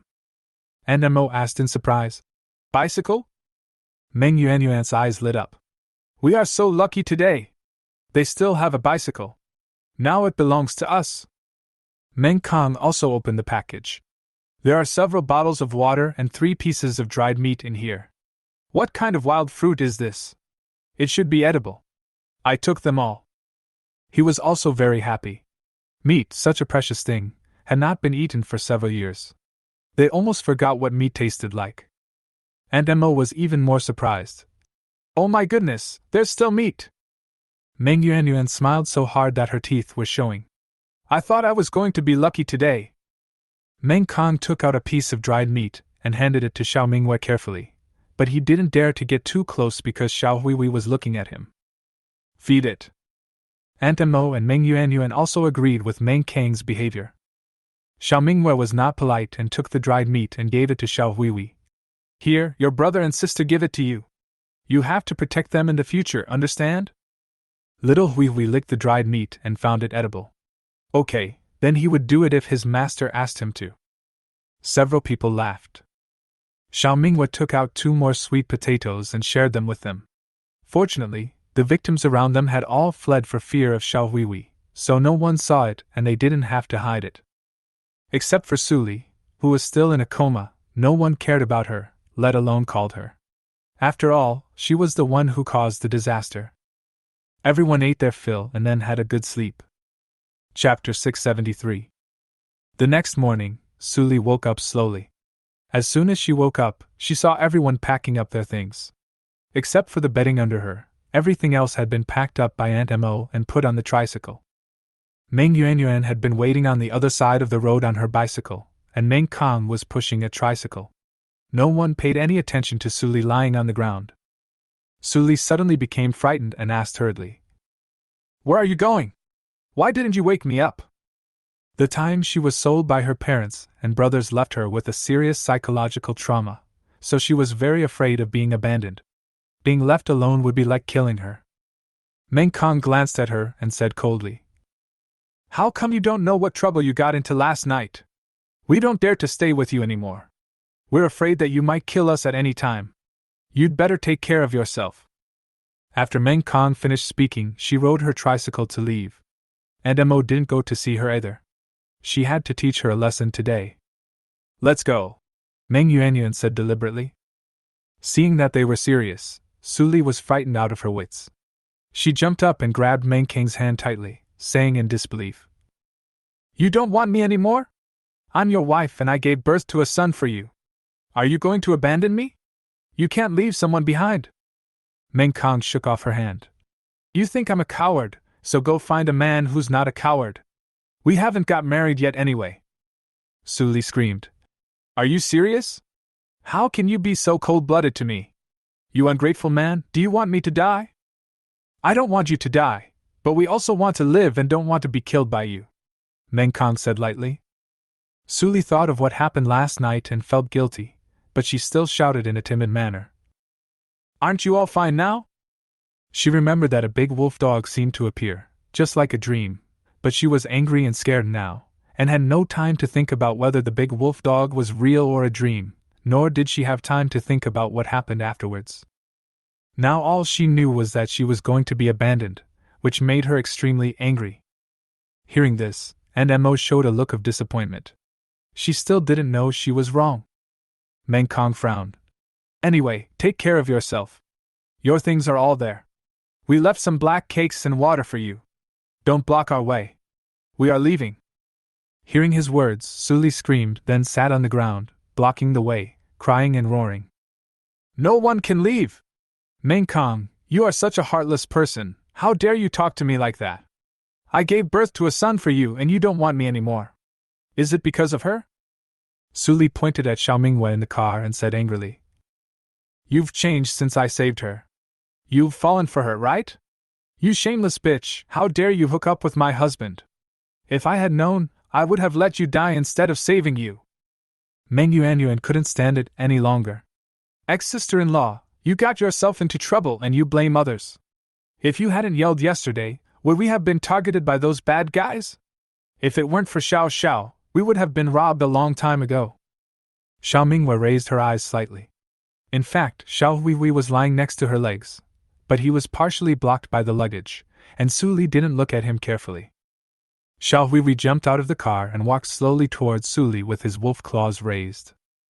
Suli screamed again, her whole body shaking violently, her voice even starting to sound like crying. "The dog is here again. This is not a dream. This is real. Don't come over. Don't come over. Xiao Hui pressed on step by step, threatening with bared teeth, and Su Li was frightened out of her wits. Hubby, save me! Please save me! Please save me! Meng Kong sighed. This is Xiao Zhao's wolfhound. If it weren't for this dog, we would have been robbed yesterday. Don't you know you're wrong? You're still throwing dirty water on others. I'm so disappointed in you. Su Li finally broke down and burst into tears. I was wrong, isn't that enough? I won't dare to do it again, I won't talk nonsense again, please don't leave me. Xiao Hui. Xiao Mingyue spoke softly. Hearing Xiao Mingyue's voice, Xiao Hui retracted his fangs, took 2 steps back, jumped back onto the tricycle, and lay down beside Xiao Mingyue. Chapter 674. Su Li choked up, and only then did she notice that there were several corpses near the place where they had just rested. She was not dreaming. There were wolfhounds there yesterday, and they killed those people. And the wolf dog belongs to Xiao Mingyue. Su Li was so frightened that she was trembling. She got up tremblingly, looked at Meng Kong, then at her mother-in-law, and then at Meng Yuan. She felt aggrieved and scared. She absolutely could not be abandoned. If she was abandoned, she would die. She didn't even dare to look at Xiao Mingyue, let alone Xiao Mingyue's wolfhound. Su Li stood there at a loss, and finally couldn't hold it in anymore and started crying again. I really know I was wrong. Husband, Mom, can you take me with you? Aunt Mo sighed softly. Do you really know you're wrong? Su Li nodded. Got it. What did you do wrong? Aunt Mo asked again. Su Li lowered her head and choked up. I shouldn't have said anything nonsense and attracted bad guys. Aunt Mo's expression looked better. Anything else? Su Li carefully glanced at Xiao Mingyue in the car. She bit her lower lip in humiliation and couldn't say anything. Aunt Mo glared at her. You and Xiao have had the same experience. You have both suffered. How could you say that? What do you mean you shouldn't have saved her? That's too harsh. Let me ask you, should I have saved you? If I hadn't saved you, what would you be like now? Su Li lowered her head. I know, I was just too angry. Xiao Mingyue looked at her. Do you hate me? Do you still want to eat sweet potatoes? Su Li immediately shook her head. I don't dare, I won't eat it. Even though she hated her in her heart, she didn't dare to show it. She was very scared now. She was afraid of the big wolf dog beside Xiao Mingyue. That was a dog that could kill people. What if I make her angry, and she lets the dog bite me? Xiao Mingyue chuckled and said nothing more. This play was proposed by Meng Yuan, and was performed by Meng Kong and Aunt Mo. It was impossible for them to really abandon Su Li. After all, she was Pumping's mother. They just wanted to scare her and make her use her brain. Aunt Mo said, Why are you still standing there?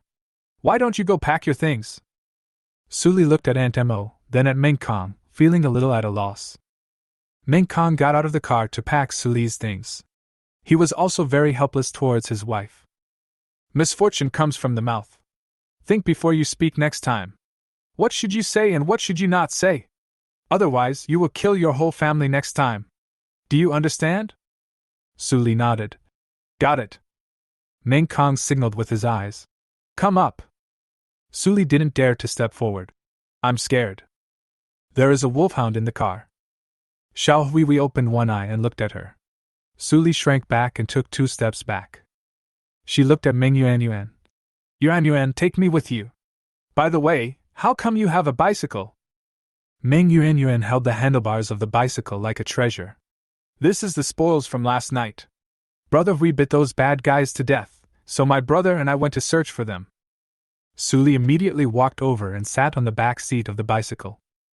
Aunt Mo didn't say anything more, hoping that she would learn from this lesson and truly realize her mistakes. Kanko, let's go. Chapter 675. For a few days, Su Li had been very honest and did not dare to speak harshly to Xiao Mingyue. She was even very polite and put on a smile most of the time. Xiao Mingyue was not surprised by her change. That was human nature. The more you indulge her, the crazier she becomes. When no one indulges her, she will become cautious and do her duty. Su Li depends on the Meng family and Meng Kong. The Meng family is kind-hearted, and she has been spoiled.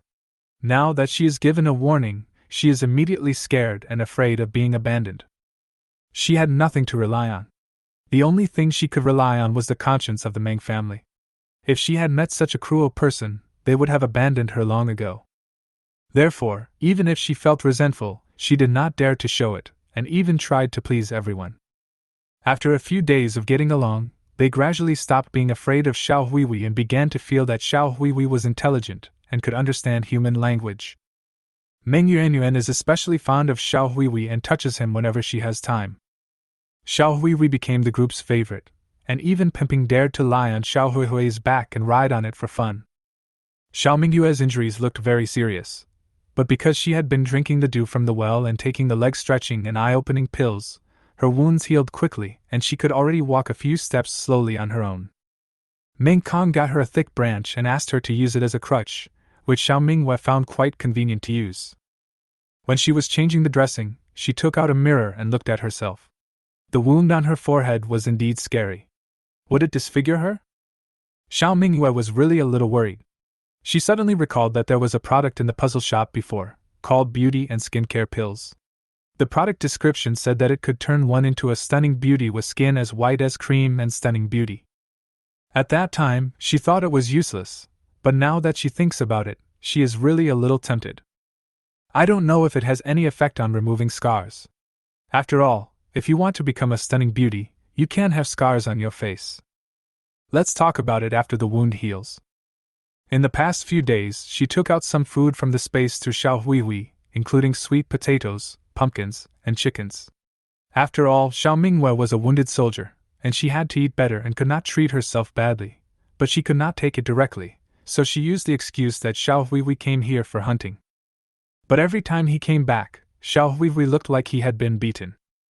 This time, Xiao Huihui brought a rooster. The rooster had shiny fur and was big and fat, and it looked very meaty. Brother Hui! My powerful brother Hui is back again. He's so amazing.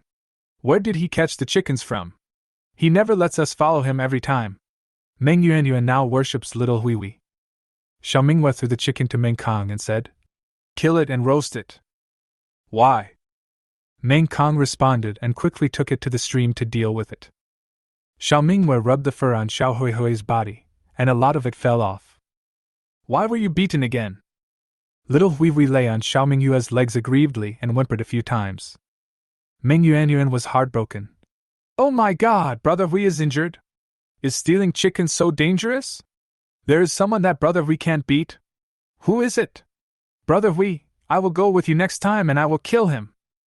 Chapter 676. Little Huihui felt even more aggrieved, whimpered twice, and nudged Xiao Mingyue's hand with his nose for comfort. Xiao Mingyue knew without thinking that it was Fugui who beat him. What's wrong with Fugui? Why does he always bully Xiao Huihui? Xiao Mingyue has not entered the space these days, but Fugui will not starve. Without Xiao Mingyue cooking for it, it can still eat raw meat.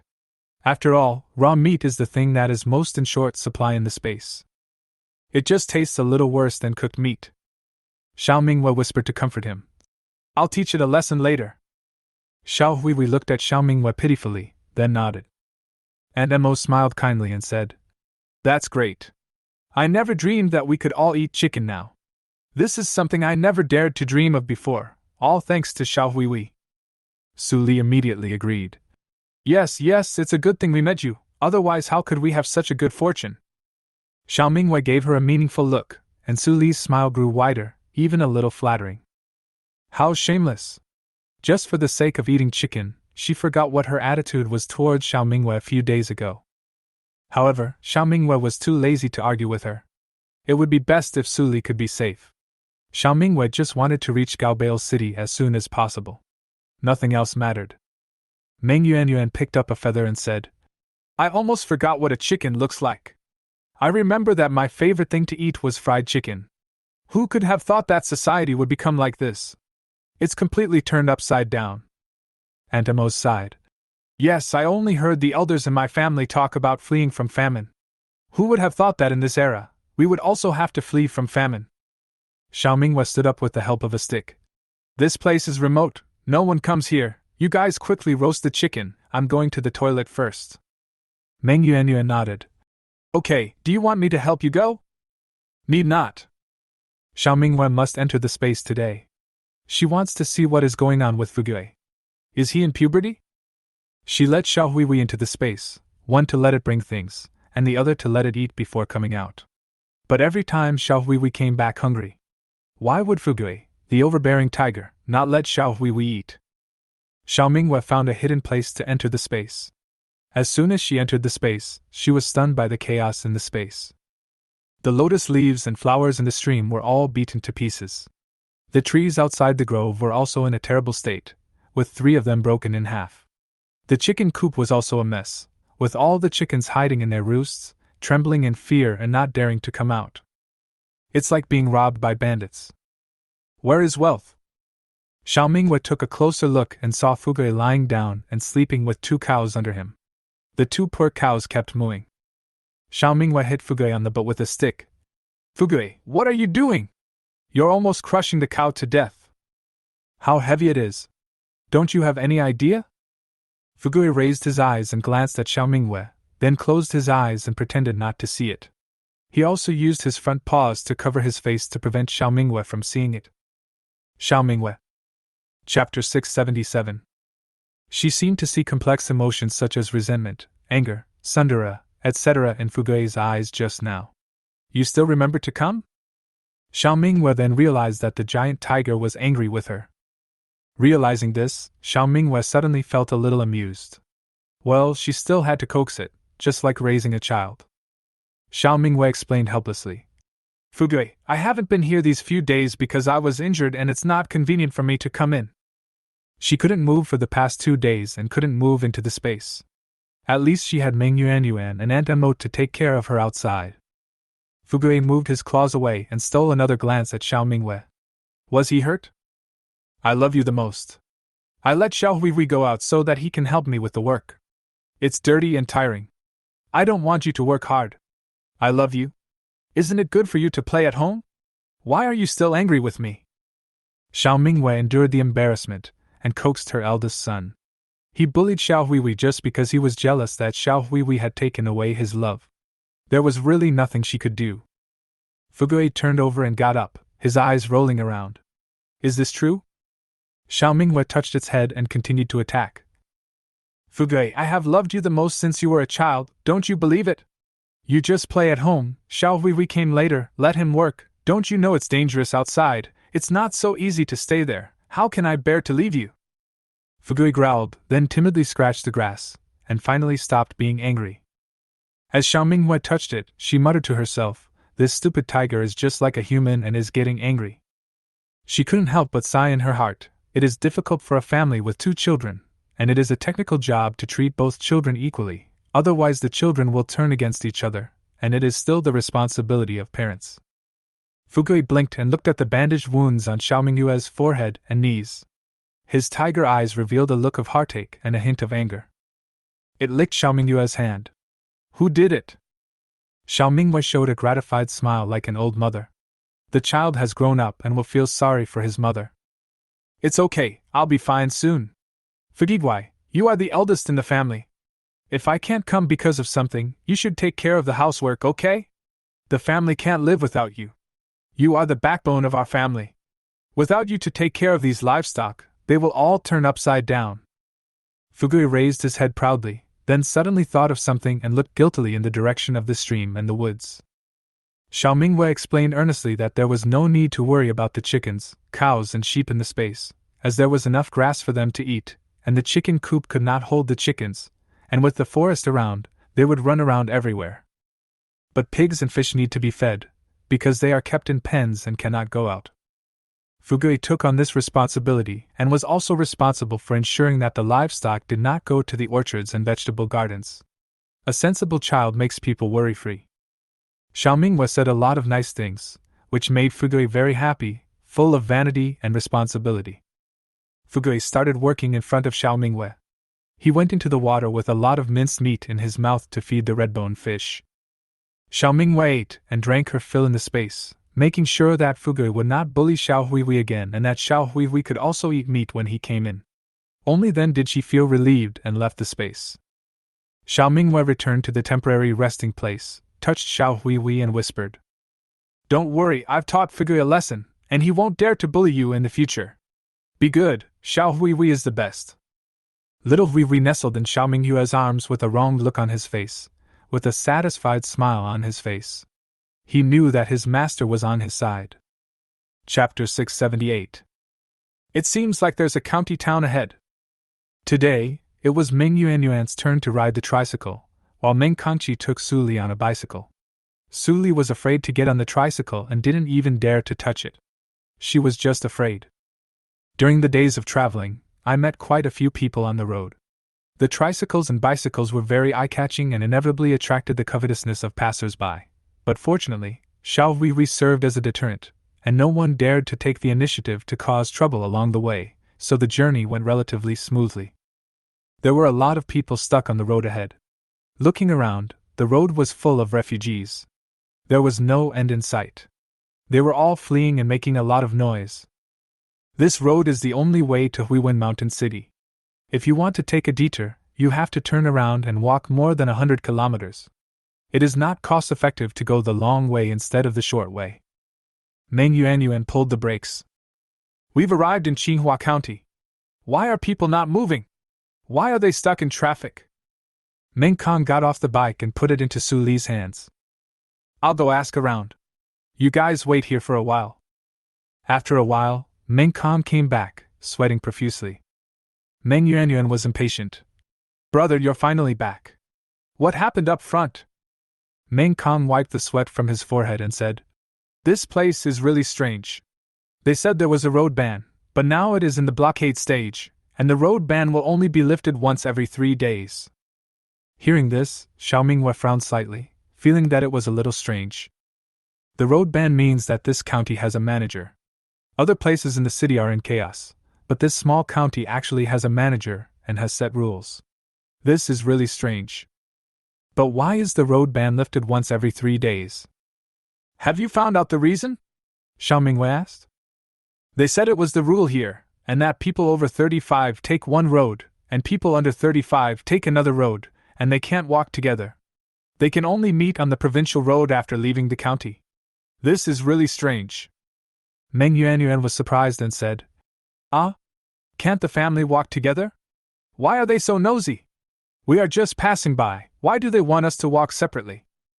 Xiao Mingwei was silent for a moment. He thought that something must be wrong when things were abnormal. He hoped that he could pass through the county smoothly without any accidents. "Besides, we have already come here. If we turn back and take a detour, it will take an unknown amount of time. It is obviously impossible.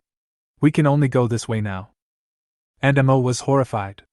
"What kind of broken rule is this? Do you want an old woman like me to leave with you? That won't work." Not only was Aunt Mo unwilling, Meng Kong was even more unwilling.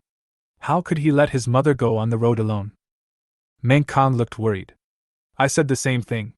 The manager said that if you want to pass through, you can pass through. If you don't want to pass through, you can leave. If you want to pass through here, you must follow their rules.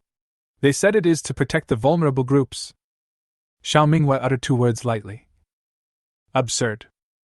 It is more dangerous when a family is not together on the road to escape." "Then when can we go in?" Meng Yuanyuan asked. "It's 1 o'clock this afternoon. It's a little after 9 now. We still have to wait for a few hours," Meng Kong replied. "That's not bad. It seems like it was just a coincidence today. But what should I do, Mom?" Meng Yuanyuan was a little worried. Aunt Mo sighed worriedly, she didn't want to be separated from her children. Meng Kong thought for a moment and said, "How about this? I'll say I'm 36 this year, and Mom and I will ride our bicycles together, and the rest of you can ride tricycles together. I'll be more assured with Xiao Xiao here, and I can't let Mom go alone anyway."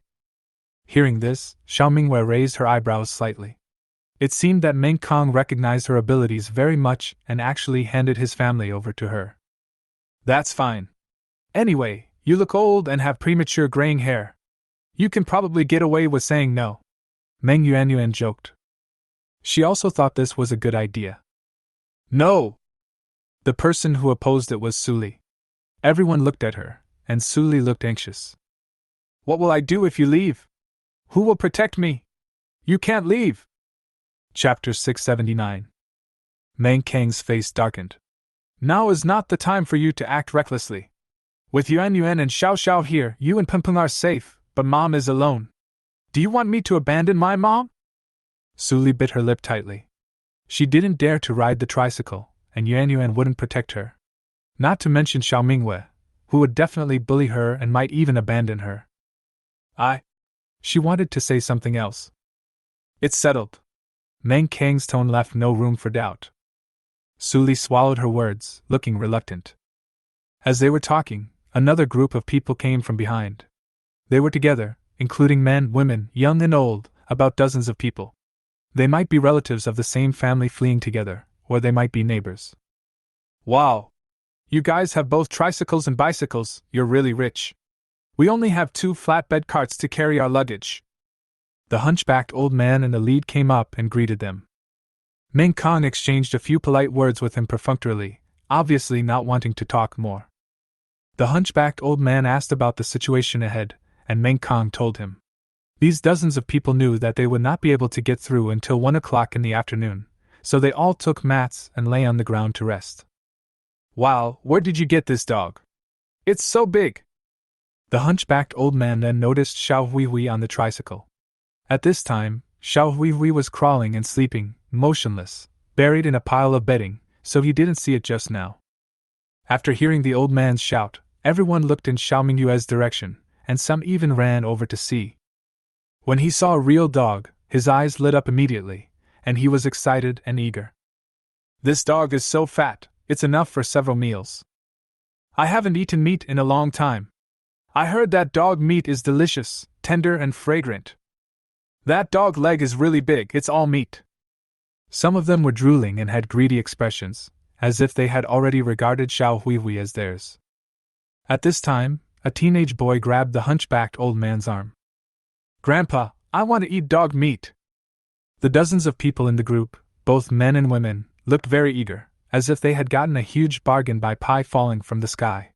They couldn't wait to stew Xiao Huihui right now and eat him up one bite at a time. The hunchbacked old man chuckled. You don't know how to process dog meat, do you? There are many tricks to killing dogs. You guys can't finish it all, and it's hard to preserve it in the hot weather. How about we go together? It's fate that we met. I'll help you kill the dog. He said this as if he was very kind. People nowadays can't even afford a full meal, so naturally no one would keep pets. In the first year of the apocalypse, hungry people set their sights on small domestic animals, and pets of all sizes were killed for meat. Cats and dogs were not seen for several years. So they subconsciously thought that this was the prey hunted by Xiao Mingwei and others, and they couldn't wait to get a piece of the pie. In times of natural disaster and famine, being able to eat a piece of meat, even if it is rat meat, is delicious, let alone dog meat. Meng Yuan curled her lips and said bluntly, You think too much. This is our pet, a member of the family, understand? There is no dog meat for you to eat. The hunchbacked old man's expression changed and he scolded. Nonsense! Dogs are dogs, they are meant to be eaten. You are so young, don't be so selfish. Several middle-aged men with unfriendly faces stood up, holding hoes, shovels and other things in their hands. Meng Yuan took out a kitchen knife and said angrily, You guys want to rob me, right? The hunchbacked old man had a fierce look in his eyes. If you don't accept my toast, I'll have to pay you back. I wanted to share some with you, but now I'm saving it. Hand over the dog. They rely on their numbers, and each of their faces is filled with contempt and determination to win. So what if they bully you? The women in the team looked at Xiao Mingwei and his companions with unfriendly eyes, and even gloated. Why didn't they share the dog meat? Then don't blame them for snatching. Chapter 680.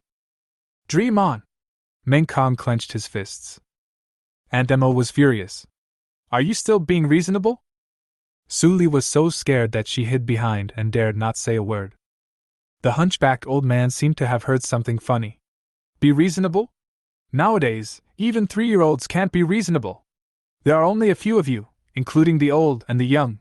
You can't enjoy the blessing of eating dog meat. He sneered and said sarcastically, I advise you to be sensible. Sooner or later you will be robbed. We only want dog meat. If you run into someone else, you might even lose your life. Don't waste time, otherwise don't blame us for being rude.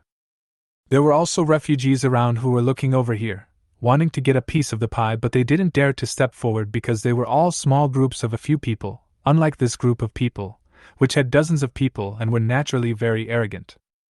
You have good stuff, but you don't hide it. Someone found it. You deserve it.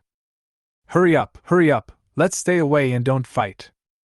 Of course, there are also kind-hearted people who think that this group of people are going too far, but they dare not say anything and can only grumble in their hearts. After all, no one will get into trouble. Xiao Mingwei looked at him straight, and suddenly smiled. You really want it? She hadn't met anyone who dared to snatch Xiao Huihui from her on the way. Other people with bad intentions were so scared when they saw Xiao Huihui that they didn't dare to approach him. It seems that this group of people are very bold and rely on their numbers. They even want to eat dog meat? The hunchbacked old man said in a hoarse voice. Nonsense. Okay, but I have to warn you, this dog is very ferocious. If it bites you, don't blame me, Xiao Mingwei said casually. Hearing this, the hunchbacked old man was very disdainful. Not only him, but all of them were very disdainful and did not take Xiao Mingyue's words seriously at all. It's just a dog, how vicious can it be? One shovel would kill the dog. They are sure to eat the dog meat today. Xiao Mingwei gently patted Xiao Huihui's head. You heard it too? I don't need to teach you what to do, right? Xiao Huihui pulled the corner of his mouth, and his wolf eyes gradually became fierce and ferocious. It slowly stood up, turned around and looked coldly at the group of people led by the hunchbacked old man. Its cold and ferocious eyes really scared that group of people. Meng Yuanyuan crossed her arms in front of her chest, looking like she was enjoying a good show. What kind of rubbish is this? He even wants to eat Little Gray? Who will eat whom? Meng Kong stared at the other party vigilantly, fearing that someone from the other side would suddenly attack them. The hunchbacked old man spat. Isn't it just a mad dog? Ariatsi, go and kill this beast, and you can have a feast today. The man called Ariatsi clenched a shovel in his hand, then looked at his other companions and rushed towards Xiao Huihui. After all, no one could resist the temptation of eating meat. Xiao Huihui bent his front legs, jumped up instantly, jumped onto Ariatsi's shoulder, and bit him hard, directly cutting his throat. Those who were originally full of confidence were suddenly frightened and froze in place. It was originally a sure thing, and men, women, old and young were all waiting to eat dog meat, but no one expected that the situation would suddenly turn out like this. Ariatsi died before he could even scream. It was so sudden. This terrifying scene scared many people, and those watching nearby fled in all directions for fear of being bitten. Meng Yuanyuan was very calm. This was not the first time she had seen this scene. What's all the fuss about? The hunchbacked old man and his gang were terrified. Although they had bullied many people along the way by relying on their numbers, they had never seen a wolf dog that could bite a person to death. But Xiao Huihui didn't give them a chance to react. He started hunting. Anyone who wanted to eat his meat would go to hell. Apart from the rich boss, it has never met an opponent. There are only a few dozen people, just exercising. The hunchbacked old man had stood back when he was asked to kill the dog, and now he kept running back, but he had not given up. Everyone who has weapons, hurry up! After we kill the dog, we will divide the meat among ourselves and avenge Ariatsi and the others. The living people were filled with hatred. With so many people, they couldn't kill a dog. They had to kill it and eat its meat today.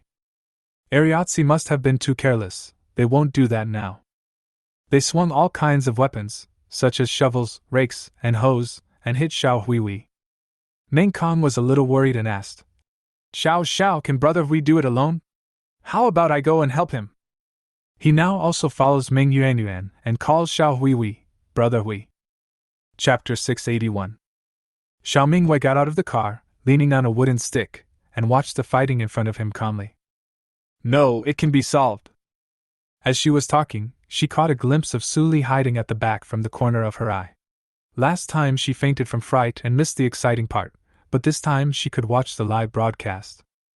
After seeing Xiao Huihui killing someone again, I'm afraid she will be even more afraid to ride the tricycle.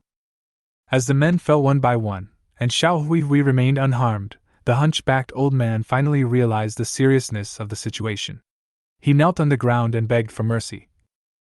Mercy, mercy, please don't kill anyone anymore. Xiao Minghua looked around and saw more than 20 bodies lying on the ground. The rest were basically old people, women, and children. Some of them fainted from fright, and some even wet their pants out of fear. Xiao Huihui's move directly wiped out the labor force of this group of people. Almost all the young and middle-aged men died. I guess they will never have the confidence to bully or rob others again, right? Xiao Minghua walked over with a stick. Don't you want to eat dog meat?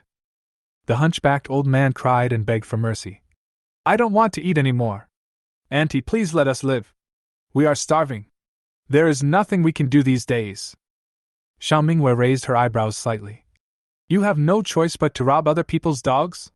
You are so old, how can you be so shameless? With a chuckle, Meng Yuanyuan laughed out loud. Sorry, I couldn't hold it back. The hunchbacked old man turned pale and said quickly. You're right. You can say whatever you want. Just take care of your dog and don't let it bite anyone to death again. Xiao Minghua called out softly. Little Gray. Xiao Huihui, who was biting, finally stopped. His body was covered with a lot of blood, all from different people. When the hunchbacked old man saw Xiao Huihui's ferocious appearance, he felt frightened and began to regret his greed just now. Several middle-aged women were crying loudly while holding the corpses. Among them were their sons and their husbands. But Xiao Minghua was not moved. They brought this upon themselves. If they didn't die, would Xiao Huihui have to die? The hunchbacked old man felt like the sky had fallen. What would he do in the future? He was the village chief, and now he had killed all the villagers. What would he do in the future? How should he face the rest of his fellow villagers? They will definitely hate me to death, and maybe even blame him for the death of their family members. I have been forced into a desperate situation. Thinking of this, the hunchbacked old man became extremely panicked, and he did not dare to look at the surviving villagers. I just warned you that my dog is very fierce. You didn't listen to my advice. You have yourself to blame. Xiao Minghua was too lazy to pay attention to them and turned back. The hunchbacked old man suddenly raised his head and stared at Xiao Minghua fiercely. I'm going to fight you! I'm going to kill you! He pounced forward suddenly, trying to strangle Xiao Minghua's neck, determined to die together with her. Xiao Huihui reacted faster and instantly threw the hunchbacked old man to the ground, baring his teeth ferociously, ready to bite him to death in the next second. Xiao Minghua waved her hand and asked Xiao Huihui to go away. Xiao Huihui hesitated for a while before getting off the hunchbacked old man. Xiao Minghua sneered. Go to hell. As she spoke, she stabbed the stick into the hunchbacked old man's heart. The hunchbacked old man didn't expect that she would dare to kill him. His eyes almost popped out. He struggled weakly for a few times and finally died. Xiao Minghua was very disdainful of such people. Since they dared to take risks, they should know that wealth and honor are achieved through risk, and they must bear the consequences of whatever they do. If you dare to rob others, others will naturally dare to kill you. In times of natural disasters and chaos, everyone wants to survive and no one is easy to mess with. Judging from the arrogance of this group of people, they didn't encounter any tough guys along the way. Perhaps they didn't dare to provoke tough guys and only dared to pick on weak ones. They thought Xiao Minghua and the others were easy to bully. Did you get a taste of toughness today? Unfortunately, it cost you your life. Xiao Minghua looked at the little boy, the one who called the hunchbacked old man grandpa. At this moment, he had a silly expression on his face, his whole body was shaking, and his crotch was wet. Do you still want to eat dog meat? Xiao Minghua asked. The little boy turned his neck stiffly, screamed, then his eyes rolled back and he fainted. Xiao Minghua turned around and left. You still want to eat dog meat? Eat shit. Chapter 682. Su Li screamed. You killed someone? Xiao Minghua glanced at her calmly. So? He wants to kill me, should I stand there and let him kill me? You can just beat him away, do you really have to kill him? There were only 3 words in Su Li's mind, murderer, murderer. She stepped back, her expression as if she had seen a murderer. And it was just a dog. You killed so many people for a dog. You are so scary. Are you a devil? Xiao Minghua frowned slightly. She was speaking Chinese, but why couldn't she understand her? I used to think Suli was selfish, but I didn't expect that she also had saintly qualities. It is unusual that these two completely contradictory characteristics can be found in one person. Sister-in-law, what are you talking about? I won't offend anyone unless they offend me. It's obvious that they wanted to eat Brother Huey's flesh, and Brother Huey was just fighting back. Besides, what's wrong with being a dog? Sometimes dogs are just better than humans. Meng Yuanyuan was very dissatisfied with this sister-in-law who could not distinguish right from wrong. Besides, weren't the things you ate these days all brought by Brother Hui? How come you don't have a grateful heart at all? Suli's face immediately turned red, and she argued. I mean, just drive them away. There's no need to kill them all. These are dozens of lives. Meng Yuanyuan wanted to roll her eyes. Oh, so why didn't you chase them away? Who was hiding behind like a quail? Aunt Emo shook her head and said softly. You can't drive him away without bloodshed. Lily, please stop talking nonsense. You don't know anything. Suli's expression became much uglier, and she remained silent with a cold face. Xiao Mingwe was a little impatient. If you think I'm scary, then let's break up here. You go your way and I go mine, so as not to scare you. Why should she travel with such a person and endure such bullying? Hearing this, Meng Yuanyuan blurted out. No! She stepped forward and took Xiao Mingyue's arm. Xiao, you can't leave. Although you can walk now, your legs and feet are still not smooth. I have to change your medicine. Besides, I can't bear to leave you and Brother Hui. With you two around, I feel very safe. You are not allowed to leave. If you leave, I will go with you. Xiao, you can't use your legs now and can't ride a bike, so how can you go? You were great just now. I don't know how many bad things they have done. This is how you deal with those bad guys. If you weren't here, I would always feel like something was missing in my heart. You'd better not leave. I'll be the first one to disagree. Aunt Emo also said. Meng Kong turned around and glared at Suli. Do you think they have to stick with us? They have tricycles and wolfhounds, and the food they eat is much better than ours. If we break up today, the bicycle belongs to someone else, and I don't want it anyway. From now on, you will flee on foot with your son in your arms, and eat black cakes every day. Are you satisfied? Suli was quite happy when she heard Xiao Mingwe say that they wanted to break up. It would be best if she could stay away from this murderous female devil. But after hearing what Meng Kong said, she realized the seriousness of the matter. Now it is not Xiao Mingwe who depends on them, but they who depend on Xiao Mingwe. Xiao Mingwe took good care of the Meng family because of their life-saving grace. If they had met someone ungrateful, or even ungrateful, how could they have the life they have now? Forget about the tricycle, but why is the bicycle hers?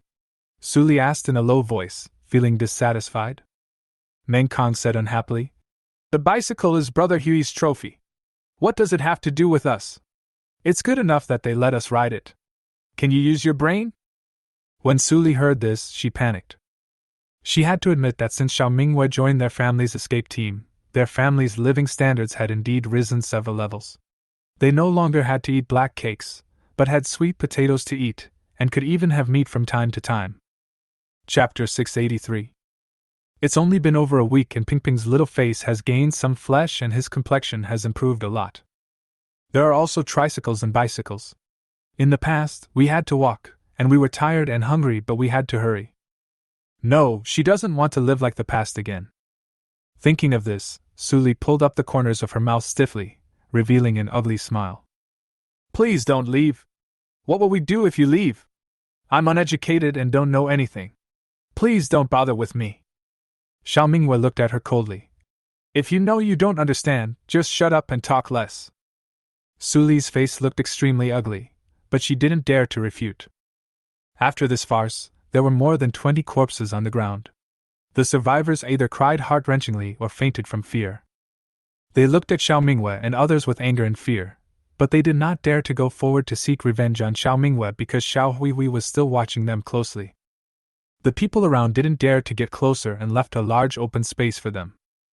At this time, a slightly fat man came over, looked at the scene on the ground, then looked at Xiao Huihui who was lying beside Xiao Mingwe to rest. His eyes rolled around for a long time, and no one knew what he was thinking. Suddenly, the slightly fat man came forward and greeted Xiao Mingwe enthusiastically. Hello, is this wolf dog yours? Xiao Minghua raised her eyes. Who are you? The slightly plump man smiled and narrowed his eyes. Let me introduce myself. My name is Gong Shan. I work in the road department of Chingua County and I'm in charge of road restrictions. I saw that the wolf dog you raised is extraordinary and has strong fighting power, so I was curious and came to take a look. Xiao Minghua said. Hello? Gong Shan didn't mind Xiao Minghua's cold attitude and said, Are you going to Huiwen Mountain City to escape? Xiao Minghua hummed. Aren't all the people here like this? Huiwen Mountain City is far away. Actually, we don't have to go to Huiwen Mountain City. As long as we can find a place to live well, anywhere is home, right? Gong Shan paused and continued. Ordinary people just want to find a safe place to live. The world is so big, and anywhere is home. That's right, Xiao Minghua said perfunctorily. Gong Shan smiled friendly. Your wolf dog is really good. A dog that can protect its master is a good dog. Well done. With it, you don't have to worry about being targeted by bad guys. Xiao Minghua glanced at him inconspicuously without saying anything. Gong Shan didn't want to embarrass himself anymore, so he nodded politely and turned to leave. After Gong Shan left, Meng Yuanyuan came over and asked, Xiao, what did the fat guy say to you? I didn't say anything, I just praised Xiao Hui a few words. Xiao Minghua said truthfully. His sudden enthusiasm must have a purpose. Could it be that he also likes her dog? Meng Yuanyuan looked at the direction where Gong Shan left and muttered. It's such a long time now, how can he still be so fat? Is he mixing pig feed in his black cakes? Xiao Minghua was amused by her words. If this was before the natural disaster, Gong Shan could only be considered strong and slightly plump, but in the disaster year, everyone was as thin as a skeleton, so he was indeed considered fat. Indeed, it seems that there is no shortage of food. It seems that the food in Chingua County is good. Chapter 684. Soon, it was time to lift the ban on the road. Someone in front of us shouted with a loudspeaker. Those under 35 go this way, those over 35 go that way, walk separately. Please cooperate with the work and don't waste everyone's time. I saw that the road ahead was divided into two roads. One road ran through the county town, and the other road bypassed the county town and went out of the city. Every intersection was guarded by a dozen men in camouflage uniforms, all with shaved heads. Some of them were carrying guns. It looked like they were indeed dressed like government troops. When the refugees saw how they were dressed, they trusted them more and called them soldiers, one by one. Although everyone didn't understand why they had to separate, they still obeyed and did as they were told. The crowd soon split into two columns and walked in different directions. Meng Kong greeted Xiao Minghua and agreed to wait for her on the road out of the city. Then he took Aunt Emmo on a bicycle to another road.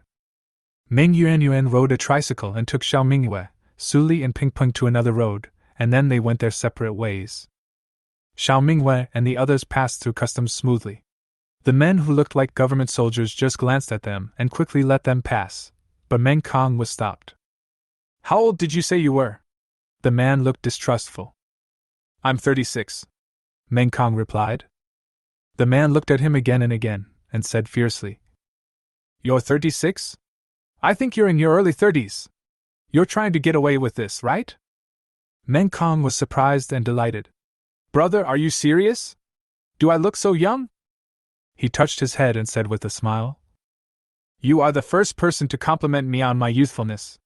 Look at how my hair has turned gray. In the past, people said I was 40, which made me angry. I said I didn't look that old at all. The man was skeptical and said impatiently, Who praised you? All right, hurry up and leave. Meng Kong sighed and quickly rode away with Aunt Mo. He pedaled very fast. After walking for a while, Meng Kong's expression changed and he spat. Bah, you're only in your early 30s and I'm only 27. On the other side, Meng Yuanyuan was riding a bike, but the road ahead was blocked, and everyone was stuck again. Meng Yuanyuan had no choice but to stop the car, feeling very upset. What's going on? Why are you blocking the road again? Are you going to let people pass or not? It's so annoying. Not only Meng Yuanyuan complained, but people around her were also complaining. Why was it so difficult to just travel? At this moment, a large truck suddenly drove up from the small road ahead. Many government soldiers were standing on the truck, as well as a middle-aged man in a suit and tie with a microphone in his hand. What's going on? What's going on? Who is he? Chapter 685. Is he going to give a speech? We don't have time to listen to his nonsense. Some people were complaining in a low voice, with dissatisfaction on their faces. The middle-aged man seemed not to see it. When the truck stopped, he stood at the highest point and tapped the microphone. Ahem, hello everyone. I'm sorry to have wasted your time. I'm the county magistrate of Chingua County. My last name is Pan. You can call me County Magistrate Pan. The reason I'm taking up a few minutes of your time today is to ask you a question. You are all refugees who are fleeing, so what is the purpose of fleeing? Someone in the audience shouted at the top of his voice. What else could it be for? To survive, to live a better life. County Magistrate Pan smiled and said, Yes, this brother is right. We all work so hard on this journey because we want to go to Huan Mountain City, because there is order there and we can live a stable life. Don't we ordinary people just want to live a good life? He changed the subject. But in order to live a good life, you don't have to go to Huan Mountain City. As you can see, the security in Chingua County is also very strict. There are soldiers guarding every checkpoint. And I believe that I have managed Chingua County in an orderly manner and have not treated any of the residents of Chingua County unfairly. You can ask around and ask the people in Chingua County how they are doing here. So I want to recommend myself. Instead of choosing Huan Mountain City thousands of miles away, why not stay in Chingua County? Let's build a beautiful civilized city together and live a good life together. As soon as he finished speaking, everyone below started whispering. What does he mean? Does he want us to stay? Meng Yuanyuan said. Xiao Mingyue's expression was serious. She looked at County Magistrate Pan and his group, and felt increasingly uneasy.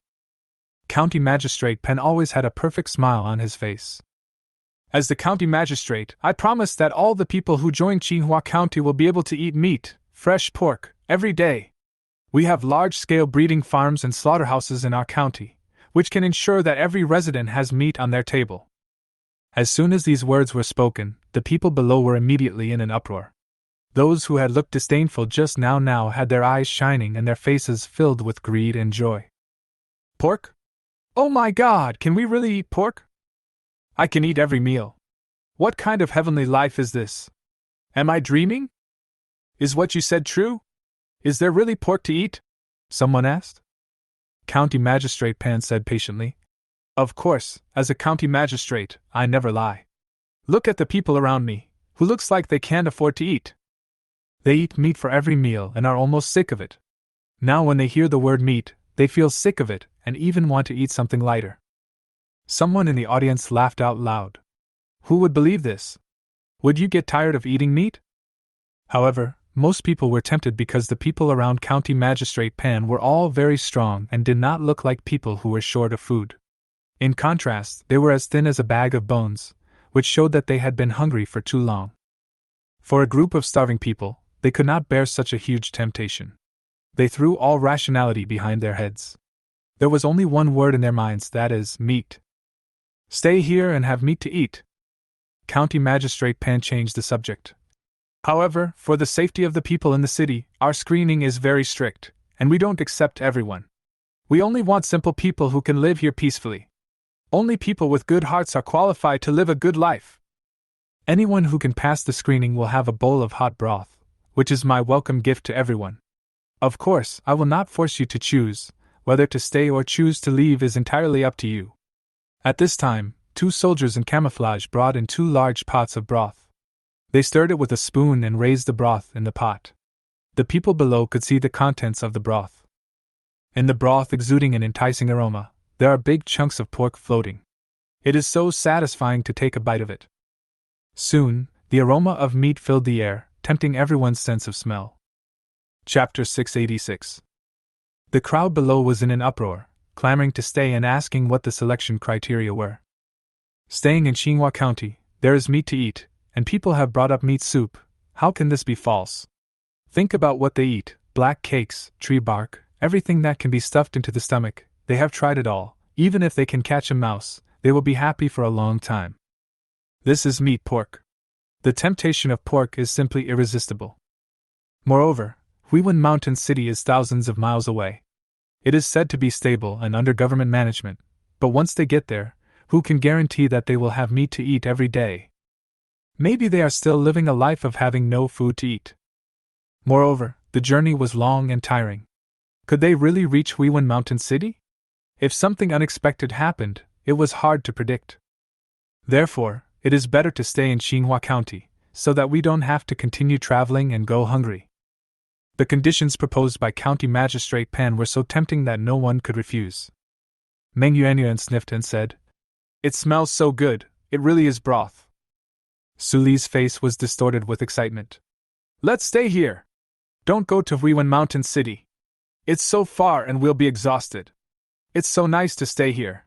We can even drink broth." Xiao Mingwei didn't say anything, but frowned, as if thinking about something. Meng Yuanyuan noticed that something was wrong with Xiao Mingwei. "Xiao Mingwei, what's wrong?" Xiao Mingwei pursed her lips and said, "We can't stay here. We must leave quickly." Su Li was furious when she heard this. "Why? Didn't you hear what the county magistrate said? Life here is good, with meat for every meal.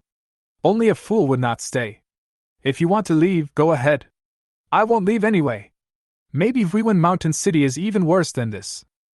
Xiao Mingyue's eyes suddenly turned cold. "Shut up!" Su Li was startled and stammered. "Why are you staring at me? Did I say something wrong? Use your pig brain and think about it.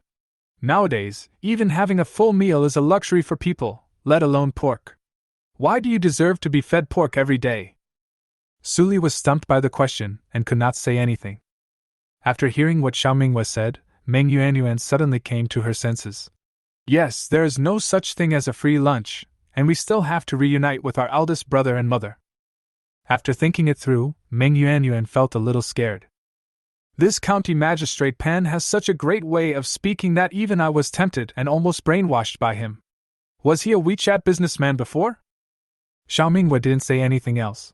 She was thinking that maybe going into the city was a wrong choice, but it was too late now.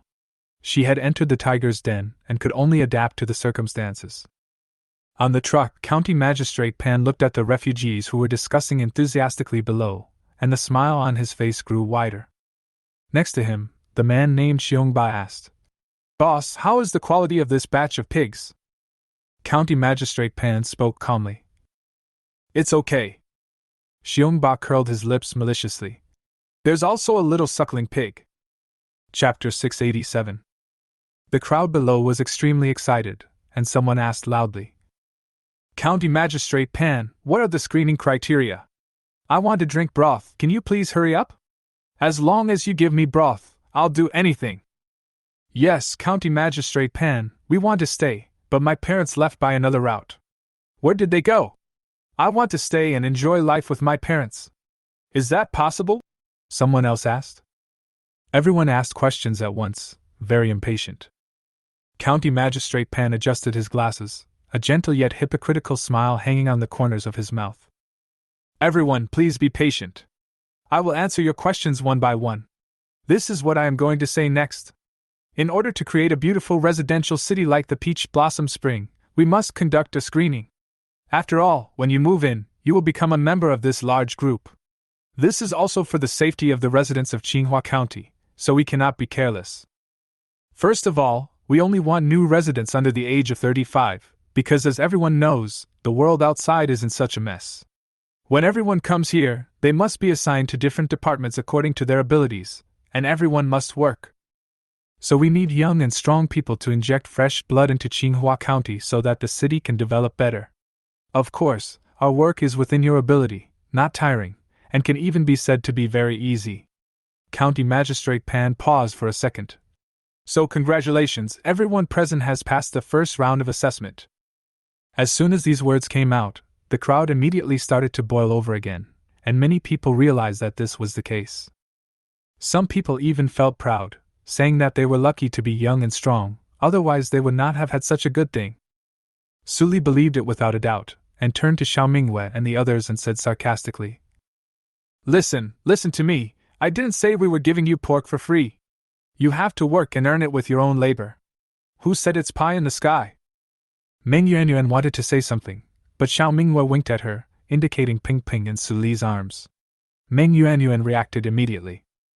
Sister-in-law is right. We think too much. Is it too heavy for you to hold Ping? Is Ping sleepy? Let him sleep on the tricycle for a while and cover him with a blanket. Come Ping, come to your aunt. Su Li snorted coldly and let go of her hand. Do you believe it now? I told you that my good days are coming. Your brother keeps telling me to use my brain, but I think he has no brains. Meng Yuanyuan didn't say anything. She put Ping Ping next to Xiao Huihui and covered him with a blanket. Ping Ping, how about sleeping with Brother Hui? Ping Ping yawned okay. He hugged Xiao Huihui, snuggled into Xiao Huihui's neck and closed his eyes. Meng Yuanyuan smiled and patted his head. Be good. After settling Ping Ping, Meng Yuanyuan looked at Xiao Minghua with a serious expression. Xiao Minghua didn't say anything. She wanted to see what else this county magistrate could say. County Magistrate Pan is indeed very good at rhetoric, and he can gradually lower other people's psychological defenses.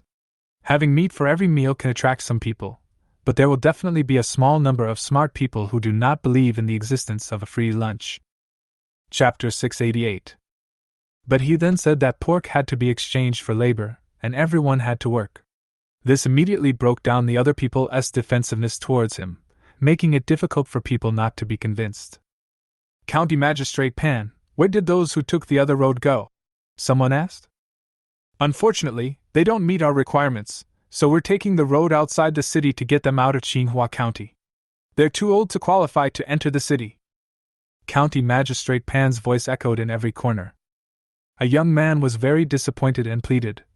My parents are so old, are they going to flee to Huiwen Mountain City? What will they do without me? County Magistrate Pan, can you please make an exception and let my parents come with me? I will give them my share, okay? County Magistrate Pan shook his head. I understand your desire to be filial to your parents, but rules are rules. If everyone demands this, I will be in trouble. After hearing this, the young man became even more frustrated. He wanted to speak up again, but someone immediately scolded him. Don't be so nosy! County Magistrate Pan is already very good. He gives us meat and allows us to work. How can you have the nerve to make so many demands? What can your parents do? They are old and are just a burden.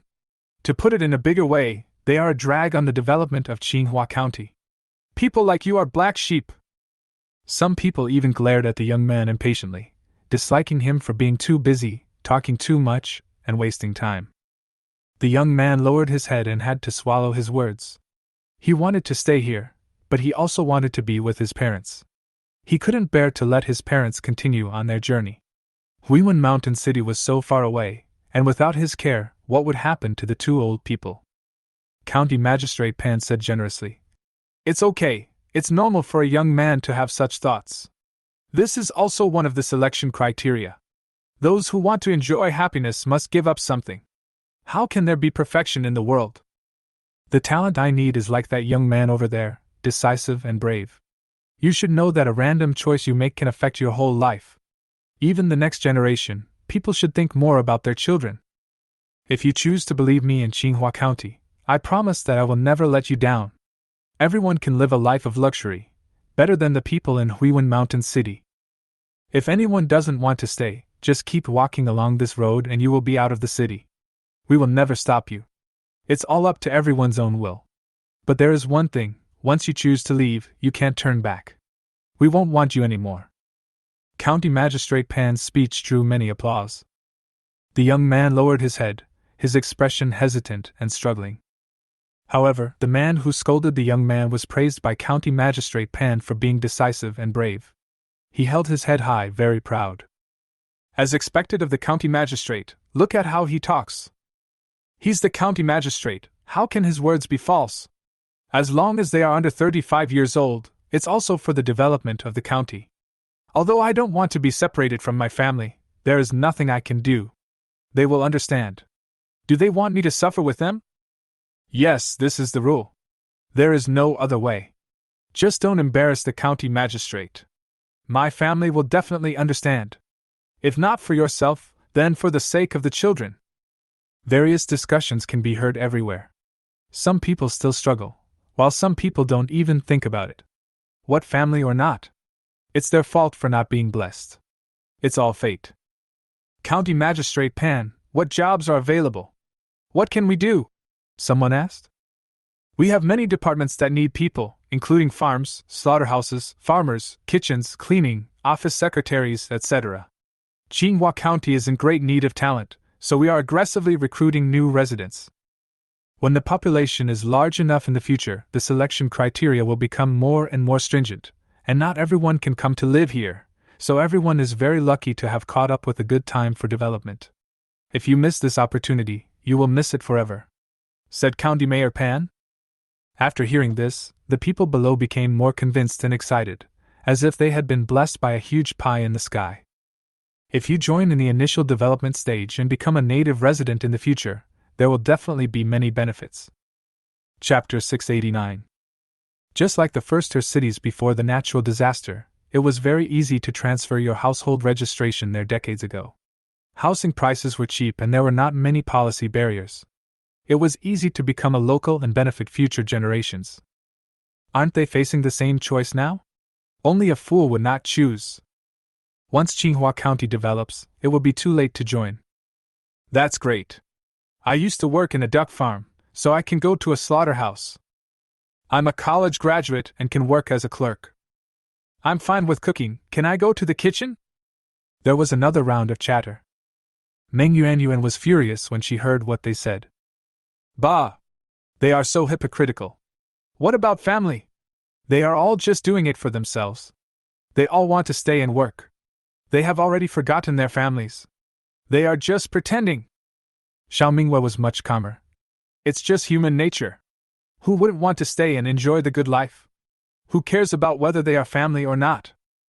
Meng Yuanyuan approached Xiao Mingwei and said in a low voice. This county magistrate Pan looks quite gentle and speaks in an orderly manner. At first glance, this seems to be the case, but I always feel that it is a bit strange. Xiao Mingyue's eyes moved. It was not just strange, it was extremely strange. Those who abandon their families to stay here are decisive and brave and will benefit future generations. Those who care about the safety of their families do not meet his screening requirements and are worse than others. This is a typical Piyue rhetoric, and he is very good at bewitching people, Xiao Mingwa said lightly. Meng Yuanyuan seemed to be thinking about something. You are right. Every word you said is on point. I wonder if Big Brother and Mom are doing well? And Mo and Meng Kong should be fine. They left through the road outside the city, Xiao Mingwei guessed. They are the ones who are in trouble, the people who have entered the city. That's good. Meng Yuanyuan asked again. Do you think this Pan is really the county magistrate? Xiao Mingwei sneered. What a bullshit county magistrate, he's just a bandit leader. He is still the kind of bandit leader who has no humanity at all, a beast in human skin. They have usurped the magpie's nest. I don't know how they gathered this group of rabble and started a drama. How can he have the nerve to call himself the county magistrate? Calling him county magistrate is an insult to the word, county magistrate. Xiao Mingwei glanced in the direction of the broth. She was also a person who had seen the world. Even if she didn't say it, she had some vague guesses, but she just didn't dare to be sure. After listening to County Magistrate Pan's words, Xiao Mingwei was more certain of her guess, seeing that everything was strange. After all, they were not the first to make meat soup, Tian Liangshan had also done it before. Just looking at the scene, it is not the first time that they have attacked passing refugees. The number of victims must be countless, otherwise how could they keep these people fat and strong? It's not that Xiao Mingwei had never seen such a big scene before, but she had never seen one so large and organized and premeditated. There were at least hundreds of refugees here, hundreds of people. These beasts have a really big appetite, defrauding hundreds of people at one time. Even the well-informed Xiao Mingwei felt a chill all over her body. The good Chingua County was turned into a devil's den where people are eaten without leaving any bones.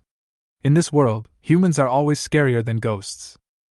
The victims were all overjoyed, naively believing that better days were coming, and had no idea what would happen in the future. Xiao Mingyue's expression became more and more solemn. She lowered her head slightly to prevent others from noticing her abnormality. It would be fine if she wasn't injured, she could do whatever she wanted boldly, just like last time in Fuelwo. I'm not bragging, even if she wanted to take over this place, she has the ability to do it. But that's not possible now. The wound on her knee has not healed completely yet, so she can't bend it, otherwise it will hurt. She has to rely on crutches to move little by little when she walks, which greatly limits her mobility. Chapter 690. Although she had a gun, the other party also had one, and more. 2 fists are no match for 4 hands. She was also unable to move easily, so she was not sure of winning. Xiaominghua couldn't do anything that she was not sure of. All she could do was to protect herself. It would be okay to go back after her wounds were fully healed, but she must not be impulsive now. Otherwise, even with the blessing of space, her life would be lost if she was not careful. However, what she was worried about was that now she had to protect herself, and just wanted to leave here, but she was afraid that the other party would not let them go so easily. After all, it is easy to enter the Ponzi cave but difficult to get out. If this is the case, then we have to fight to the death. Even if it means enduring the pain in our knees, we must kill as many as we can. On the truck. County Magistrate Penn glanced at the people below, with a smile that did not reach his eyes. The bear next to him said, "What a bunch of idiots." County Magistrate Penn spoke slowly. "This is their own choice. People must pay the price for their greed." Xiong Ba's inverted triangle eyes were filled with uncontrollable excitement. "Old Sun from the slaughterhouse has a lot of work to do." Someone couldn't wait any longer. "County Magistrate Pan, have we passed the screening? The broth is about to cool down, and I keep smelling the aroma. It's almost making me dizzy. Hurry up!" As soon as he finished speaking, there was a burst of laughter and more people echoed him. His words were also what everyone thought. County Magistrate Pan adjusted the frame again and said, "Don't worry, we only want people with no criminal record who can live a stable life here, so everyone needs to queue up to register. Your name, age, education, previous jobs, and specialties are the last step of the screening. Once you pass, you can drink the broth." "This is easy. Where can I register?" "I'll be the first one," someone shouted. County Magistrate Pan smiled with satisfaction at the reaction of this group of people. He raised his hand and said, "First, line up and go register with Director Long. After registering, take your registration form and go get the broth." There was indeed a person in the direction he pointed. There was a hideous scar on the right side of that person's cheek, as if a piece of flesh had been bitten off by something. The scar looked quite scary. But even though Director Long looked scary, it didn't stop people from rushing over to line up. "It's so formal. You still need to register. Who said you were a liar? The county magistrate has already promised. Fortunately, I have never done anything bad, otherwise I would not be able to stay. But I've been in jail before, what should I do?" "You are stupid, you can't help but write it down? Look at Director Long, there is only paper and pen, and they don't have big data testing, they just fill it out on a piece of paper, so we can write whatever we want." "That makes sense. It's so easy. I thought the selection process was difficult. I was quite nervous just now. It turns out that all of us can pass the selection. That's great. We don't have to flee anymore." Xiaominghua and Meng Yuanyuan looked at each other, neither of them moved. It can be seen from the registration that it seems formal on the surface, but in fact it is full of loopholes. It's a pity that there are few people with clear minds. They all seem to have joined a pyramid scheme and regard Director Pan's words as an imperial decree. They believe whatever he says. Suli was so anxious that she couldn't help but said, "What are you guys standing there for? Hurry up and get in line. If you're late, you won't be able to drink the broth." "Sister-in-law, we have agreed with brother to meet outside the city. They will definitely be waiting for us outside the city. We have to go and cannot stay," Meng Yuanyuan said patiently. Suli's eyes widened in disbelief. "Such a good place, you won't stay? Did you get kicked in the head by a donkey?" Meng Yuanyuan said unhappily. "You want to stay, but what about my elder brother? Don't you want my elder brother anymore?" Suli immediately said, "He can do whatever he wants. Does he want me to escape with him and suffer together? Who told him not to come with me? If you want to blame someone, blame him. It has nothing to do with me." Seeing Suli being so cold-blooded, Meng Yuanyuan felt sorry for her brother. Haha, this is the wife that her brother has protected all the way. Chapter 691. Meng Yuanyuan lost her patience and asked, "Are you leaving or not?" Su Li rolled her eyes. "I'm not leaving. Tsinghua County is so good, am I sick to go with you? To be honest, I've had enough of you. Meng Kong is a coward, and you and Mom don't like me. No matter what I do or say, it's wrong. Do you think I want to follow you?" She felt it was not enough, and said sarcastically, "No mean mother-in-law, no difficult sister-in-law, this is the good life I want. You want me to give up my good life and suffer with you? And be targeted by you every day? Is it you who is sick in the brain or me?" Meng Yuanyuan almost doubted her own ears. "My mother is mean. I'm difficult to get along with? Have you forgotten who saved you when you were about to die? Do you have a conscience?" Su Li's expression was filled with disgust. "You keep bringing it up. Didn't you just save me once? Why do you keep talking about it every day? Did I let you save me? You rely on that little favor to blackmail me morally every day. It's disgusting. Anyway, they are going to break up now and they won't have to rely on the Meng family anymore." Su Li stopped pretending and came clean. It felt good to tell the truth. She had wanted to say this for a long time. Meng Yuanyuan couldn't help but swear. "Fuck, you have shit in your brain, so this is what you really think?" Su Li said disdainfully. "So what? It's not like I didn't repay you, otherwise where would Ping Ping come from? I gave birth to a son for your Meng family, isn't that enough? Meng Yuanyuan, you don't want me to stay here. What are your intentions? You just can't stand to see me do well, right?" Su Li asked back. Meng Yuanyuan was so angry that she laughed again. She was too lazy to argue with such a person. She stood in front of Su Li and said, "Okay, I won't stop you from enjoying yourself here, you deserve it. But Ping Ping, you can follow me. Ping Ping is from the Meng family, you can leave, but Ping Ping can't." She said all the good and bad things, but Su Li insisted on not leaving and even spoke ill of the Meng family. Meng Yuanyuan's original sympathy was gone at all. If she wants to die, then just die. Do we have to let her say that this place is unsafe?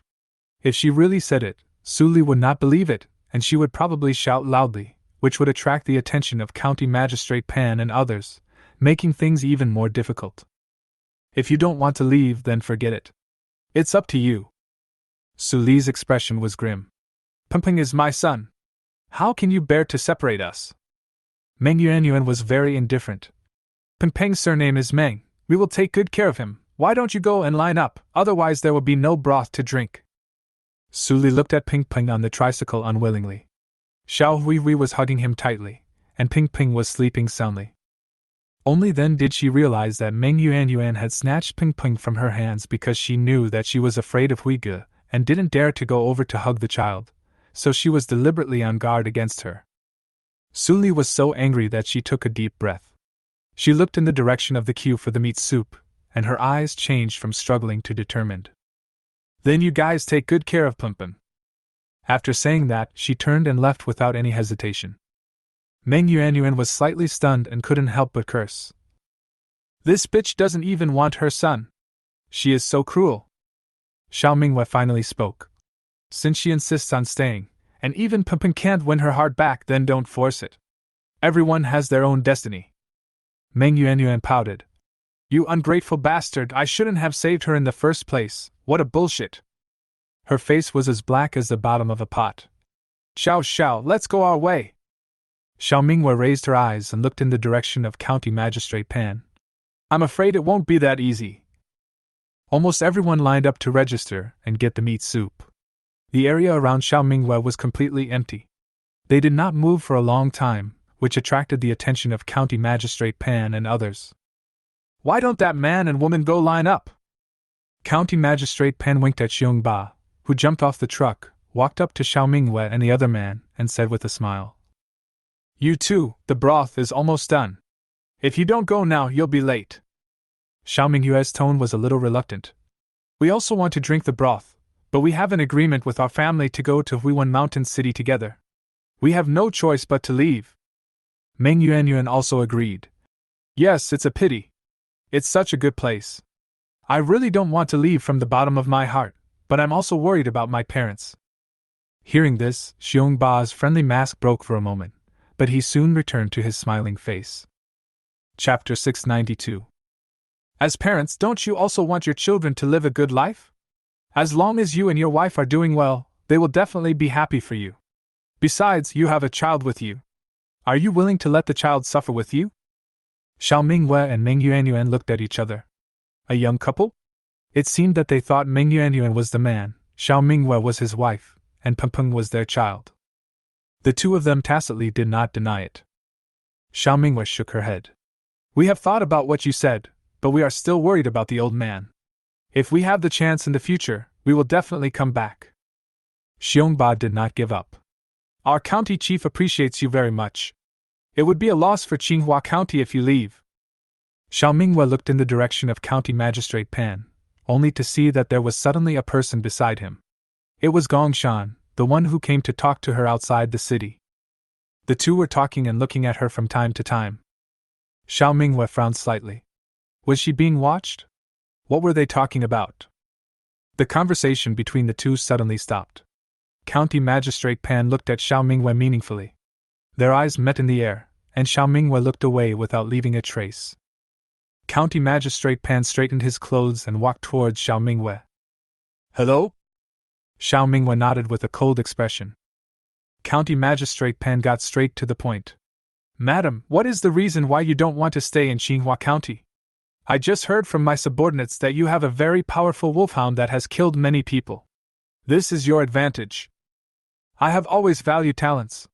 As long as you stay with your dog, you can directly join the security department. The treatment is very generous, there is endless meat to eat, and the work content is very simple. Patrolling every day and maintaining order when opening the road ban is easy. Don't you want to consider it? County Magistrate Pan's expression was decent and confident. He thought that in a disaster year, no one would refuse such treatment, unless they were not human. I'm sorry, I still want to be with my family. My family is waiting for me. We are going to Reborn Mountain City to live with our relatives. Xiao Mingyue refused.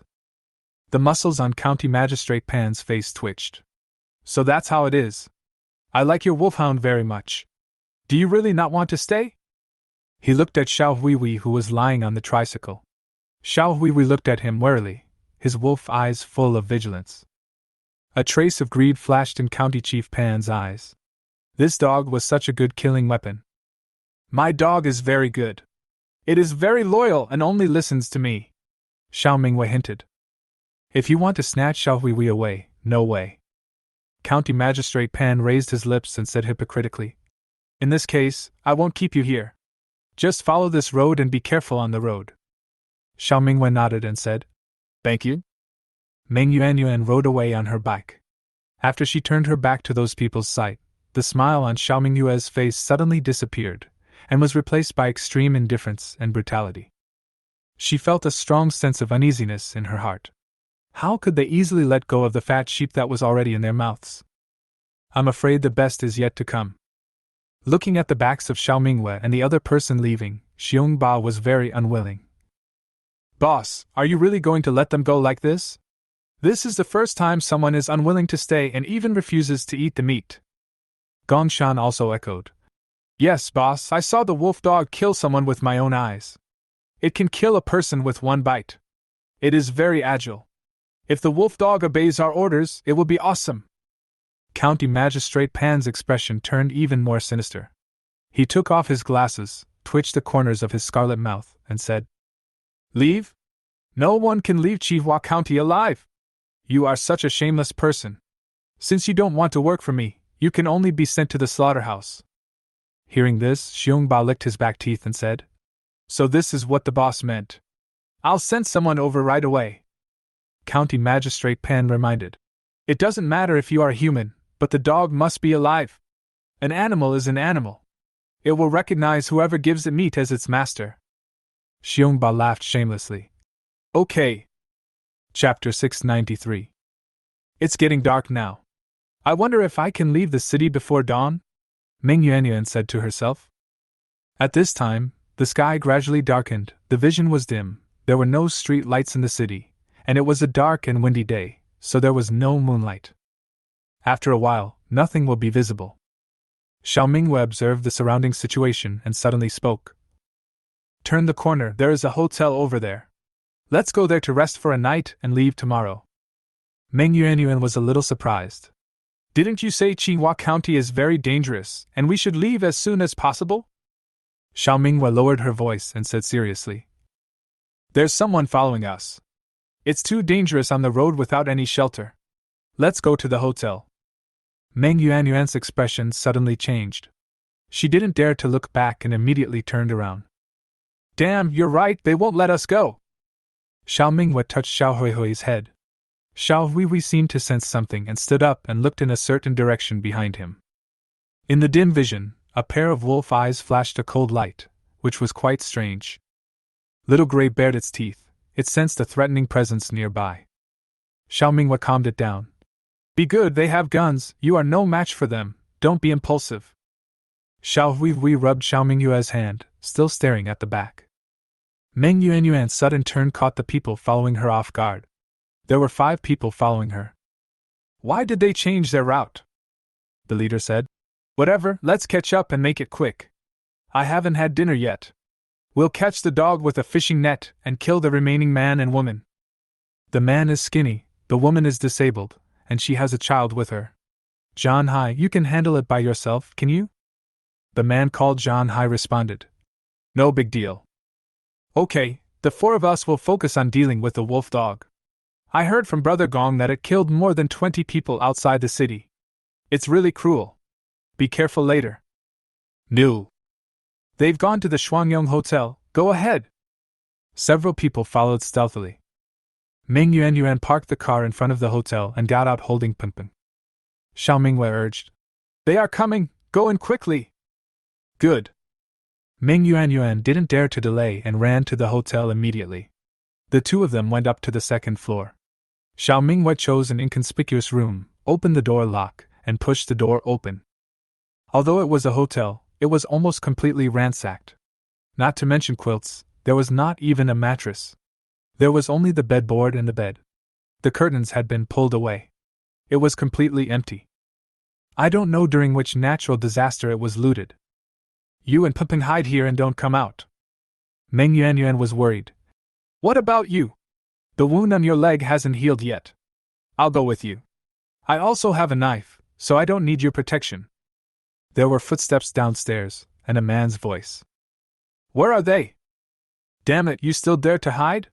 Go to the 2nd floor and search. Xiao Minghua hushed, signaling for others not to speak, then gently closed the door and waited for the fish to take the bait. Soon, they went up to the 2nd floor. Listening to the footsteps, Xiao Minghua roughly judged the number of the other party, about 4 or 5 people, and their footsteps were messy. There was a faint light coming in from outside, which meant that the other party had a flashlight. A bit tricky. Bang! Chapter 694. Someone kicked a door open with a loud noise. Then a fierce voice sounded. Damn it, where have you been hiding? Come out now, or I'll catch you and kill you! The men did not hide their true intentions at all and began to search wildly, kicking the door and swearing. Because they didn't take Xiao Minghua and the others seriously at all, they were just afraid of Xiao Huihui. I guess you're hiding in some corner, crying, ha ha ha. Don't hide anymore. To tell you the truth, our boss likes your wolfhound very much. Just hand over the dog and nothing will happen to you. I'll let you go. A few people were laughing and talking dirty.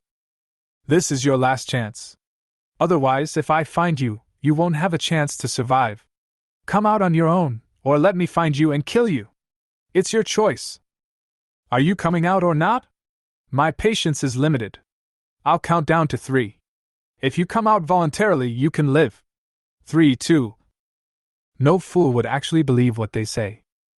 Seeing that they were about to search this room, Meng Yuanyuan's heart almost jumped out of her throat, and she was so nervous that she broke out in a sweat. What to do? Xiao Minghua took out a pistol from somewhere, loaded it with one hand. What do you think? Looking at the gun in Xiao Minghua's hand, Meng Yuanyuan's eyes almost popped out. Fuck you, are you serious? Xiao Minghua raised her eyebrows. You'll know later, go, hide in the bathroom. Meng Yuanyuan swallowed hard and said, Then you better be careful. She held Pengpeng and immediately went to the bathroom, covering Pengpeng's mouth with her right hand to prevent him from making any sound. Xiao Mingwei moved his neck and adjusted his body to combat state. Although there is no light here and it is extremely dark, her night vision is good and she can see even without a flashlight. Not to mention Xiao Huihui, the night is almost the same as the day for it. Xiao Mingwei and Xiao Huihui stood separately and hid in the dark, both of which were perfect positions for attack. Remember what I said just now, avoid the gun, bite the neck, and be quick. Don't get hit by the gun, Xiao Mingwei whispered. She didn't know how many guns the other party had, which made her quite afraid. No matter how strong Xiao Huihui was, he could not be stronger than modern thermal weapons. Little Huihui slightly bent his front legs and stared at the door, his fangs sharp and ready to strike. Here I come. Xiao Mingyue's eyes were surprisingly similar to Xiao Huihui's, both filled with bloodthirsty murderous intent. Bang! The door was kicked open. Why is this door so easy to kick? The man was still very confused. Just as he was about to shine the flashlight, Xiao Huihui suddenly swooped up and knocked him to the ground. Then, a sound of flesh being torn apart was heard. The man just screamed in pain before his neck was bitten off. There! The wolfhound is there! Hurry over! Fishing net! Fishing net! Be careful! The wolfhound has bitten Lao Mo! Fuck, what kind of dog is this? Is it more ferocious than a wolf? Can this fishing net be used? Use the table to block it. The remaining 4 people hurriedly ran over here. They didn't take Xiao Mingwei and Meng Yuanyuan seriously at all. Their biggest enemy now was the wolfhound. In their eyes, killing Xiao Mingwei and Meng Yuanyuan was a trivial matter, and the wolfhound was the most troublesome. Several people carried the table and walked in one after another. They were all extremely cautious. They were searching for Xiao Huihui. Xiao Huihui lay beside Lao Mo's body, wagging his tail briskly. There! Use the fishing net before it moves! It bit the old Mo to death? Hush, walk slowly over there, don't piss it off, the boss said he wants it alive. Chapter 695. In the dark, Xiao Mingwei raised her pistol. Those people's attention was on Xiao Huihui, and no one noticed her. Apparently, there were 5 of them in total, and these 4 are the only ones left. Xiao Mingwei pulled the trigger decisively. Bang! Bang! Bang! Bang! 4 gunshots rang out, and 4 people fell one by one. 3 of them died before they even knew what had happened. For the last one, Xiao Mingwei did not hit his vital points, but aimed at his right leg. She wanted to keep one person to question. My legs! Xiao Mingwei walked out from the darkness, pressed the crutch on his wound, and said slowly and forcefully, What's your name? The man screamed again and almost fainted from the pain. Zhan Hai! My name is Zhan Hai, don't kill me! Xiao Mingwei glanced at the rifle on him. The reason why she only left the man named Zhan Hai was because he was the only one carrying a gun, and it was a rifle. But this rifle doesn't look right. What's even more strange is that when faced with danger, he just hugged his legs and howled. Why didn't he take out his gun instead of shooting? Xiao Mingwei was still waiting for his next move. Is this guy crazy? At this time, Meng Yuanyuan walked out quietly. She picked up the flashlight that fell on the ground. After seeing the scene inside the house, her face was full of excitement.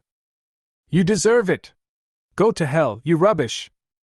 She looked at Xiao Mingwei again, admiration in her eyes almost bursting out, and said sincerely, You are so awesome, why don't you kill the remaining one? Xiao Mingwei picked up the rifle on his body and said, Why don't you shoot? Shoot! Meng Yuanyuan was horrified. Why did you remind him not to give him a chance to shoot? Xiao Mingwei did not explain and said coldly, Go ahead and shoot. If you don't shoot, I'll kill you. Zhan Hai frantically picked up the rifle, fiddled with it for a long time, and finally said in despair, I won't! Xiao Mingwei raised her eyebrows. This was interesting. He didn't even know how to load the gun and was fumbling around between the magazine and the grip. Not to mention firing, he didn't even know how to hold the gun correctly.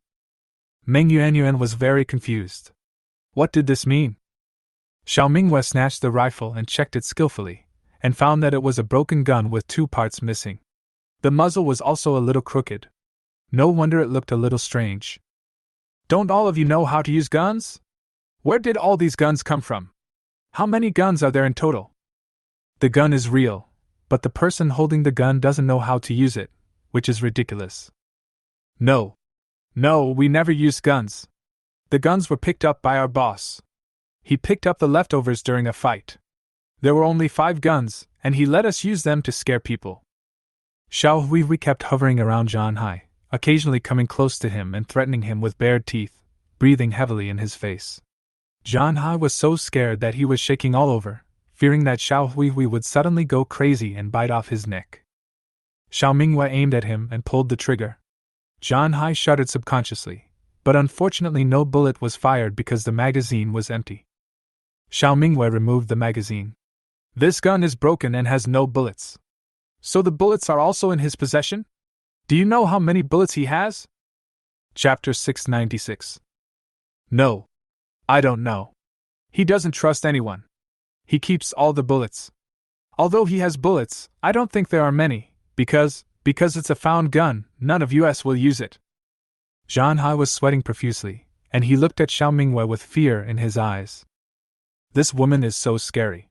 She is obviously a disabled person, but she carries a gun and knows how to use it. She is also followed by a murderous wolfhound. Who is she? Xiao Minghua sneered. Maybe County Magistrate Pen didn't have any bullets either, and he only claimed that he had them in order to intimidate his subordinates. Where did you, County Magistrate Pan, come from? And what do you all do? Why did you gather in Chingua County? Tell the truth, or I will let my dogs tear you apart bit by bit, starting from here. Xiao Minghua tapped the place on his leg where he was shot with his crutch, his tone full of threats. Don't, I'll tell you, isn't that enough? Zhan Hai was trembling all over. Who said that we just need to be careful of the wolf dog and this woman is nothing to be trifled with? Obviously this woman is more terrifying. Our boss used to be a contractor. Later, there was a natural disaster, and his brothers were so poor that they had no food to eat. The boss took them to start a business and started robbing. At first, they only robbed food and did not kill people. Later, they became bolder. Because they had offended someone, the boss and his men fled from the north, and they recruited many brothers along the way. I followed them on the road, and then, later we stayed in Xinhua County and started raising pigs. Zhan Hai's eyes were evasive, and he didn't dare to look directly into Xiao Minghua's eyes. Xiao Minghua exerted force with her wrist, thrusting the cane deep into his thigh, and said sternly, Tell me the truth, what are you raising? Zhan Hai screamed miserably. The severe pain made his whole body convulse uncontrollably. People! Yes, people! We trick the refugees passing by into the factory and lock them up. Whenever the kitchen needs them, we kill a few. I've said everything. Please forgive me. I have no choice. I just want to live. He actually burst into tears. Hearing this, Xiao Minghua's face turned cold as ice. She had guessed it long ago, so she was not surprised when she heard it. How ironic! You want to live, but the price is the blood and flesh of others. But who doesn't want to live? Xiao Minghua looked away in disgust. How could she still have the nerve to cry, as if she had suffered a great injustice?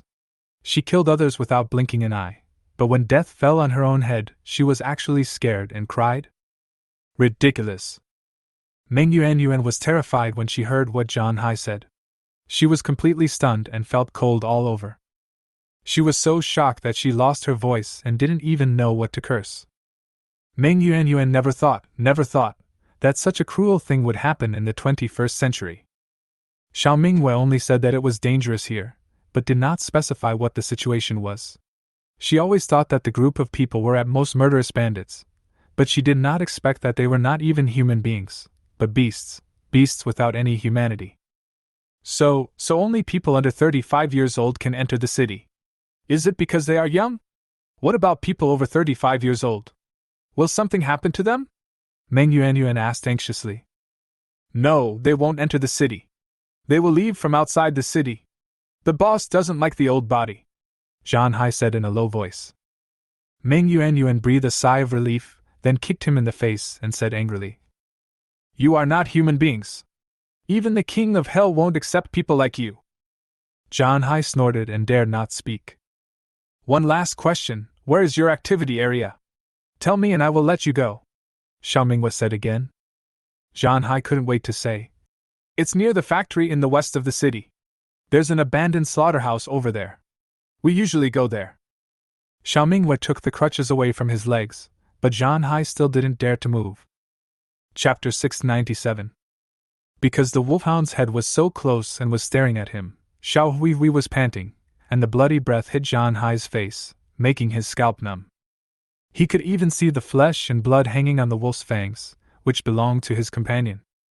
Xiao Minghua had almost figured it out. What she was most worried about at first was that the other party had a gun, so she didn't dare to act rashly.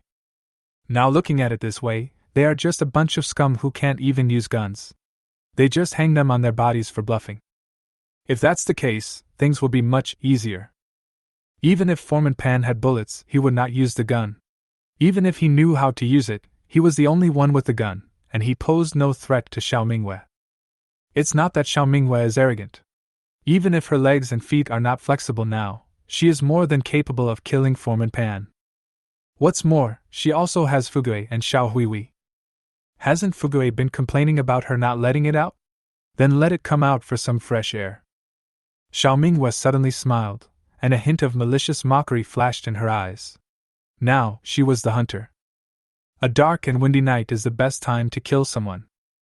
I've said it all, can you forgive me? Zhan Hai asked cautiously. Xiao Minghua said faintly. Okay. Zhan Hai's eyes lit up. Thank you. Xiao Minghua changed the subject. But the people you killed haven't forgiven you yet, go down and ask them. Zhan Hai widened his eyes in disbelief, and the next second, the cane in Xiao Minghua's hand pierced his throat, and he died with his eyes open. Meng Yuan spat fiercely, and then kicked him again, feeling unsatisfied. Bah! Spare you? Killing you 100 times won't make me feel better, so why should I spare you? That's just wishful thinking. Die! Xiao Minghua looked at her and said, Stay here, I'll be back soon. Where are you going? Shouldn't we leave now? Meng Yuan asked. Go kill a few people, Xiao Minghua said lightly. Meng Yuan wanted to say something but stopped herself. Seeing that Xiao Minghua and Xiao Huihui had already left the room, she swallowed her words. She wanted to say, You finally escaped, why are you going back to the wolf's den? Besides, you are injured and can't even walk properly, how are you going to go? But she changed her mind and realized that Xiao Minghua had a gun and was very capable. If she said it was possible, then maybe it really would work. Then I'll wait for you here, please come back soon, she shouted. Meng Yuan took a flashlight, went back to the bathroom, picked up pumping, and quickly moved to another room because it was too bloody here and they didn't want to scare the child. No one noticed that a giant tiger suddenly walked out from an uninhabited place in the city. The tiger was of amazing size and its paws were so huge that it could crush the concrete slabs on the ground with one paw. Xiao Minghua stood between Fugui and Xiao Huihui, looking in a certain direction. That's it! Fugui let out a low roar, its tiger eyes filled with excitement and ferocity. It slowly lay down, and Xiao Minghua took the opportunity to ride on it. Walk! A man, a tiger, and a wolf shuttled through the tall buildings at a very fast speed, almost in a flash. 2 afterimages appeared in the air, one yellow and one gray. Their goals are to Chingua Slaughterhouse. Chapter 698. Chingua Slaughterhouse. Pushing open the big iron door and going in, what comes into view are 2 rows of gloomy iron prisons. County Magistrate Pan, didn't you agree to assign us jobs? Why did you bring us here and lock us in this iron cage? What does this mean? Someone finally raised a question. All the refugees who were deceived were locked up in dozens of iron cages. The smell here is not pleasant. There is a faint, strange odor in the air. The prison door is made of welded steel bars, there is an indestructible steel lock, and there is a kerosene lamp hanging on the roof. Under the dim light, there was a sense of weirdness everywhere. This place was originally used to keep pigs, cows, and other livestock, and it is still used today. County Magistrate Penn always had a faint smile on his face. Don't worry, I did this for your safety. There are too many new residents this time, and housing has not been allocated yet, so I will let you suffer for a while. I can't let you sleep on the street. Oh, so that's how it is. Some people believe such fake and perfunctory words, and even believe them firmly. After all, they actually drank the broth. For a group of people who had been hungry for a long time, it was too late to be rational after receiving such a huge benefit. If you ask them to recognize County Magistrate Pan as their ancestor, they will do so without hesitation.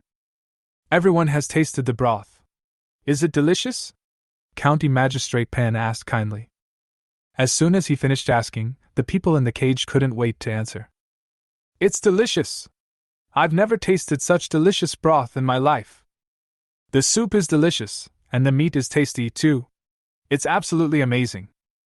Yes, especially the meat. It was so damn delicious that I couldn't bear to eat it. I chewed the bones and swallowed them. Not a bit wasted. County Magistrate Pan laughed twice. Really? He pushed up his glasses, and there was a creepy light in his eyes beneath the lenses. Thank you very much for trusting me and choosing Chingua County. In order to live up to your trust, I will arrange jobs for you as soon as possible.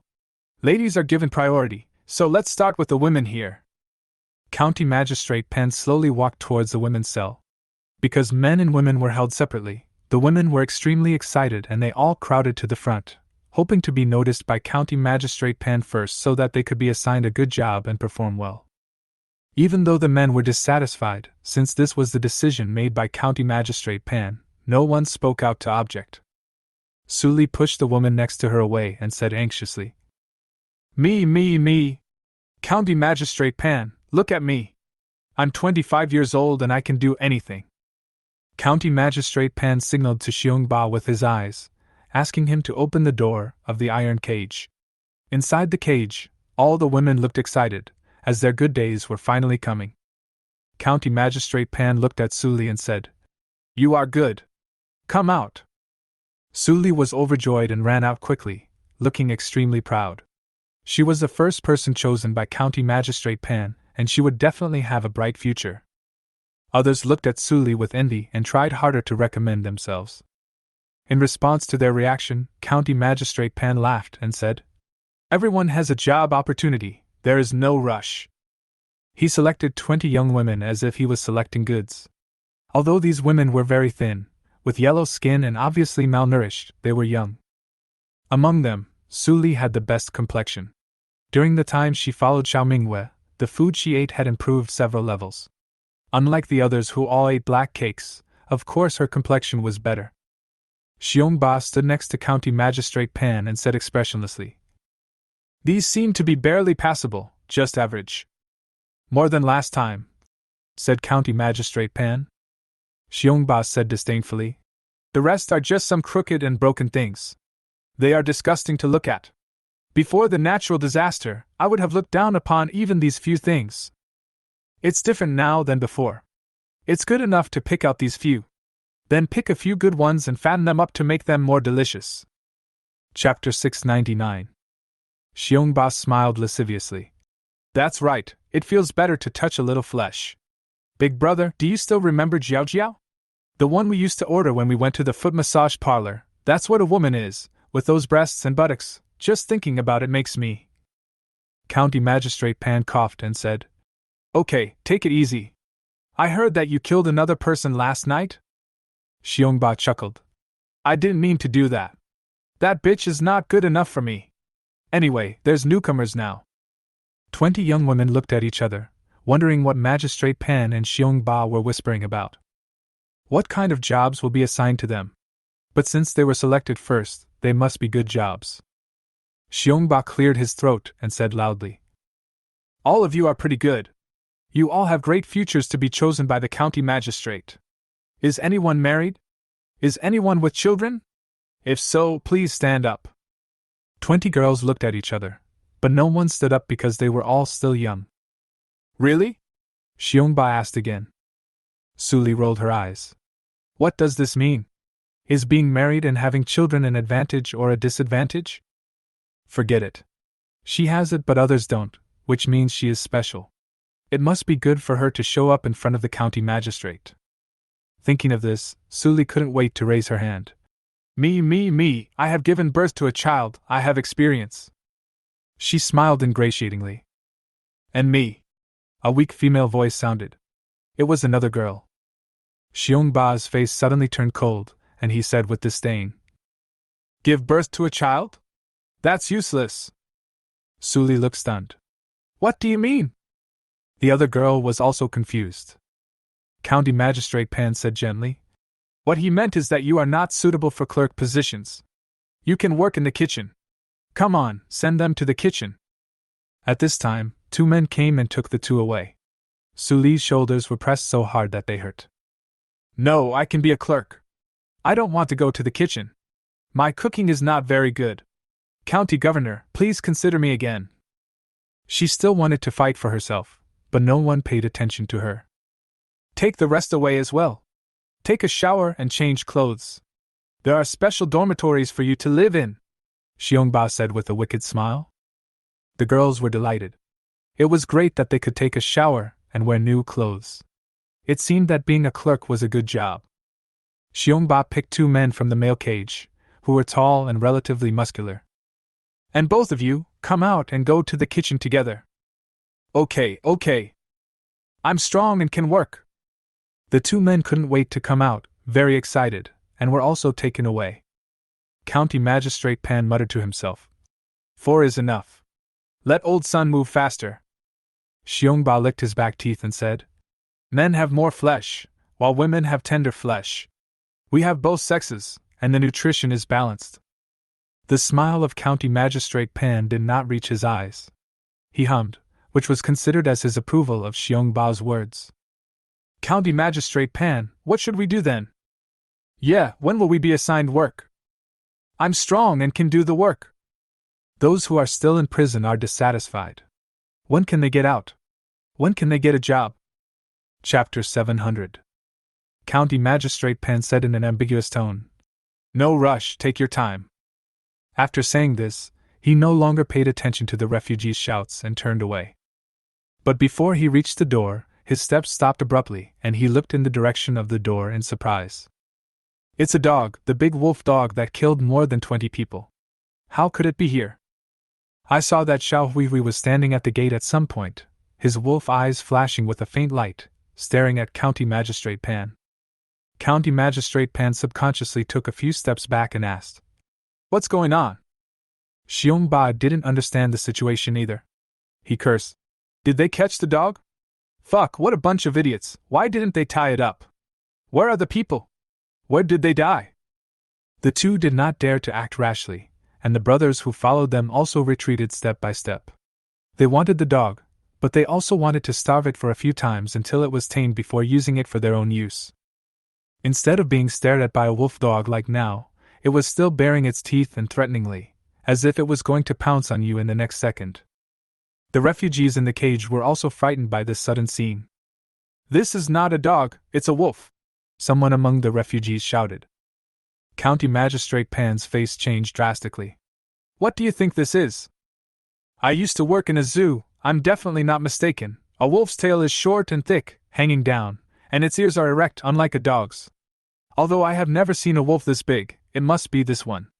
County Mayor Pan, you should run, this is a wolf," the man said again. Upon hearing this, County Magistrate Pan cursed with a gloomy face. "Fuck him! How dare you, bitch, to screw me over? Where's the knife? Hurry up and kill him! Chop him to death!" He finally stopped hiding and revealed his true face. When the refugees heard what County Magistrate Pan said, they were all very surprised. County Magistrate Pan actually cursed people. Was he still the same polite and courteous County Magistrate Pan? Just as Xiongba and his men drew out their daggers, Xiao Huihui slowly took 2 steps forward, baring his teeth and growling. Those people quickly stepped back. The veins on County Chief Pan's forehead twitched. "Go ahead, damn it, kill it now!" As he spoke, he quietly backed away. The 2 sides were in a standoff, and no one dared to take action rashly. The dogs were fine, but when they heard that it was a wolf, they couldn't help but feel fear. What's more, they all heard that a wolf dog killed more than 20 people during the day. Who wouldn't be afraid of this wolf? Xiongba gritted his teeth. He only brought a dagger with him when he went out, not a long sword. He moved his feet, and Xiao Huihui reacted immediately, ready to pounce on him. Xiongba was so scared that he dared not move. Xiao Huihui didn't move anymore, and they didn't dare to move. For a moment, the atmosphere was strangely tense. The refugees in the cages didn't dare to say a word. Just now someone was wondering why they were locked up. Now they realized that it was because County Magistrate Pan was concerned about their safety. It was too dangerous outside and it was safer in the cages. County Magistrate Pan is very righteous. It was extremely quiet here, but outside there was suddenly chaos, with screams and shrill cries ringing in the ears. What's going on? County Magistrate Pan's expression was distorted. I don't know. This dog, Wolf, is blocking our way. We can't get out, Xiongba said with difficulty. County Magistrate Pan had a sinister look on his face. This was not a solution. What did the wolves want to do? They just wanted to eat meat. And the thing that was least lacking here was meat. County Magistrate Pan moved slowly, opened a cage with a key, and then pulled out a boy. This boy happened to be the grandson of the hunchbacked old man during the day. The boy had been traumatized during the day and looked dazed and unresponsive, so he was dragged out by County Magistrate Pan. The moment he saw Xiao Huihui, he suddenly screamed as if he was under stress, and tried to run away, holding his head. County Magistrate Pan had a sinister look on his face. He grabbed his hair tightly, raised his hand and slashed his neck with the dagger, causing blood to gush out. Then, he threw the boy's body towards Xiao Huihui without hesitation. Chapter 701. Eat it. After doing all this, County Magistrate Pan remained expressionless, with only cruelty revealed in his eyes, and the dagger in his hand was still dripping with blood. The scene of County Magistrate Pan killing people frightened all the refugees in the cage. They couldn't even believe their eyes. The way they looked at County Magistrate Pan was like the way they looked at a murderous ghost, and the admiration and closeness they had just felt were gone. Oh! Murder! How could you kill someone, County Magistrate Pan? Murder, you killed someone? County Magistrate Pan glared at him and said, Shut up! I'll kill anyone who talks again. The refugees suddenly fell silent. They were so scared that they dared not speak anymore. Some of them have already reacted and vaguely feel that something is not right. They may have been deceived by County Magistrate Pan. What's going on? Why doesn't this wolf eat meat? County Magistrate Pan was extremely annoyed. The scene he expected did not happen. Xiao Huihui did not immediately go over to eat the boy's flesh. Instead, he kept staring at them, pretending he did not see anything. Xiongba lost his patience and said in a muffled voice, It's just a beast, why should I be afraid of it? Come on, brothers, we have knives, let's kill it quickly. What the hell is that noise outside? Several people exchanged glances and decided to take action first. Xiongba took a step forward, and saw Xiao Huihui pounce on him at lightning speed. Xiongba's eyes widened, and before he could swing his knife, Xiao Huihui slapped him with his claw, tearing off his right ear and a piece of face skin. That's not all, Xiao Huihui bit off his ankle again, and the sound of the bone breaking was very loud. Ah! Xiongba screamed and fell to the ground.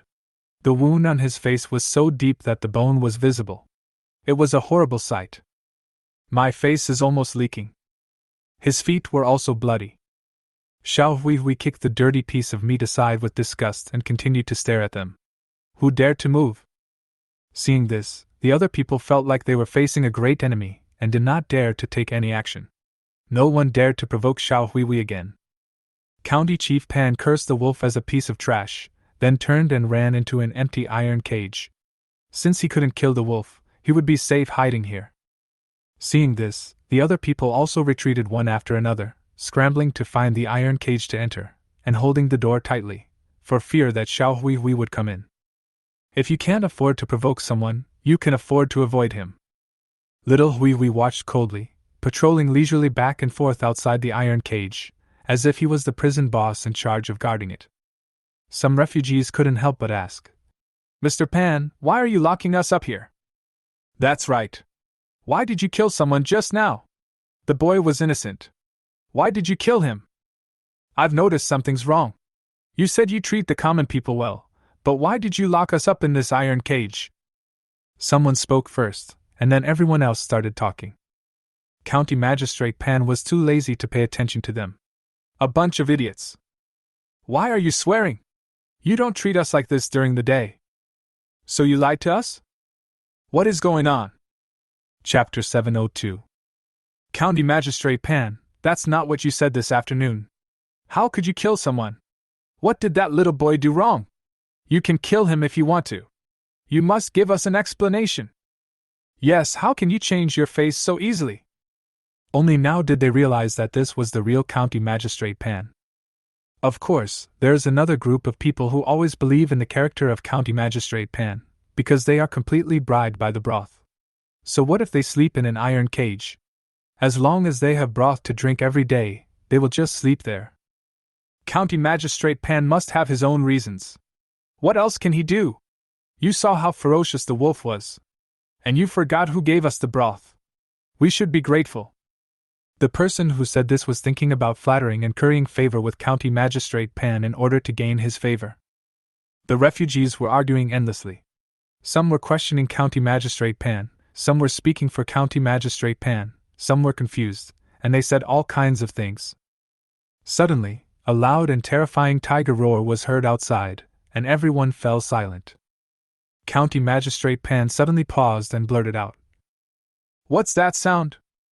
His voice was broken. Is it a tiger's roar? He has lived here for so long and has never heard of a tiger appearing nearby. I heard it wrong. Yes, I definitely heard it wrong. Ah! A scream rang out. The man pointed in the direction of the door and said, "There's a tiger! A really big tiger!" Everyone looked towards the door and saw a giant tiger slowly walking in. The giant tiger is huge in size, with strong muscles visible under its thick fur, full of power and oppression. Roar! Another tiger roar was heard, and almost everyone turned pale with fear. The pressure from the tiger was too strong. When Fugui passed by Xiongba, he stepped on his chest. Xiongba spurted out blood, his chest collapsed, and he died with his eyes open. This scene scared many people to tears. "It's okay, don't be afraid, we are all in the iron cage and we are safe," someone said in a trembling voice. County Magistrate Pan was stunned. It was really a tiger.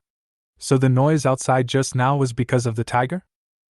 How come he didn't know when the tiger came to Chingua County? County Magistrate Pan suddenly looked at Xiao Huihui and smiled excitedly.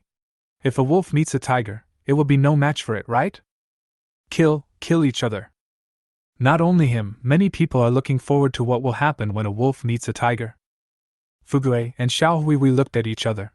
Under the excited gaze of County Magistrate Pan, a tiger and a wolf walked towards him at the same time, stood in front of his iron cage, and stared at him with dim eyes. This strange scene made County Magistrate Pan feel his scalp tingling. Go! Go! There are a lot of people over there, go eat them, don't look for me.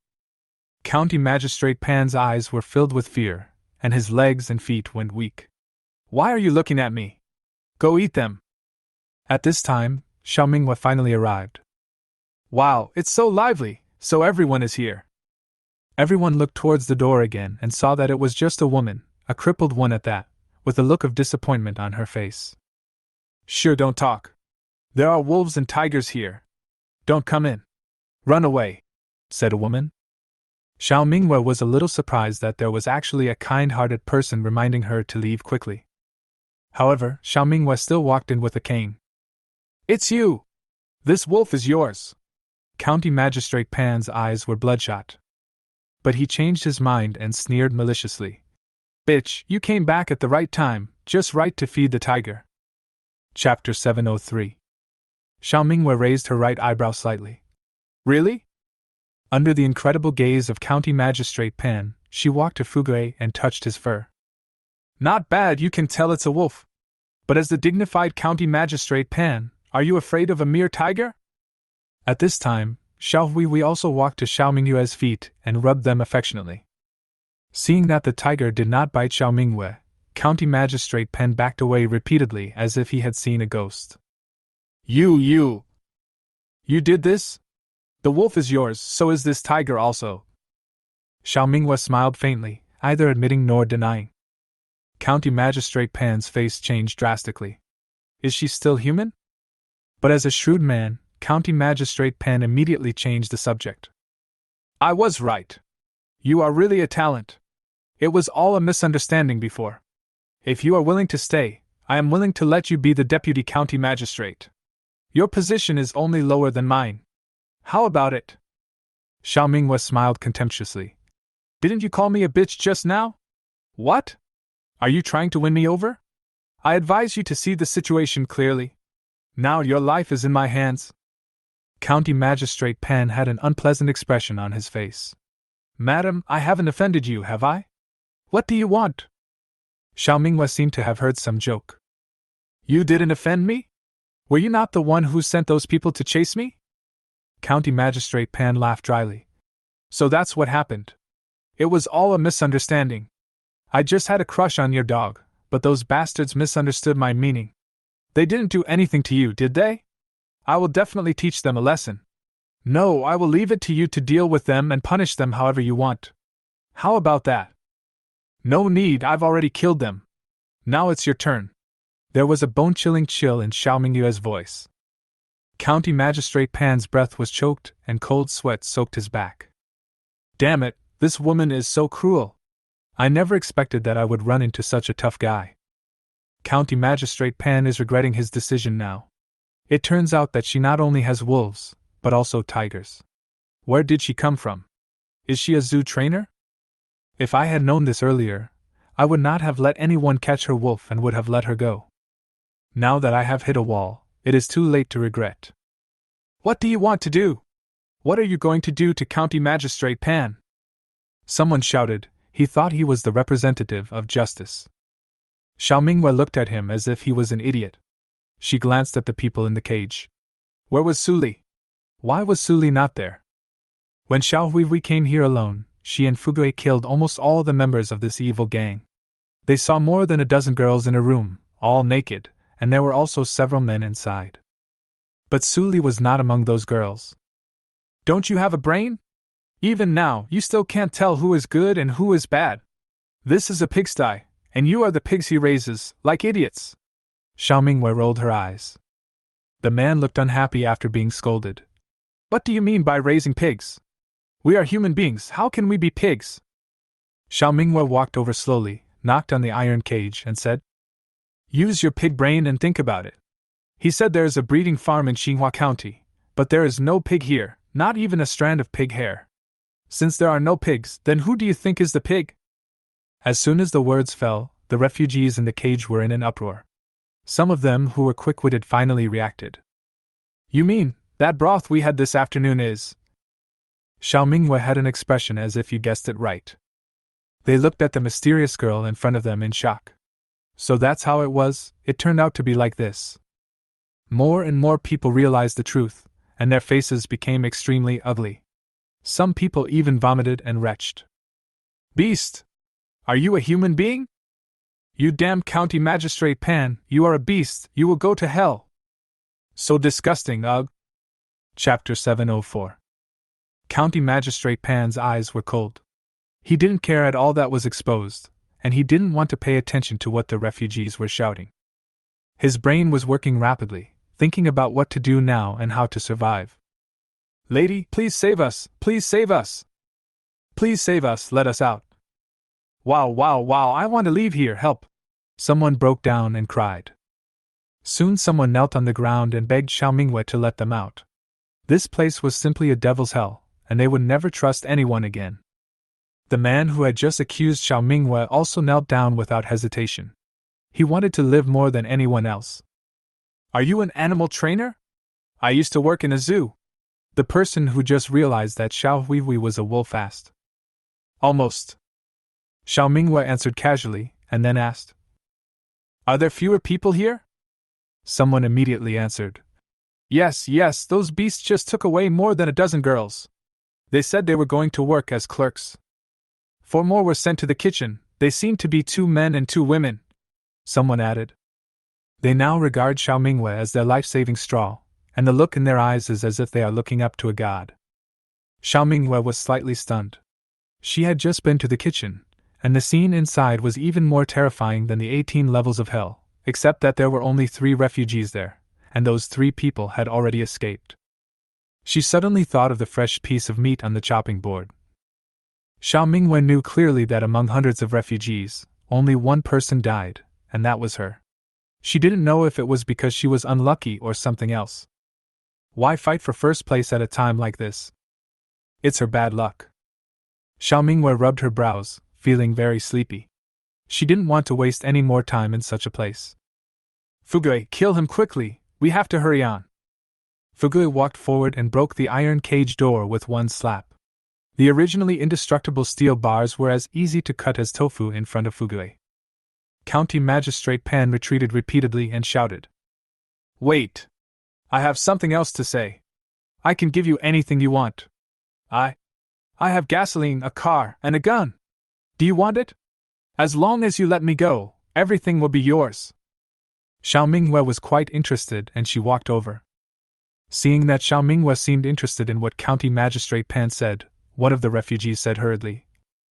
Lady, don't believe what that beast said. He said he would take good care of us this afternoon. Kill him right away. Yes, lady, look at the boy on the ground. He was killed by him. Don't believe him. He is not a human being. County Magistrate Pan's face was distorted. Shut up! If you keep talking, I'll kill you! He looked at Xiao Mingwei and said flatteringly. I have gasoline and a van. We can drive to Huiwen Mountain City in no time. Isn't this better than walking? Right? As long as you let me go, everything will be yours. These refugees can't do anything for you, but you are willing to save them. I can bring you benefits. As he said this, he burst into tears. I'll do anything you asked me to do, really. I'm desperate, otherwise I wouldn't do this. I really can't survive in this disaster year. I regret it so much now, and I have nightmares every night. If there is a choice, who would be willing to do such a thing? Please give me a chance. County Magistrate Pan cried with tears and snot, expressing how much regret he had. While crying, he glanced at Xiao Mingwei's face without leaving a trace. Xiao Mingwei looked down at him coldly. You're right, it's really nice to have a car to drive. There was a gleam in County Magistrate Pan's eyes. You agree? Xiao Mingwei changed the subject and showed a playful smile. But if I kill you, those things will also be mine. She certainly didn't believe in crocodile tears. County Magistrate Pan was stunned and said angrily. You're kidding me! Fugui slapped him and said, Go to hell! You dare to yell at my master? I'll knock your head off. It was really aborted. County Magistrate Pan is dead, his eyes are wide open.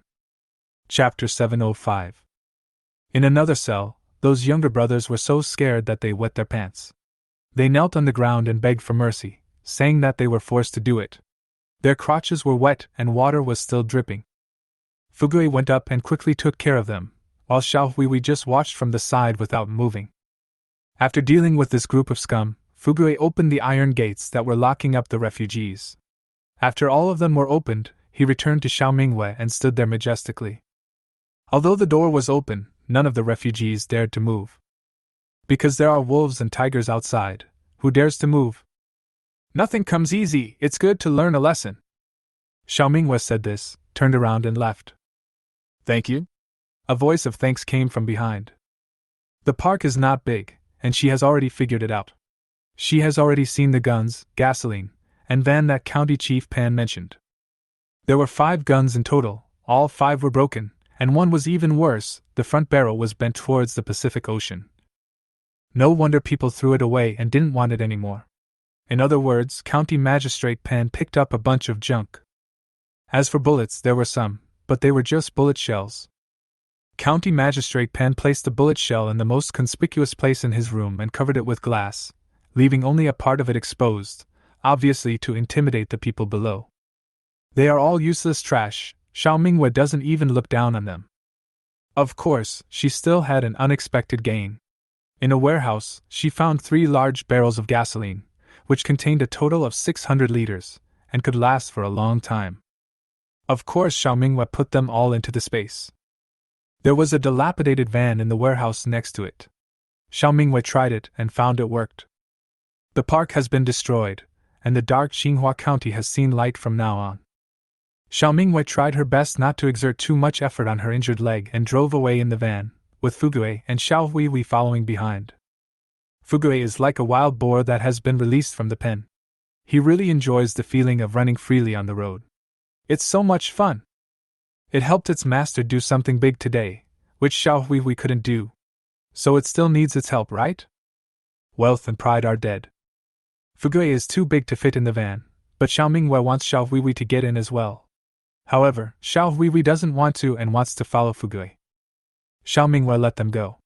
Let them run if they want. Only after Xiao Mingwei left did the refugees in the slaughterhouse dare to move. They scrambled to escape, running around like headless flies.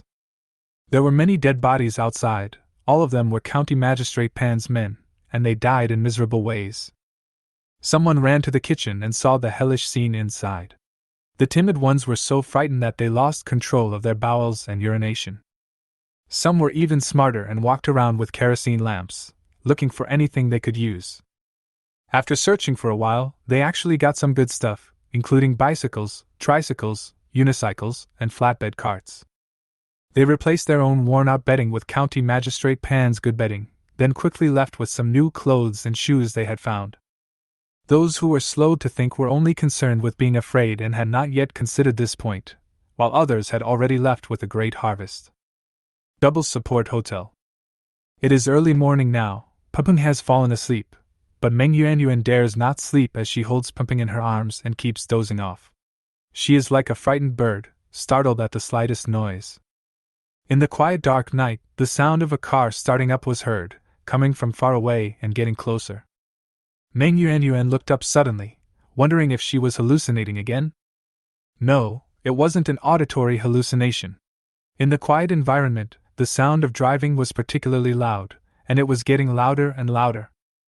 Meng Yuanyuan looked out through the window and saw that there was indeed a car approaching. Meng Yuanyuan's heart was in turmoil. Are they coming to kill us again? Xiao Mingwei slowly parked the car in front of the hotel, got out of the car and shouted. Yuanyuan, come down quickly, let's go! Meng Yuanyuan was extremely surprised. Xiao Mingwei! She ran downstairs holding the child. Chapter 706.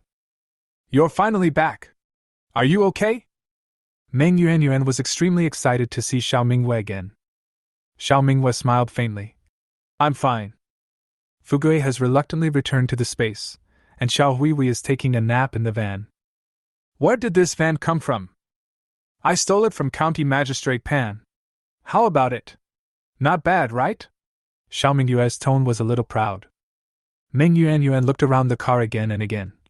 Oh my God! You are so awesome, I admire you so much, you are the cold-blooded female killer in the TV series. You have guns and you can get a van, big boss, I admire you. I really admire you. I admire you to my core. Meng Yuanyuan's eyes were full of admiration for Xiao Mingwei. Oh my God, I want to kneel down for you. You are here by my side. Please accept my worship, Queen. How did you do it? Xiao Mingwei was amused by her. Okay, let's talk about it on the way. Get in the car and leave here. Meng Yuanyuan nodded immediately. Okay. What about the tricycle? She really couldn't bear to part with it. Xiao Mingwei looked at the tricycle, picked it up and threw it on the roof, then found a rope from inside the tricycle. Come and help tie it. Okay. Two people tied the tricycle to the roof of the van tightly. Although it looks strange, the tricycle is such a good thing and cannot be lost. By the way, can you drive? Xiao Mingwei asked. Meng Yuanyuan nodded again, jumped into the driver's seat, and said, I know. I'll drive. I'm not sleepy at all. Tell me what you were doing just now. I'm so curious. Ping Ping and Xiao Hui were sleeping in the back seat, while Xiao Mingwei sat in the passenger seat. Okay. Meng Yuanyuan looked at the steering wheel with her eyes shining. Oh my God, I can actually drive a car one day. It's a car. I haven't seen this thing for several years.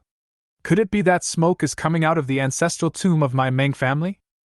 She stepped on the accelerator and said, Go! The wide main road was deserted, with only a van with its headlights on. Xiao Mingwei was very picky about what she said, not mentioning Fugui, but only saying that it was all done by Xiao Hui. If Fugui heard this, he would make a scene in the heavenly palace again. How could it tolerate having its credit taken away by others? Meng Yuanyuan gasped. Did you and Brother Hui really kill all those villains? Xiao Mingwei was a little tired. Isn't that right? As long as they don't have guns, they will definitely not be able to defeat Brother Hui.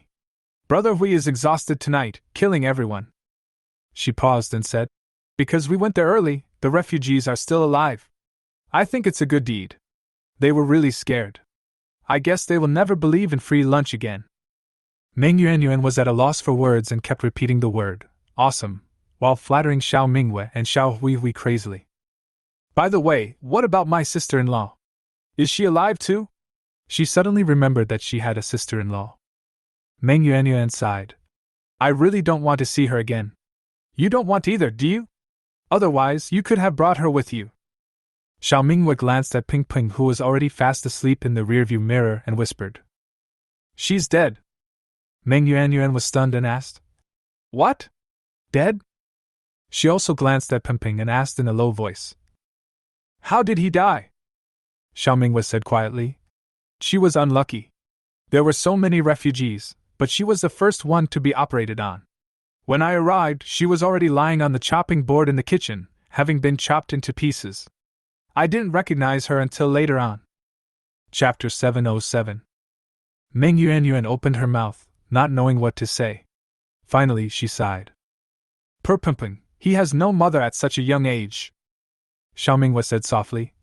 Sometimes it's better to have nothing than to have it. Maybe this is fate. It may not be a bad thing for Pingping's growth. Meng Yuanyuan nodded. You are right. Su Li is not a good person. She is ungrateful and will definitely not be able to teach the children well. It is better not to have her. I did advise her at that time, and you heard it. She insisted on going and even scolded me. It wasn't me who watched her die without helping her. She added. Xiao Mingwei hummed and said teasingly.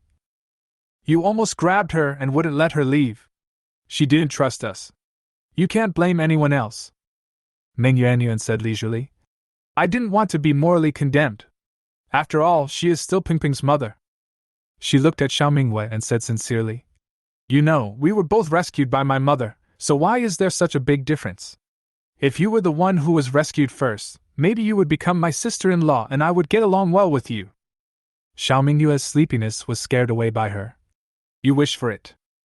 The two looked at each other and smiled. There were no vehicles on the road, but Meng Yuanyuan didn't dare drive fast.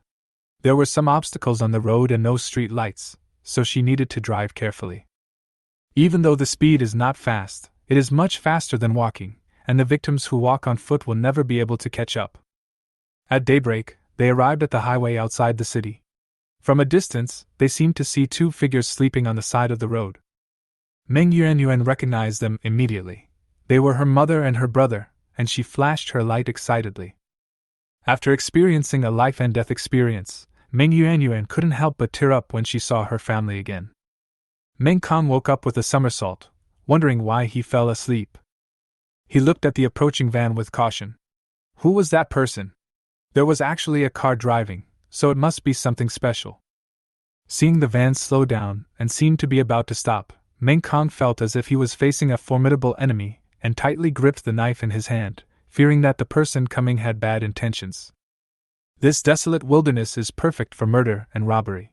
Could it be that he has been targeted? That shouldn't be the case. He has nothing except a bicycle. Just when Meng Kong was feeling nervous, Meng Yuanyuan rolled down the car window. Brother, it's me! Meng Kong took a closer look and saw that the person driving the car was none other than his sister. Meng Kong was surprised and asked, Yuanyuan? Why is it you? Meng Yuanyuan parked the car and said with a smile, Who else could it be if not me? Why are you holding a knife? Look at my car, isn't it cool? Meng Kong relaxed completely. I thought it was a bad guy. At this time, Mo was not awakened. She saw that there was a car parked next to her, and the driver was her daughter. She was also full of questions. What's going on? Xiao Xiao fell asleep? Why is Lily not here? Mo couldn't help but ask. Meng Yuanyuan yawned. She's tired after a night of work. Let's keep our voices down. This is a long story. Get in the car first, and I'll tell you slowly. In the passenger seat, Xiao Mingwei was sleeping soundly with her head tilted to one side. Okay. Then I'll drive. I'm just awake now. Meng Kong said immediately. It just so happens that I'm a little sleepy too, and I can't drive while tired. You're an experienced driver, and your skills are better than mine, so you drive. Meng Yuanyuan jumped down. Meng Kong was a little embarrassed. I haven't touched a car for several years. I never thought that I would be able to drive a car in this life. He tied the bike to the van and got in the driver's seat. Aunt Mo got in the car and asked quietly. We were here a long time ago, why did you get here just now? Because they had bicycles, they were much faster than others. Among those who took the road outside the city, only the mother and son arrived first. Moreover, they did not dare to delay and kept rushing all the way here before they dared to rest. I was afraid that Xiao Mingwei and the others would leave the city first, and I wouldn't be able to see them and get anxious. Chapter 708. After Meng Kong got familiar with the car, the vehicle started moving again, and Meng Yuanyuan told him the whole story without missing a single detail. After hearing what they had experienced in the city, Aunt Mo and Meng Kong were terrified. Oh my goodness! It's like this! Oh my god, what a bunch of beasts, are they human? Meng Yuanyuan sighed. If it weren't for Xiao Xiao, they would all be dead. This night was extremely thrilling. Xiao Xiao is really amazing. She saw that something was wrong with those people at a glance. Otherwise, I would have been fooled into drinking the meat soup. If it weren't for her, Peng Peng and I would have died. Aunt Mo covered her chest, obviously frightened. So Lily is really gone? Meng Yuanyuan nodded. Xiao Xiao said that, that's it. Meng Kang's face was very gloomy. He pursed his lips tightly and said nothing. Meng Yuanyuan looked at Meng Kang's expression and spoke carefully. I kept trying to persuade her, but she scolded me and my family, saying she had had enough of us and wanted to enjoy her life, and asked me not to stop her. I was so angry that I didn't force her to stop me. Now think about it, she is Ping Ping's mother after all, alive. But who knew she was so unlucky? Others did not die, but she died. Meng Yuanyuan spoke more and more quietly. Meng Kong was silent for a long time, then said, It's not your fault. She is not a quiet person. You have already tried to persuade her. Aunt Mo sighed. Forget it, maybe this is fate, don't talk about whether it is right or wrong, the person is gone, the dead are the greatest. Meng Yuanyuan also sighed. She was holding Ping Ping at the time. Fortunately, Xiao Xiao reacted quickly and let me hold Ping Ping over, otherwise the consequences would have been disastrous. Aunt Mo looked at Xiao Mingwei, who was sleeping soundly. This child is our noble family member. Does she really have a gun? Meng Kong asked. Meng Yuanyuan nodded. It's true. I saw it with my own eyes. Meng Kang's expression was serious. She has a gun and can kill those bad guys. She must be someone special. We are lucky to have met her. Otherwise, my family would not be alive today. Aunt Mo said. No matter who they are, if they are good to us, we have to acknowledge it and be grateful. If they don't want to talk about it, we shouldn't ask about it. You too shouldn't ask about it in the future. Don't ask anything. Do you understand? No. Aunt Mo still felt a lingering fear. What a sin. But it was a blessing in disguise. Now we can ride in a van. With a van, we can travel much faster, said Meng Yuanyuan. She yawned and said, No, I'm really too sleepy. I need to take a nap for a while. Go to sleep. Aunt Mo covered her belly. Meng Yuanyuan's eyelids were becoming heavier and heavier. Aunt Mo was still whispering something to Meng Kong, and then she lost consciousness. When Xiao Mingwei woke up, it was already daybreak. She rubbed her sore neck. What time is it? It's afternoon now, Meng Kong replied. Meng Yuanyuan was still snoring in her sleep. When Xiao Mingwei looked, she found that Meng Kong and Aunt Mo were also in the car. It seemed that she was sleeping so soundly that she didn't even know that Meng Yuanyuan had picked them up. Aunt Mo looked grateful. Xiao Xiao, are you awake? Yuanyuan told us everything about your life in Chingua County. I don't know what to say. I am so grateful to you. If it weren't for you, Yuanyuan and Peng Peng would have been killed by those bad guys. Xiao Mingwei smiled back. It's my duty. You saved me, so I should save you too. She looked at the road ahead and murmured. Now that we have a van, we should be able to reach Huiwen Mountain City soon, right? Chapter 709. Probably because of Chingua County, There are basically no refugees on this section of road, so the car can drive. Meng Kong nodded.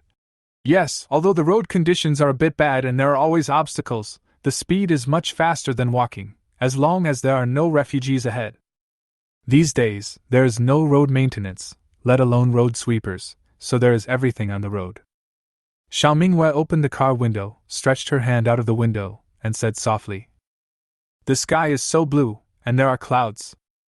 I don't know how my family is doing." Suddenly, Meng Kong frowned. "What's going on ahead?" Hearing this, Xiao Minghua also looked at the road conditions ahead. It turned out that this was the junction of the two provinces, where the roads were connected. The two highways merged into one and headed towards Huiwen Mountain City. Although they did not encounter many refugees along the way, there were many refugees on another highway, walking slowly forward. They were carrying large and small bags, and eventually they would gather on the main road. Someone on the other side noticed the van on the road and was looking at it curiously. How could someone drive a car? This was a rare thing. "Are you also fleeing?" Xiao Minghua murmured. Meng Kong slowly slowed down and stuck his head out of the window. He saw that the fleeing team was like a long dragon with no end in sight, which showed how large the number of people was. "What should I do? This is the only way to get to Huiwen Mountain City, but we've run into people fleeing, so the car can't be driven." Xiao Minghua simply got out of the car and said decisively, "What else can we do? We can only abandon the car." She couldn't help but complain in her heart. It was such a tortuous journey. Why was it so difficult to get to Huiwen Mountain City as soon as possible? But there was no other way. After all, Huanshan City and Gale City were the few safe places to live, and almost all the survivors were rushing there. As expected, this journey was not destined to be smooth. "Abandon the car? Don't we want this van anymore? It's such a pity to waste such a good car. We have only driven it for less than a day. It's such a waste. It's such a good car." And Mo was reluctant to let go. Meng Kong also got out of the car and said in embarrassment, "There is no other way but to abandon the car, otherwise we won't be able to leave." Xiao Minghua woke Meng Yuanyuan up. "Yuanyuan, wake up. What's the matter? Have we reached Huiwen Mountain City yet? So fast?" Meng Yuanyuan opened her sleepy eyes and wiped the drool from her mouth. Xiao Minghua chuckled. "It's your turn. The car can't be driven anymore. We still have to ride a tricycle to get on the road." "Ah?" Meng Yuanyuan was confused. Just as Meng Kong was about to untie the knot and put down the tricycle and bicycle, he heard a loud roar. "You guys driving the van over there? We're all fleeing, we're all exhausted, and you're actually driving? Why are you driving?" Following the sound, they saw a middle-aged man pointing at them and cursing with bloodshot eyes, as if Xiao Minghua and the others had done something unforgivable. There were 7 people standing next to the middle-aged man, who looked like a family. The woman stood next to the middle-aged man. There were 3 younger youths who should be the middle-aged man's sons, and 3 daughters-in-law. There were also 2 children on their flatbed cart. It looked like a big family. The 3 young men, like the middle-aged man, stared at Xiao Minghua and the others with unfriendly expressions. "What the hell? What does our driving have to do with you?" Meng Yuanyuan was already in a bad mood when she woke up, and now she started cursing. Seeing that the other party dared to refute, the middle-aged man ran over with his sons in a threatening manner. Chapter 710. "You dare to drive so recklessly? I want to see what you are so reckless about." The middle-aged man's eyes turned red with jealousy. Relying on the fact that he had 3 young and strong sons, he was very arrogant. Many people over there were looking over here curiously, and they stopped walking and just looked around to see what was going on, speaking with accents. "It's really rare that there are still people driving cars these days. They must be very rich. What's wrong with the driver? There's nothing to be proud of. The fact that the car can be driven means it is in good condition, and there is also gasoline. That is gasoline. Nowadays, gasoline is in the hands of a few people. It is not a good thing that ordinary people like us can see. The identities of these people who are driving the car must be extraordinary," the man said with disdain. "Unusual? How extraordinary? No matter how extraordinary it is, you were stopped and can't leave. You deserve it. Wait and see what happens. Beat them to death, let's vent our anger." These damn rich people, actually drove the car, what are they showing off for? A bunch of people were gloating over their misfortune. The more miserable Xiao Mingwei and the others were, the happier they were. Everyone was working hard on their feet, and suddenly a driver came along. Of course they would regard you as an enemy. This is human nature. In the third year of the apocalypse, the baseness of human nature had long been infinitely magnified, and even many people's psychology had been distorted. We should suffer together. Why are you better than me? If you are better than me, I will hate you. I wish I could kill you. Meng Kong took out his knife without hesitation and pointed it at them, saying sternly, "What do you want to do?" The middle-aged man sneered and took out a knife. Seeing this, his 3 sons took out their own self-defense weapons. "What? You're already in the car, why are you asking us?" The people who were watching the fun immediately started shouting. "That's right! Kill them and let them show off again! We support you!" When the middle-aged man heard this, his back straightened immediately, as if he was the embodiment of justice. At this time, Xiao Huihui jumped out of the car and stared at several people fiercely. The 4 of them were startled and subconsciously took a step back. "Fuck, what a ferocious dog! Don't think that we have no way to deal with you just because you have a mad dog," said the middle-aged man vigilantly. Meng Yuanyuan laughed angrily. "No, you are sick, aren't you? We are driving our car, not yours, it's none of your business. Why are you running over here and yelling? It's ridiculous." Before the middle-aged man could say anything, the people watching the excitement seemed to have been stepped on, and immediately started cursing. "What kind of bullshit are you talking about? It has something to do with us. We are exhausted, why do you drive? Are you deliberately insulting us? Are you deliberately showing off in front of us, showing that you are better than us? That's right, who are you looking down on? You can't be proud of having a car. As long as we are here, you can't leave. Still want to drive? Bah! Drive you %@. Smashed his car. The crowd was excited and they became more and more excited as they talked. Seeing that this had aroused public anger, Xiao Mingwei grabbed Meng Yuanyuan, who had just rolled up her sleeves to argue with them. "Don't waste your breath on them. It's useless to talk to them." Xiao Mingwen now understood why the government organized people with cars to go ahead during the mass migration. It was not for preferential treatment, but for their safety. Injustice is a terrible sin that breeds the seeds of jealousy, and can drive people crazy. Yes, why? Xiao Mingwe shook her head at Meng Yuanyuan. It wasn't that they couldn't fight to the end. Of course they had the strength to do so. It just isn't necessary. The van can't be driven anyway, so why cause public outrage? Xiao Mingwe looked at the middle-aged man and deliberately said loudly.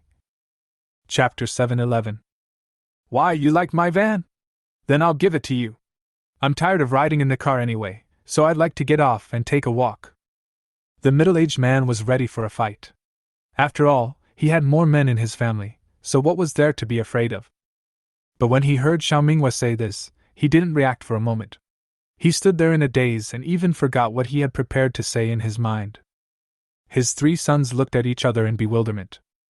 Give them the car? That's a good feeling. The middle-aged man could not hide his excitement. Are you serious? Don't try to lie to me. At this time, his other family members and daughter-in-law also trotted over, their eyes rolling around. Xiao Mingwe smiled faintly. There are so many of you, how can I lie to you? Besides, isn't the van right here? Here are the car keys, I'll open it for you. She changed the subject. But we have to take our stuff with us, right? We gave you the van, but you guys don't even look down on the tricycle and bicycle. The middle-aged man's eyes lit up. He couldn't wait to grab the car keys from Xiao Mingwe and said with a wave of his hand. Take it away, take it away! Now that we have vans, who would care about tricycles and bicycles? They're just a nuisance. Dad, gasoline. We can't do without gasoline. His son reminded him immediately. The middle-aged man finally regained his senses from his ecstasy. He cleared his throat and... Is there enough gasoline? Without gasoline, this car is just a metal shell. I don't want it. Xiao Mingyue's smile was harmless. Of course. She went over to open the gas tank, then the trunk. There's still more than half a tank of gas left in the tank, and there's a full tank in the trunk. The middle-aged man grinned. Okay, there are still so many. Hurry up and unload the tricycles and bicycles. Who wants these? Hurry up, don't delay our journey. Xiao Minghua raised an eyebrow and signaled Meng Kong to speed up. Meng Yuanyuan's face turned as black as the bottom of a pot. She rolled her eyes at the middle-aged man and moved things with Meng Kong. When the middle-aged man's family saw that there was a car and gasoline, they didn't say anything more. They were all panting, with excitement and greed written all over their faces. I feel so lucky that I can get on the bus. Although it's just a van, not everyone can drive one these days. The old man is really capable. He is really lucky. He is really lucky. The middle-aged man's wife was so excited that her face turned red and she was almost dancing. Those who were watching the fun were all dumbfounded. The van was given to them just like that. Is it that simple? If they were just jealousy just now they are also filled with annoyance, regret, and even anger. Double the anger. If they had known earlier, they would have gone. Why are they still standing here watching the fun? If the people who just passed by were them, then the person driving the van now must be me. The middle-aged man and his family were immersed in the ecstasy of owning a car, but they didn't know that they had quietly become everyone's public enemy, the object of everyone's jealousy and resentment. However, Xiao Minghua and his companions had already escaped quietly. Looking at the excitement of this family, Xiao Minghua smiled with a hint of evil humor. They asked for it. The Meng family had already taken down all their belongings. Xiao Minghua took advantage of their inattention to store the gasoline in the trunk. And the gas in the fuel tank was also stored into the space, leaving nothing for them. Chapter 7:12. Xiao Minghua got on the tricycle and waved to them in a friendly manner. We're leaving now. You can definitely get there quickly by driving. I wish you a safe journey. Xiao Minghua's polite attitude made the onlookers even more angry.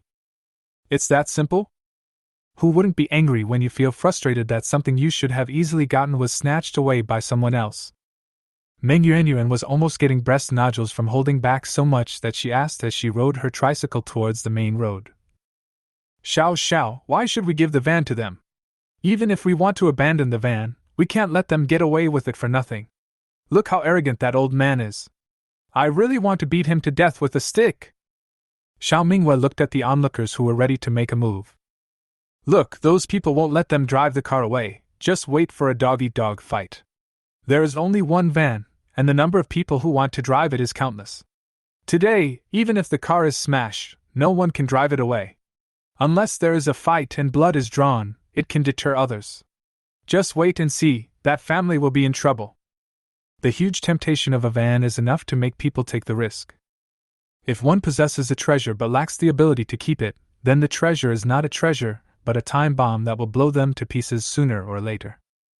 Although Xiao Minghua and his companions' tricycles and bicycles are rare, they are still used by a few refugees. However, compared with vans, they are far from comparable. Meng Yuanyuan suddenly realized. So this is what you were thinking? It's just a pity to waste the gasoline. Xiao Minghua closed her eyes and rested. That wasn't necessarily true. Gasoline was such a good thing, she wouldn't waste it. And Mo smiled helplessly. You are really smart, Yuanyuan, you should learn from Xiao. Meng Yuanyuan chuckled. Of course. Hey, they're quarreling. Don't leave in a hurry.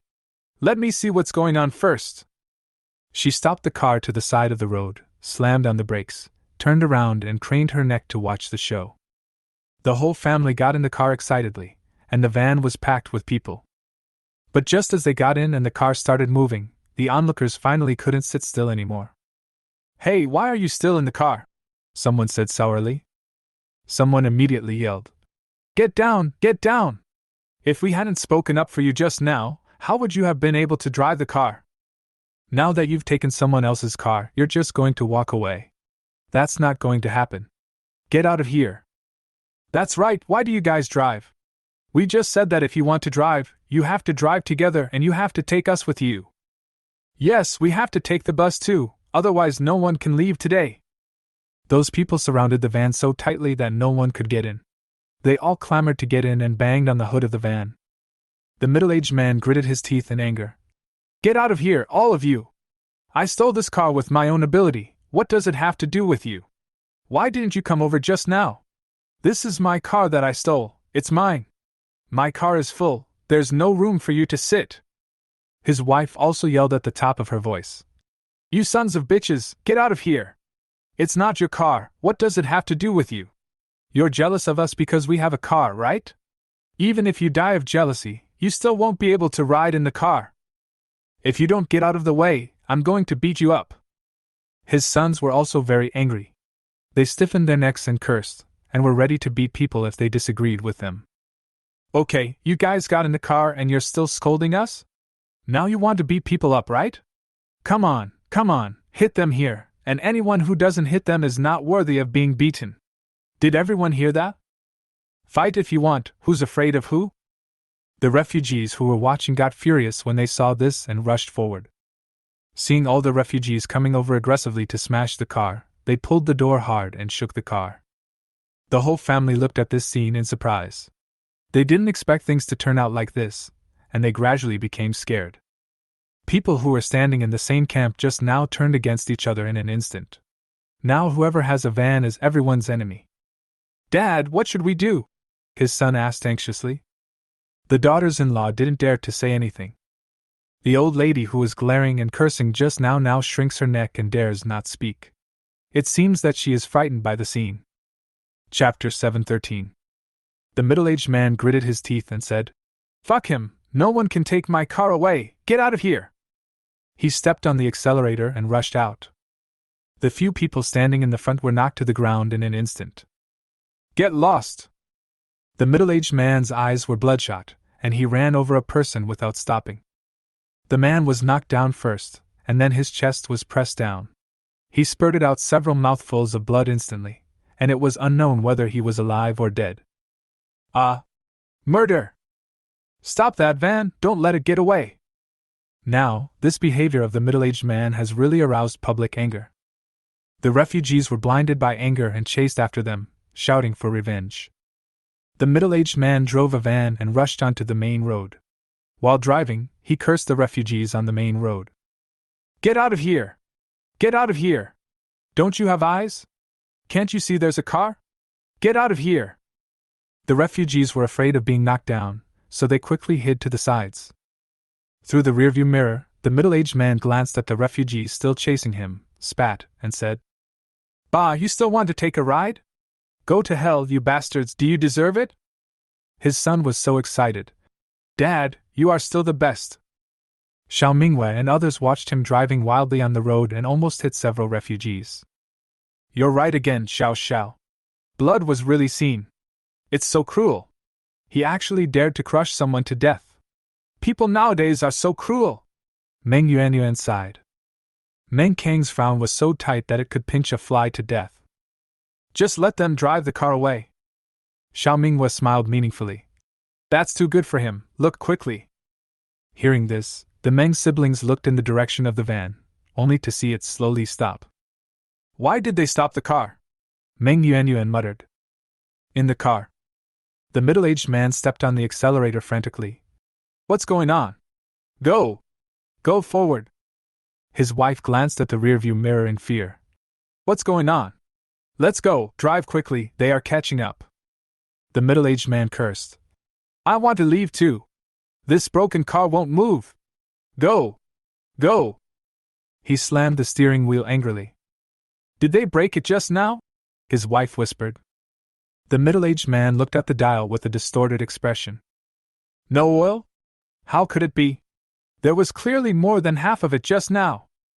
No one in the car dared to speak for fear of being scolded. On the road, the angry refugees saw the van stop and shouted. The van has stopped! Chase! Chase him! He killed my second brother, I want him to pay with his life! Don't run! Hearing the shouts of fighting and killing from behind, the middle-aged man was so frightened that his face turned pale and cold sweat ran down his face. He hurriedly checked whether the car doors and windows were locked. The look in his eyes, which was ferocious just now gradually turned into fear. Chapter 714. Come down! You still dare to run? Come down now! They can't run away, right? Hurry up and chase them, stop them, don't let them run away again. Kill a life for a life, brothers, smash it! Groups of people came up and surrounded the van. The men in the lead were the ones who had shouted the loudest, and were also the brothers of the person who had just been run over. When the people in the car saw this scene, they were so frightened that they lost their arrogance. What should I do, Dad? What should I do? Dad, please speak up. What on earth do they want to do? The children in the car were all scared and crying. Ask, how should I know? The middle-aged man roared. His hands were shaking as he held the steering wheel, and the car wouldn't start. How would he know what to do now? You're not coming out, are you?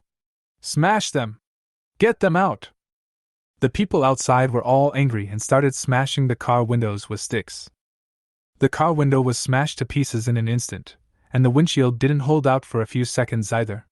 It cracked like a spider web and was quickly shattered. Don't touch me, get away, don't touch me, get away! Several women in the car were screaming and dodging the broken glass, their faces turning pale with fear. The car window was smashed, and the people outside reached out to pull the people inside the car. The people inside had nowhere to hide. The scene was very chaotic. Among them, the middle-aged man suffered the most. He was dragged out and had many cuts on his face and body from broken glass. Let me go! What are you doing? Believe it or not, He waved the knife in his hand, but the other side was outnumbered. Soon, someone swung a stick and broke his arm. The middle-aged man screamed in pain and threw the knife away. Step on the gas, right? I told you to. Step on it. Just drive away. Kill him and avenge Lao Er. Several people surrounded him and beat him, hitting him hard on his body, legs and feet with sticks. The middle-aged man lay on the ground holding his head, wailing and crying for mercy. His family members were not much better off. They were all dragged down and attacked. The van was smashed to pieces and no one knew who punctured the tire with a knife. The middle-aged man's wife was slapped several times and her face was bruised. Such a group fight scene is rare. Meng Yuanyuan watched it with great interest. She almost took out a handful of melon seeds and ate them while watching the show. Ha ha ha ha ha ha ha, retribution comes so quickly. I'm so happy. And Mo smiled and hit Meng Yuanyuan. Look how happy you are. Are you so happy just seeing others get beaten? Who asked them to rob our van? They were so ferocious and confident just now. If you didn't know, you would think we were driving his car. Now they are beaten. What do you call this? They deserve it. It's retribution, said Meng Yuanyuan. Meng Kong said calmly. If it weren't for them, we might be the ones being beaten up now. Hearing this, Meng Yuanyuan retorted. That's not necessarily true. With Xiao Xiao and brother Hui here, who has the guts to gang up on us? There was a wicked smile on Xiao Mingyue's lips. It's not a gang fight, but he is definitely the target of public criticism and can't leave. If he wants a van, just give it to him. Whether he can bear the consequences is his business. If he hadn't been greedy, this disaster wouldn't have happened. Meng Yuanyuan laughed. You guessed it a long time ago, right? You are so naughty, I like you so much. She changed the subject and asked doubtfully. Chapter 7:15. But how do you know they couldn't go far? How did the car stop? It's a secret. I secretly did a little damage, Xiao Mingwa said mysteriously. She put her arms behind her head and said comfortably. We've seen enough of the excitement, driver Meng. Should we set off? Okay. Meng Yuanyuan pushed hard and the tricycle started to move. Aunt Ming sat on the tricycle, while Meng Kong rode a bicycle. This group of people continued on their way. When passing by the van, Xiao Minghua smiled and waved to the middle-aged man. Bye, have a nice trip. Her smile was as genuine as ever. On the ground, the middle-aged man was dying, gasping for breath like a dead dog. He stared at Xiao Minghua, blood dripping from his forehead, and no one knew what he was thinking. A month has passed. Before she knew it, Xiao Minghua had been with the Meng family for more than a month. During this period of time, the wounds on Xiao Minghua's forehead and legs have long since healed, and she can now move freely. Before, Xiao Minghua had been worried that the wound on her forehead was so deep that it would leave a scar. Now it seems that she was overthinking it. There is no scar at all, and the skin is as smooth as before. There is no sign of injury at all, including the knees. Aunt Mo and Meng Yuanyuan were also surprised that there was no scar at all. Xiao Mingwei estimated that it must be the magical effect of the stretching legs and staring eyes pill. Not even a scar was left. It was worthy of being a product of this space. Along the way, they encountered many scattered groups of refugees, all from different cities, and their destination was Orankarinjiang province. Some fled on their own, without any government leadership or organization, just like the Meng family, who received notice from the government and went there on their own. In some cities, like Pingjing City, the team is led by the government and is very long, with no end in sight. Of course, it is better to have an escape team organized by the government. After all, it is under unified management and safer. But not all local rulers have this ability, and organized escape teams are still a minority. Most of them fled on their own. Now Orankalanjiang province is the only large and peaceful province in the country. The central government is stationed here. It is also the only large province with good order, which is almost the same as before the end of the world. After several years of natural disasters, the national population has dropped sharply. According to incomplete statistics, China still has a population of approximately 200 million. Therefore, now survivors from all over the country are heading to Orankaton province, hoping to settle down in Orankaton province and live a peaceful life. Even after the natural disaster is over, development will move outward from Orankalanjiang province, so if the survivors want to live well, they must go there. This is also the call of the central government. There are many cities in the Orankalanjiang province. Hunshan City, where they are going, is here, and Gale City, where the people of Pingjing City are going, is also one of them. The highway was filled with people fleeing the disaster. Looking around, they looked like ants moving. Xiao Mingwei had originally thought that after her injuries healed, she would part ways with the Meng family and drive to Gale City, but now it seems that this is simply impossible. The car still couldn't be driven, and her car could only be left in the space, gathering dust. Anyway, the Meng family are all kind people, and they have been getting along quite well over the past period of time, so why not continue traveling together for a while? At this time, they were sitting in the shade of a tree to rest. Meng Kong ate the purple sweet potato in big mouthfuls and said, "According to the road signs, we will reach Shuling City in 2 days." Meng Yuanyuan asked, "Where is Shuling City? How far is it from Huiwen Mountain City? How long will it take us to get to Huiwen Mountain City?" "It's almost there. Shuling City is also a big city. After passing through Shuling City and walking for another month, we will probably be able to reach Huiwen Mountain City," Meng Kong replied. When Meng Yuanyuan heard this, she immediately became happy and said, "That's great." Chapter 716. Aunt Mo also smiled and said, "Finally, there is something to look forward to. Once we reach Huiwen Mountain City, we will be able to settle down and won't have to flee anymore. I originally thought it would take at least half a year, but I didn't expect that we would reach our destination so soon," Meng Yuanyuan added. Aunt Mo wiped Peng Peng's mouth. "Because we have tricycles and bicycles, they are much faster than before." Peng Peng was full and drank enough, and he shouted in a soft voice, "Grandma, I want my mom." Aunt Mo was stunned, and she looked at Meng Kong and Meng Yuanyuan, and coaxed, "Be good, Mom has gone to a very far place."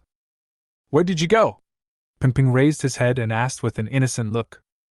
Meng Kong couldn't bear it, so he coaxed her. "Go work in another place, earn money to buy Ping Ping delicious food." Meng Yuanyuan quickly changed the subject. "Peng Peng, look, Auntie is making a little rabbit for you out of grass, do you want to learn?" Peng Peng was attracted by the attention and ran to Meng Yuanyuan's arms. "Think." Seeing that Peng Peng's attention was quickly attracted by something else, everyone breathed a sigh of relief. Every time Peng Peng mentioned his mother, they would act as if they were facing a formidable enemy and rack their brains to divert Peng Peng's attention. "Let's go, now that we've had enough to eat and drink, let's continue on our journey." Xiao Mingwei patted his butt and stood up. A few of them simply packed up their things and were about to leave when they heard a woman's scream not far away. What should I do? My water seems to have broken." Xiao Mingwei looked over there and saw 7 young men and women, 4 girls and 3 boys. They looked young, and one of them was a girl with a big belly. She held on to a tree and slowly sat down on the ground, looking scared and anxious. Amniotic fluid was flowing between her legs. What then? Shall we deliver your baby? Her companions were also panicked and at a loss, not knowing what to do. What? Deliver a baby? We don't know how. What should we do? You are all girls, you know how. Deliver her baby quickly, a boy said anxiously. Yes, yes, you are all girls, you understand. Another girl stamped her feet in anxiety. We are women, but we have never given birth to a child, so how can we deliver a baby? The boy kept scratching his head.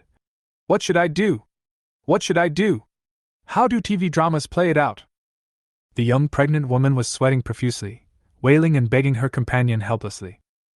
Help me, it hurts so much, I can't stand it anymore. Hearing this, several people became even more anxious and angry. Seeing this, Aunt Mo's kindness burst out. She couldn't stand it any longer. Oh my God, how could there be a pregnant woman on the road? She ran over quickly. Kid over there, you have a pregnant woman about to give birth, right?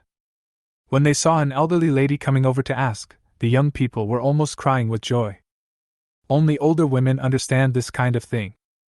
Yes, yes, Auntie, please help my classmate. She is about to give birth, and we don't know what to do.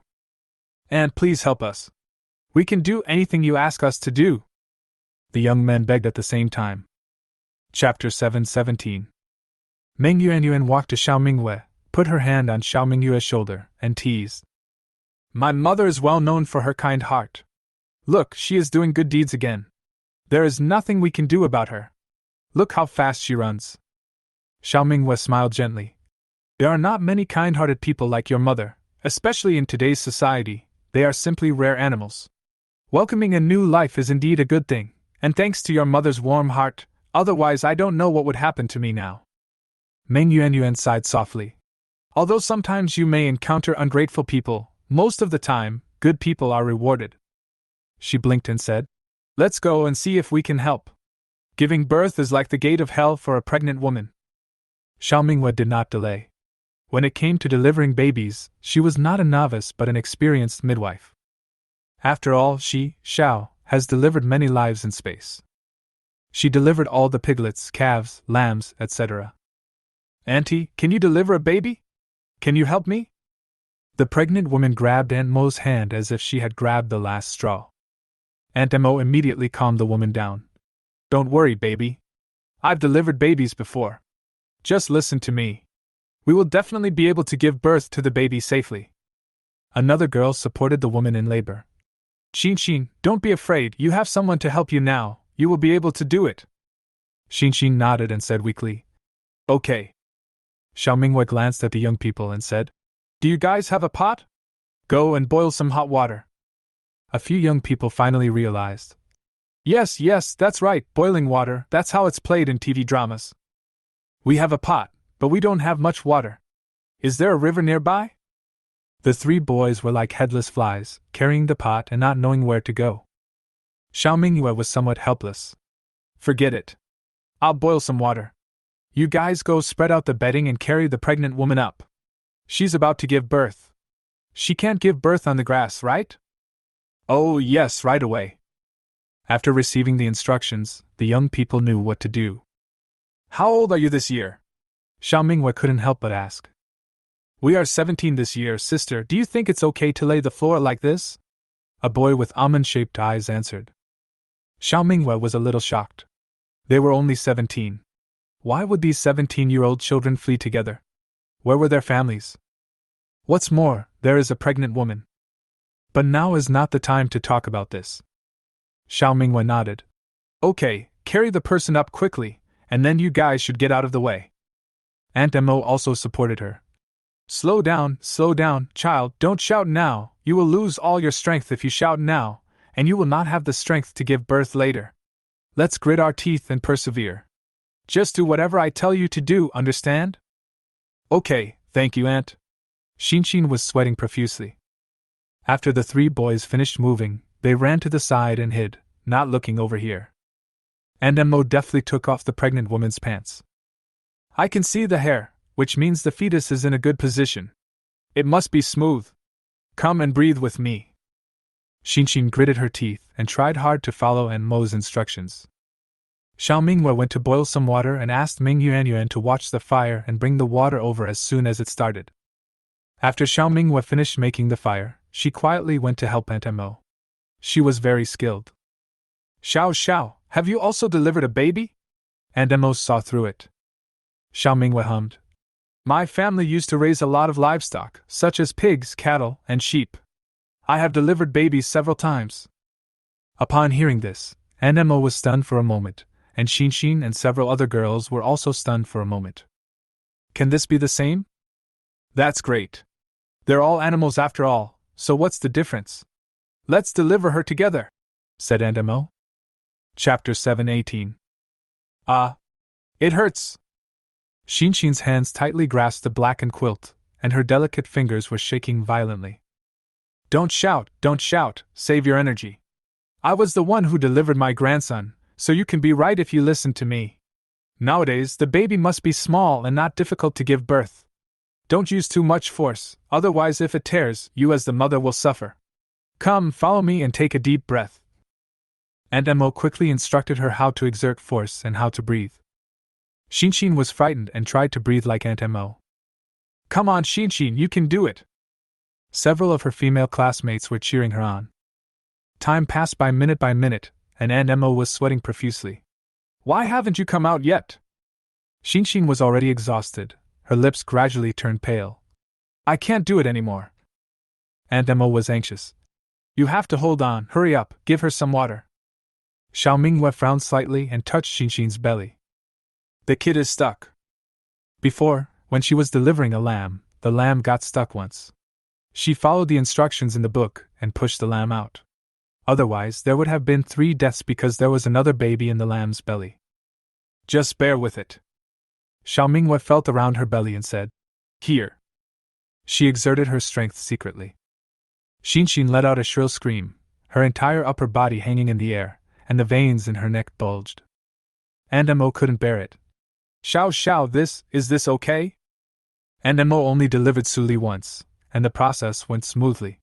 She also delivered her 2 children smoothly. After all, she was not a professional midwife, and had never encountered a situation where the baby was stuck in the birth canal. The reason why I made such a big promise just now was to calm the emotions of the young woman in labor. Otherwise, she would only be more scared. Psychological comfort can also play a big role. It has to be done even if it's impossible. If we delay any longer, the baby will die of lack of oxygen in the stomach, and there will be 2 deaths. Xiao Minghua looked serious, and she was unsure. After all, this was her first time delivering a baby. Seeing that the baby was about to come out, Xiao Minghua stepped up her efforts. Bring some hot water, the baby is about to come out. Here it comes! Ming Yuanyuan came over with hot water. Several of Xin's female classmates were horrified. You are a man, how can you? Female, I am a female. Ming Yuanyuan quickly put the hot water aside. Go put the knife on the fire to disinfect it. Xiao Minghua ordered again. Ming Yuanyuan immediately went to do it. Okay. Aunt Mo looked at Xiao Minghua, who was concentrating on delivering the baby, with complicated eyes, thinking that Xiao Minghua really knew everything and was good at everything. Xiao Minghua didn't bother to care about what Aunt Mo was thinking, because at this moment, the child's shoulders had already come out. As long as the shoulders could come out, there shouldn't be any big problems. Soon, a baby slid out. It was a girl, tiny and wrinkled. Her face had turned purple, the result of being cooped up in the palace for too long. But fortunately, the baby girl's cry was still loud. The moment she breathed in fresh air, the purple color on her face gradually faded away and turned into a healthy skin color. Xiao Minghua breathed a sigh of relief. Fortunately, she was able to breathe on her own and did not choke on the amniotic fluid, otherwise it would have been a big trouble.